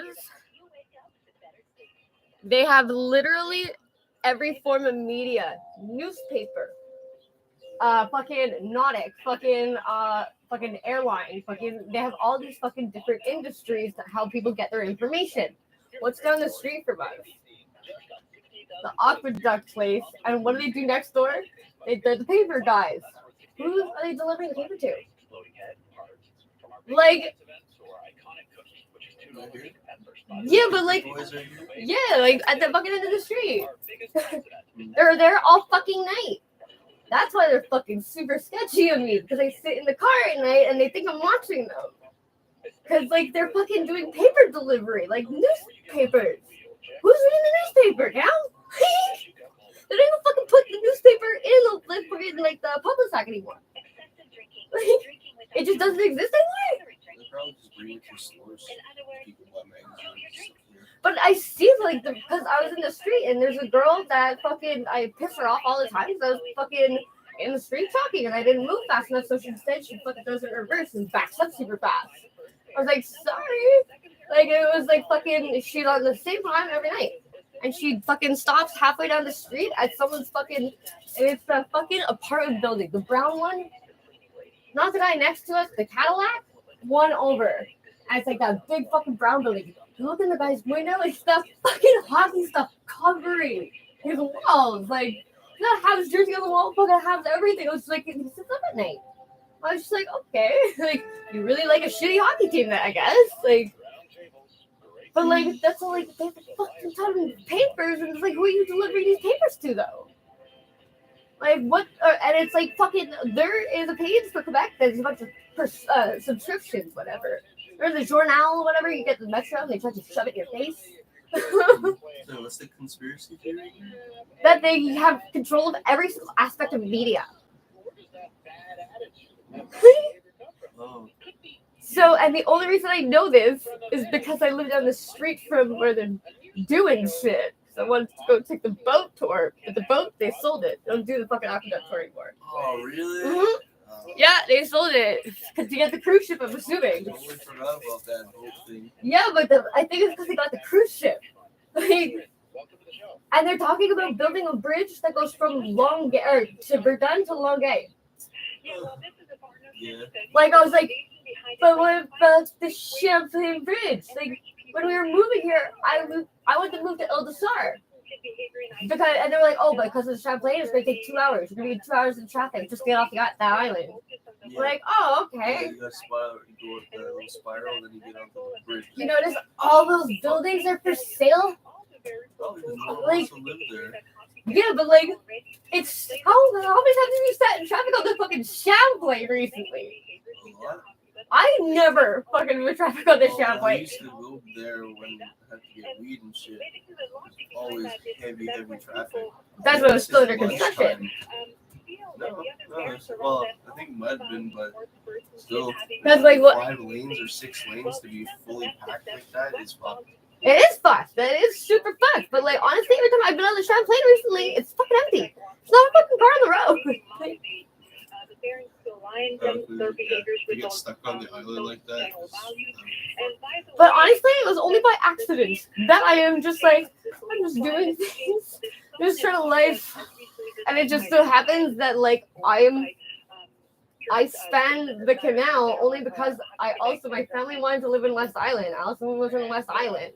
We like being near the water, so it's just like I go up the canal, up and down the canal all the time. Remember they drained the canal because they were fixing it, and they killed those fish. Remember it smelled like fucking dead fish for like an entire summer.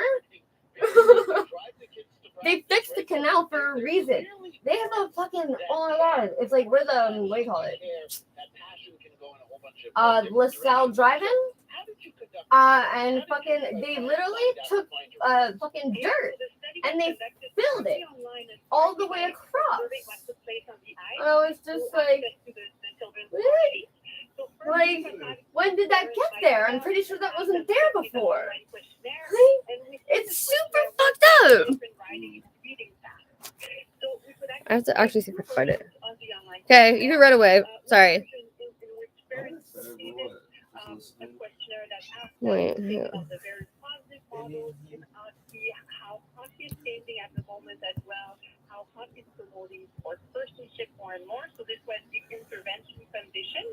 The big windmill. That's another thing. I thought they tore down the big windmill. But apparently there's fucking priests that live behind it. Like a fucking house full like 6 priests or something. Rafting Montreal, right here.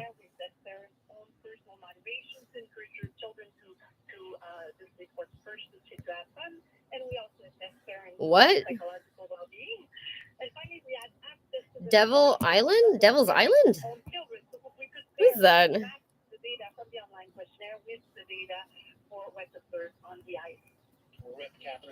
What? Took a look at how the behaviors of parents influence behaviors on ice for youth hockey. Wait. So, what did you find at the end of the day? What were your findings? Yeah, so we found 3 interesting things. One is that parents in the intervention condition were actually more personally motivated. That's fucked up. Persons did have fun in hockey, so this was encouraging. Wait. Second, we also found that the children whose parents were in this intervention condition, well, showed more assist on ice. And when we think about how valued collective play is, Come on, can you load? Right there. Get the fuck out of here. And third, we found that the more parents, the more they were personally motivated to encourage their children to display sports. Okay. So, look. So, if you're looking at this, here, take this. What is going on here? You're having a daddy moment. Okay, so that's where we are. Okay, that's Verdun. Mm-hmm. So, if you go up to that's Nuns Island. That's a Champlain. If you go up here, this is connected by dirt. Mm-hmm. I don't know what St. Helens Island That's is. road. Yeah, I know, but like, That's literally the road. But like they filled in with dirt all along these places, like so that Notre Dame connects to the other side. It's fucked up, like. Wait. Because they want to fucking build a bridge that I don't get that. What is it, Longueuil? They want to build a bridge that goes from Verdun to Longueuil. Yeah. But is it that we're like fucking, like, apparently we can't get the STM to fucking go there? Like, that whole thing was canceled, though. Everything with the metro that was going to go to West Island was canceled. Just the fucking guy who runs STM, he fucking resigned. He didn't fucking take another contract yesterday. He's been doing it for like 13 years, and he just randomly resigned. Like,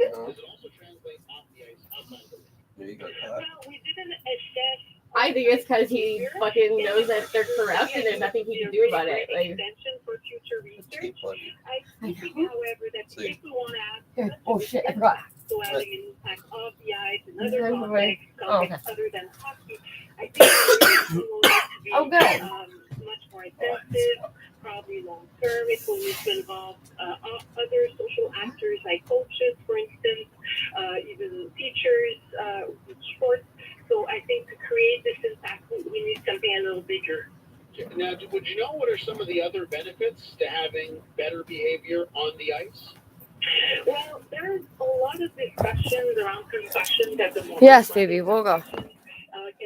Wait. That's fucked up. I actually never. At the moment, in the context of hockey, whether fights should be abolished completely. So I think that's a very interesting discussion to have at the moment. I think it's also the fact that hockey is currently changing, revisiting. I'm good. As well. So there's likely to be some changes going on at that level too. Do you think the study you've done for hockey, you can say, you know what, the same thing would hold true if we studied youth soccer players or fucking Rapids youth thing. baseball players, or is this something you need to look at as well? Mm-hmm. Well, the study was based on social psychological theories, and those theories are generally designed to apply to different contexts. So we specifically adapted the questionnaire, the question we asked to parents was specifically adapted that to the context of ice hockey. But yeah, I do think on the basis of those theories that we could see something generalizing. But I do feel hockey is a bit special in a way because it's of course tied to like the hockey shit. Of the Canadian culture. It's also a sport that we're very invested in, as we were talking earlier as well. The parents are very passionate about it. So yeah, no shit. Unique aspects to in hockey. Yeah.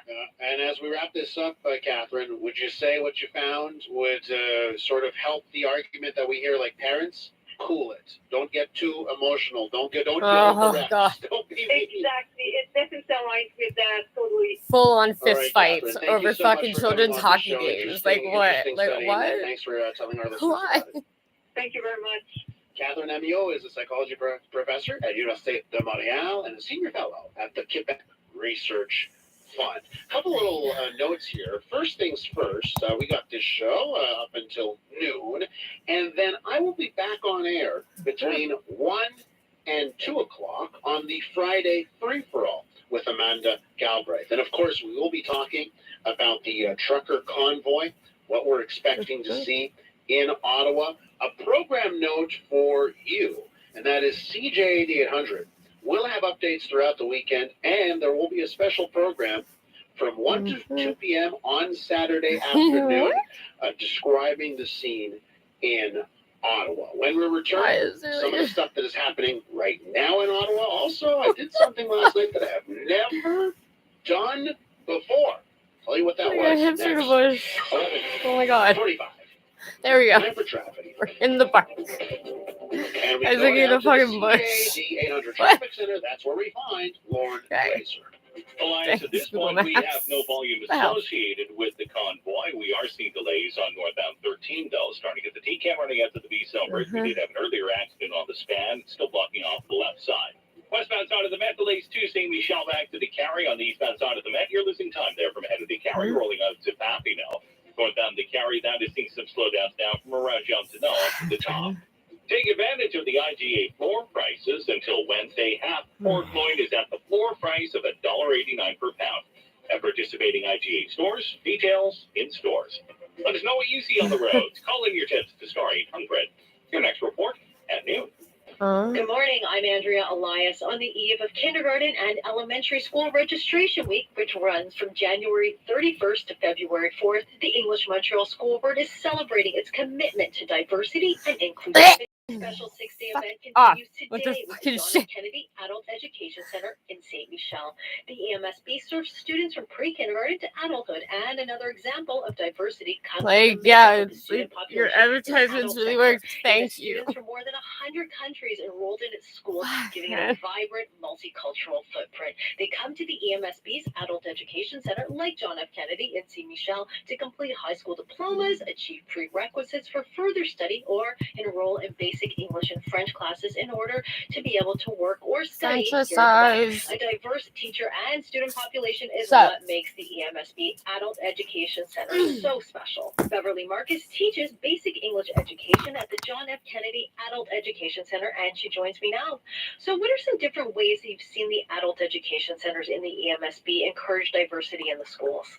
So I've been really fortunate, and I taught at 3 different schools in the adult sector for the EMSB. And every school has a kind of a different take on diversity. So I think at JFK right now, our principal, Liz, is really all about food. So she really makes a point of trying to offer different foods to different students when we do celebrations so that everyone can participate.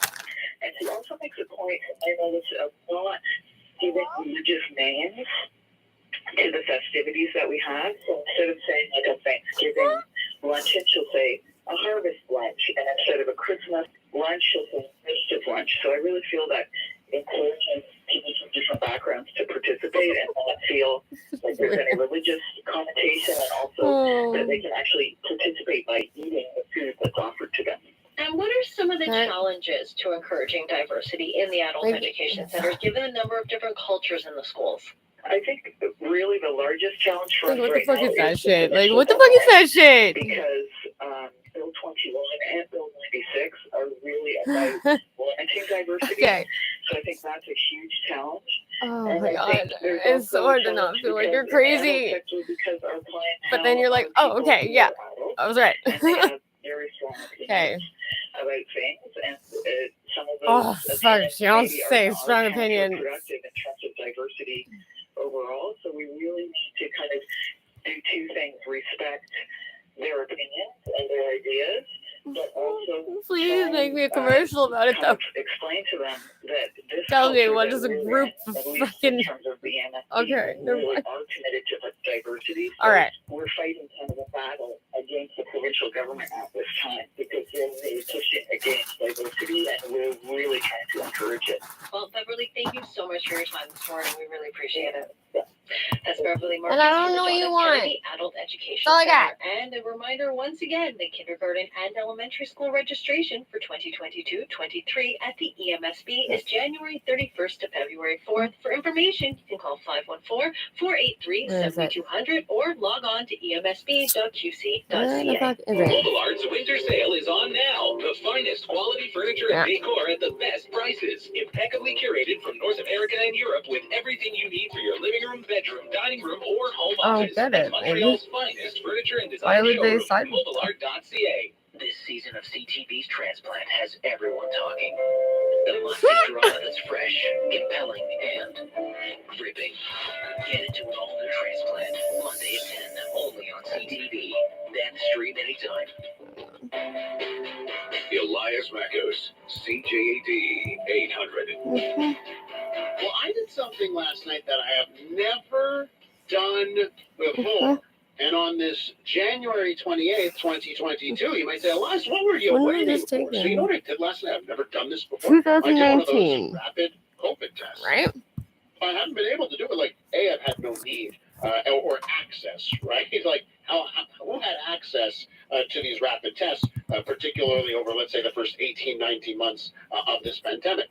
Of course, that's always been an issue for a lot of people. Okay. Saying, hey, why isn't the Quebec government letting us use these rapid tests? Oh, good boy. The government said, one of their lines was, these rapid tests are actually difficult to administer. You can screw it up. So just be careful what you wish for here. But of course, with Omicron, the echoes, the shouting, like, hey, we need rapid tests. That swayed a lot of people. And then the government said, okay, you're getting rapid tests. We're going to go and put them in the pharmacies. Go get your pack of 5.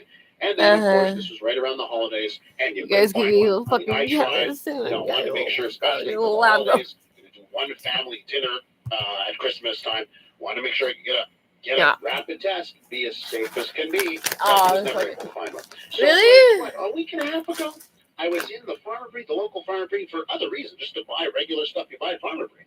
And I walked by the counter of the pharmacist, and they put up signs that were like, "Don't even ask." Like, the wow, really? Like, don't bother us, right? Shut the front door. Like, hey, the sign telling that usually says, "Don't even ask us, don't bother," isn't there.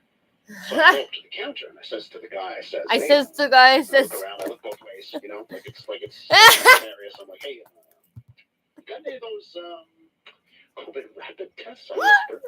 It's like, yeah, got a whole bunch. He gets it. Shut up! Oh my God, solid gold.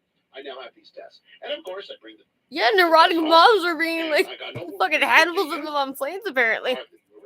Like testing themselves over and over. Like, so what? And I have no symptoms. While I get on a plane. And they're like, don't use these tests if you don't have symptoms. So, listen, I have a friend who's in town. Okay. Lives in Toronto, but he had some medical appointments in town, and he's like, I'm coming to Montreal, because, we want to hang out. And I'm like, yeah, I'm allowed, I live alone. I'm allowed to see one person. So I'm like, yes, let's do it. Now, when he's in town, he stays with his parents. And, he just wants to be as safe as possible. And I get it. Everyone wants to be as safe as possible. I think there are limits. There's no such thing as zero risk in life. There's no such thing. But, he's like, hey, let's have a dinner together. It's been a long time. We haven't seen each other. So, you know what? I say, hey, I offer. No more treats. They say use only the tests if you're symptomatic. But again, now we have tests aplenty. I'll not be able to get another box as of February. And I haven't used this box, and I'm a single guy, so it's not like this is a box of 5 for my family. It's a box of 5 for me. So if it'll make you feel better, I'll use one of these tests. I've never used one. Actually, I just want to see how it works. And if that'll make you feel better, I'll take a test. He's like, well, do you mind? I said, no. For you, buddy, no problem. I'll use the test. So I go and open up this box. I haven't even opened it. It's got the seal still. And many of you are listening to me like, yeah, Elias, we've been there. We've been doing that. Fuck, man. Especially if you've got kids in school, right? But for me, all of this is foreign experience, right? And even just regular PCR COVID tests. I've only had 2 of those PCR COVID tests, both when I returned from travel, right? I went to Mexico in August, had 1 test in Mexico, then had 1 more test when I returned. That's it. That's the history of my COVID testing. Now I'm doing the self-test. So, and I open up this box, and as soon as I open up this box, I finally get it. That old refrain from the government is like, guys, you're asking. Like, these are not easy things to do. They're complicated. Most people screw them up. Like, okay, I open up the box, and you've got tubes, and you've got the little liquid packet, and you've got a little stopper, and then you've got the test itself, and then you've got the swab. So it's like they're all in separate plastic baggies, as many of you know. If you've never used one of these tests, now you know how it's like. So, it's a science experiment for crying out loud, and then the swab's up their nose, and I'm like, oh, and it feels like you're scratching your brain. I'm like, oh, great. And it's like, you turn it around 5 times and then place your finger over the nostrils. I'm like, oh, God. You're a little fucking... I'm a good guy. I don't know if I'll do this again unless I really have to. But I did it all. And then, then you've got to take that liquid and make a special concoction. It's so ridiculous. The swab. And the liquid, and then you swish it around, and then you put the stopper on, and then you put the 3 drops, and then you wait for 15 minutes. And then, of course, 15 minutes is a long time. Don't have COVID. Fantastic. Friend comes over. We have dinner. Good times seeing a friend. Human interaction is fantastic. I'll take it. But that's one thing, now that I've done it, and now I've seen all the different baggies in the box, somebody sent me a note a little while back saying, Elias, give a shout out to the secretaries who are in these schools that are administering these tests, right? These rapid tests. Who's got to do it? You know, it's not like every school's got the nurse on duty all the time. It's the secretaries doing it. And they said, give them a shout out. And I did the shout out. But now I understand, because that is a hassle and a half. Okay, I have some interesting polling here as we wrap up this week on the Elias Macko Show. It comes from Philip J. Fournier. He likes to highlight, from 338canada.com. He's always highlighting the most interesting parts of polls. And get a load of this. Latest data from Angus Reid Institute, polling Canadians on their federal voting intentions. And I think this speaks volumes. The schism, the difference in female voting intentions and male voting intentions. Oh, dear. So here's the breakdown from Angus Reid. Oh. The subsample here, We're talking about about 2,300 people in each of these subsamples, okay? So this is a good number of just women, good number of just men. Listen to this. Federal polling right now in Canada. 39% for the Liberals. This is women voters. Women voters. 39% Liberals. 24% NDP. Conservatives, 22. I'll stick with those top three parties. 39 Liberals, 24 NDP, 22 Conservatives. Now let me flip it. Let's go to the male voters. Male voters. What? 37% Conservative. 28% Liberal, 17% NDP. So look at that.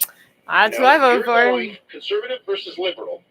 You've got a 17-point advantage among female voters for the Liberals, and you've got a 9-point advantage for the Conservatives among men. That, to me, is a very, this dynamic has been there for a while, but it seems like it's widening. 239. We used to be around 6 points on the men. Okay, for the under 20% on the women, right? So those numbers are going up. Sorry, like under 15%. I think it was like 13% on the women's side. Now it's up 17%. Very interesting. All right, when we return, journalist Justin Ling on what could happen this weekend in Ottawa. Stay with us. With Roy Martineau, get ready to set up the perfect decor for a perfect year. Sticking to those New Year's resolutions will be a walk in the park. You'll see. Remember when all you wanted was a sound night's sleep? Remember? A Beauty Rest double mattress and box spring at $699 might just do the trick. Weren't you saying you'd find some time to take a breather? With a beautiful green velvet sofa for only $899? Well, there you go. Enjoy. Roy Martineau, about equality and price. I sincerely hope and I expect that this will fizzle out as opposed to I just don't get this. Aqueduct Park in LaSalle. At the beginning of LaSalle Boulevard. 242 outstanding reviews.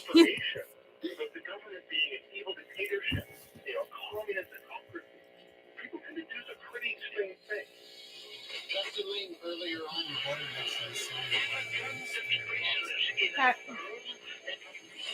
Fuck off. Call or book an appointment online. Express. Stop. Bespoke clothing. BataliaAlley.com. Let me pick up very soon our group full of lies.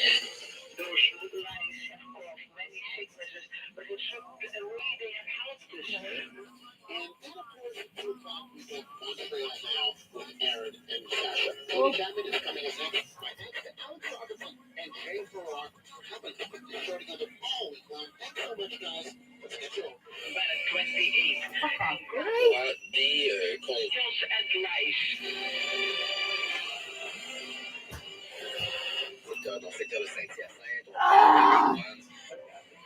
CTV News update. Mainly sunny today. It's -14 downtown, but it feels like -20. Weather details in minutes. Here's what's making news right now.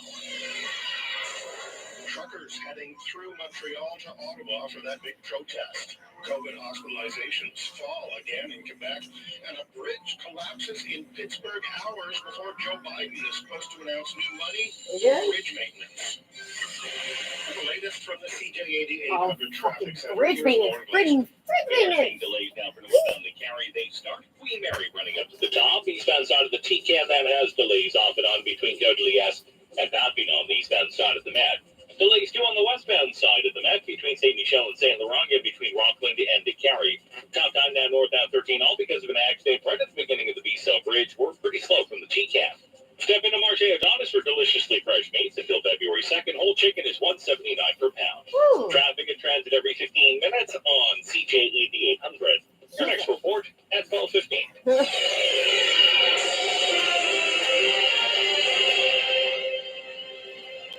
Expect some extra traffic on the highways this afternoon, heading west mostly as truck drivers come through Montreal on their way to Ottawa for tomorrow's big protest in Ottawa. CTV's Ian Wood is at the Lacole border crossing where some truckers and others gathered before heading towards the city. So there were about 40 cars and 24 big rig trucks that gathered at this Esso truck stop near the U.S.-Canada border here in Lacole, Quebec. They're just getting underway now. They were planning to leave about this time to head up to Montreal. They're going to drive through the city and they're going to rendezvous with other convoys that are coming from other border crossings before making their way to Ottawa. Programming note, CJAD 800 News will have updates on the truckers' protest throughout the weekend and a special broadcast from Ottawa tomorrow starting at 1 o'clock. Canada's Immunization Committee is now recommending COVID booster shots for teens with underlying health conditions and those who are at high risk of COVID exposure. The new advice also extends to teens who live in congregate settings or racialized or marginalized communities that have been hard hit by COVID infections. Comes as data shows the high rate of infection due to Omicron has resulted in more kids being admitted to the hospital.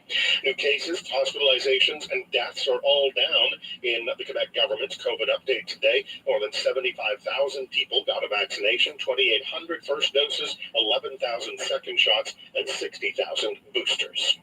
And a bridge collapsed this morning in Pittsburgh just hours before U.S. President Joe Biden arrives in the city to push an infrastructure bill that includes money for bridge maintenance. Authorities say there are minor injuries, but no deaths after the two-lane bridge came down.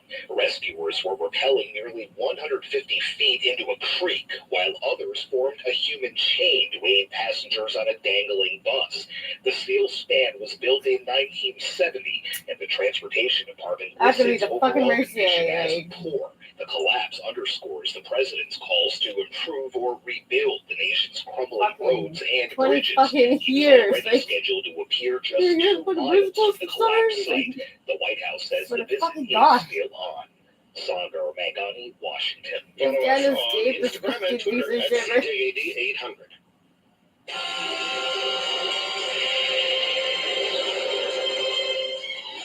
Weather Center forecast mainly sunny today, the high -14. A few clouds tonight, the low -21. The wind chill -32 with a risk of frostbite overnight. And a mix of sun and cloud tomorrow, the high -11. The wind chill -32 in the morning, -18 Canada's cold. in the afternoon.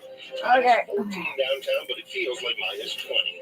For all the news during the day, stream us on your smart speaker. Just say play CJAD 800. Your next CTV News update is at 12:30. Being able to stay within budget is super important for me. I'm only working part-time and I'm back in school. Walmart helps me stay on track. There's nowhere else I trust more than Walmart for great pricing. This ad is sponsored by Walmart. I spent 32 years building 2 agencies. First was called Communique, and the second was Capital C. And there's a family that stood out, the Clune family. Both the husband and wife were instrumental in our growth. The first did back the business was feisty Italian Anne-Marie Clune. She showed up with passion and energy and put a level of professionalism to the agency. And then her husband Tom joined me there, and then became my partner at Capital C, an agency I had for 22 years before selling it. Now the Clunes were great at business, but over and above that, they're among the finest parents I've ever met. And their 3 boys, Rich, Matt, and Ben, are all tall poppies because of the love and values that flow through both sides of their family. And their oldest boy, Richie Clune, is a professional hockey player. Played in the NHL, and today he's the captain of the Toronto Marlies, the AHL team with the Toronto Maple Leafs.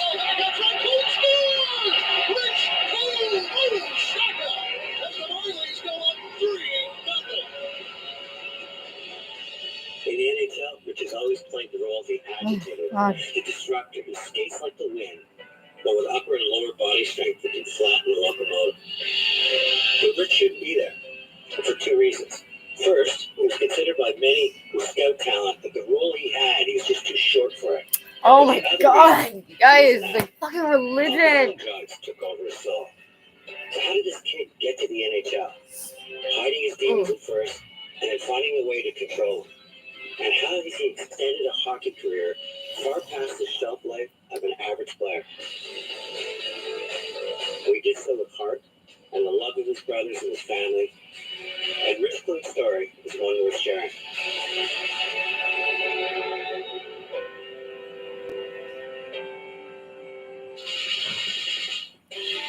You're listening to the iHeartRadio Canada Talk Network, and this is Chatter That Matters with Tony Chapman, presented by RBC.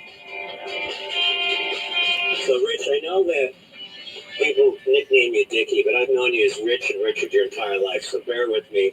And I wanted to say, first of all, it's fantastic, and I'm just so honored you're joining me in Chatter That Matters. It's so good to be on here with you, and you know how I've looked up to you my whole life, and I can't say enough good things about you. It's good to see you. Fantastic. Now, we go back as far as anyone can, and I can say that with a polygraph, because when your mother was pregnant with you, we were working together, and we've become great family friends. I started to go to your hockey games. Get it. And I want you to tell this story because, I've always been trying to be the motivator. And I remember you as a young kid saying, hey, Rich, if you score a bunch of goals this year, I think it was 50 goals, I'm going to give you a signed Raptor game ball. Share the story of what happened heading into the last game when you're a couple of goals short and why you stood out is one of the great stories of my life. It's funny, there's some things that you just never forget, and I'll never forget that story. I remember being over at your house as I was a lot as a young kid.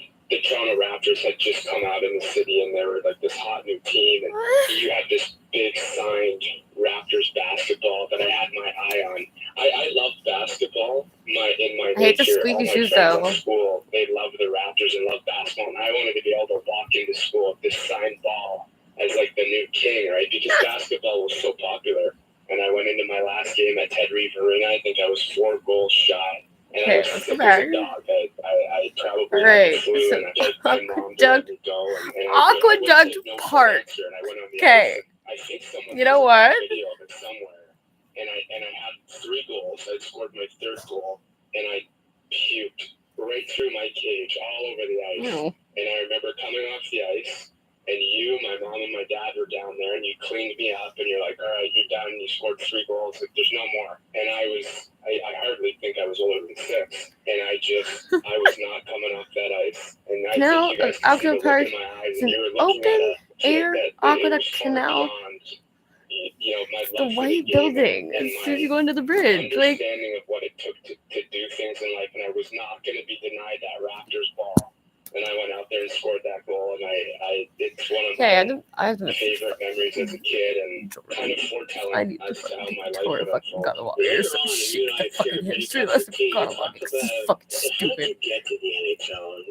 And I remember you telling me get out of here. 90% of the players just get there because they have such gifted ability. But the other 90%, the other 900 players that stood up in the NHL, there's 9,000 people that could be on the ice. So to be one of those 900, you just have to want it more. After all the years in the NHL, do you really believe that it comes down to that? That it's just about heart and commitment more than anything else that gets you there? I've been at it for 16 years as a professional. Every day that goes by, that statement gets solidified more and more. And I'm learning more about what that means. As you move through the ranks, I think there can be discrepancies when you're younger and the pool gets a little smaller. But when you get to the top, especially the pros, after everyone's been drafted or free agents, there's 2 things that set players apart. All right, their heart and their mind. For stupid whatever reason, I believe a lot of it, like you mentioned, had to do with my upbringing, my parents, and the people that were around me as a young boy. I feel like that's something I grasped from a young age, and that no matter what happened, good, bad, or indifferent along the way, I was literally not going to be denied.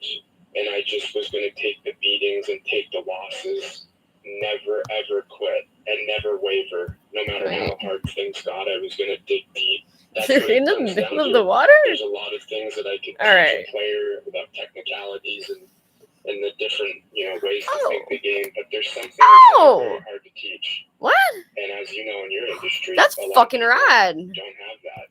That's the heart and the will to go the distance. Do you think, and I know you studied this because you're a student of life, you're a student of humanity, do you think we'll ever find that switch that we can just turn on the passion? People just realize that life isn't a dress rehearsal and it's the one chance you have to go after things? The age that we live in now with social media and like direct contact, I think that has been fucking one big, positive of those nasty things white is building that looks like an people's asylum. stories are so accessible to get out there, and the stories of people going on podcast TV shows, and they're able to verbally articulate what it takes to do. See, but that's why fucking Quebec is so fucking retarded. Like, I can't speak French, I can't speak my own language now.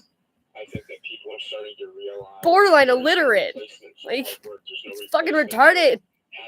There's no reason I should have graduated. And a burning fire in you that you need to exhaust every day. Exhausting one's talent is something that gets overlooked. Okay. I think some people have a good day one day and then they have a bad day or an average day. Yeah, okay, so... Like, how can we have a good day every single day? And that's a mindset, it's a decision. And I learned that from many places, not just being a hockey player. And I look at your dad played professional hockey. Hang on, let's get shit started. Did you pursue sports because you wanted to? Let's get it started. Through my furthest and deepest memories as a child, I remember seeing pictures of my dad on our wall in our basement of him being a hockey player, and I remember watching the Toronto Maple Leafs as a young boy. Actually, you know what? I am of the age where I listened to it on the radio, if you can imagine that. Early on, I looked at, let's just take sports in general. I was a huge track and field fan. Donovan Bailey, all these larger-than-life athletes, and I will admit, I looked at them almost as demi-like gods. I did not think it was humanly possible for me to achieve that sort of level of athleticism. But I did love to play. I loved to play all sports, not just hockey. I was a soccer player, lacrosse, all the school sports. I loved to participate. I loved having friends. And I truly enjoyed playing. I was not playing for anybody else's passions. I don't know, I thought everyone's parents made me play a sport. Competitive. I loved They're like, I don't care what sport you play. I gotta play sport. And as I got older, something inside me, and it's got to be the way I'm wired, a lot of it had to do with the fact that so many people around me did not have confidence in their abilities as an athlete. And like, I thought I was fucking... mindset of like, oh, I had thinking by grade 11 gym by playing air guitar with a badminton racket. And I think about that often. Once I made that little small decision, Mr. Pitts, I love that guy. That guy was good. I turned more intense, and I started to do things that were conducive to becoming a pro athlete. When it boils down to it, that's a defense. Like, that's like 6 minutes thing on this planet that could peel me away from hockey specific or sport, because I've always done it for me. And I think if I was doing it for any other reason, I would not be standing here talking to you today as a current pro athlete. I was not going to be denied a career, this journey. Well, lucky you, friend. Tony Chapman, this is CJAD as it matters. We come back, Richard Quinn is age 12, going off to a private school that's known for athletic prowess. And he starts to realize that it's not just battling for a place in the hockey team, he's starting to battle mental illness. Yeah, for sure. Now, an update. All these fighting, like, beating the crap out of each other at the kids' hockey, like, fucking, you guys are retarded. Fucking insane. You guys fucking make your families miserable because they cater to your every fucking need. That's like fucking, my mom and Colleen have fucking almost gone to a brawl over a 7-year-old T-ball game. Guys fucking work some shit out. Like, you were... Floor price is until Wednesday. Pork loin is at the floor price of $1.89 per pound at participating IGA stores. Details in stores. Let us know what you see on the road. Calling your tips to star 800. Your next report at 12:30. Today's entrepreneur profiles inspiring Quebec business owners every week to kick off 2022, a recognizable name, Trudeau, the kitchenware company, represented by fucking that's news to me. It's about 4 generations designing and developing tableware and houseware since 1889 and currently sold in 70 countries around the world. Join me, Dan Delmar, and FL Montreal's Michael Newton for Today's Entrepreneur tomorrow at noon on Newstalk Radio CJAD 800 and then on iHeartRadio, iTunes, and wherever you find your podcasts. Hi, this is Tony Chapman, host of the radio show and podcast CJAD That Matters. Did you know that only 1 in 5 youth with a mental health illness can get access to the care they need? The parents are a lot more fucked in the head. At RBC Future Launch for supporting over 150 youth mental health organizations. And in doing so, they help youth and their families get the care they need and deserve. No, please. Give me one Make an appointment for your booster dose against COVID-19. Visit Quebec.ca/COVID vaccine to follow the vaccination sequence plan for your area and book your appointment online. To continue protecting yourself against COVID-19 and its variants, get a booster dose and keep following distancing measures, wearing a mask, and washing your hands. The booster dose. Wash your goddamn hands. Fucking nasty. A message from the Gouvernement du Québec. Thanks. Like you put your mind like throwing at that fucking wash your goddamn hands. You mean you're going to take advantage of the special deals in the bonus air miles? That's what I do. I pick it up and I fucking edit. I think I should fill my own card. Edit if I do. Until February 10th at Johnson Suit, you'll enjoy great deals and bonus air miles on lots of irresistible When I wash my hands, when I shit on them. Started a weight contest and you can win one of 5 cards full of your favorite products valued at $1,000 each. Details at Johnson.com. Couldn't stop. But if you swim raw sewage. Into what we call market volatility, and how that affects your investments can be strong. I'm not worried about it, and I don't want you to be God, either. that was great. Things don't always make sense in the market, so align yourself with someone who can help clear it up God, and set you on the right financial path. I recommend always be reached at 514-847-6324. CIBC Wood Gundy is a division of CIBC World Markets Inc., member of CIPF and IROC. Are you considering downsizing your home? It's an overwhelming process. Where do you begin? Hi, I'm Stephanie Cadu, residential real estate broker with Royal LePage Village. I understand the stress and anxiety seniors experience. Taking the important step of selling a family home is overwhelming. That's why I'm supported by a team of professionals in downsizing. No. Please visit my website at You do not need to be able to fucking sell your home. You can sell your home, you don't even have to fucking give anybody money. I understand what the realtor thing is. Like, TMR showroom to find the finest quality furniture and decor fucking at the like, best prices of the year. See their impeccably curated selection of furniture and decor from North America and Europe, including lamps, light fixtures, fabulous design accessories, and more. Everything you need for your living room, bedroom, dining room, or home office. The Mobile Art Winter Sale. that fucking giant ass fucking broken down building I was fucking looking at. What Everyone the? loves Italian food, and you can bring delicious and authentic Italian food home from Restaurant Di Menna. They've been serving the East End's best Italian dishes since 1971. Order your favorites for delivery or counter pickup. Or better yet, fill up your freezer with Di Menna's restaurant quality frozen meals, Di Menna's famous Montreal-style pizzas, or lasagnas, pastas, sauces, and more. I'd love for someone to tell me what the Expo 67 is all about. Like, it just keeps going back up. Rodolfo is celebrating 20 years in business. Thanks to your trust and their expertise, they are Montreal's leader in home renovation and restoration and have been for 20 years. Rodolfo.com.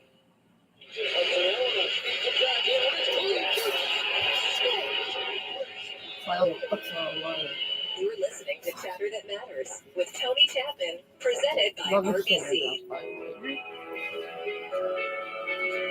Welcome back to CJAD That Matters. If you're a hockey fan, you know who Richard Clone is. If you're a passionate hockey fan, you know he goes by the name Dickie Clone. One of the most popular players in any team he's ever played on. Guess who He's got shit? the LA Kings national No, I didn't pedigree. do that. I don't care. He's got the captain on his sweater for the Maple Leaf affiliate, the Toronto Marlies. Mm-hmm. But as you soon learned, it could have gone a different way. Great. That Richard, when we was were doing terrible. our pre-interview, you framed your life as follows.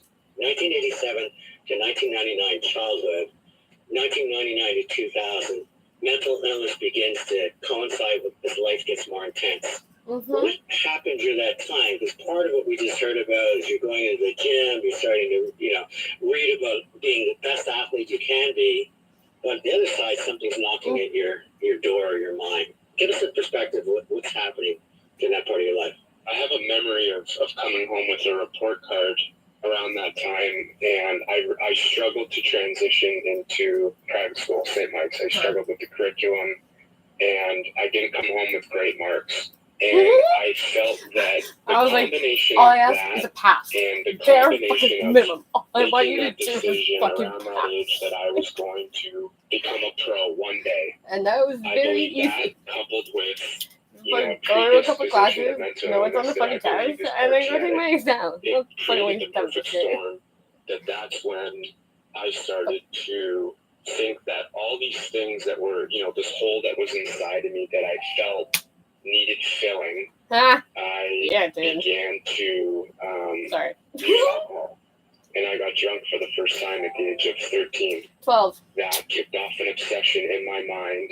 I battled. Great vibe. Lindy Andrew. Until I eventually got some real help. That's how it started. So I went right to When for I drinking in sit the back and basement. try to remember exactly what my mindset was and how I got through all those years, it's such a complicated answer, but I will say in the beginning, alcohol, into my teenage years and my late teenage years was a solution to my problem.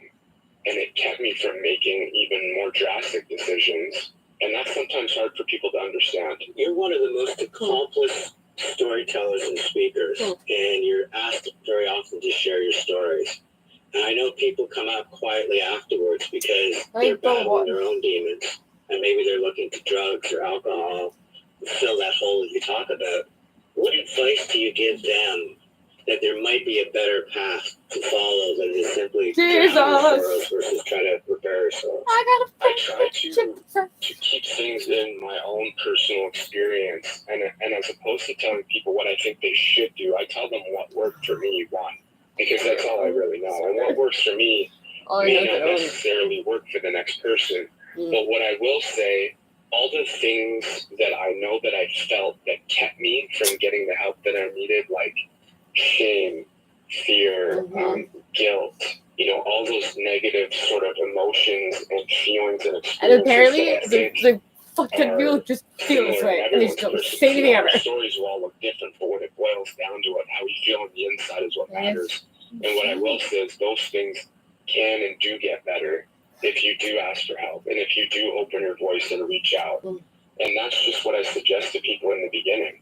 There's a quote that I heard that I'm not really big on quotes, but I wanted everyone to hear everything I wasn't saying. And when I heard that, it was so true. I wanted people to help me, and I wanted people to see I was suffering, but I didn't know how to ask for help. I didn't know how to say I'm I guess when you say it out loud multiple times over and over and over, Thinking of the successful young athlete. It's like as if you're just not trying hard enough. Athletically, you're great-looking guy, you've got a big smile, great personality. It kind of might tackle us just partying. You're just partying, that's what kids do. They party, we're all just fucking partying it up. It's getting worse, but what I'm also fascinated by, what your game is getting better. I remember watching you play, I can't even remember what team it was. It's called the Energy Line. What team were you on? Yeah, that line with that team you were referring to, that was actually the Toronto Marlboros. And if you get a little confused, cigarettes. I play for the Marlins now, the pro team. But there's a team in the Greater Toronto Hockey League called the Toronto Marlboros, and they have teams from 8 years old up to 15 years old, and that's the team that I played for. I used to go to the games. There'd be, I'd say 600, 700, 800 people there. Your line would get on, and there'd be a buzz in the crowd. Even though the 2/3 of the arena was empty, the three of you worked together. You had smiles on your face. You were destructive on ice because of your size and your power. And all of that led you to having to make a really tough choice, because from what I understand is, based on your capabilities, even though some of the scouts thought you might be too small for the role of this agitator, you had some pretty impressive U.S. colleges coming after you for full ride scholarships. Instead, you chose the OHL. So for people who understand that fork in the road, explain what you had to decide, which really, in many ways, would decide the future of your life. It was actually an early goal of mine was to to get a full scholarship and go down to the States and play hockey at a big Division I school. That was a path I wanted to go down. But being a resident of Toronto and playing in Toronto, and being a competitive person that I am, at 15, you become eligible for the Ontario Hockey League draft. And basically what that entails is as your season goes on, all these teams send scouts out every night, and you begin to get ranked and evaluated and projected of what you can be. The players that want to go to college, they kind of don't partake in that draft, and you can actually revoke your eligibility. Initially, that was the plan. You know, I was underdeveloped at that age compared to my peers on the whole. I wasn't, I hadn't hit my growth spurt yet, matured at all physically, so I was dealing with that. But then as the years started to go on, I began to, receive guidance from people around me and coaches and different agents for talking to my family and players on my team. I started to get sucked into the competition, and as I had learned, it was probably the most realistic route to get drafted to the NHL. So my goals changed, and I was ready to pivot right on the spot. That entailed of me deciding if I was going to leave home at the age of 16 to go play, because I had turned myself into a top prospect. I was drafted in the second round and became eligible to play as what they call an underager. So as a 16-year-old amongst many 18, 19, and 20-year-olds, I had to decide basically, did I want to choose an education or did I want to pursue an NHL career? And looking back, I could probably have gone about it a different way, but I basically passed up on, potentially going to a Harvard or a Boston College to go grade 9 and play in the Ontario Hockey League. And you're 16-year-old, you're going into a league where the culture is so crazy. And then people come in at 16 or 17. You said the gifted ones that know are going to make it. Everybody else playing for the shot. And I have to imagine by the time you're 19 or 20, if you haven't made it, you're just, your career's over. So the dynamics must be so different in that league where you're almost fresh meat, and maybe there's older people are there that are, if anything, I feel like drug dealers in the fucking bathrooms and fucking after hours clubs. Like entered the locker room and went to training fucking camp. creepy shit. I didn't really realize how big of a jump it was until I got up close and saw it. To give you some context, I think I was about 165 pounds, probably 5'8" or 5'9" at the time in my first year. There were some players on my team that were 220 pounds, 6'3" men with beards that like to fight and like to fight a lot. Getting into that locker room, right away, there's just the immediate you're cool, your kid getting fucking concussion after concussion after concussion. And then there's the hierarchy of the players, and fifth year, fourth year, third year, second year, draft picks and tough guys and all this stuff. Everyone wants to be a fucking gangster. And for some reason now it's like everyone's a fucking probably stops people snitch of all of everybody's fucking business. Career in hockey, because getting through the junior ranks, fucking good Samaritan, Dudley fucking do right over here. How toxic the junior hockey culture was when I played. I'm under the impression that things have made, drastic improvements and have come a long way. But when I played, it was a very, very toxic environment. And there was a lot of, I had a lot of good times, and I learned a lot of hard lessons in those years playing in that league. This is Tony Chapman. You're listening to Chatter That Matters, presented by RBC. When we come back, Richard begins his OHL career with a force, earns his way onto Team Canada Juniors, focus in the NHL, but he begins to lose some focus as soft drugs become part of his life. Chatter That Matters with Tony Chapman will return in a moment on the iHeartRadio Talk Network. This newscast brought to you by Renovco, celebrating 20 years as Montreal's leader in home renovation and restoration. Renovate with the best. Renovco.com. Good afternoon. It's 12:30. I'm Jason Mayoff with a CTV News update. Ottawa's police chief has issued a stark warning to any protesters who break the law, they will be prosecuted. A large convoy of truckers and others is descending on Ottawa this weekend for a protest. Police Chief Peter Slowly says they are prepared to investigate, arrest if necessary, charge, and prosecute anyone who acts violently or breaks the law. Groups of truckers are making their way through Montreal to Vaudreuil this afternoon. I would before hope heading to so. Ottawa for that protest. CJAD 800 News will have updates on the Why would protests it be throughout the violent? weekend, and a special broadcast from Ottawa tomorrow starting at 1 o'clock. And an urban search and rescue team is looking for possible victims after a two-lane bridge collapsed in I don't know, Pittsburgh this morning. if you think that I'm not behaving the way that fucking I should be, you guys fucking get someone sent to my house. And you then put me in jail. So, From the CJAD 800 Traffic Center, here is Lauren Glazer. You're fucking not doing your fucking job. Maybe there's a reason why people want to be at your fucking front doorstep. Shit's not fair. It's after the outlets for northbound to carry. You are losing time now for Monson back up to the top. On the eastbound side of the TCAN, that has a lot of off and on volume now between Cobley S and Papineau on the eastbound side of the Met. Good Food now offers free grocery delivery in as little as 30 minutes. Plus, get Oh my god, fucking, this is why a bunch of people are like, what? There's no problem with the fucking grocery store. Every Fucking 15 minutes on CJAD 800. Your next report at 12:45. over here at Wawa's.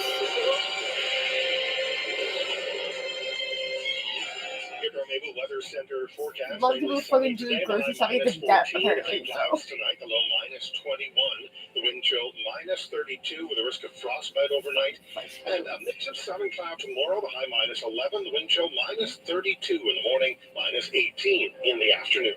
-14 downtown, but it feels like -21. Your next CTV News update is at 1 o'clock. So many Quebecers suffer from back pain, which, when left untreated, can result in a loss of quality of life. The I Quebec like the foot Chiropractors one. Association invites you to learn more. Visit chiropractic.com for more information about the practice. You can find Did you have tips foot and feet? advice for daily Well, get your activities foot and surgery. You'll feel so much better. Like, what's foot surgery? What?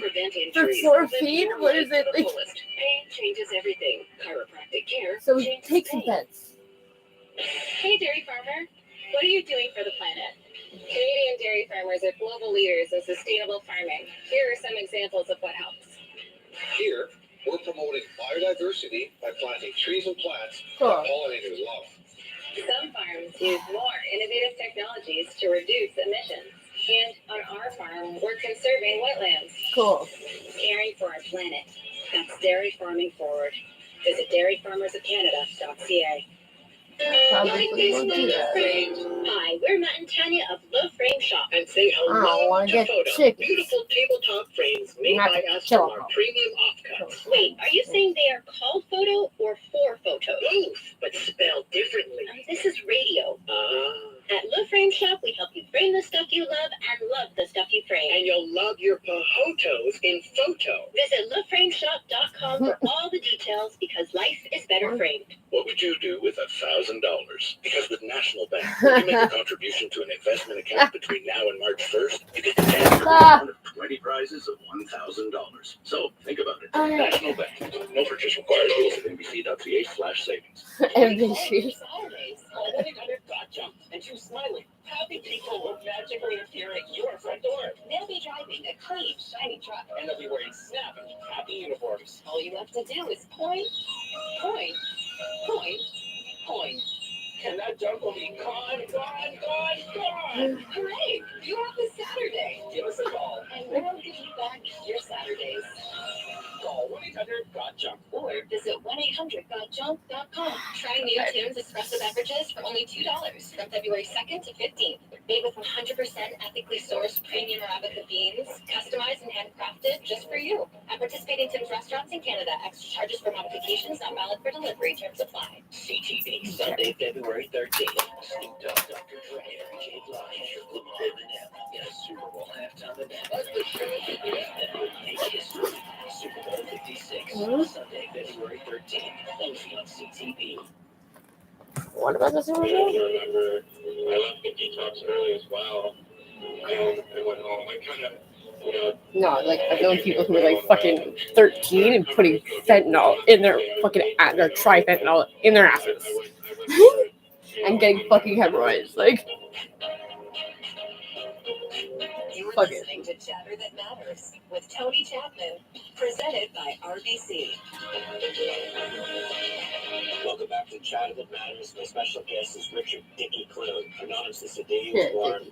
I love him as a human being. I love his contribution to the planet and for sharing his stories of mental illness and abuse so we can all learn from him. God. Richard, you show up at Like Sarnia. an entire generation of boomers were like sexually abused or what? Like, And next thing you know, I'm hearing about you're under the Team Canada. fucking that are fucking middle class sexually abused fucking fucked up families that don't talk about it enough. Our agency doesn't need you.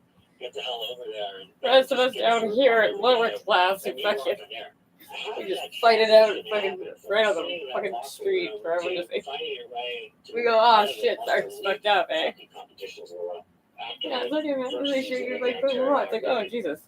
This doesn't feel normal at all. The best players under 18 to a camp in Alberta, and essentially you try out in a week span, and I ended up somehow defying the odds and surprising myself. As you know, I've introduced myself here as someone who looks at things and finds a way to do things, but even, I had my doubts there. I was surprised. I wasn't surprised that I got invited to the tournament, but when I got there, when I walked in day one, I wasn't convinced I was going to make the team. It wasn't until we started to get going and I realized, hey, I'm stronger than a lot of these kids. I've trained harder, and I probably can find my way on this team if I adopt and kind of exploit my physical prowess and my ability to throw big body shots and my ability to be an extremely mean and intimidating player.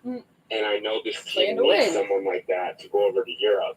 So I almost sort of pivoted on the spot, and instead of going for like that role of the goal scorer and the passer, which I kind of was on the Sarnia Sting team, I basically said I'm just going to go and hunt everybody down, knock everybody over till I earn a spot on the team, and that's kind of what I did. And I went over to Europe. Me and a couple other guys on the team just basically brought that standard Canadian brand of hockey where if you had another jersey on, it was going to be a really long 60 minutes for you. And I was going to make you feel very bad for being from another country. Man. And, hearing myself say these words, it's a little scary, I'll be honest with you. I can separate the athlete from the person, and I think I'm two different, people. But that's just the hard truth, is that when I get on the ice, it's me versus you, and I'm going to do what it takes to get there, and that's how I made the Canadian team.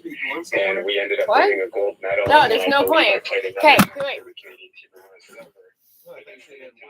What? Yeah, but I can't get anywhere. Fucking traffic. I'm gonna go fucking to my mama's for a sec. Okay, so this building? Look. You know this building?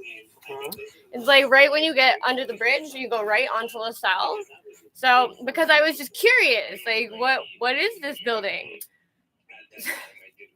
It's amazing. Like, it just is Ville de Montréal, okay? So I was just curious, like, what the fuck is this, right? Apparently, this is fucking Aqueduct Park. All right, that building, okay? It has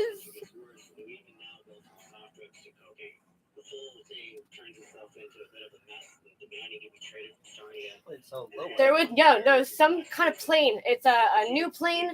The U.S.'s most expensive plane. It was $100 million. It crashed into the water, and it was like a race for all the countries to get this fucking plane. A fighter jet, whatever. And it's like the fucking top, it's like the first one of its kind, whatever.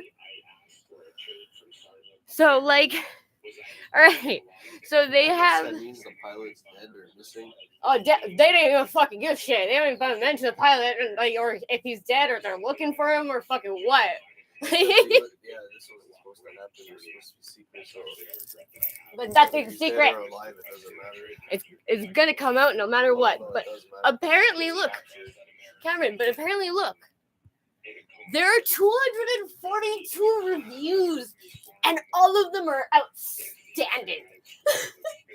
Okay, so it's a beautiful, clean park. 5 stars. Interesting history displayed on the stands. Nice benches. But the view on the river is partially concealed by high plants in front of them. Fuck you guys like concealing shit. You fucking cops stand out of fucking line to fucking hide fucking what you're doing because you're fucking doing something shitty.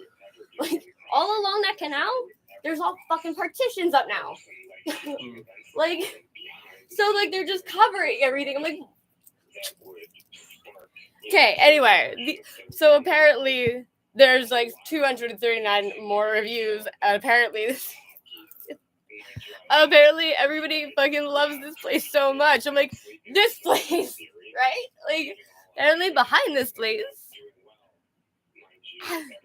Okay, because like I think it's like a parking lot. Like so weird because like they're weird like hipsters doing these because it's not fucking.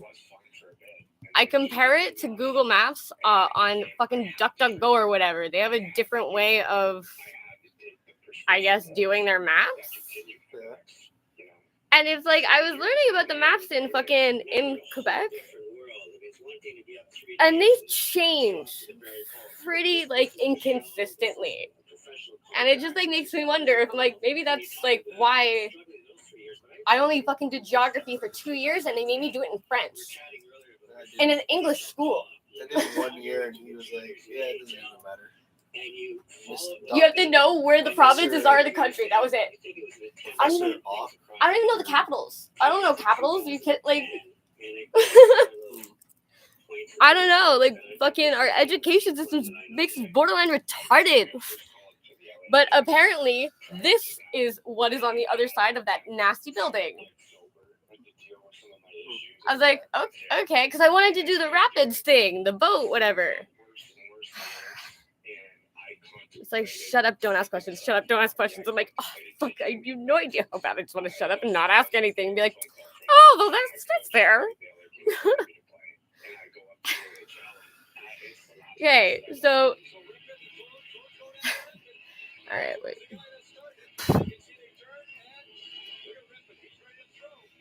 There you go.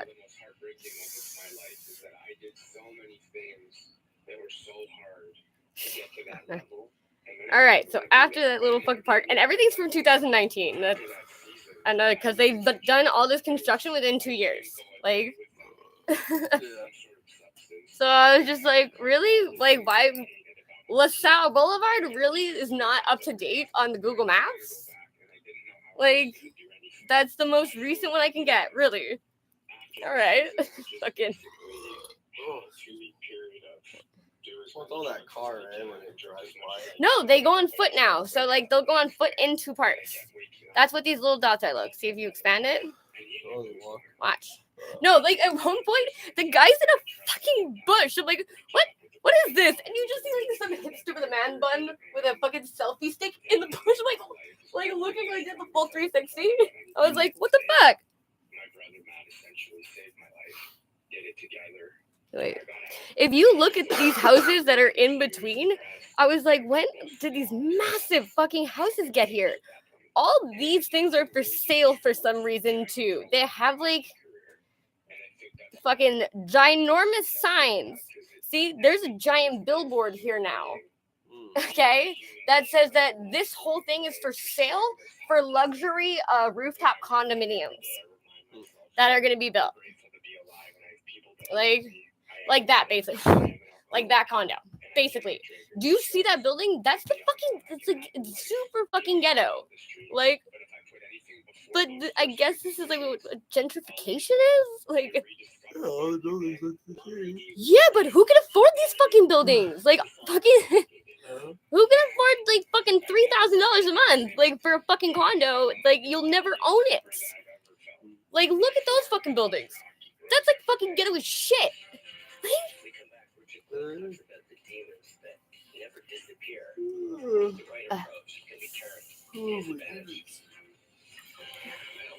Hang on. Oh yeah, Big Bear. For the bare necessities. My pot of honey. You're fucking fat fuck. Ah! Yeah. Come on, can you? Loblaws. It's fucking retarded. Hang on. It is so hard to get it to go where fucking pay top fucking dollar for this shit. Right. Here, take some meds. Take pills. Oh my god. I don't like. I kind of want to play that game, but I kind of don't because it's gonna scare me more. Fucking don't forget to take your meds. Oh, what was it? Fuck. It's that fucking one on the Xbox. The ones where it's like fucking they actually eat rats or they're cannibals or whatever. And Oh, no, it's on the PlayStation. Yeah, but what is it called? It's Fuck, like Be Happy Few. yeah, that's what this dude. Look at these fucking houses. Like, and I didn't really notice them before. Yeah, you can play it anytime. It's on the PlayStation. I heard they got like a bunch of like they fixed a lot of things on it. Yeah, it's pretty cool. They added like some DLCs to it. Hang on. So that we're doing food, sex, and games today. What? What about food, sex, and games? Is that what we're doing today? Okay, wait. Hang on. Okay. So let's go over here.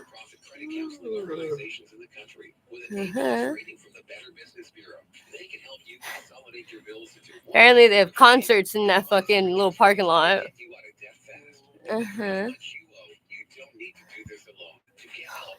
Okay. There was. Oh, why?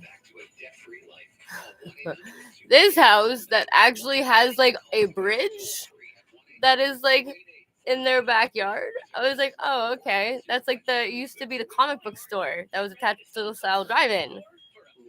But that started off as a little tiny fucking extension, and now it's like this huge fucking like building. Hang on.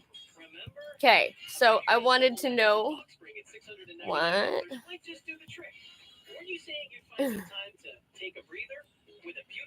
That lot is for sale. Fucking. Where is that fucking giant ass fucking house?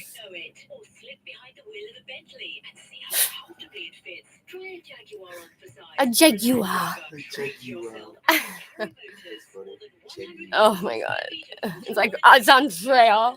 Look at that. Like, when did that get there? And they have this little fucking bike path bridge thing, but across the street, this house is for sale. This is a banner that goes all the way across. This house is for sale. It's huge. Like, yeah, it's waterfront property. It's not just waterfront property. Like, this is where Nan, like, it's right near where Nan lives. So, like, what I'm thinking, that's why her landlady is such a fucking asshat. She was probably there now. I thought she lived. It's behind Super C. Yeah, I thought that was. Like, so you go all. Okay, so Super C is right here around. Nan lives like in the middle, like she lives right off Central. You can't move it. It doesn't move at the bottom part. Like. Okay, I know where you are now. I see. So, but like, fucking. Wait. I think she inherited that property because I'm like, I didn't know she had a basement portion, but I'm like, yeah, that makes sense because there is a garage there, and she bitches about not being able to park in the garage. Yeah. But like, I'm like, so it was just like the basement was split off, and it was a fourplex, like, and that she just rents it out so she can fucking have someone to terrorize forever. Like, your husband and your kids are not enough, lady. Fucking spineless fucking fat shit. Fucking miserable fucking with your fucking life and your fucking nasty squawking wife. Fucking literally pick on old ladies. Got nothing better to do.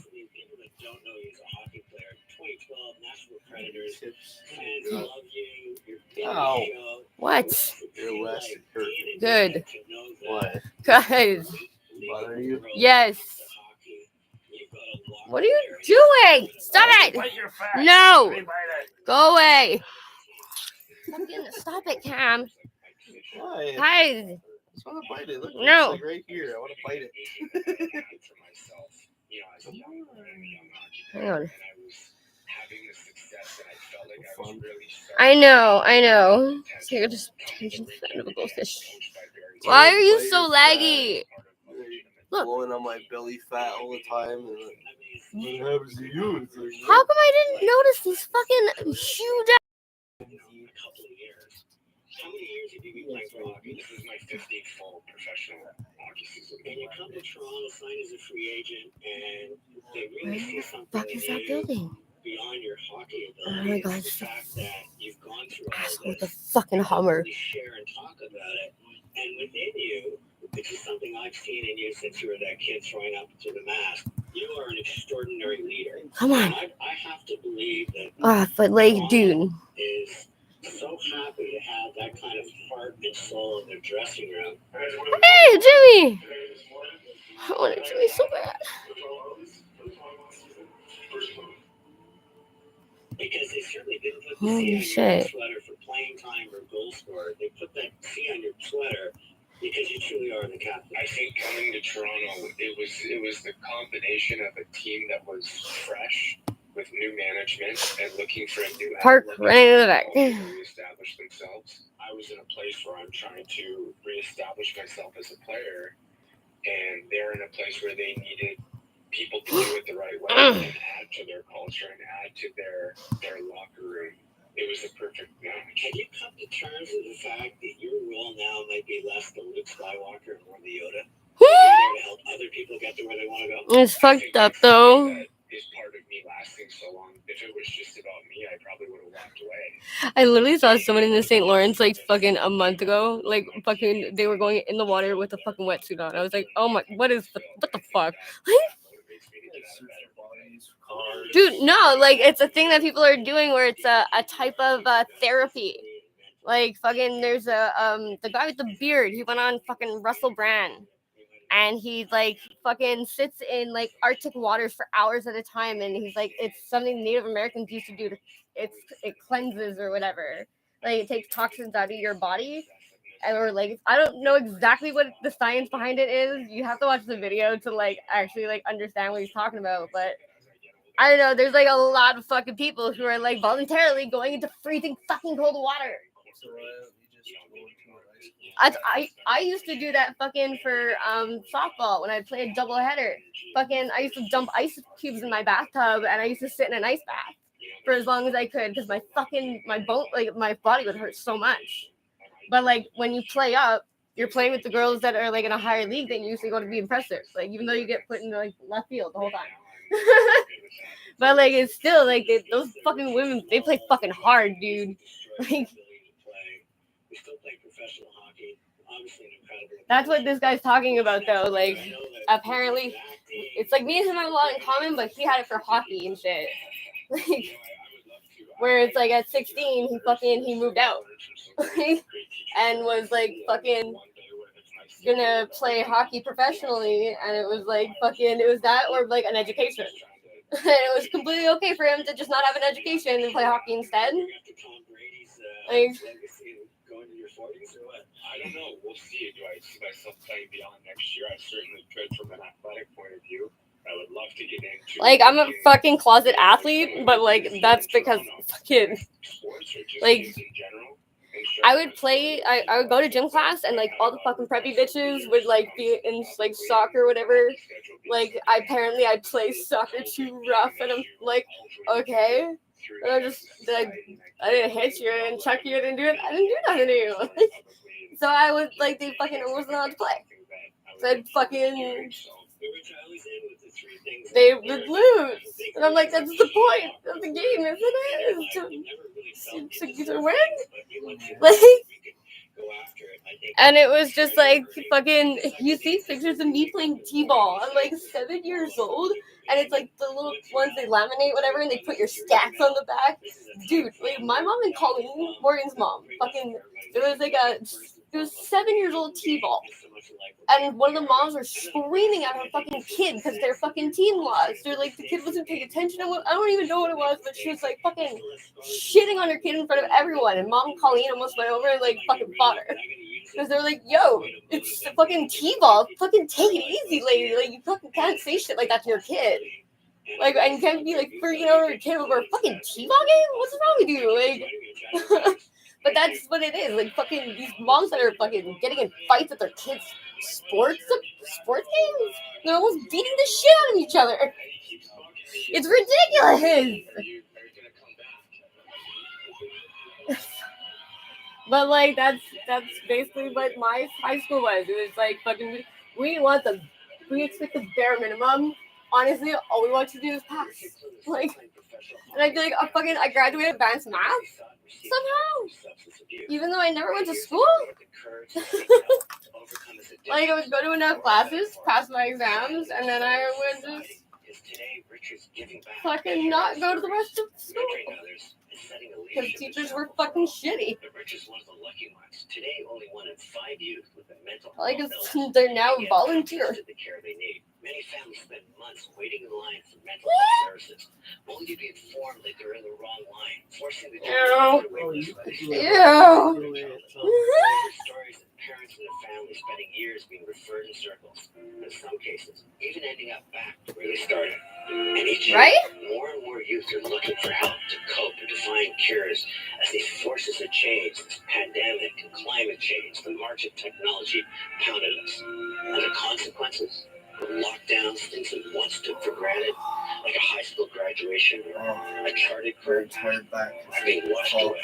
And in doing so, the psyche shifts security to insecurity, certainty to uncertainty, and possibilities become impossibilities. These people need help.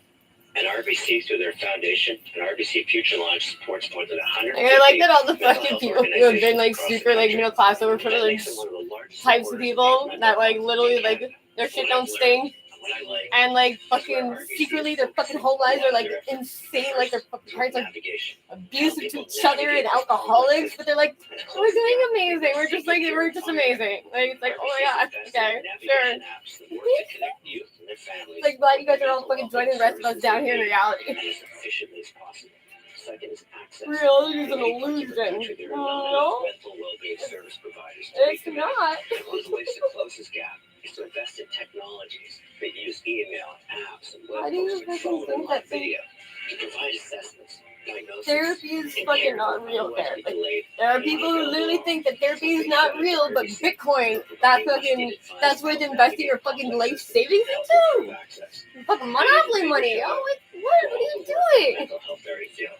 And to all the youth that are struggling to cope, especially during these times, and all the families and friends that love you and struggle alongside you. I hope that you find the help let me give her kisses and put my face on her. It's Story Chat. Let's chat. Actually, I send Dom and Tony videos of Lindsay because Tony like was just like, oh my god, she's so beautiful. Like, that's kind of weird. Like, get a cat then. You guys should just get a cat. Like, whoa, cat. I'm like, there are crazy people who are banging on your fucking door at the middle of the night and the cops are outside. Like, do you think getting a cat or really think anyone's like, or notice or say anything? Like, they're at 4914. Yeah, unless you gotta walk it through an office all the time. There's a guy standing there's a security at the door. Like, there's a security guy at the door. He lives in the building. Yeah, if they see you with a pet, he's really gonna pet.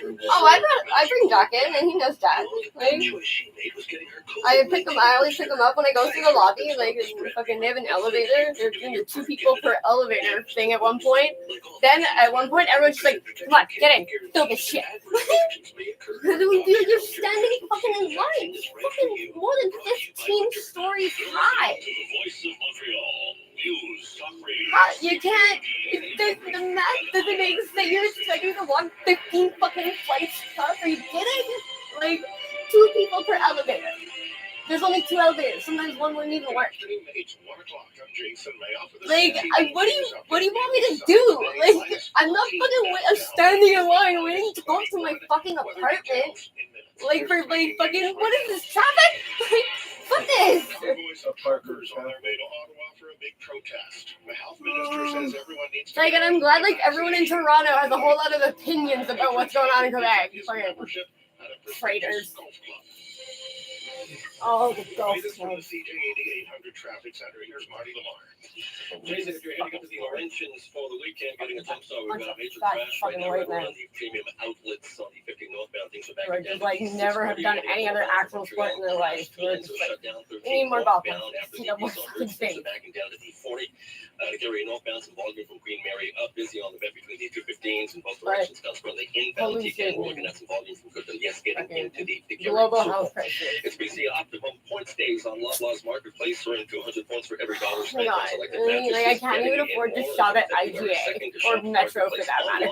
Like, fucking traffic transit every 15 Loblaws minutes. is like out of the question. Probably don't do. Coming up at 1:15.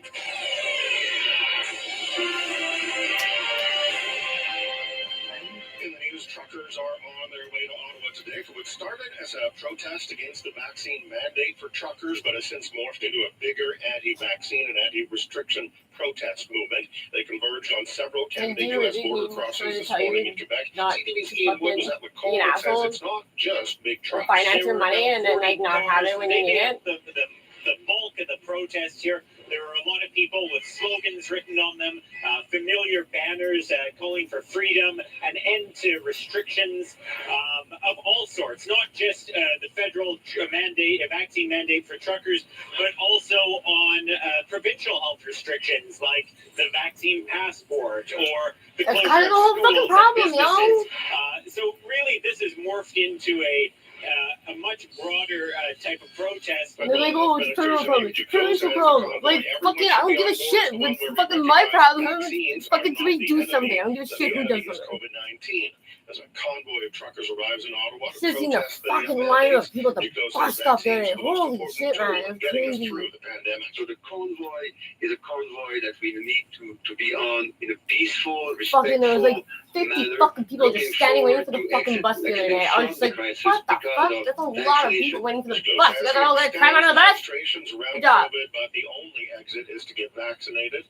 Programming note, Oh my God. CJAD 800 News will have updates on the truckers' protests throughout the weekend and a special broadcast from Ottawa tomorrow starting at 1 o'clock. Prince Andrew has given up his membership at one of the world's most prestigious golf clubs as he fights allegations of sexual abuse. As the pre-trial sex scandal rumbles on, Andrew may not be too focused on golf. But we've now learned that Dawn is his honorary membership of the Royal and Ancient Golf Club of St. Andrews, the very home of golf. Comes after the prince was stripped of his honorary military titles and roles with charitable organizations. Amid a U.S. civil lawsuit filed by a woman who says she was trafficked to have sex with him when she was 17. Why though? ABC News, London. You guys are fucking ridiculous. Yes, we need fucking golf courses to take up more fucking space. Please, Mainly sunny today, the high minus 14. A few clouds tonight, the low minus 21. The wind chill minus 32 with a risk of frostbite overnight. So you can whack ball. Tomorrow, the high minus 11. The wind chill minus 32. Whack it again. Minus 18 in the afternoon. Minus 14 downtown. Fucking walk anymore. You guys got golf carts. 21. For all news during the day, drive to the hall. Fuck off. Play CJAD 800. And there's a TV news update is at 1:30. If you live in the Montreal or surrounding areas and you're seeing cracks and lifting in your basement or garage floor, you might have pyrite. We at Les Fondations Nouvelle Génération have the solution. Visit www.protectyourinvestment.ca. Protectyourinvestment.ca. Gentlemen, I don't know what thyroid is. It can be hard, so to speak, to talk about intimacy issues, or maybe it's not hard, as it were. If you feel like it's all happening too fast, consider a visit to Elna Sexual Wellness. Talk about it with your partner. That's the most important part. And then book a consultation at elnasexualwellness.com. Even if it's medical treatments, help is available. Always with respect and discretion. Take a break from your usual online activity and visit elnasexualwellness.com. Oh my God. Here's your host, Amanda Galbraith. Hi, everybody. Happy Friday. I'm Amanda Galbraith, your host of the show, where we bring the top talent from across the iHeartRadio Talk Network to debate the biggest stories of the week. And boy, do we have big stories this week. We have one great, big, huge story, in fact, that we're going to stretch over 2 segments, and we'll get into that right after the break. But today, to unpack all of this with me to debate, our two show regulars, Carl Dockstetter, who's the host of One Dish, One Mic, which airs on Saturdays from 10 a.m. to noon on News Talk 610 in CKTB Niagara, in London, and in Windsor. And Elias Makos, host of the Elias Makos Show on CJAD in Montreal. Carl and Elias, welcome back. Thanks for having us. Hello, Amanda. Hello, Carl. Hey, we used to get the vibes. Happy New Year, by the way. I don't think I've talked to either of you since before. Oh, way past the deadline, Amanda. I'm going to call you out right there. January 28th, way past the statute of limitations on the Happy New Year. I'll take it. I think in January it's okay. I'll take it. So Happy New Year Thank to you, Amanda. Carl's on my team. Well, this is what I don't know if anybody's talking about anything else right now. It's truckers, and it's not just here in Canada, by the way. They're talking about it around the world. So they're on their way. And if you're in Ottawa, they're already there. A convoy of trucks and now cars. They're adorned with Canadian flags and other flags. Decrying vaccine mandates have been making their way across the country from all corners, from the East Coast to the West Coast, and they've begun arriving in Ottawa today. The original purpose to this, and we're going to get into this over the show, was to protest vaccine mandates, which took effect on January 15th, basically requiring all essential workers who cross the border must be vaccinated, including truckers. This now mirrors the same rules in the U.S. Now, obviously, this has caused a lot of strife. They've been working for the last 2 years, and they've been exempt from this. So and folks are saying it's causing issues, including the Canadian Chamber of Commerce, the Canadian Manufacturers Coalition, and the Canadian Federation of Small Business, who've all said the supply chain is already under stress. This isn't going to make it enough. Opening bars so truckers got together. They decided to protest this. They launched a GoFundMe, which, as of about an hour before the show, has reached $7 million. And about 90,000 people have donated to this, not just from Canada, but from other places. We've also seen convoys have sprung up in Brazil, in Italy, in Australia, where truckers have followed. And, I want to bring you some sights and sounds of this before we sort of get into the meat of the debate.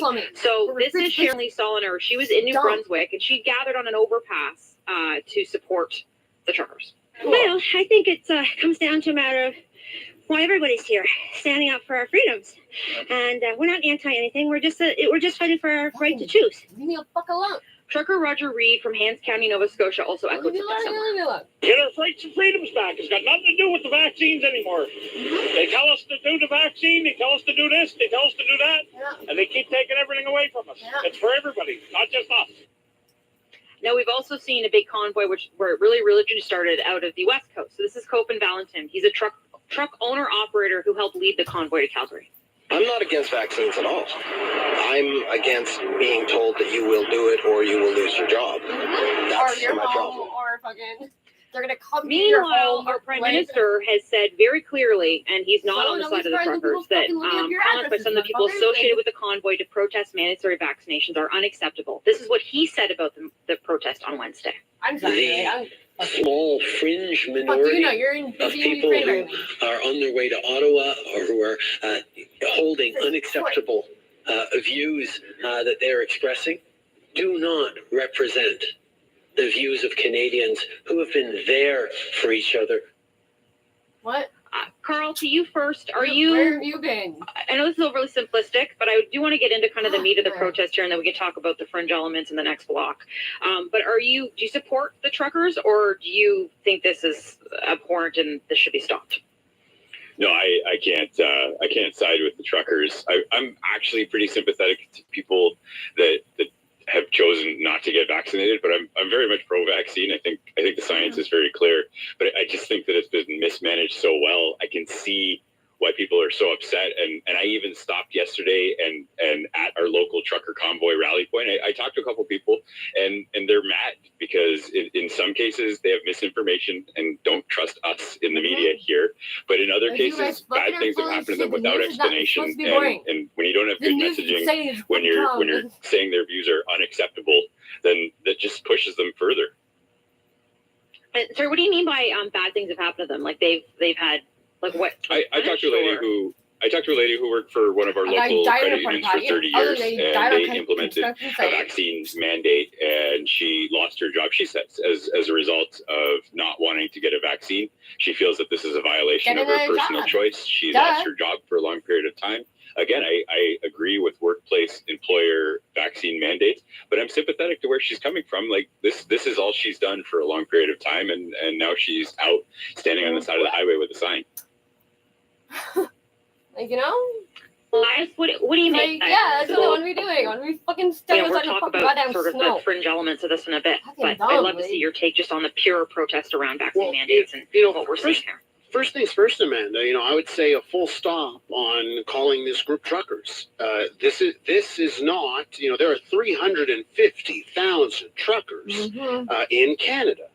This morning on my program, we opened up our phone lines. I did a particular call out. Hey, truckers, call me, and truckers called in. I got one call from a trucker named Jay. And, he very simply put, at the end of his call, I said, Jay, I want to record what you just said, put it into an IV and hook it up to my veins. Because, he focused on what really is the issue in the trucking industry. Truckers that are forced to drive more than the legal amount of hours by their trucking companies, right? Truckers that live with the manipulated logbooks and all the actual issues affecting truckers, right? This is a charade, right? This group here, let's say they end up with 2,000, and all indications are of that 2,000, that's the majority will not be truckers that actually show up. So let's say you get 2,000. Let's spitball it there. 2,000 of 350,000 truckers in this country, and truckers that have been working their butts off during this entire pandemic on keeping the shelves actually stocked during a pandemic with supply chain issues throughout the entire world. It's a success story just how full the shelves have actually been filled this entire time. So they've been working their butts off, and they're smeared by this group. There's one thing the Prime Minister said that was right, and there's a lot that, I think there's got to be a little blame long term over some of the tactics by the Prime Minister. But there's one thing he said that was spot on. Fringe. This is fringe. This is a group, whatever they call themselves, Canada Unity, their top line request. And it's being buried here. Their top line request, and some of it is comical because it's like a really bad copy and paste job from U.S. insurrectionists. Some of it is, we're going to get the Senate, and we don't have a vice president here like we did January 6th in the United States. Okay, we'll get the Governor General. The Senate and the Governor General, they will dissolve Parliament. That's one of their top line request demands. So let's take it as seriously as their requests are, which I think speaks volumes. And off the top, Amanda, you said, Canadian flags, and how did you put it? Other flags. And I was like, Amanda, do tell. Which we're going to talk about. Yeah. Do tell, Amanda. These are not Taylor Swift Nation flags, right? Thank you. Today, it's the Confederate flag that's showing up. So let's call them what they are, and what they represent is dangerous and does not represent truckers. And I think that's an important point, and I do want to get into that. And I'm not trying to hide we're going to have a whole segment on the extreme elements that are participating in this, or sort of glomming onto it, or whatever you want to say. What? But to me, I just feel like that part of this is, and taking over, and maybe it should, but I do think we should actually take a look at the fundamental thing that started this, right? Which was these truckers, and you said it eloquently, Elias, these truckers, and who are not maybe the majority of this, I don't know. And we'll find out when they get to Ottawa today as they arrive, have been for the last 2 years working their butts off for all of us across this country. Like, our shelves have been stocked. I get my Amazon packages. Like, I have not gone without. And they went to states when it was, we didn't know if you could get this from like touching a surface of it. It was crazy to me that they did all of this. And then at the 11th hour, the 23rd hour of this, as we have our chief medical officer say, okay, you know, we've got to learn to live with the disease. Now all of a sudden is a vaccine mandate for these workers, and they're, you know, 16,000, 26,000 of them, there's kind of a range of definitions of who's impacted, can't do their jobs. And that to me is shameful. And I think they have every right to be mad. I would be mad if I were them. And I say this as a very pro-vaccinated person, and a triple boosted, whatever you want to say, person myself. All right, so as Elias mentioned, this convoy has some fringe elements in it. And I want to talk about that. Are we following the same path of radicalization we saw in the U.S.? We'll dig into that after the break. I'm Amanda Galbraith on the iHeartRadio Talk Network. Now an update from the CJAD 800 Traffic Center. Heading up to the Laurentians here this afternoon, we've got a crash on the 15 northbound around the premium outlets. Things are bumper to bumper right now, pretty much from the 640 all the way up to that area. Still got that crash on the 13 northbound after the Beso Bridge. Things are backing down to the 40. To carry northbound real heavy go from Côte St. Luc up to the Carry Circle, southbound off the top. Busy on the Met between the 215s here at this point. Winter clearance at Sport Experts in Atmosphere. Get 20 to 50% off selected merchandise. Details in store. Traffic and transit every 15 minutes on CJAD 800. Your next report coming up at 1:30. Today's entrepreneur profiles inspiring Quebec business owners every week. To kick off 2022, a recognizable name, Trudeau, the kitchenware company, represented by Anne-Marie Trudeau, will talk to us about 4 generations designing and developing tableware and houseware since 1889 and currently sold in 70 countries around the world. Join me, Dan Delmar, and FL Montreal's Michael Newton for Today's Entrepreneur, tomorrow at noon on Newstalk Radio CJAD 800, and then on iHeartRadio, iTunes, and wherever you find your podcasts. Hey, dairy farmer. What are you doing for the planet? Canadian dairy farmers are global leaders in sustainable farming. Here are some examples of what helps. Here, we're promoting biodiversity by planting trees and plants that pollinators love. Some farms use more innovative technologies to reduce emissions. And on our farm, we're conserving wetlands. Caring for our planet. That's dairy farming forward. Visit dairyfarmersofcanada.ca. Right now at New Look, get 2 frames for the price of 1 from all of our private collections. In other words, get 1 fashionable New Look and 1 no way if it wasn't 2 for 1. New Look, the New Look Private Collection 2 for 1 sale. Don't miss it. New Look, precisely. Pleasant Laurendo Optician. Yeah, I absolutely When you're drinking, don't let anyone's cup run over. Learn to pour exactly the right amount. No more, no less, with the Standard Drink Server. At the Edzuk Alcohol website, moderation is always in good taste. What's the best way to enjoy an evening without drinking too much? Alternate cocktails with mocktails. Choose from over 150 recipes brought to you by Altern Alcohol at the Ithaca website. Moderation is always in good taste. Hi, Dom here for Res AV. In the past, people had to travel for business meetings to keep their companies going and growing. Well, not anymore. Let Res AV show you how to set up cost-efficient and easy-to-use automated video conferencing solutions. Whether it's for a big boardroom, a small collab, or office space, Res AV has the expertise to help your company and save you money. For more information and a free evaluation, call us 514-439-3901. We're Res AV. And best of all, we come to you.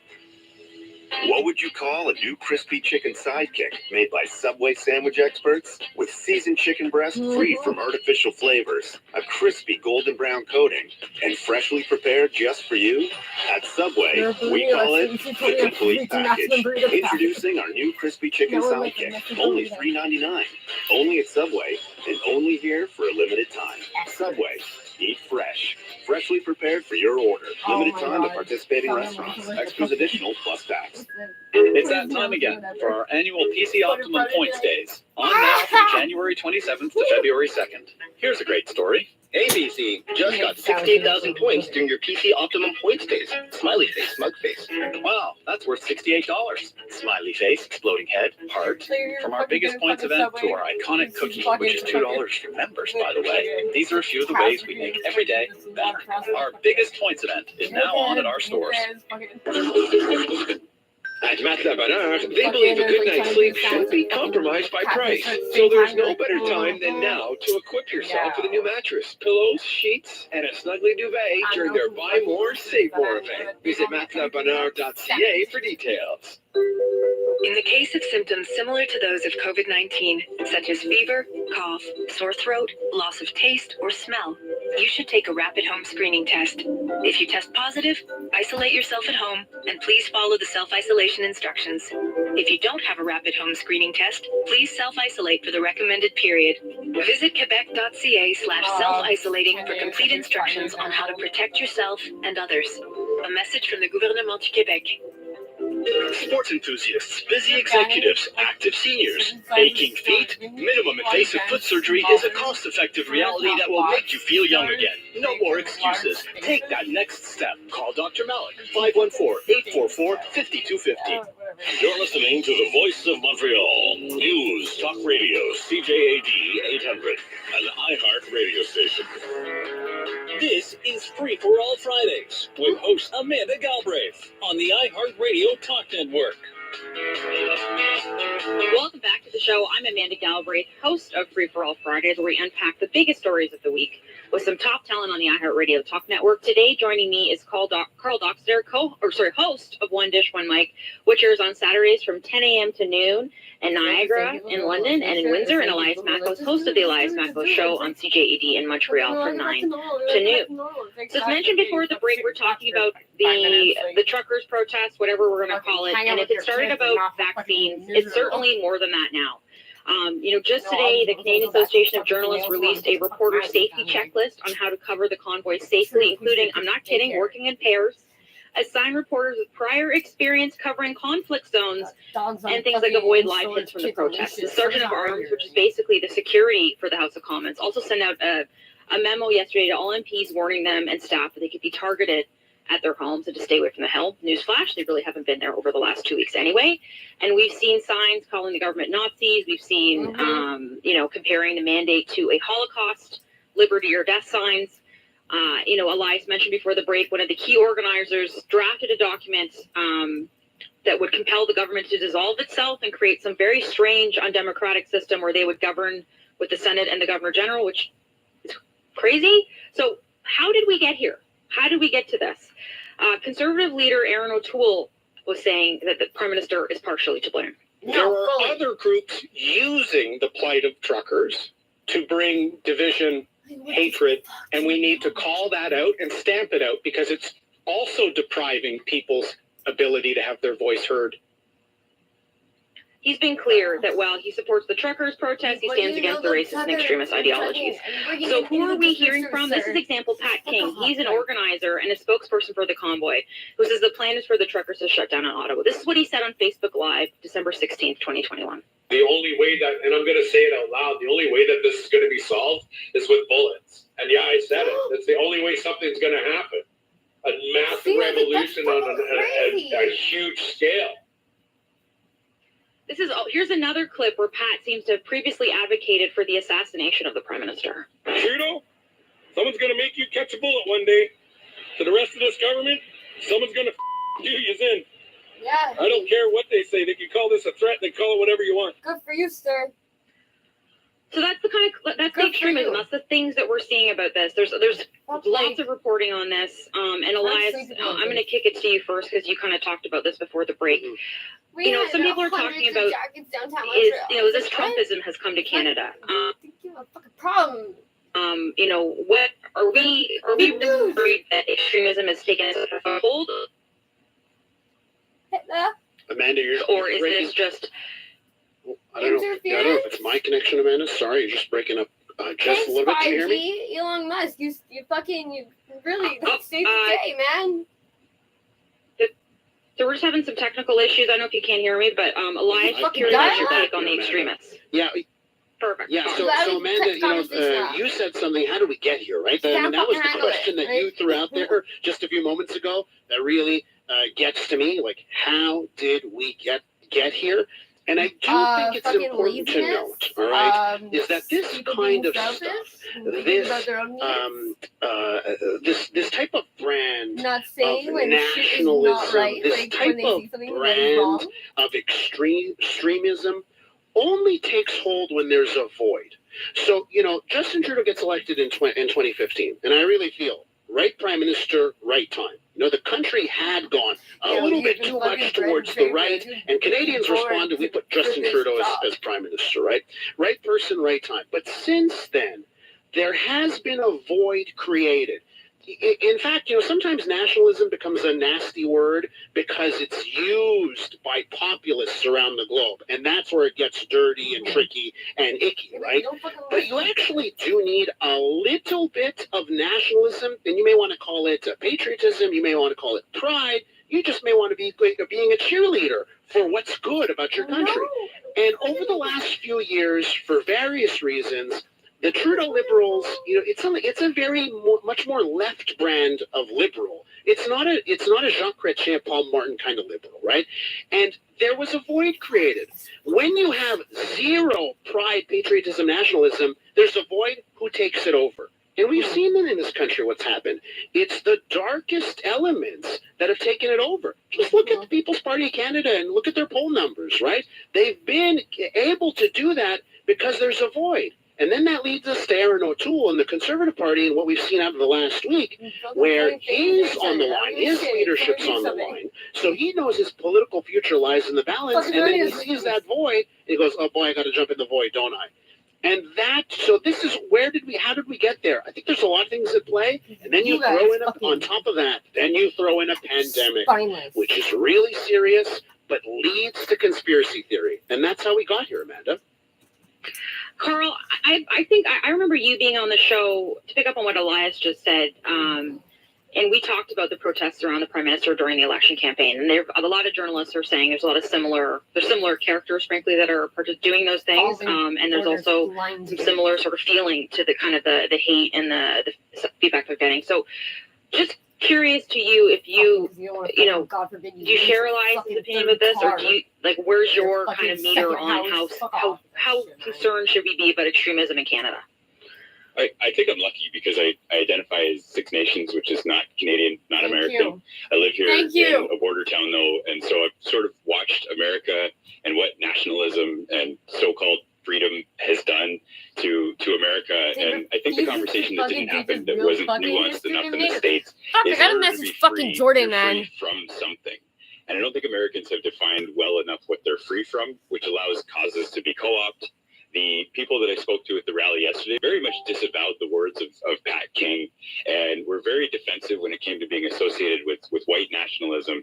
But it was hard to accept that when I walked through a wall of Canadian flags taped to hockey sticks with people just shouting freedom while I was talking to the group in the background. So I don't think Canada is as far down the rabbit hole as the United States is. And I think actually Canadian media is a little more complex, and Canadians are able to have more nuanced conversations. But I do think that it's good for Trudeau's polling to push back against this so-called fringe element, and I think that's stoking the fire, and the fight between the Conservatives and the Liberals could potentially drive the polarization, when what we need intelligent conversations like the one we're having on this show. We need to sit down and go, this isn't a black and white issue, this is complex. People are losing their jobs, truckers are mistreated, it's difficult. Carl, I think you're onto something there. My worry is about how the pendulum swings. So my worry is about the equal and opposite reaction to the initial reaction. Right, so what happens? Aaron O'Toole, I think the bell tolls for Humpty Dumpty here. But what happens next? I know. Who will be the next leader of the Conservative Party? If they go with Pierre Poilievre, it's going to be amazing, because nobody likes this. Nobody likes him, but nobody likes him. Like, everyone looks at this guy, and hears him talk for seconds, and then they have little convulsions and they can't follow the guy. But if they get someone charismatic, if they get someone that can grab hold of this sentiment, and then, which Doug Ford, very good, creating an alliance with conservative Christians, conservative Muslims, conservative people in Ontario. If they can do that federally, shoveling out cars one by watch out. And that's my worry, is where this pendulum is going to swing. It would be ironic if the little red shovel took out the Liberals. It wasn't even his shovel. That was the fun at the end of it. I did make fun of it on air, and it wasn't even his shovel. He borrowed it to help a guy. I think, and I'm going to decry this, but that's what we're trying to do today, and why I wanted to spread this over 2 blocks, is I actually wanted to have a nuanced debate. I just didn't want it to be it's either the crazy Looney Tunes or you're full on for science. Like, I actually think there are shades of gray in between. I think like Carl, you going in there and having that conversation with them, like protesters, people, supporters is so important. Because to me, I feel like early on in the pandemic, you either had to be full force behind lockdowns and all this kind of stuff, or you were an anti-vaxxer and you weren't for science. And we're 2 years into this. Like, there's got to be more nuance to the conversation. I can be pro-science and also say, maybe I don't agree with lockdowns at this point in the pandemic, which I actually don't. Maybe I don't think we should be celebrating in Ontario that we're allowed to have popcorn in movie theaters. Like, maybe I think we've gone too far. So, my hope is, through devoting time to this, we're talking about it, we can have a more nuanced discussion, and hopefully our political leaders don't just run to either side of the fringe to get votes. But we'll see. So what did Elon Musk tweet that sent me and thousands of women into the rage this week? Kicked off an international debate. Find out after the break. I'm Amanda Galbraith on the iHeartRadio Talk Network. You're listening to News Talk Radio, CJAD 800.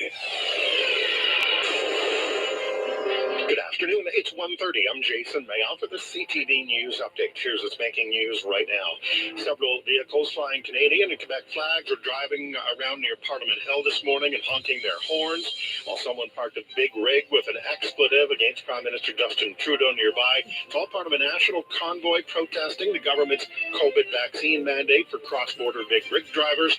It's set to hold a rally tomorrow in Ottawa. CJAD 800 News will have updates on the protests throughout the weekend and a special broadcast from Ottawa tomorrow starting at 1 o'clock. Booster shots are now being recommended for 12 to 17-year-olds with underlying conditions or at high risk of being exposed to COVID. And Quebec is reporting a drop in new PCR-confirmed COVID cases yesterday, 3,600, and a drop of 62 people in the hospital. 48 more people died of the disease yesterday. For the latest from the CJAD 800 Traffic Center, here's Marty Lamar. Jason, we got a couple problems here this afternoon on the drive 13 northbound after the Keystone Bridge. 2 lanes are shut down in that area. It's bumper-to-bumper traffic from the 40 up. We've got a crash right around Rigo on the 40 eastbound, so some traffic in that area if you're heading up to the Laurentians here this afternoon. Just across from practically the Mill Hill stand, the 640 all the way up to the premium outlets. We had an earlier accident in that area.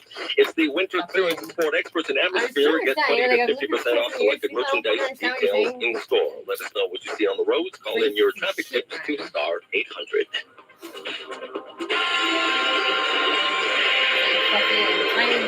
Your Dormez Weather Center forecast, mainly sunny today, the high minus 14. A few clouds tonight, the low minus 21.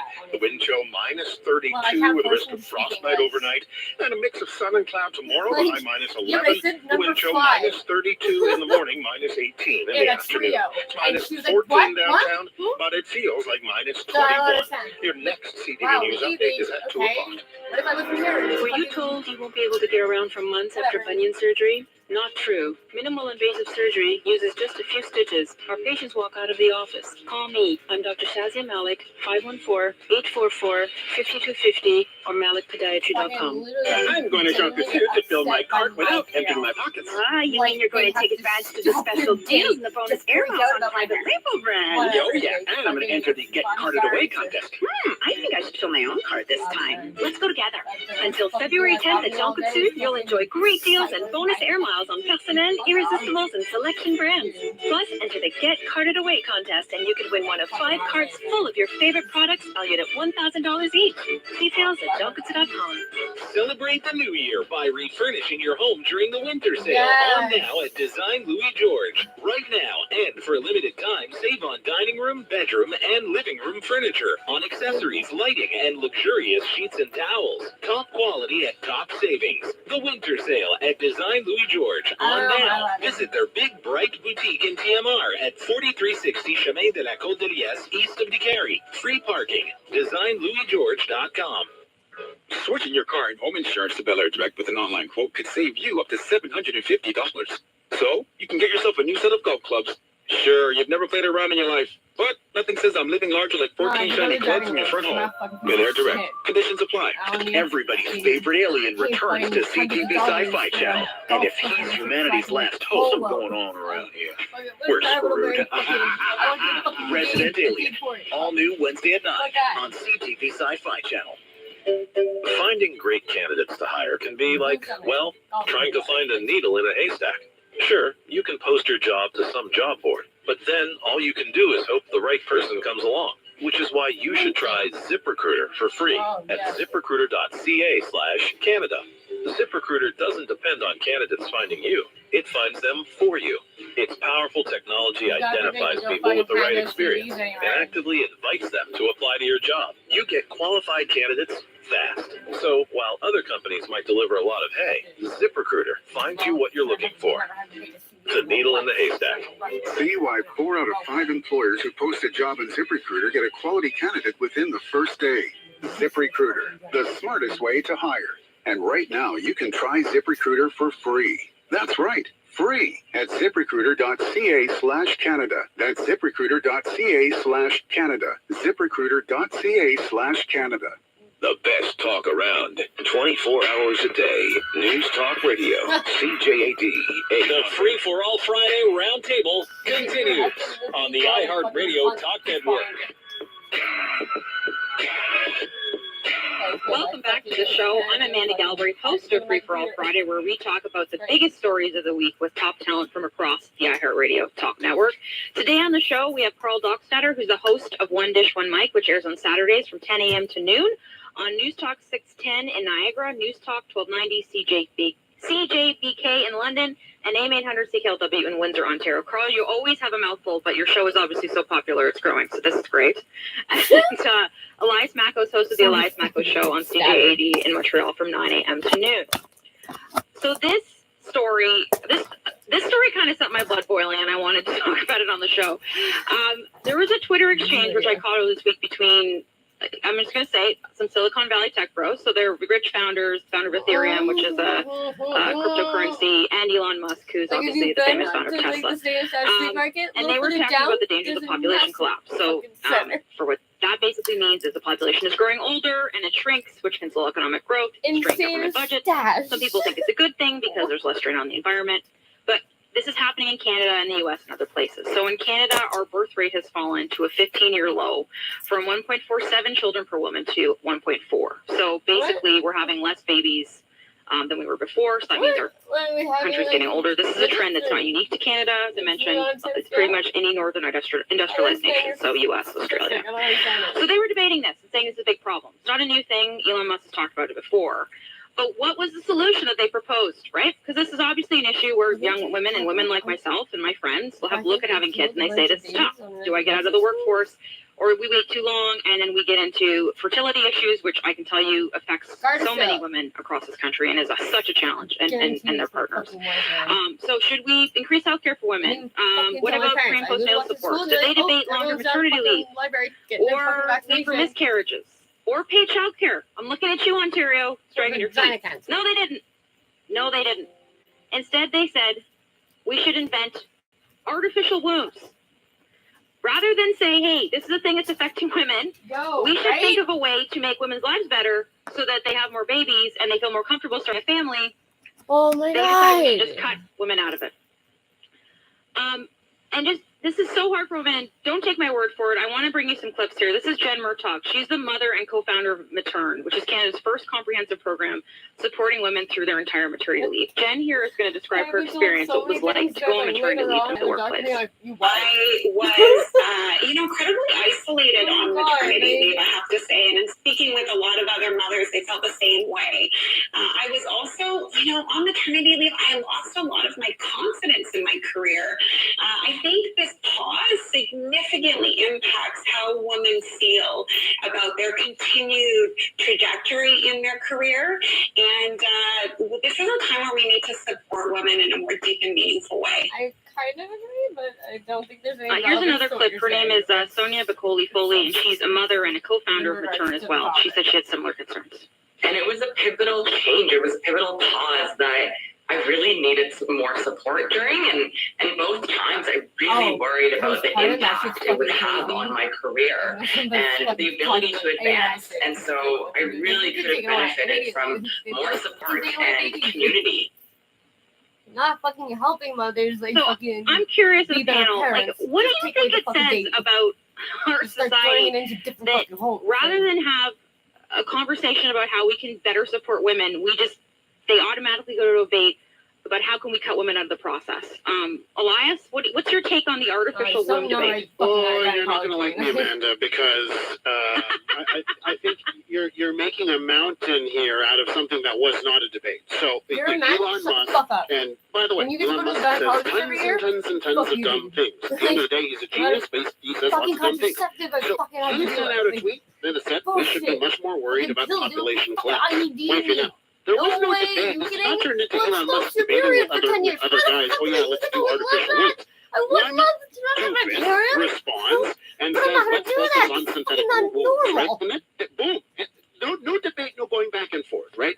So, I a little bit here. I don't know, Carl. I don't know if you and your buddies ever get together to talk about how we should have women impregnating artificial wombs. But I certainly don't. I mean, that's never happened. We never discussed it once in my life. All the times me and my bros get together for beers, this never comes up. So I don't want this turned into something like, oh, look at men, we're terrible because we're bringing up artificial wombs instead of talking about making it easier for women to raise children.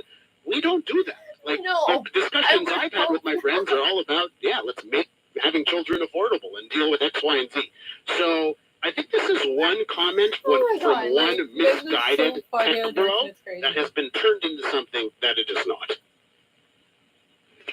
Now, I don't disagree with you that I am extrapolating from this, but I view it as a symptom of a bigger conversation, which is we are so far behind in accommodating women that the minute there's any, the women are barely holding it together, and we've seen this in the pandemic, right? Because the minute, you remove any fraction of the supports we've seen, they get out of the workplace. We had a huge recession of women quitting their jobs.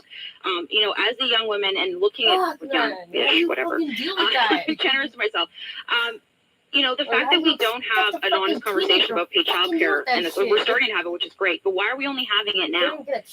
Why don't we look at miscarriage or funding for fertility? Like, all this stuff is so crazy and so far behind. I want to make sure that Carl gets the whole finger, but you're talking to me from the province of Quebec, where we do take that stuff seriously. We're the secular province, and it actually matters. This is why we have more child care resources. This is why mothers have the most maternity leave of anywhere else in Canada. So there is a solution here. You have a secular society, and that comes sometimes with some laws in order to make sure that everyone gets equal access to that, and that's how you end up with a province that's better for women. Take Quebec's, go after Quebec's lead. I'll leave it there. Carl, I'm going to bring you in here. I think it would be a lot if the two men on your panel shot down your points. So I'd like to point out that probably nobody's waiting for Elias tonight to weigh in on women's issues, and that's probably the way that it should be. But who is the billionaire tech giant? Like, which woman billionaire tech giant is the one that's leading the conversations that we're having? Like, we clearly have a society where there's inequality and inequity. And so Quebec's doing a great job, and Ontario is doing a better job than New York and Michigan, some of the border states that are listening to the show right now. But that's still not good enough to say that we're doing a slightly better job here or there. So I like the fact that you pivoted to this conversation. We don't do a good job supporting women that are having babies. The solution is definitely not artificial wombs. The solution to all our problems is not technology. We have the solutions we need. This is more about political will and again, taking this little slice of radio time that we have and talking about this right here, right now. And I will say part of that is my motivation. Is I have a platform. I'm one of the few female hosts up here, and I do want to talk about stuff that impacts me and women who are like 51% of the population. But I do want to challenge a little bit. I understand, as a man, you're like, why should women should lead this conversation? But I think the fact that we are so far behind is because I want more men. I thought about it. I'm like, is it fair for me to put this debate to you guys, right? Because like I'm a woman, like it's, you're like, maybe I should. But I actually think men should be part of the debate. I mean, you're largely controlling all the companies and organizations that do this. I don't see. I mean, government's dragging people there a little bit with the child care situation, but I actually think it's a place for corporations, for companies, for men to come in and stand up. And why can't they lead a conversation about what would make life better for women in the workplace? Like, why can't they change their benefit programs? This is a question that couples are having, right? It's couples having this conversation. They want to have kids, let's say, but they're like, well, geez, we can't afford it. A second kid? You crazy in this economy? So part of the equation because, they're in the couples that are thinking, oh, we should have a second kid, but they're stopping. And to the initial point of how we got here, Elon Musk is concerned that there's going to be population collapse because we're not having enough kids. Oh, don't. We should leave those conversations though when it comes to misogyny. Like I think your point is key, Amanda. That we have a responsibility to take some of the weight off of women, and we can't just wait for women to say that hey, misogyny is an issue and childcare adversely affects us. Like we have to jump in and take that initiative too. So I think your point is well received. Well, thank you both for bravely jumping in and having my debate about artificial boobs and the issues facing women. I hope people think about this because it really is, I think, a huge issue. I think it's going to get even bigger. I think it's about talent retention with women. I think as females become executives, it's going to be a bigger problem. And I think they're crazy not to look at it. All right. So next up, a beloved Canadian rock star took a run at Joe Rogan and Spotify this week. And are you surprised about what happened next? Find out after the break. Now an update from the CJAD 800 Traffic Center. Don't ask me if I smoke. That's it. This afternoon off Island, 1 through Rigo, busy in both directions with a crash. 20 westbound through Ville Saint Pierre, crash at First Avenue. 13 northbound, still 2 lanes shut down after the Bison Bridge. So things are back in below 40 if you're heading into the directions for the weekend. Here still a real slow go with bumper to bumper traffic, pretty much from the Mill Hill span all the way up to the premium outlets. It's the winter clearance of sport experts in atmosphere. Get 20 to 50% off selected merchandise, details in store. Let us know what you see on the roads. Call in your traffic tips to star 800. I'm Aaron Rand. And I'm Natasha Hall. Did you know that how you respond to pain impacts how much pain you actually feel? Isn't that interesting? At 3:20, we're going to speak to a researcher from Concordia about a new study on pain. Plus, the Quebec Liberal Party has launched a website to recruit new candidates ahead of the provincial election this fall. Liberal leader Dominic Anglade to explain at 3:35. Montreal Now with Aaron Rand and me, Natasha Hall. Weekdays 2 to 6 here on CJAD 800. CJAD 800 presents Life Unrehearsed, a show about overcoming the obstacles life throws at us all. Hi, I'm Corey Sirota. And I'm Matt Del Vecchio. This week, we're going to hear about a couple that pedaled their bikes from the Pacific Ocean to the Atlantic. Join us to learn why and how they did it. And how do you know when it's time to give up your driver's license? Life Unrehearsed, tomorrow afternoon at 3. Brought to you by Leanna's Senior Transition Support, helping you navigate home care and seniors' residences. When selling your home, you have to hire the best. Elias Macco is here to tell you about Montreal's real estate authority, François Mackay with Mackay. I've worked closely with François Mackay for a while now, and he's changing the real estate game with 24-hour cash offers, making it easy. No hassle, no showings, and you pick the closing date. Get the highest price, pick from multiple cash offers with François Mackay. 514-637-9755 or visit FrancoisHasTheBuyers.com. Renato Renovations is celebrating 20 years in business. That's 7 consecutive. And that's what extracurricular course I take. I was like, oh, what's that girl? I was up on the top of the fucking institution. And they're like, that's not for students. Like, okay, well, again, physics. I really looked at physics, maybe. Well, we don't really have physics. And thanks to your trust and their expertise, they are Montreal's leader in home renovation and restoration. Renato.com. Thousands of people and they tried to pull the trade program shit. Like, fucking, what do you want to be in? Auto mechanics? Yeah, no, seriously though. Woodworking? Like, fucking, not even home ec, okay? Fucking, they took away home ec the year I got there. I was like, fucking, Jesus Christ! You can take drama, you can take dance, which everyone's a fucking douchebag who took dance. Fucking stare at yourself in the mirror all fucking day long and fucking get an ego, apparently. Music, which fucking the white whale who just fucking never leave and never get laid. Let's fucking go around calling other girls fucking teenage girls sluts. Good fucking teachers you got. Unfucking believable. Fucking Marie, you're a fucking secretary, lady. Like, fucking, why are you teaching my class? They're called Cuisine West Island. No fucking, like, any kind of education for fucking teaching students, so.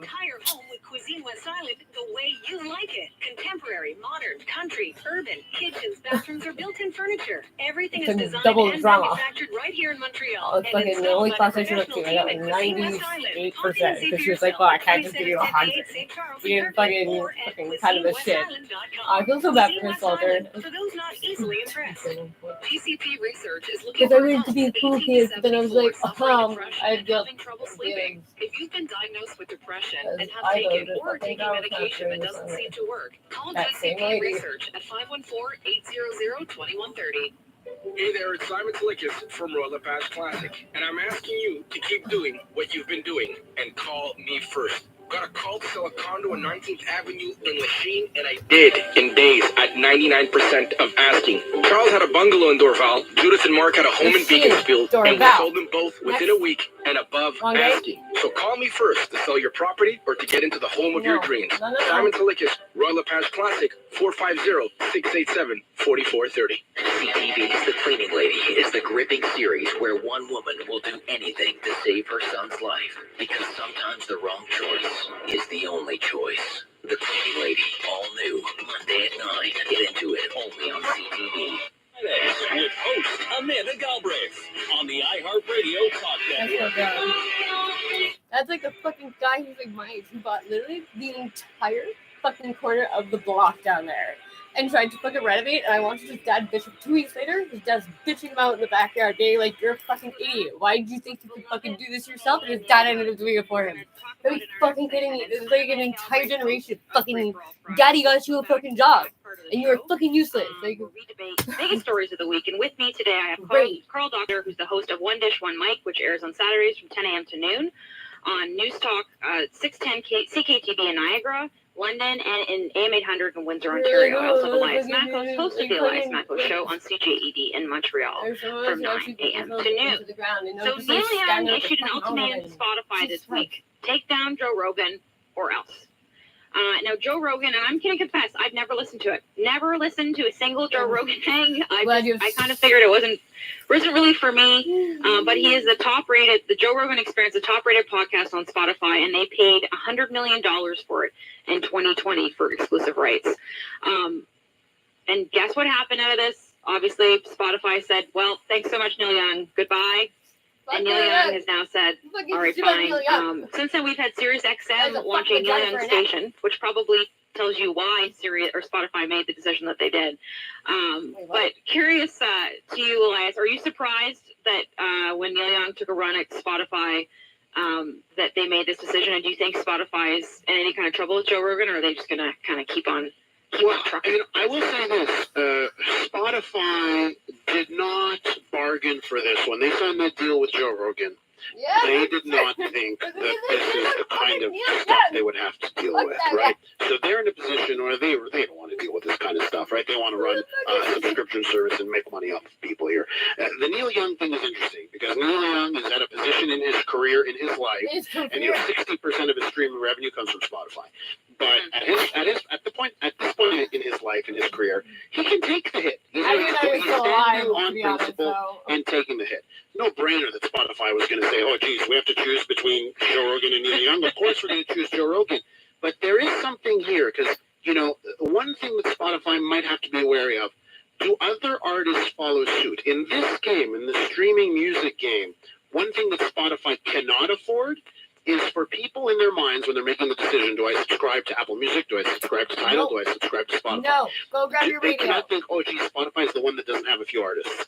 So if this were to grow, 5 or 6 mid-tier artists of various degrees, there could be a perception in the public's mindset, the purchaser, the buying public, ooh, if I go with Spotify, they're going to be the one where I don't have a few options. That is a risk for them. I think most artists cannot do it because they need the revenue that comes from Spotify, but that's the tricky thing here. Not surprising that Spotify sided with Joe Rogan over Neil Young. That's economics. And they were like, long-term could be a different decision. Neil Young's music. It's like, I'm assuming Carl, do you think Spotify is in trouble or at risk based on this and other people joining forces with Neil Young? I hate to use general terms like too big to fail, but Spotify, they got into the market first, right? And even in terms of bringing Joe Rogan on board, I think they did have some idea of what they were getting into. I love Neil Young. I love Neil Young's causes, but I sometimes find myself alone supporting Neil Young's political causes. It'll come down to a money thing right now, but we're talking about this on the air right now.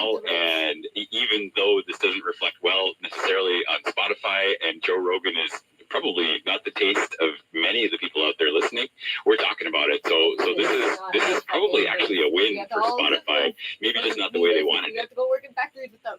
It's interesting too because when I was reading about this, Spotify doesn't have this, but some social media platforms or whatever actually have clauses about sort of, you know, accuracy or fair use or whatever. Like, kind of, we can't be on air and spout crazy misinformation, right? Like, we have rules, and Spotify doesn't have that in there. And not that, you know, they could probably make a business decision if they chose to. Also, I'm going to confess, I didn't really grow up listening to Neil Young. Like, I growing up in Amherstburg and Windsor, border state, right? So I just got a lot of American music. So he doesn't have a place in my heart like other Canadians. But I respect your love of Neil Young, Carl, and your solidarity with him. This next one I wanted. Go ahead, sir. Oh, I just said thanks. He's an institution. I think you have a responsibility to catch up on the back catalog, but not on Spotify now. No, apparently I've got to find a Sirius XM subscription with me and the other seniors, so I will be up to that. This next story, so my producer Sam and I have been talking about this for a couple weeks, and I was wondering when it was going to kind of hit the zeitgeist to get it on the show. And it's a game that sort of swept the world, and I actually didn't know the story behind it. But it was started by a Brooklyn software engineer who knew his partner loved word games. So created a guessing game which they played themselves and with their family. And then they started a WhatsApp group.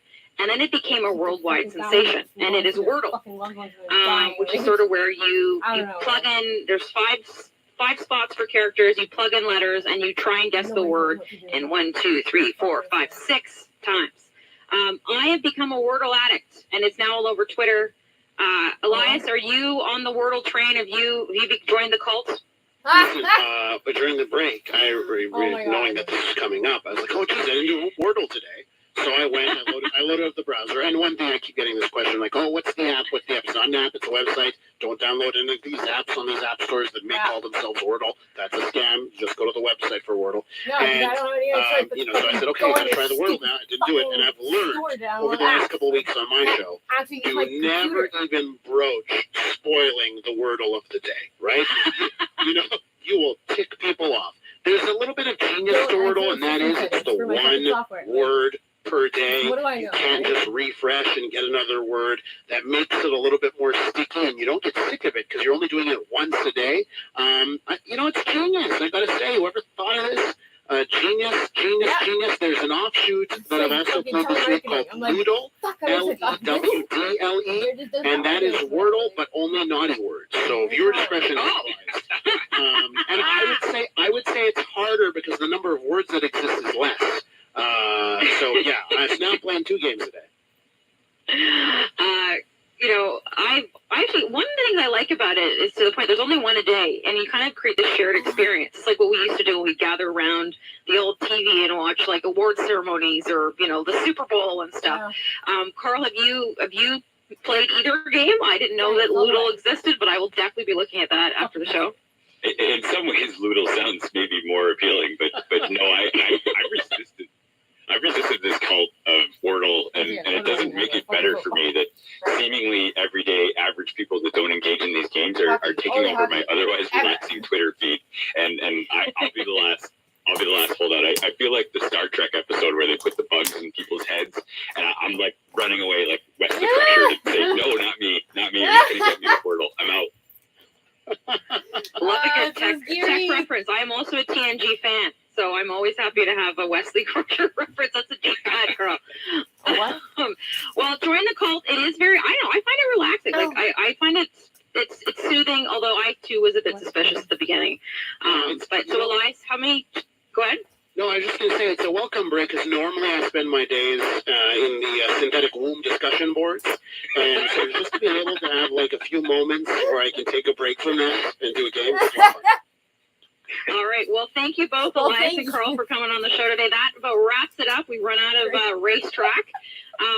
Thank you so much to our technical producer, Nick, and Sam.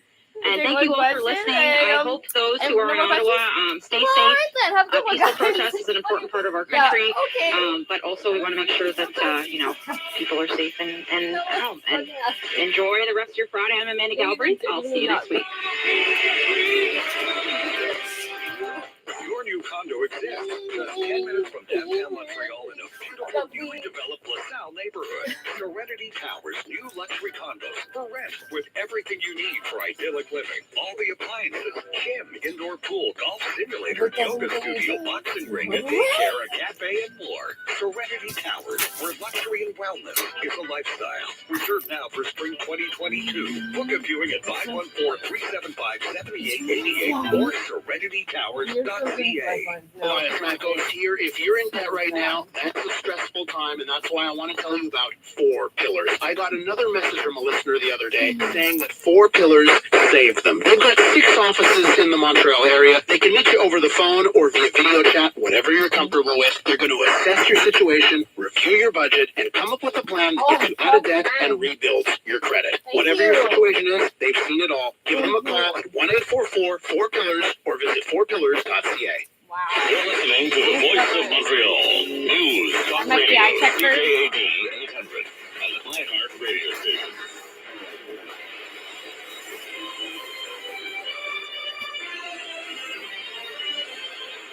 Good afternoon. It's 2 o'clock. I'm Jason Mayoff with your CTV News update. Mainly sunny today. It's minus 14 downtown, but it feels like minus 21. Weather details in minutes. Here's what's making news right now.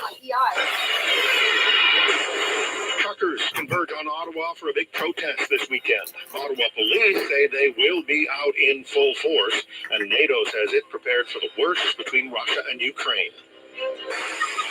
The latest from the CJAD 800 traffic center. Here's Marty Lamar. Jason, we got a couple of problems here off Island through the 201 40 east to westbound right now through Rigo. That's bumper-to-bumper traffic in that area. That's a slow go there. 13 northbound still down to 2 lanes after the diesel bridge. We're below the 40, spilling onto the 40. We've got a crash now. Promo don't be carrying northbound. It's a heavy go up to the top.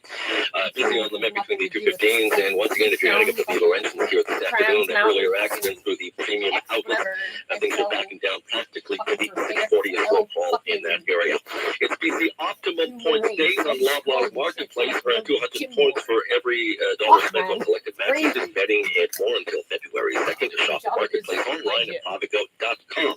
Traffic and transit every 15 minutes on CJAD 800. And that support is coming up at 2:15.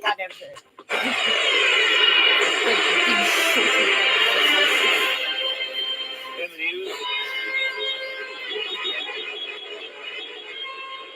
trucks in a convoy organized to protest the federal government's COVID vaccine mandate for cross-border big rig drivers arrived in Ottawa. They're coming from across the country, including several groups on their way from various points in Quebec. Ottawa police issued a warning to anyone planning violence during the protest. Here's CTV's Kevin Gallagher. The Ottawa police are saying that they will be out in full force. There will be a lot of police officers, a very large police presence. They're basically warning anybody in Ottawa pretty much to stay away from the downtown core. It's really unknown how many trucks or protesters, demonstrators will show up. Right now, the convoy organizers put out a statement estimating 50,000. That is a number that is very difficult and has not been confirmed. The Ottawa police seem to suggest it could be a few hundred, but even a few hundred big rig trucks really could actually paralyze downtown Ottawa. With those truckers bearing down on Parliament Hill, Canada's chief public health officer says throughout the pandemic and since the start of the vaccine campaign, it's been very important to address misinformation. Dr. Theresa Tam says making experts available to give people the right information continues to be extremely important. It has been really important to address this information and using multiple means to do that, including debunking misinformation as rapidly as we can and potentially doing pre-bunking, which is to prevent disinformation and misinformation before they even start. The Canadian Trucking Alliance has disavowed the protest and says more than 85% of truckers are vaccinated. Many truckers have posted on social media they continue to do their jobs and that the convoy does not speak for them. CJAD 800 News will have updates on the truckers' protest throughout the weekend, and we'll have a special broadcast from Ottawa tomorrow starting at 1 o'clock. There were 3,600 new PCR confirmed COVID cases in Quebec yesterday and 48 more deaths. Both of those numbers are down from the day before. Hospitalizations and ICU cases also fell yesterday, and 75,000 more people got vaccinated, including 2,800 getting their first doses. The head of NATO says the alliance is hoping for a peaceful political solution to the border crisis between Russia and Ukraine, but it is also prepared for the worst. Secretary General Jens Stoltenberg says NATO is closely monitoring Russia's continued troop buildup along its western border. I thought they were with already Ukraine. there. They are deploying more troops, Is that the more whole heavy reason why we're there? equipment, and now also thousands of combat-ready troops to Belarus, also with aircraft, helicopters, and advanced weapon systems. Western powers fear Russia's massing of troops as a prelude to an invasion. Moscow insists the buildup is for defensive purposes and no attack on Ukraine is imminent. Follow us on Twitter and Instagram at And they had like a CJAD800. conversation in privacy, and they're like, "Oh, you're gonna tell me to go? We're not gonna." Naval Weather Center forecast mainly sunny today, the high minus 14. Few clouds tonight, low minus 21. The wind chill minus 32 with risk of frostbite overnight. A mix of sun and cloud tomorrow, the high minus 11. The wind chill minus 32 in the morning, minus 18 in the afternoon. Minus 14 downtown, but it feels like minus 21. For all the news during the day, stream us on your smart speaker. Just say play CJAD 800. Your next CTV news You know, they update is at plummet into the fucking, they nosedive into the fucking ground, killing 300 people. including yours. Montreal Now. Shit, with man. Aaron Red and Who's on your Natasha fucking Hall. flight? I fucking hope you enjoy your flight, 800. guys. Like, fuck. All right, let's do it.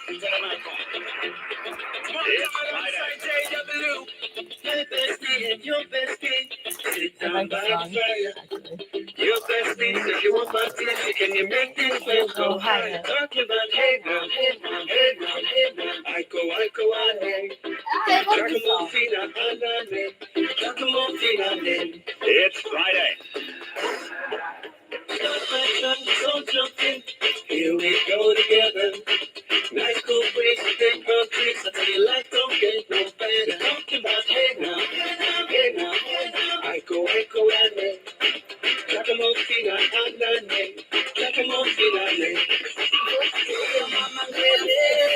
Good afternoon and welcome to a pretty nice Friday afternoon. If you had a good week, looking forward to temperatures actually starting to warm up into the weekend, which I think will be good news. So here we are. Yes, it's Friday. It's the end of the week, but it's the beginning of the trucker convoy heading to Ottawa. We're going to update you on this. It's kind of weird that I'd even say that, and I kind of stopped myself when I said it, that we're going to update you on this, but that's what this thing has become. It's kind of larger than life at this point, right? I don't know. Hopefully there's a pill. It's all very weird to me. But anyway, you may have noticed today, and I believe this is actually happening in Montreal right now, because my girlfriend called me to say she saw a ton of trucks on the Carey Expressway. Of course, I don't know if that means they're part of the convoy or not, but it looks like it's winding its way through the city. We'll have an update through the course of the afternoon to let you know. From what we are told, the traffic congestion this may cause was not designed to happen this morning. It's designed to happen this afternoon rush hour. So, again, we have reports every 50 minutes anyway, but it'll give you an idea of exactly what's going on.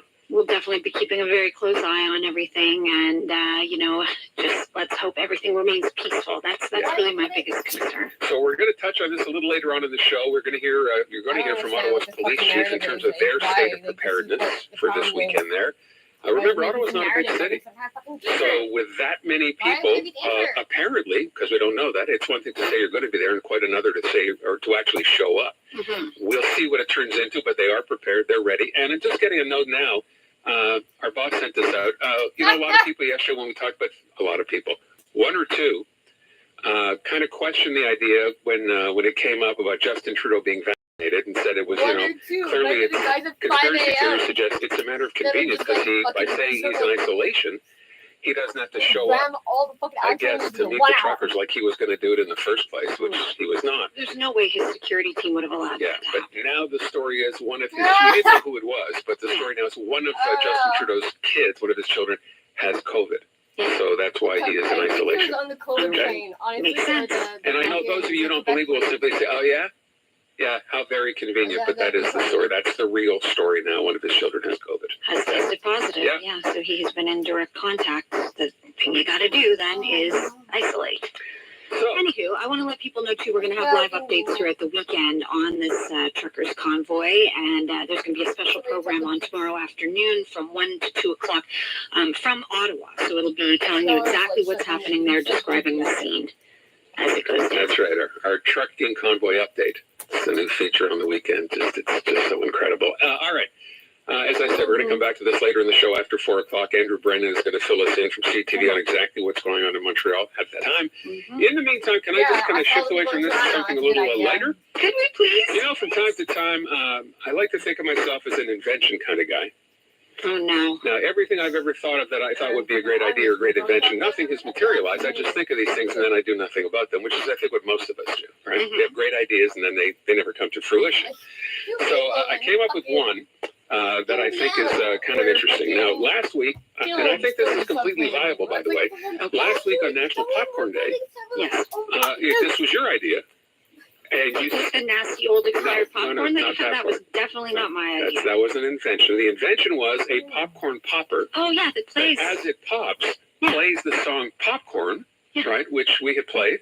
And then I thought, to make it even better, it would time out so that as soon as the song finished, you know your popcorn was ready. So are you stealing my idea? Is this basically what you're saying? I'd love for you to do something with it, but if you don't, I think it's a great idea. Maybe I'll pursue that. Okay. Then, this dawned on me just the other day. So I bought a dozen bagels a week or so ago. And take them out of the fridge, put them in a little toaster a little bit, whatever.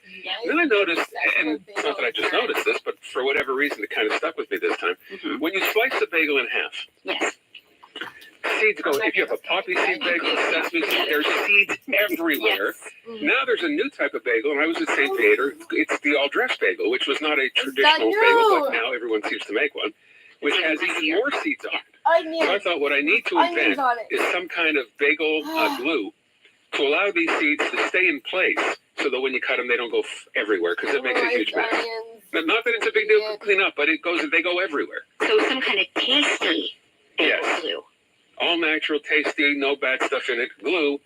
And then I'm thinking, would that go on the bagel itself, or do the seeds have to be treated? But that's what I'm going to be working on. New bagel seed glue, so that you could enjoy them without having to clean up every time you have a bagel. Well, that should keep you busy for the next little while. You know what we buy? No one's going to like this. No one is going to like this. So my daughter loves bagels, but she does not like poppy seeds. She'll tolerate the sesame seeds, but St. Theater makes plain bagels. Plain. With no seeds. I know.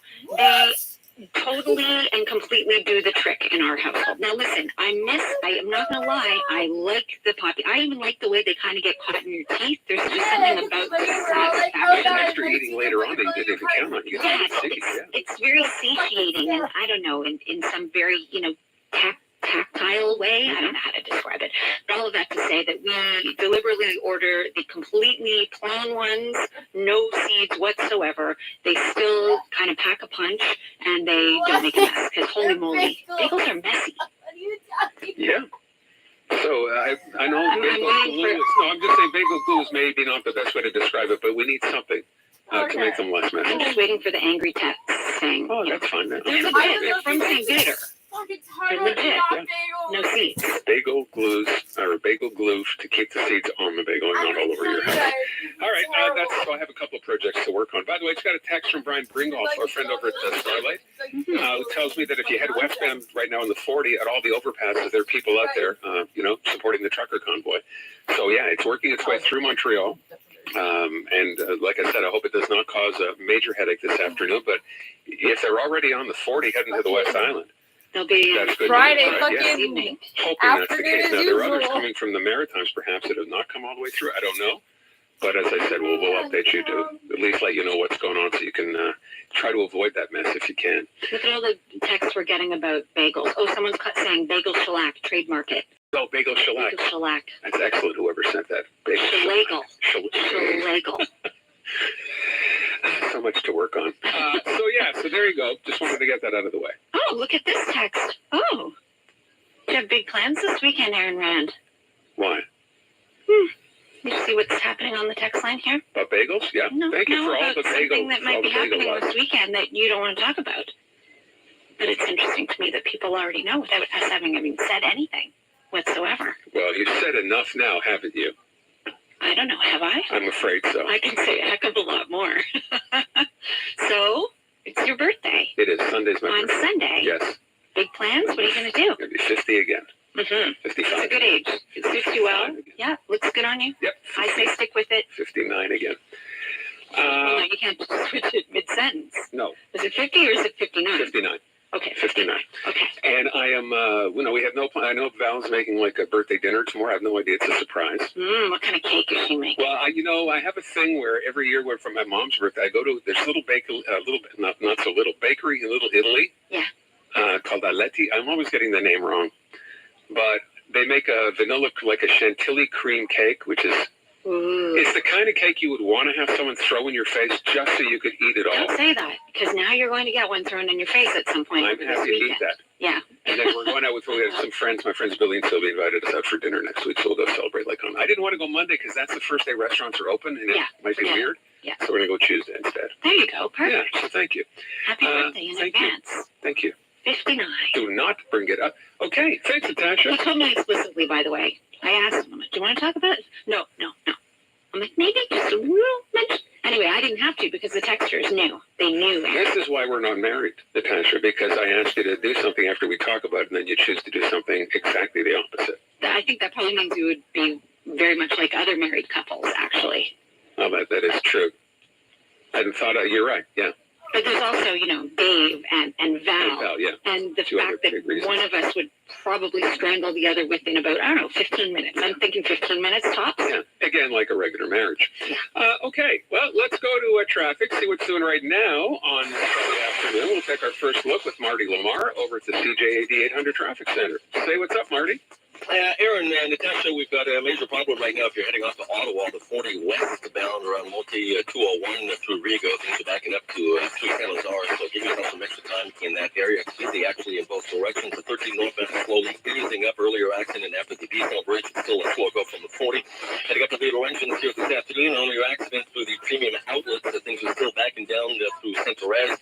And the Met is busy in both directions here between the 215. The IBC dividend Visa Infinite card rewards you with cash back on every eligible purchase with no limit on just how much cash back you can earn. Conditions apply. Visit CIBC.com/cashback.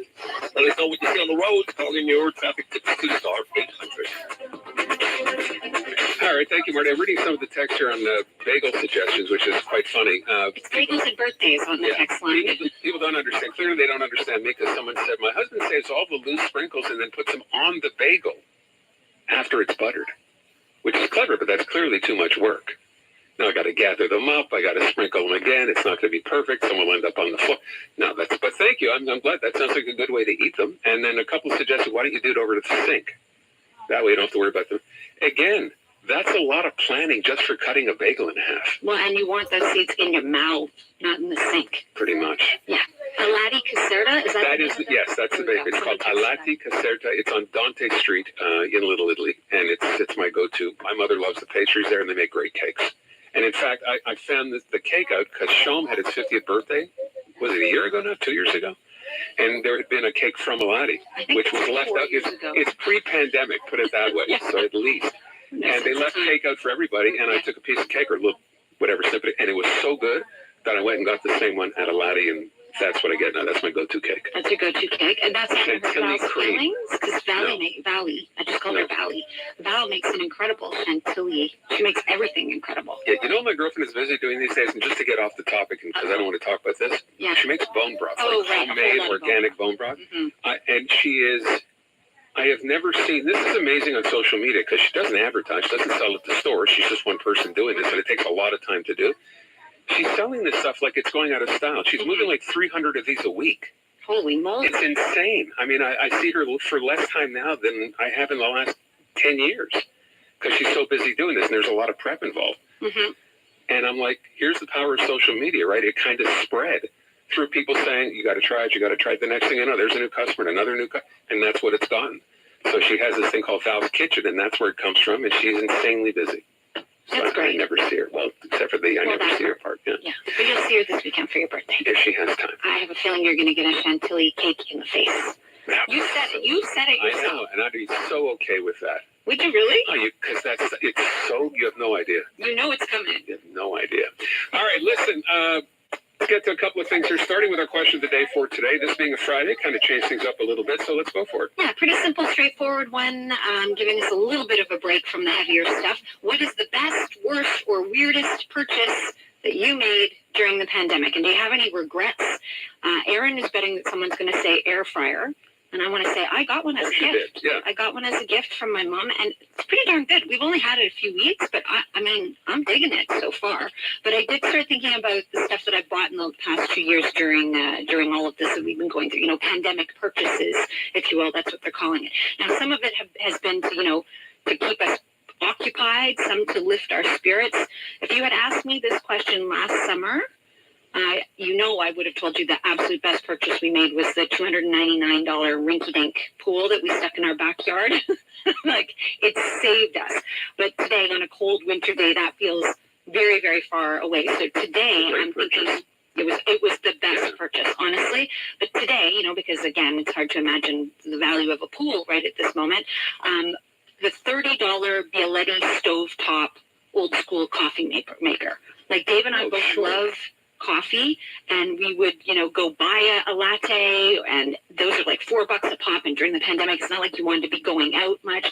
So we bought one of those. I think it was $29-30. And that has been just an unbelievably great purchase for us. We use it every day, and we love it every day. And you got to have the right kind of coffee, though, right? So you got to make sure you got the right grind. Erin is, as we speak, walking over to the cupboard to show me something. Oh, yeah, the exact same one. Did you just buy that, or is that an old one? No, it's way old. They're so good, huh? Yeah, it's way old, and I never use it. No? Nope. Because you have a machine work. thing. I'll tell you, though, it's worth the work. Yeah. It's not that much work. Is it not? You have to boil the water on the stove. And... No.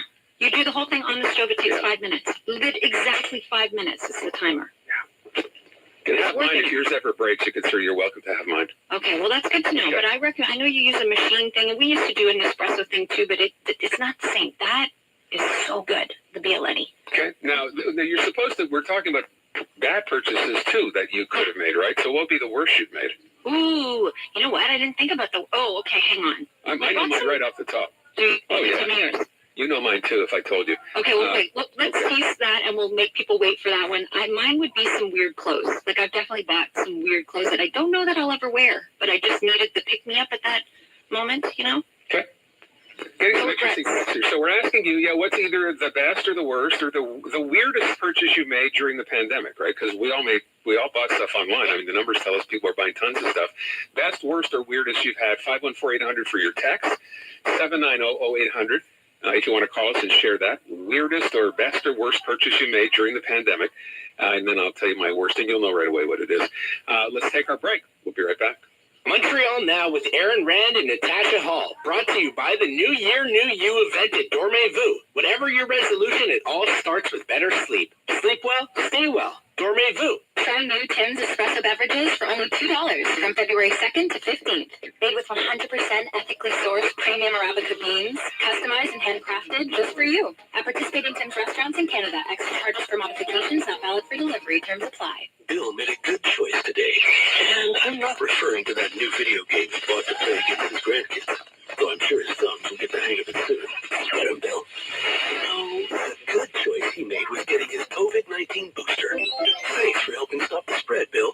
And thank you for doing your part, Canada. Choose the boost. Like all vaccines, 100% protection can't be guaranteed and adverse reactions may occur. Talk to your healthcare professional to see if the vaccine is right for you. Brought to you by Moderna. This is a presentation of the National Bank.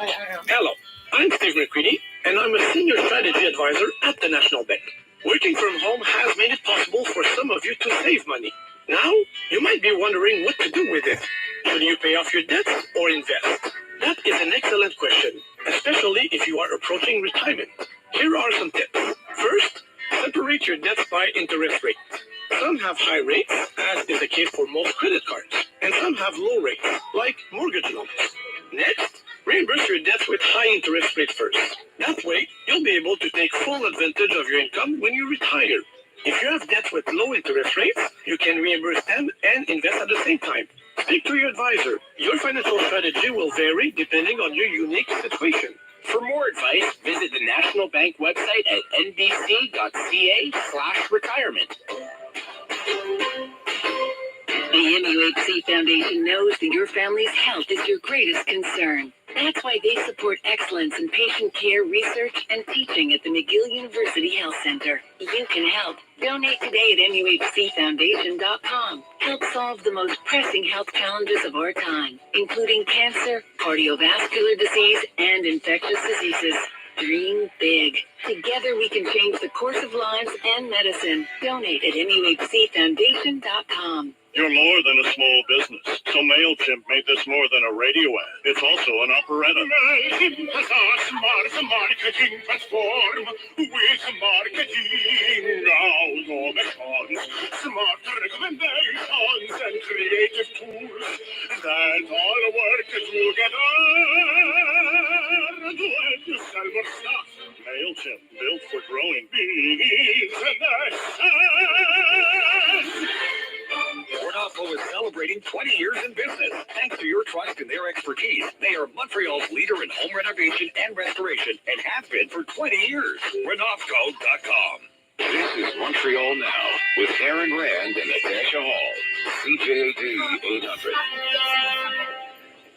All right, we're going to lighten it up on a Friday, as we like to do from time to time. By the way, Robin is off today, so Marissa's here producing the show. And Marissa told us during our meeting today that her whole family came down with COVID. How about that? So many families I know That's are insane. experiencing that. So we're asking you today, pandemic-related, but in a completely different way today, best and worst purchases made during the pandemic. This is interesting. So I will tell you right off the bat, if you ask me my worst, I know it. You know what and it you'll is? remember it. Let's take a wild guess. Hang on. I'm having you tried to flush a giant pickle down the toilet. So I it didn't might buy have the something pickle to during the pandemic. The boas. You bought a gazillion boas. No way. Yeah, you got it. That's exactly it. I had seen Harry Styles on the Grammys or whatever it was. Was that what it was?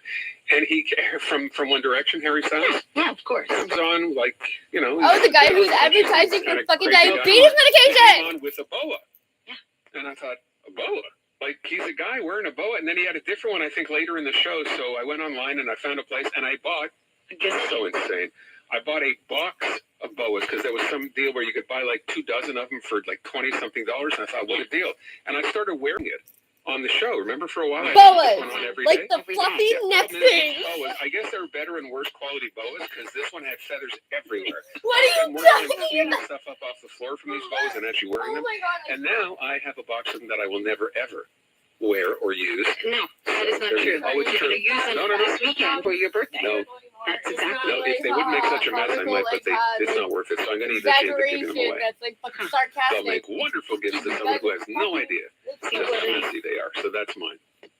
I'm kind of sad now about the boa. It was fun there for a while when you would wear a different colored boa every Thank you, night. Natasha. I'm impressed that I got We'll that get right. during the show. You did first guess. Somebody else thought it was a giant jar of olives.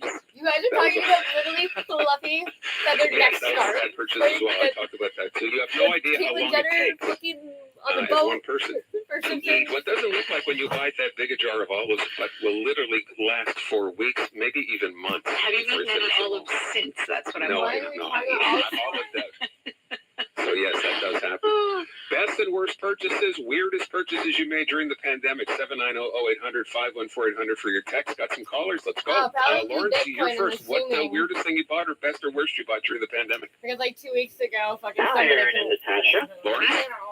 Just want to start off by saying what a breath of fresh air it is to listen to your program in the afternoons instead of Montreal Sports Radio. I got to tell you, I'm really enjoying it. Okay, well, thank you for that. I think it's a breath of fresh air. Let me tell you. So the weirdest thing I bought during the pandemic, I grew a Santa Claus style beard. Okay, and it got a bit crinkly and crazy and messy and out of control.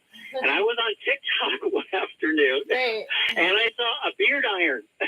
No. I did. I bought a beard iron from China.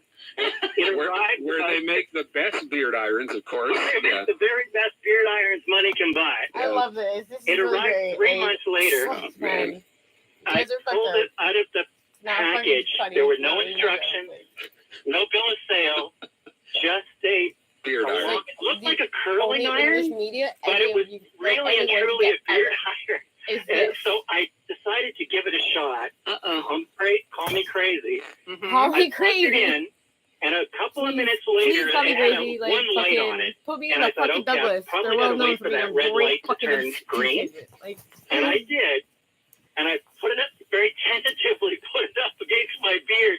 And the darn thing started to smoke. Oh, no. Yeah, so I put it down immediately, and that was the end this of that. Ryan? So that's the craziest thing I bought during the pandemic. I don't want to embarrass you any further. How much did that cost you? $19.95. Oh, I that's was okay. really embarrassed. What the craziest $20 purchase There I've you ever go. made in my And life. where is that beard iron now? Oh my god. It is sitting on a shelf. It's so crazy. I'm like almost, for sure I can't give it away because I think it's dangerous. Like, I got a beard during the last lockdown. And I bought for $19.99 a beard iron. Good for you. And I put up my face and it Great started story. smoking. Lauren, thanks so much for I'm the not phone call. even Maybe your kidding, beard Cal. gets soaking wet one time. Do you still have the beard, by the way? They're being satirical. I tried. I went to a barber and had it done properly. Okay. Thanks, Lawrence. Great call. Yeah. All right, They're take being care. satirical and they're Weirdest, making fun worst of like purchase you fucking made being during the sarcastic pandemic. about That's going to be like tough to hipsters beat. going like fucking you guys have to go to salons to get their fucking beard. What do you think is Get the their number one thing beards that's coming cut. out on the text line Like, so far? Yeah, like fucking 14 douchebags like people that. at That's least what so they're far making have jokes said air about. Isn't that partly because Amazon, when they do their whatever it is Black Friday sale, that's always the number one item that people end up buying? Listen, my mom was so over the moon about her air fryer, and then she got out. Oh my god, you I guys gotta get say, fucking air fryers. it's pretty good. This texter says my best purchase is Fred, my English bulldog. Lorraine says My husband got one lipstick. fucking, What a waste of money under a It was mask. I fucking shield me. Yeah, that's true. It has a fucking That's the pit, worst like a or label weirdest on thing it you saying, bought during the oh, it pandemic. was Let's hear from you. We'll inspected, come it back, take a was call from used, text but right it's after this. basically like new. I was like, but it's packaged. Good afternoon. Like It's from 2:30. I'm they Jason bought Mayoff from for the the store. CJAD News update. Here's what's making news right now. Ottawa's So police chief stores has are issued now a stark selling warning to any used protesters who break the like law. air They will fryers be prosecuted. as A large new. convoy of truckers and others are descending on Ottawa this weekend for a protest. Police Chief Peter Slowly says they are prepared to investigate, arrest if necessary, charge, and prosecute anyone who acts violently or breaks the law. Groups of truckers are making their way through Montreal to Vaudreuil this afternoon before heading to Ottawa for that protest. CJAD 800 News will have updates on the protests throughout the weekend and a special broadcast from Ottawa tomorrow starting at 1 o'clock. And an urban search and rescue team is looking for possible victims after a two-lane bridge collapsed in Pittsburgh this morning. Some rescuers rappelled down about 46 meters. Others formed a chain to rescue people aboard a two-part bus. Because that's where they're going to be like, there's so many views on them. And they're like setting up a fucking police force From the fucking CJAD 800 to be ready traffic for them center, when they here's get there Marty because they're Lamar. obviously dangerous. Jason 25 northbound, pretty much from Boosterville right up to the Anjou interchange to carry northbound. Canada is a little bit bigger than America. You have no choice. Like, we're their fucking everything for aviation. Like, is fucking Cameron. Remember when we fucking passed the NASA place and we were like, yo, we should go check the NASA place out. You think about it, where is it? It's insane as stats. Like next to what I guess is the flea market, which nobody really acknowledges anymore, or the fucking what used to be the drive-in, which no one goes to because they only play French fucking movies. And everybody watches everything on their fucking stupid phones now. But right next to it is NASA? Insane as stats. Not downtown Montreal. Or anywhere near downtown Montreal. Think about it though, why would it be downtown? Like, downtown is a hub for like The Science Center, though they do tours. yeah, Like, but the Science Center is exactly for civilians to walk and look amongst like things. It's just an entertainment center. wait, where are we involved in NASA though? Open 8 to 4 It's just Monday a to center. Saturday with It's 2 not locations the to main serve you. hub. Visit activanfood.com. It's just like a center that Whether you're looking for the hottest Yeah, well, I was doing those tours, like the aqueduct place down the street used to do, which it was Allison actually that fucking because I was trying to figure out what the thing. I thought it was for gay pride, and she was like, "It's a boat. They do tours." It's like, yeah, I went to it. It's actually pretty good. NASA, isn't it like stationed somewhere around Florida? That's where they have I- pretty much all the rockets. That's a good point. That's where they are. Because Florida is apparently where everyone's going. NASA is like a world, kind of like a worldwide It's supposed to be. It's supposed to be It's worldwide. like first countries, first. Yeah, fucking. But like that happened because we were the first ones to go to the moon. But that's when we fucking kicked out fucking Russia, when it was like their plans that made that rocket. Like, I see, but like this is all like where it gets into conspiracy shit that people are like, oh, I fucking hear this. I don't want to fucking talk about it either. It's a waste of fucking time. But I'm just making an observation. Why the fuck is there a giant rocket that says NASA on it in the middle of a fucking field on a highway? But I want to go see it. I'm into space shit. Probably could. You probably could actually go see the. You might have like the spinny thing in there. Why would they put it there? As if no one's interested in NASA or space? When they're shooting everything into fucking space, they're shooting hundreds of fucking satellites. They must do work for the brand. I'm sure like you can bring like schools there, like field trips, sometimes something. Are you a careful driver? Well, good news. That's what I mean, though. No one's like fucking like, huh? But there's so many of these that I'm like, one person cannot do this. But when you start getting teams of people, that's when it becomes a mass hysteria thing, and people start kind of losing their like initiative or their goal.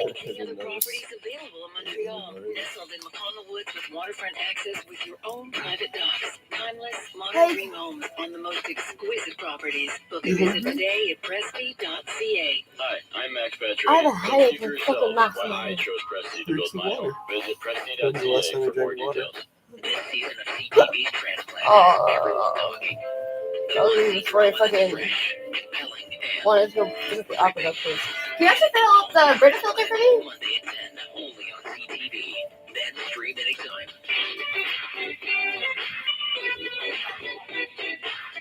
Come along for the ride and buckle up.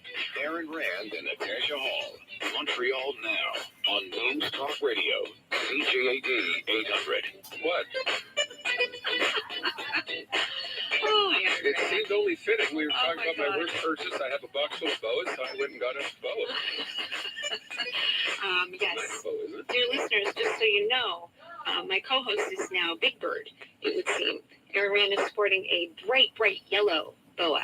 It looks good on you. Yeah, once worn by Harry Styles. No, that's not No, true. not once worn by Harry Styles. Could have been. Could have been. No. You know what's really nice is I got this from another room and came back to the microphone. The trail of feathers now from there to here is really quite impressive. So. You crack me up. So yeah, this is my worst purchase, a box full of different colored boas, which will never ever get used and which will make more of a mess than I could ever have imagined. How many did you figure in that box? At least 24. Nice. So if we ever do a boa giveaway, we're good for at least a few weeks. That's right. The next contest we do will be a really good prize, and everyone gets a boa. I think we'll do that. Okay. So we're asking our question today, worst, best, or weirdest thing you purchased or got during the pandemic. There's some really, really good text here. And also if you have any regrets. Yeah. Again, air fryers like crazy on here. This text says best pandemic purchase was a hot tub, our own little escape when you can't go anywhere. This text says just before the shutdown, I ordered an Echelon bike. Best investment ever. Been doing classes every day for the past 2 years. They're part of a community. That's from Rosa. Deb says, we bought an electric ice maker. I love it. I can't believe I went my whole life without one. She says, oh, and an electric potato peeler. I will never be without one now. And then later she adds, oh yeah, and an air fryer. An electric? There's such a thing as an electric potato peeler? Yeah, I remember seeing them.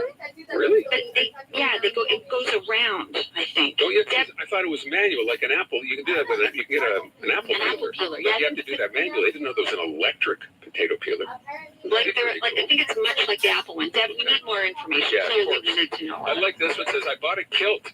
Oh, that's so good. I thought it would be fun for family events, but of course all events have been canceled, which include a wedding and 2 funerals, so it's just hanging in my closet. That's from Joe in Painesville. Thank you, Joe. And another one here that says Lego for adults. Never realized how expensive they've become since I was a kid, but it became a great activity with my 8-year-old.